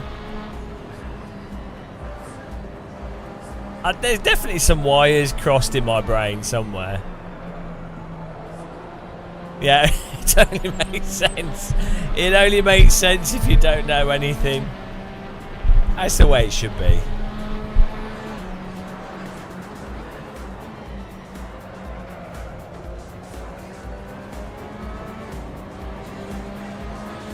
Oh, we're in glorious fourth here. Where's Antoine Jacket Potato gone? He just couldn't keep up the pace with us and he had to get on with his life. That's the potato.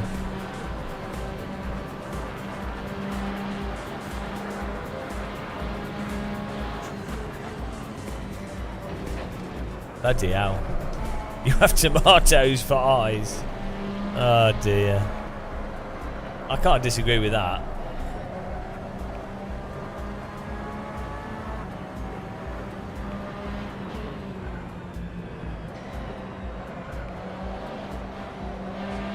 It's definitely, for some reason, I think my amp's a bit weak for my tactile transducers, but it's definitely worth having tactile transducers. It does feel better on the ring.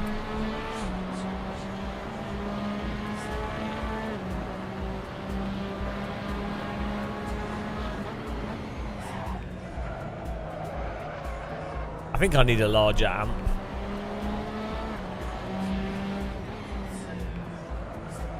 You know, do any of you use Dayton Audio Pucks? Do they,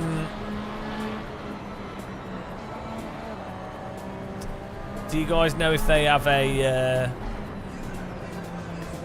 voltage at which they, like, explode?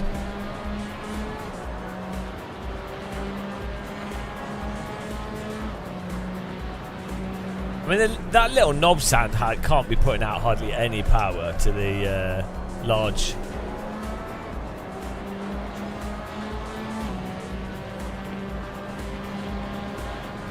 Is this the campaign? This is Game of Muscles multiplayer server racing with subs in AC. What campaign? The march across Watkins Glen. Famous campaign. Oh bloody hell! I'm in third here. It's going all right. How did you blow them up? I have an amp actually, a spare amp, 2-channel amp that I could probably use. It's quite big, but I could just stick it under my chair. I could have the knob sound, and then that could connect to the other amp. No, why am I using the knob sound? Oh yeah, because it's a USB audio interface. But I could just use a stereo out from a PC, and then just run a audio cable to the amp.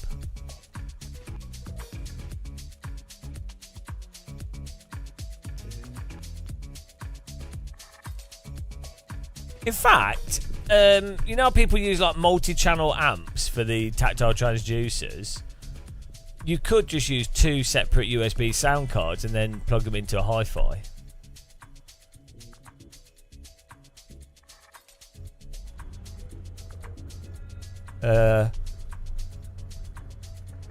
If you're just using 2 channels,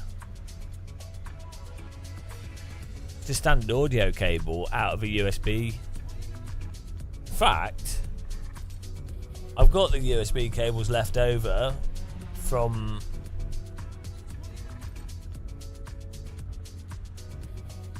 and they could just come out of the USB hub. This could work.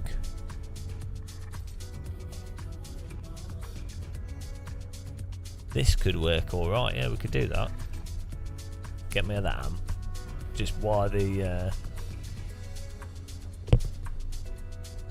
I just wonder if the little Dayton Audio Pucks will how much voltage can go to them before they break. Do amplifiers normally control? So if you plug a large amplifier into smaller speakers, oh, actually, oh, I don't know. I was thinking if you plug the subwoofer, the tactile transducer for the big one, you could plug that into a subwoofer.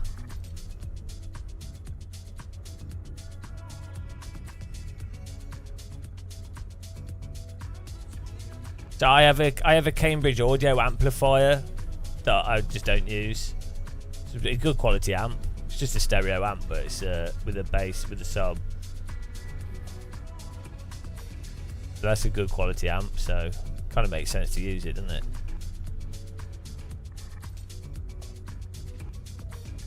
I'm just worried that the little the Dayton audio pucks are too small. Because at the moment I'm using a knob sound mini. And I feel like we could maybe have higher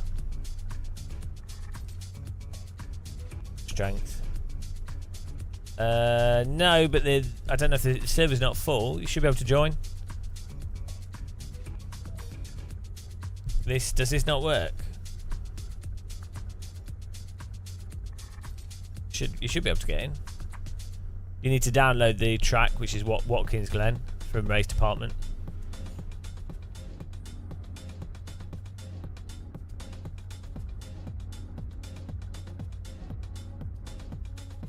I always it surprises me. So speakers kind of use quite a lot of power, but also not much power. It's surprising how loud of sound you can produce doesn't actually require that much power.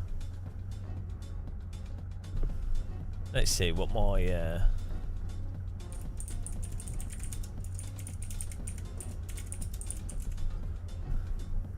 so basically a 25 watt amp, I think it is.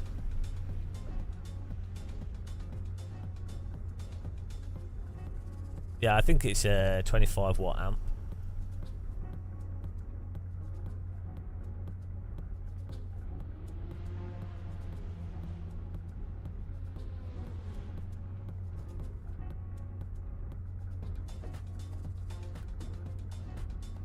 There we go. No, it's this one.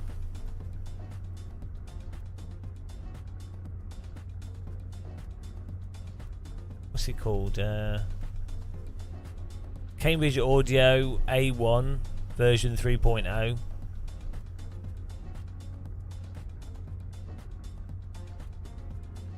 Don't think it has auxiliary.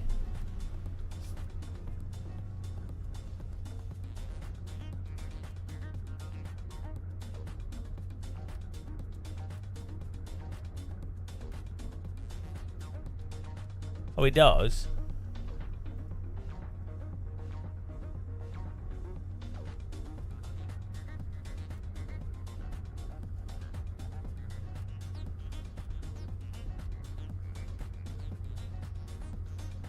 It's only stereo. It doesn't have a.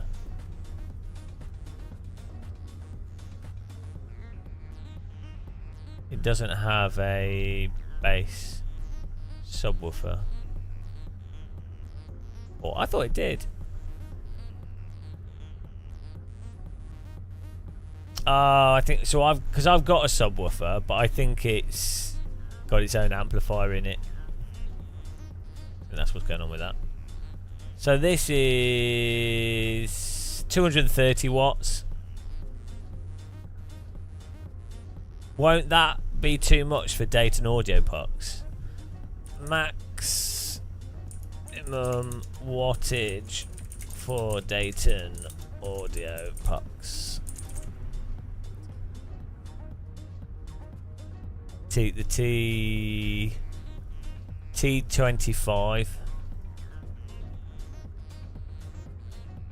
Yeah, but won't it be when it potentially burn them out? 15 watt power output. So yeah, does it not? The problem is, what if you wire the left channel with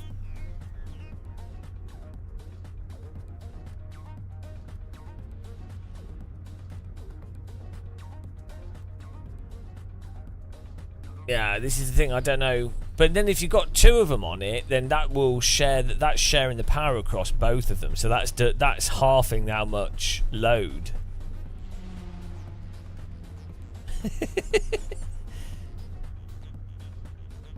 Is a volume knob on an amplifier literally just turning the wattage up to the speakers?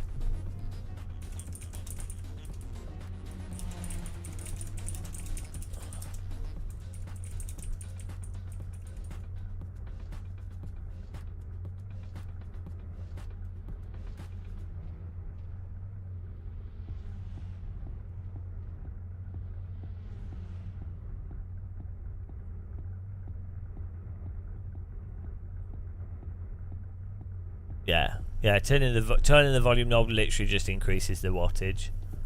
That's it. That's literally what it does. Oh no.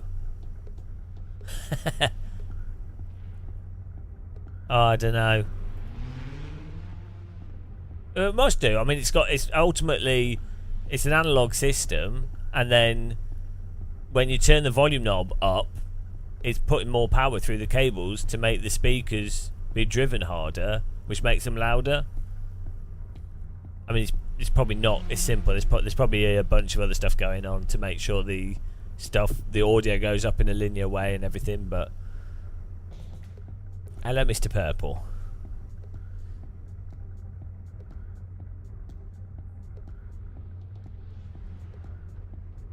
I mean, the Dayton or the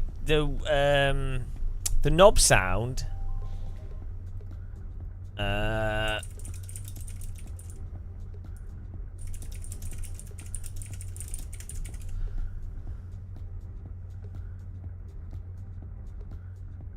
I see, it's 100 watt. Knob Sound Mini outputs 100 watt.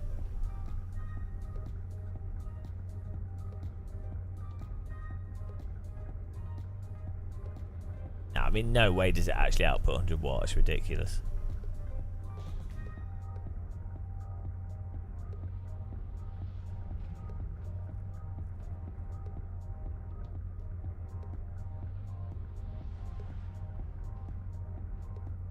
Sultan, we always do long live streams.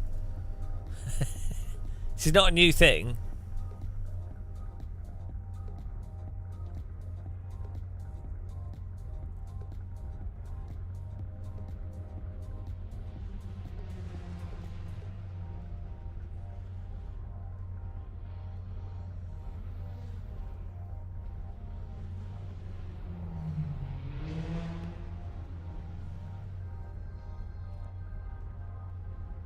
Oh, 50 watts. Knob Sound Mini is 50 watts. There you go.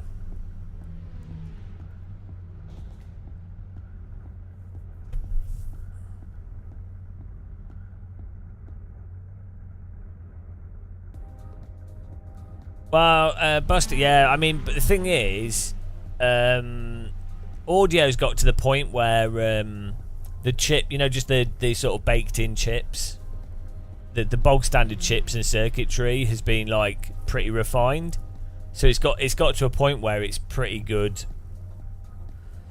as long as it's not like a completely shit, like absolute shit amp. But the somewhat basic stuff is actually pretty good now, whereas in the past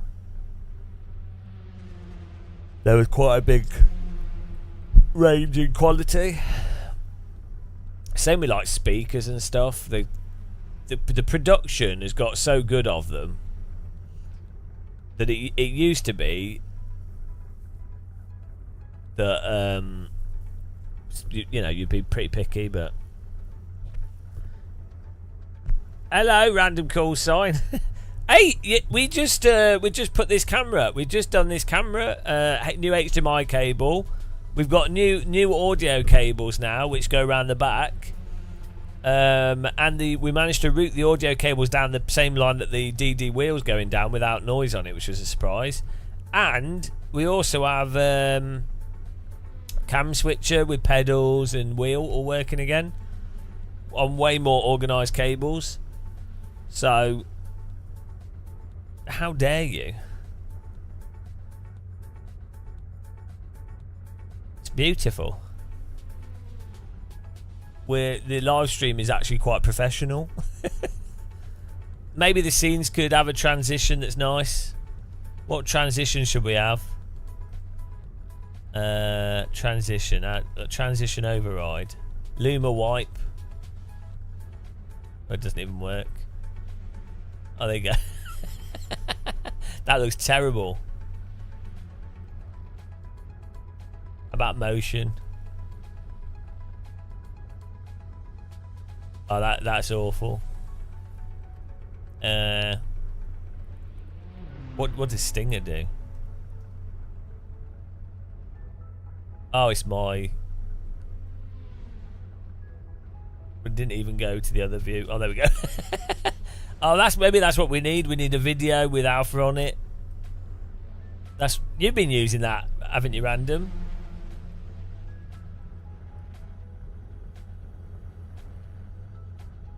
The motion thing doesn't really work very well. It's really weird. You need the same sources in both scenes. Luma wipes the Star Wars style. The transitions in OBS, you use the Stinger to like go from scene to scene, and you have a sound effect on the Stinger, don't you?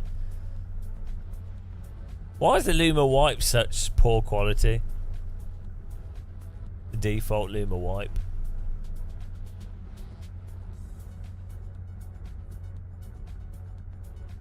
Let's keep it on fade. Yeah. Stinger gives you the best control that just works, I think.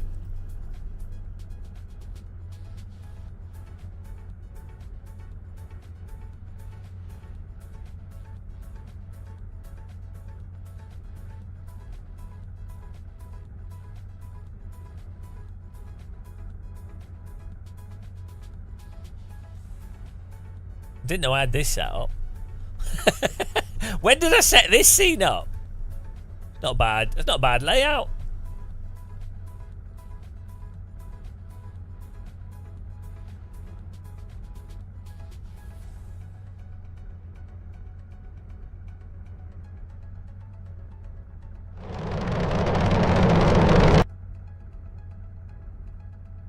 Oh, we're going racing here, guys.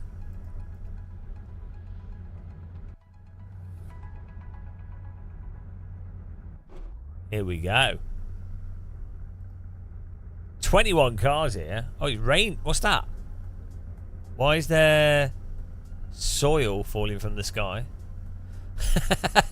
What? Hang on, what's this? Does anyone else have this shader patch bug where you sometimes get soil falling from the sky? Does anyone have a fix for that?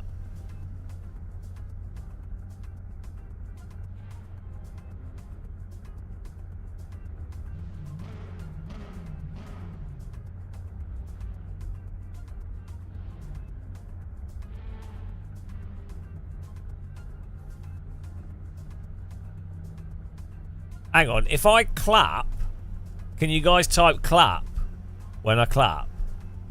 Because I think there's a delay.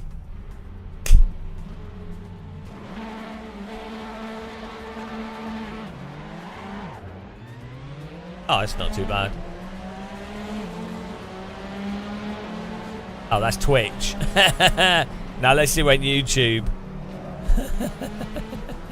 Okay, that's alright. It's like 10 seconds.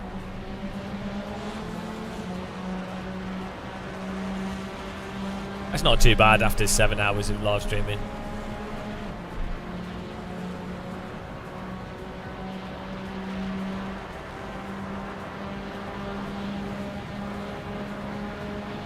Bourbon biscuits. Hello, Mr. Biscuits.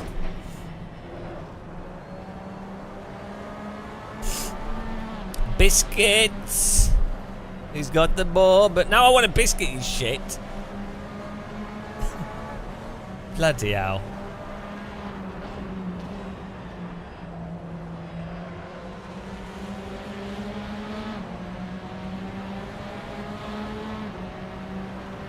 Yeah, Twitch is really good for... the thing is, a lot of people knock Twitch for the quality and stuff, but relative to bit rates, it's low latency, it's good quality, and I think it's good. I think Twitch quality is better than YouTube for live streaming specifically. This is awesome. It's pretty close with this car.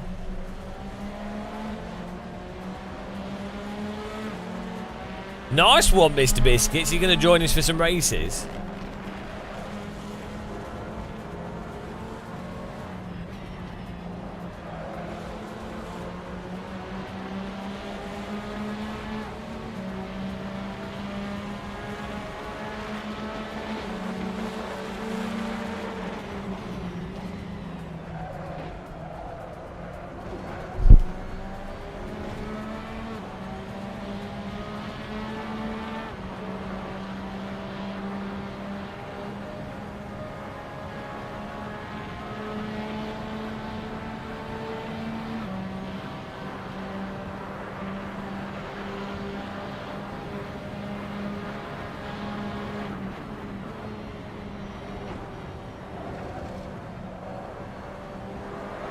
Wow, that's it.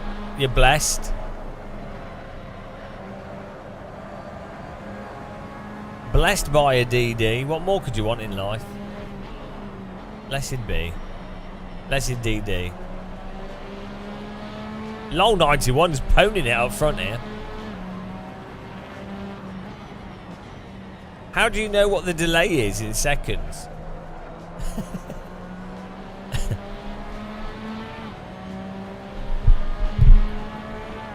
Does it tell you on Twitch? Or you look? Oh, you're typing the chat. But the chat doesn't actually display when you type it. So, like, the chat's not displaying on the widget on the screen exactly when, like, so when you type in chat, there's a delay between when it comes up on the website. You're using Twitch video stats, fair enough.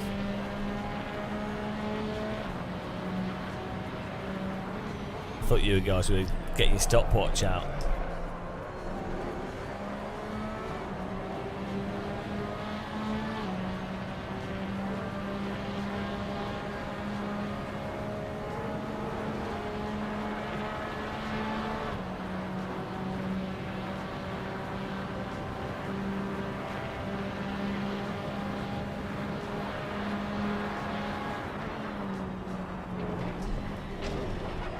Well, that didn't work.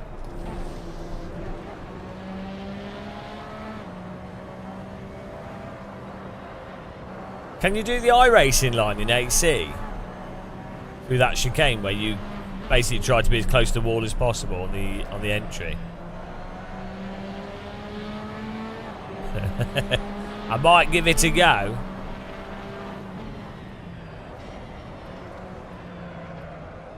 Watkins Glen is such a weird track. Like, I quite like it, but it's a bloody weird track. I think it's probably better with like LMP2 Formula cars. But yeah, it's good with anything really. But it's just a very strange.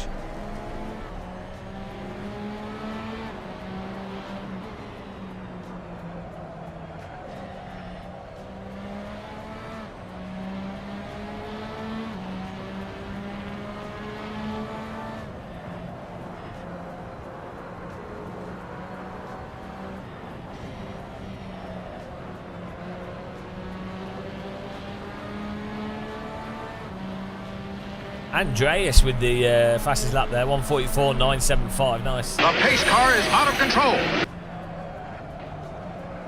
Thanks for following. Hippie Racing, welcome.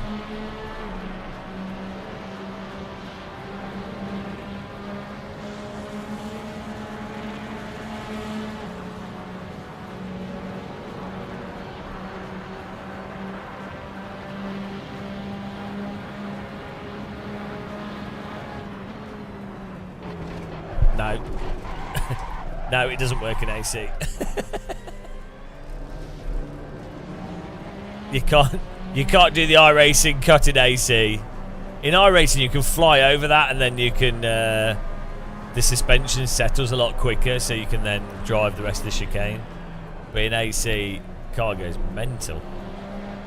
I think the curbing might be bigger in AC as well, weirdly.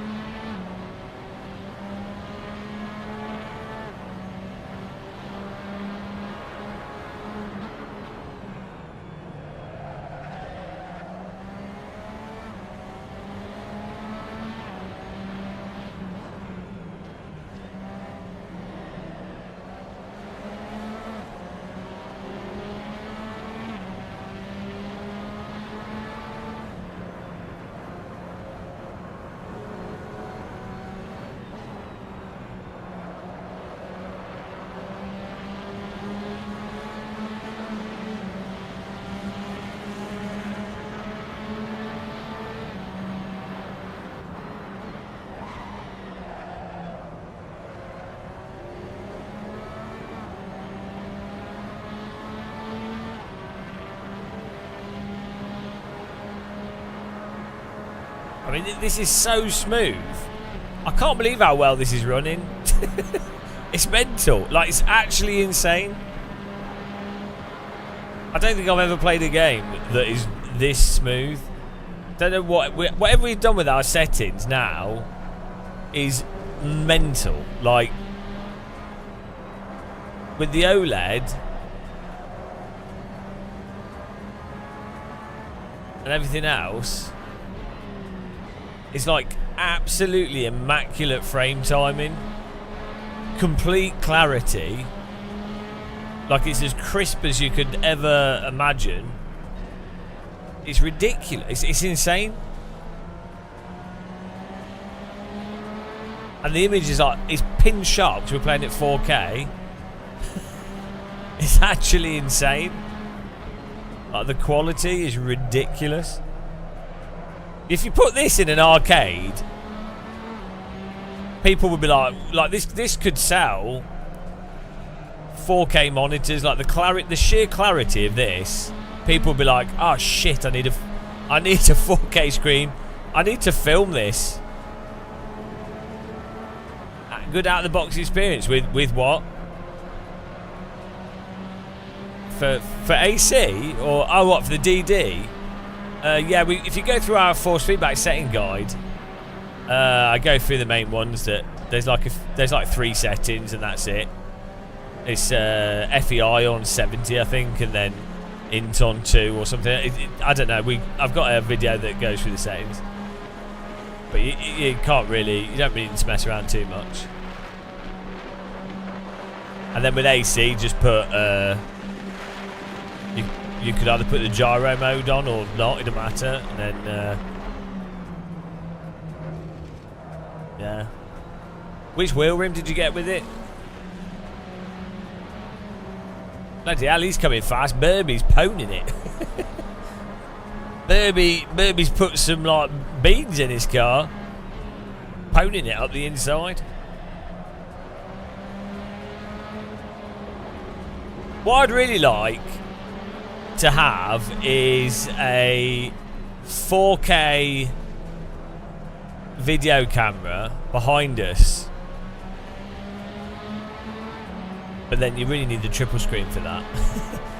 4K 60 hertz video camera behind us, rather than just a 1080p 60. And occasionally it would show that full screen with the screen as well.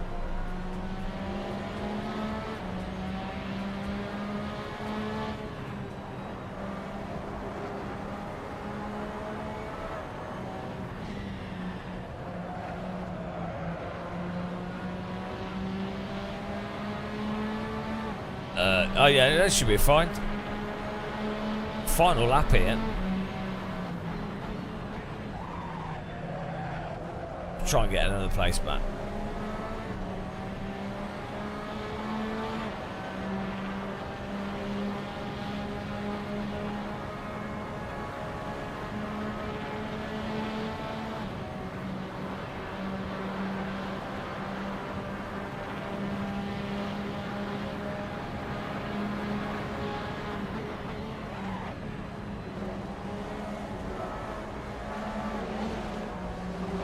Ah, what a send.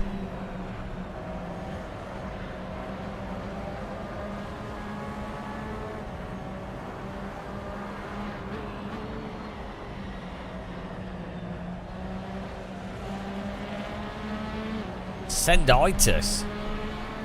Pure send.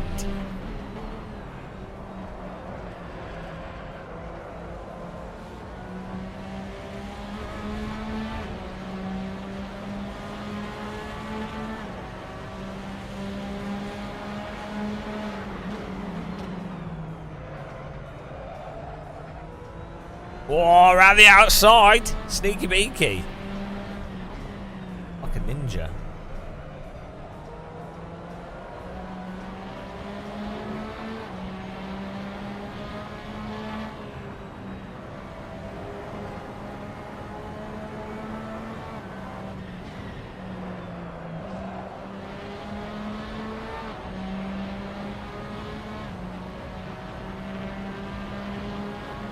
Beautiful. Guys, try not to crash into each other at the end, because it can break people's wrists with DD wheels. Andreas with the win. Young Golf second. Lol 91 third. Icarus fourth. Myself fifth. K-Dog sixth. Burby seventh. USB eighth. C. Kabush ninth. Antoine Jacket Potatoes languishing in 10th. Roman in 11th, or Rom. Ale in 12th. Smoking Kit 13. Delomere in 14th. Buster 15th. Smoking 16th. Fusing Star in 17th. Martin's coming up in 18th. Yeah, it's a nice car. Oh! I might call it a day for AC because I'm knackered. I was tired when I started, and that was 9 hours ago. That was awesome. Good race. It's a good track. We'll definitely do some more racing soon. I want to just quickly try something in iRacing. Just to see frame rate before we finish. But yeah, good racing, guys. Good fun. Thanks everyone that supported us as well. Appreciate it. Pro tip: if you're watching on Twitch and you watch other channels, get Twitch Turbo rather than subscribing to channels. It works out quite well.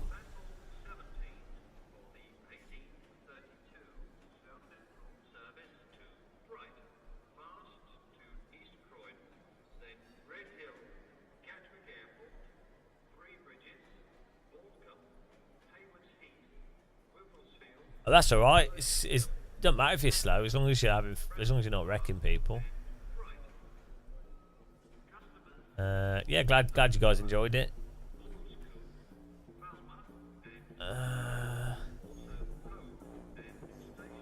Our Formula C's on Silverstone. Let's see what frame rate we get on that. I'm wondering if. I don't know what's going on with my monitor and why it's working how it is. AC's running absolutely ridiculously good, like basically perfect. Like you would struggle to get it better, I think. Like it is pretty much the most perfect display of a game I've ever seen on an OLED. Pretty much. Maybe there's some subtle things, but like so. I don't know.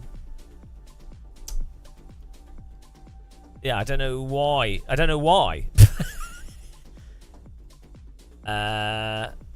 That's what's strange. So I'll find out what's going on with. See if iRacing is running the same. It could be like just the drivers. Could be a mixture of the frame rate. Could be the black frame insertion. Hello, Joss.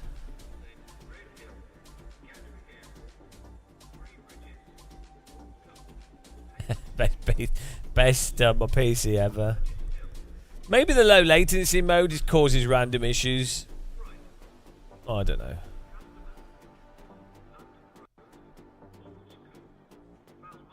Yeah, there's not many super duper fast people. There's like 5 or 6 people on that are like reasonably quick, but not aliens.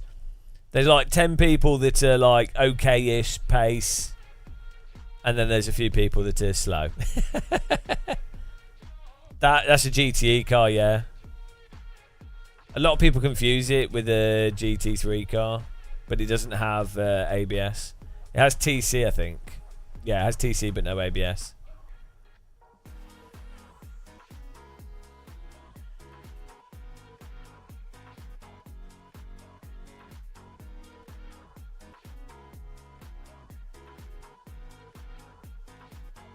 Right, let's see if we can get iRacing running perfectly as well.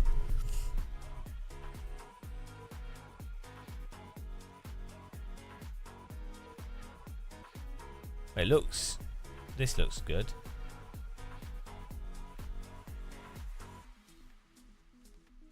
Oh no, this looks good. We don't have any audio though.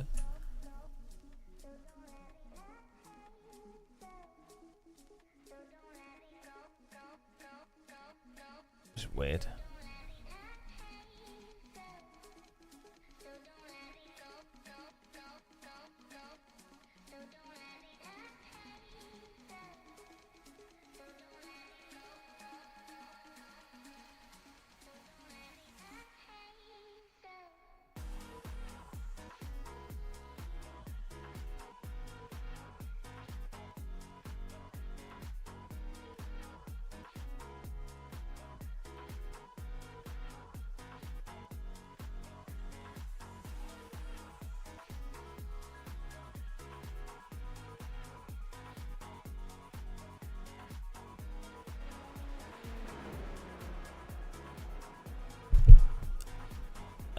Nice to run daytime races.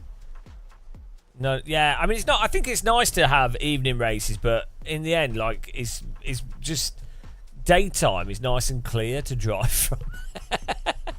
Like not everything has to be dusk or rain or whatever, and sometimes just having like midday or just after midday is quite nice. It's quite an eye strain, I think, if you have races. Yeah, when you have races that are in the bloody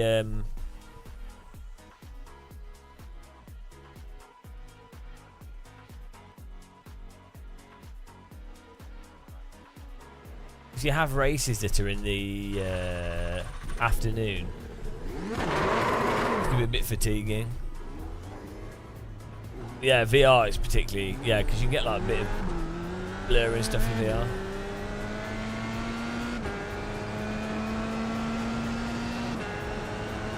I should have been doing these races on here. We were too busy enjoying AC.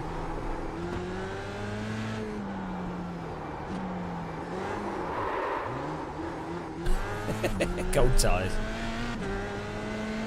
Yeah, this is running good. It must be like something to do with the LG TV when you black frame insertion gets better response in general.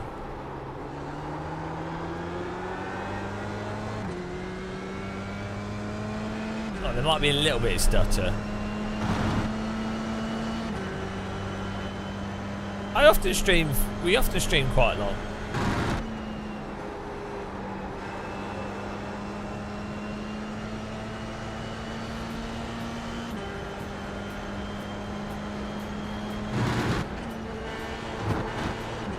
See, the nice thing with iRacing force feedback, at least with IIFFB, is that it is punchy. There's a sharpness to it, which you don't have in AC, which I think is quite nice.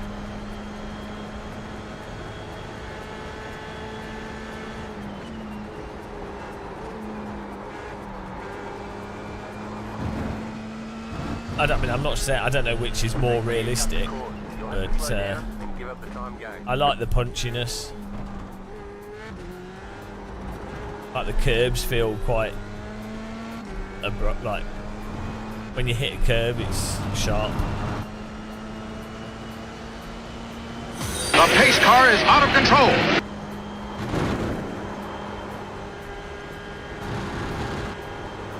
Car stop on the left.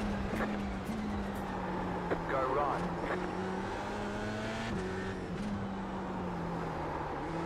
Hello, Hackenberger. Thanks for following as well.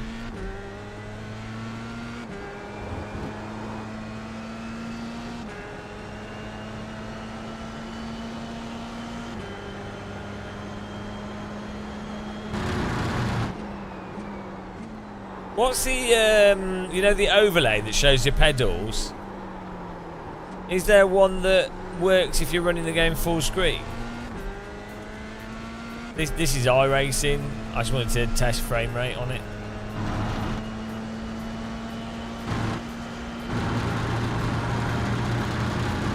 The curbs feel nice on iRacing as well.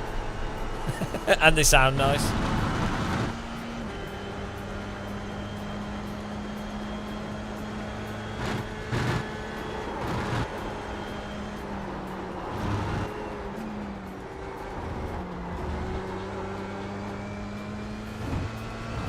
Yeah, I was just getting my frame rate working in iRacing.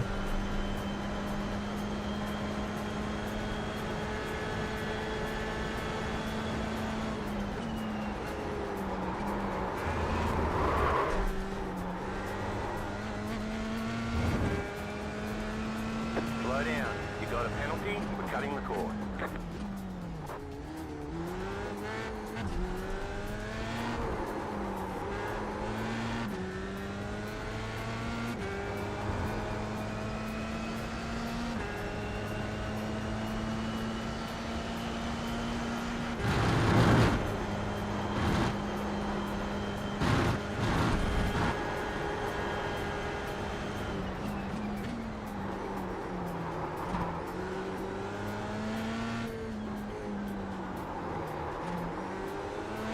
Car 6, just set the fastest lap. 52.856.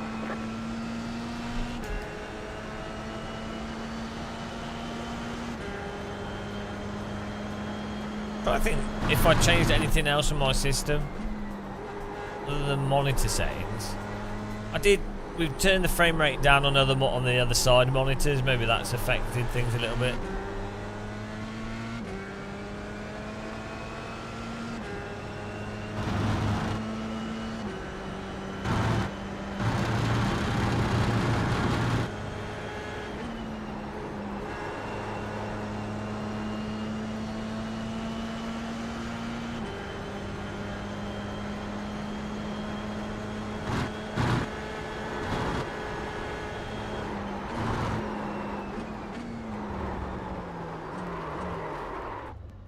See, that seems to be working well. I don't know if maybe it's just Silverstone though. That's good. Might have to do some iRacing as well tomorrow. Good. The F3 cars are good. F3 at Silverstone is a really nice combo. iRacing cars with downforce on high-speed tracks. So like Silverstone. Suzuka, Spa,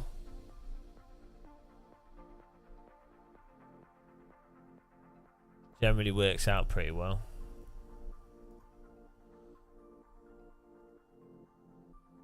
Oh no, that'd be terrible. See what the Super Formula lights are. Schedule. Oh, Silverstone's next week with the Super Formula lights. That could be quite good.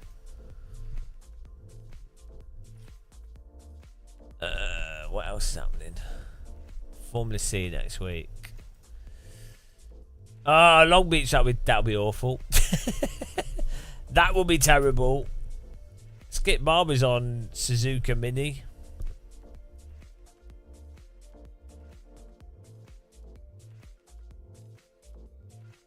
Which is a weird layout. That's using the pits that on the straight, right? Yeah.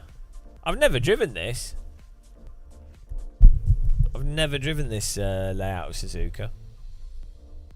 Could be alright, actually.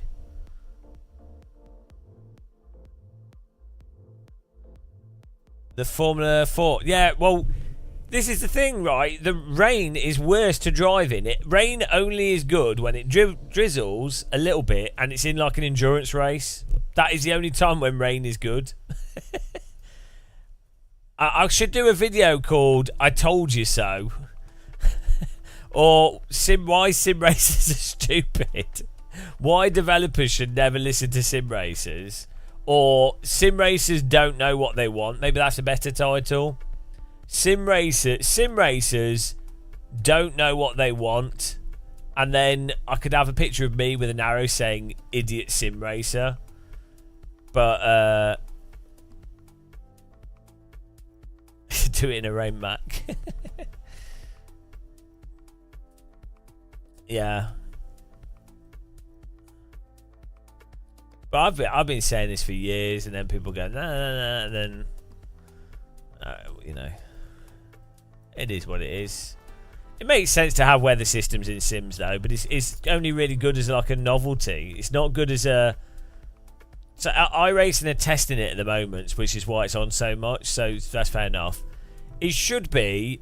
I think the way it would work better in iRacing is if it was like 1 in 8 races were wet, and it could be light wet or it could be like very wet, whatever, but it's 1 in 8 races, generally speaking.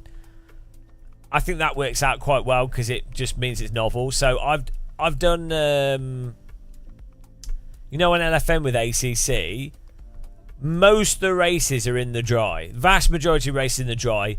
Sometimes the race will be in the wet, and you're like, oh, that's fun.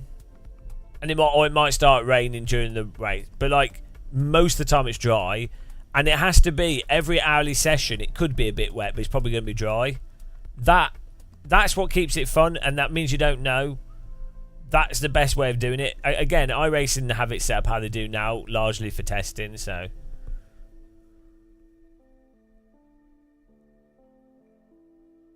The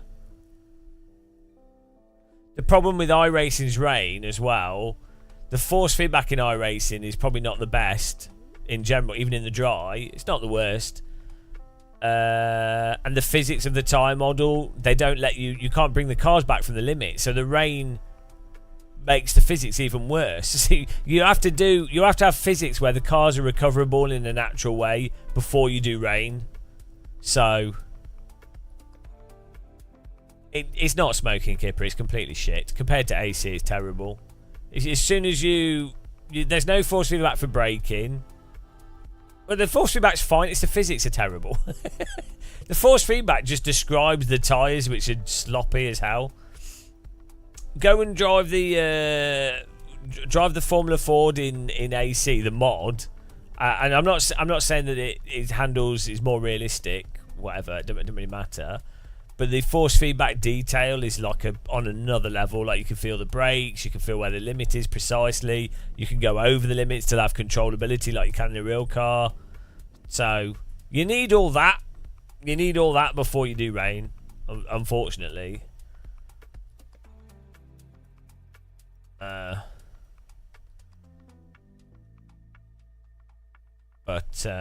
yeah, it is what it is. It is what it is.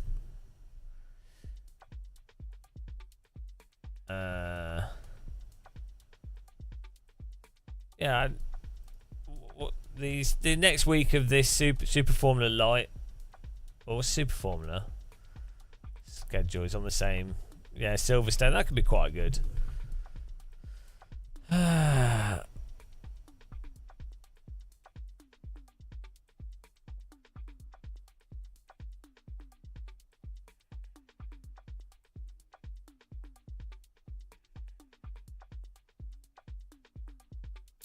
Yeah, next week's not really the best.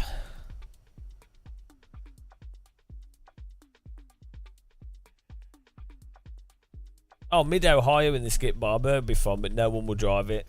So, it's actually quite a good track.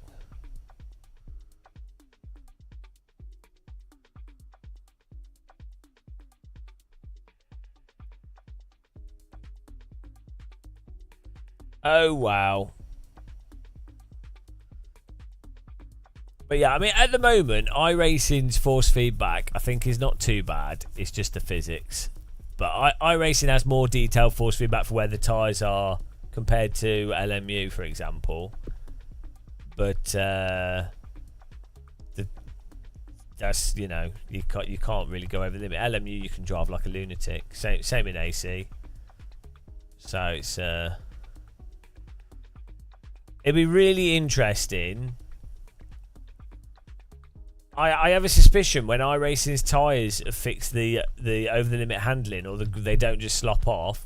I have a suspicion that if they fix that, the force feedback will reflect it, and it will be a lot better. Like you'll have, like, rather than at the moment in iRacing, you've got grip and then it just falls off and then it dies.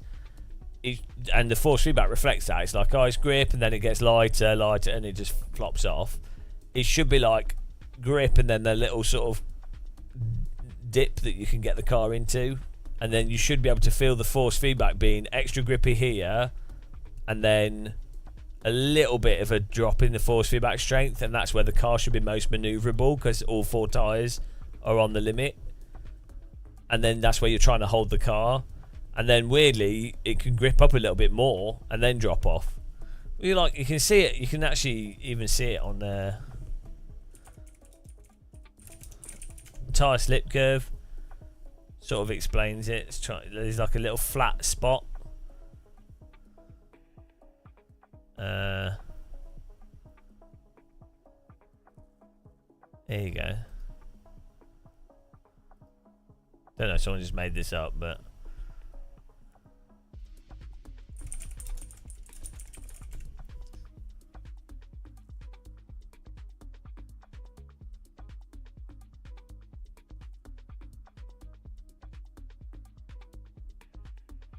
I think it's also because I think the reason why you get the weird grip flat spot in a grip curve is to do with the flex of the tyre. Effectively, like, creates a wider zone of controllable slip rather than it being like a humpback bridge. The tyre flex and stuff. And I think I would imagine the averaging out of all 4 tyres flexing when the car's in a state of balance and the angles that they occur, I think that's what causes the top of the grip, the slip curve, like the absolute maximal grip zone. I'm trying to find an image of it. It's counterintuitive because you would think that it would actually... You'd think that it would just be an arch, it wouldn't flatten out or like have a dip to the top of it.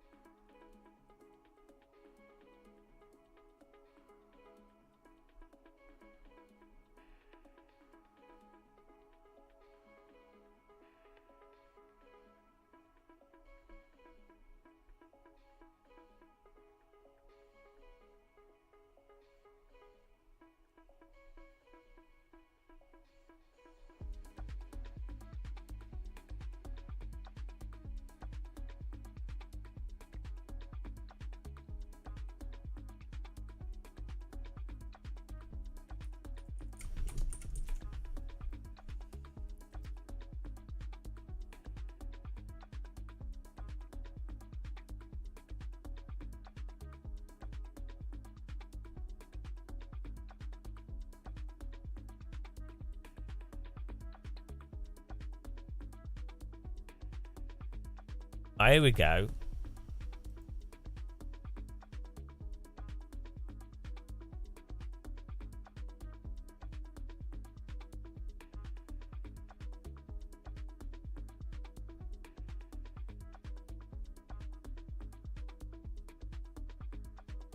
This describes it, I think.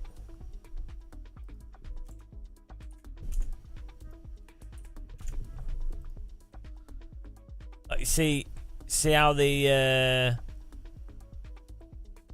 red, how it's like flattens out at the top.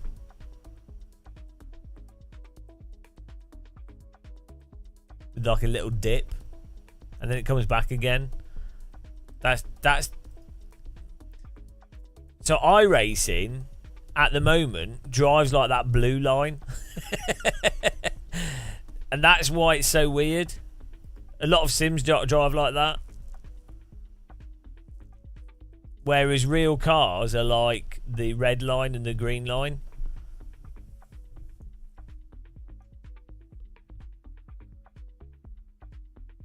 No, I know. That's just a bullshit image. But like, I'm trying to find like an actual good image. That's just a bullshit image. But that's, yeah, but it gives you an example. The normal, the fall off is a lot longer on tyres as well, not normally.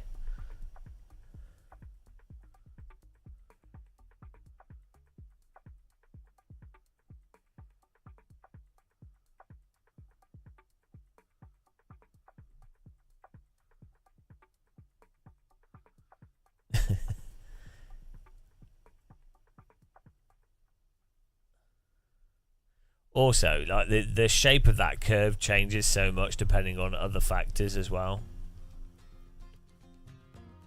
It's really hard to find a good image of a representative.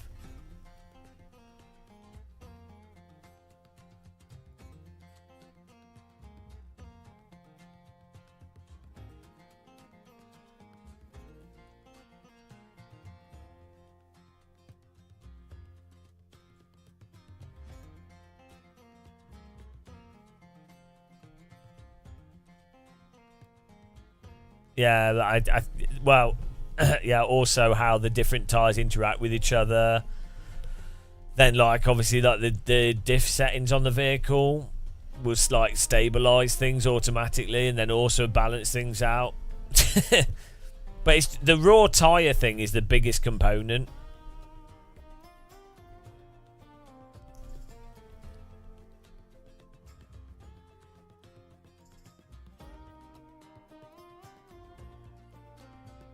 But as I said, I mean, just purely based off me inventing it in my head, I think that the tyre flex component is what creates potentially that a larger flat area at the top of the slip curve, like a stable zone.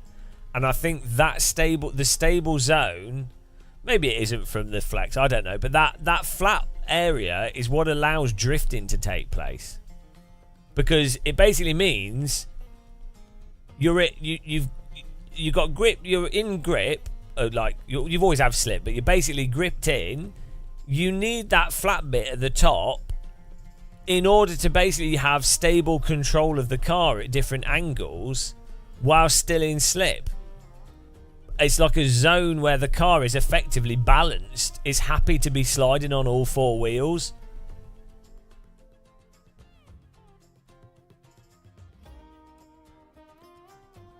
No, I know. Yeah.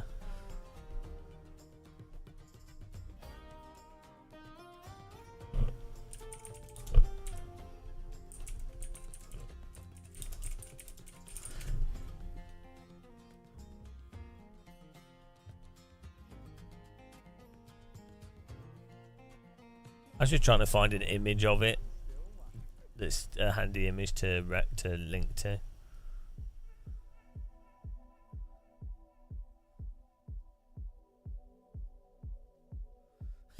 Look at this.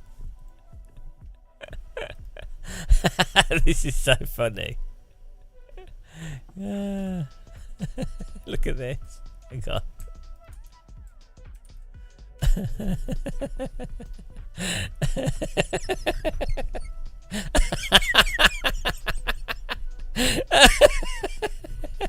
Stupid. It's so true. It's so stupid. not that bad. It's not that bad, but that's pretty funny. Just as a... that's pretty funny.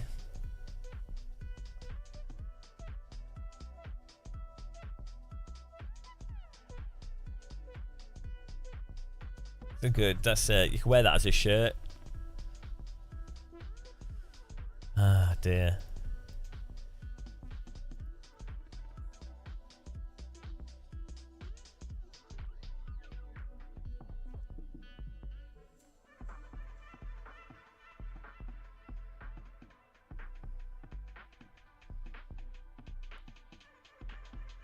Yeah, there's loads of variables to it.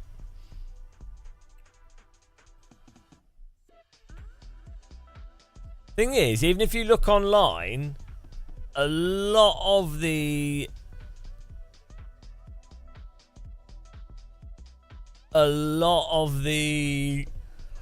drawn slip curves and stuff miss that little plateau flat spot.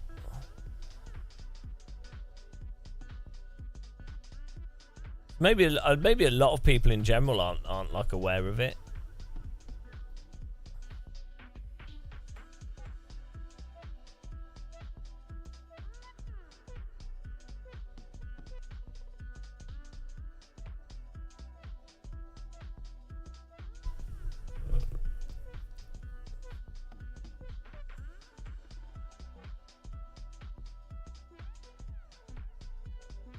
The thing is, you can see how if you made that top of the slip curve really flat for ages, then a car's going to drive like Automobilista 2.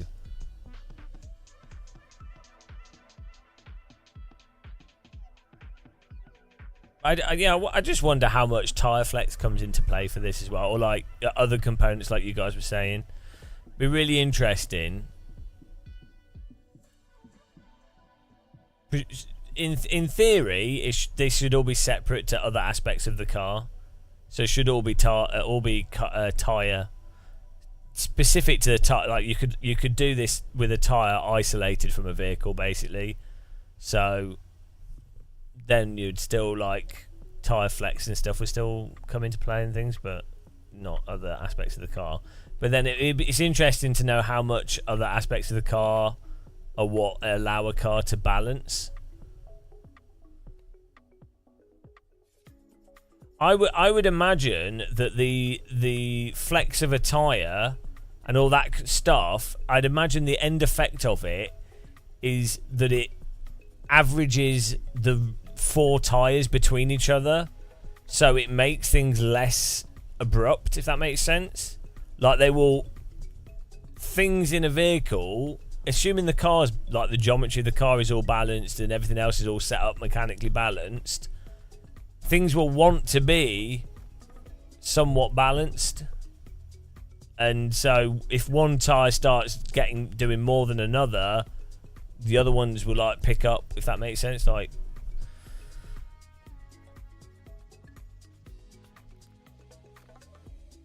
I don't know. I'm sure it's very complicated because no one seems to have done everything perfectly, so there'll be people that have thought about this a lot more than I ever have.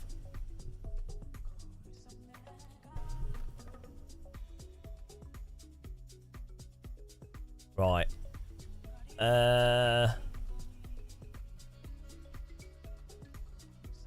I'm done for now. Isn't it weird though how tyre flex means that when the tyre's pointing, the car can be pointing one way, but the tyre is actually flexing against that. So it's almost correct, like even if the car's at this angle, the tyres are effectively at this angle. So from the tyre's perspective, it's being pulled and it's being tugged, but it's actually maintaining its own direction separate to the car, just because of the flex of the carcass, depending on how I guess the sidewall and other components.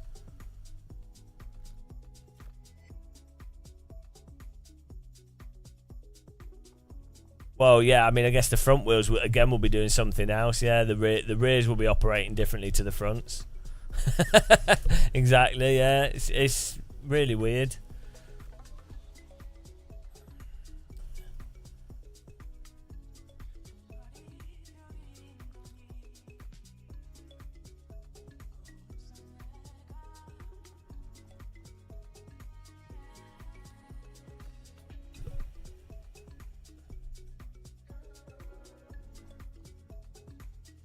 You thought it's weird that the traction goes to the outside opposite side? I don't know what you mean. It's not weird, it's fun, yeah. I think what could really help with this kind of stuff, though, is like a sort of top-down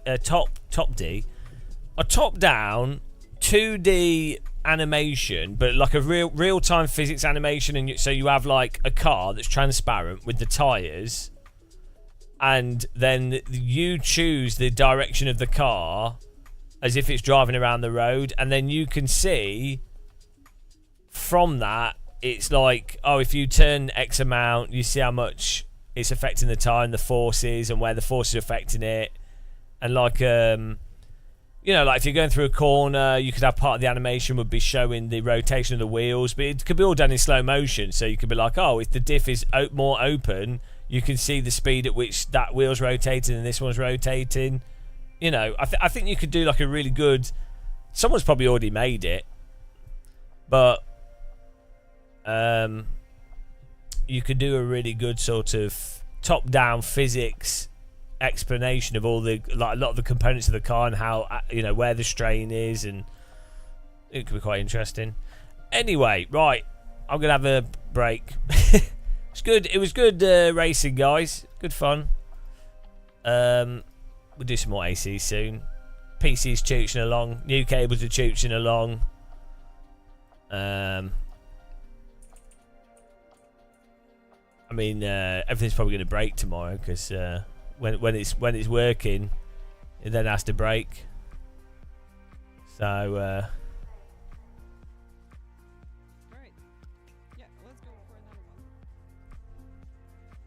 I will see you guys soon.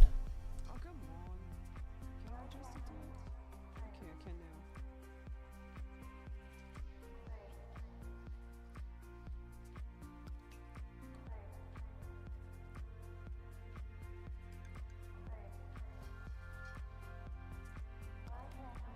Please register again. Okay, I'm just going to start the racing now.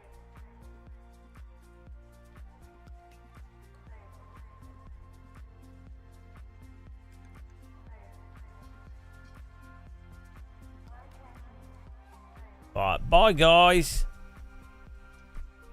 Thanks for watching.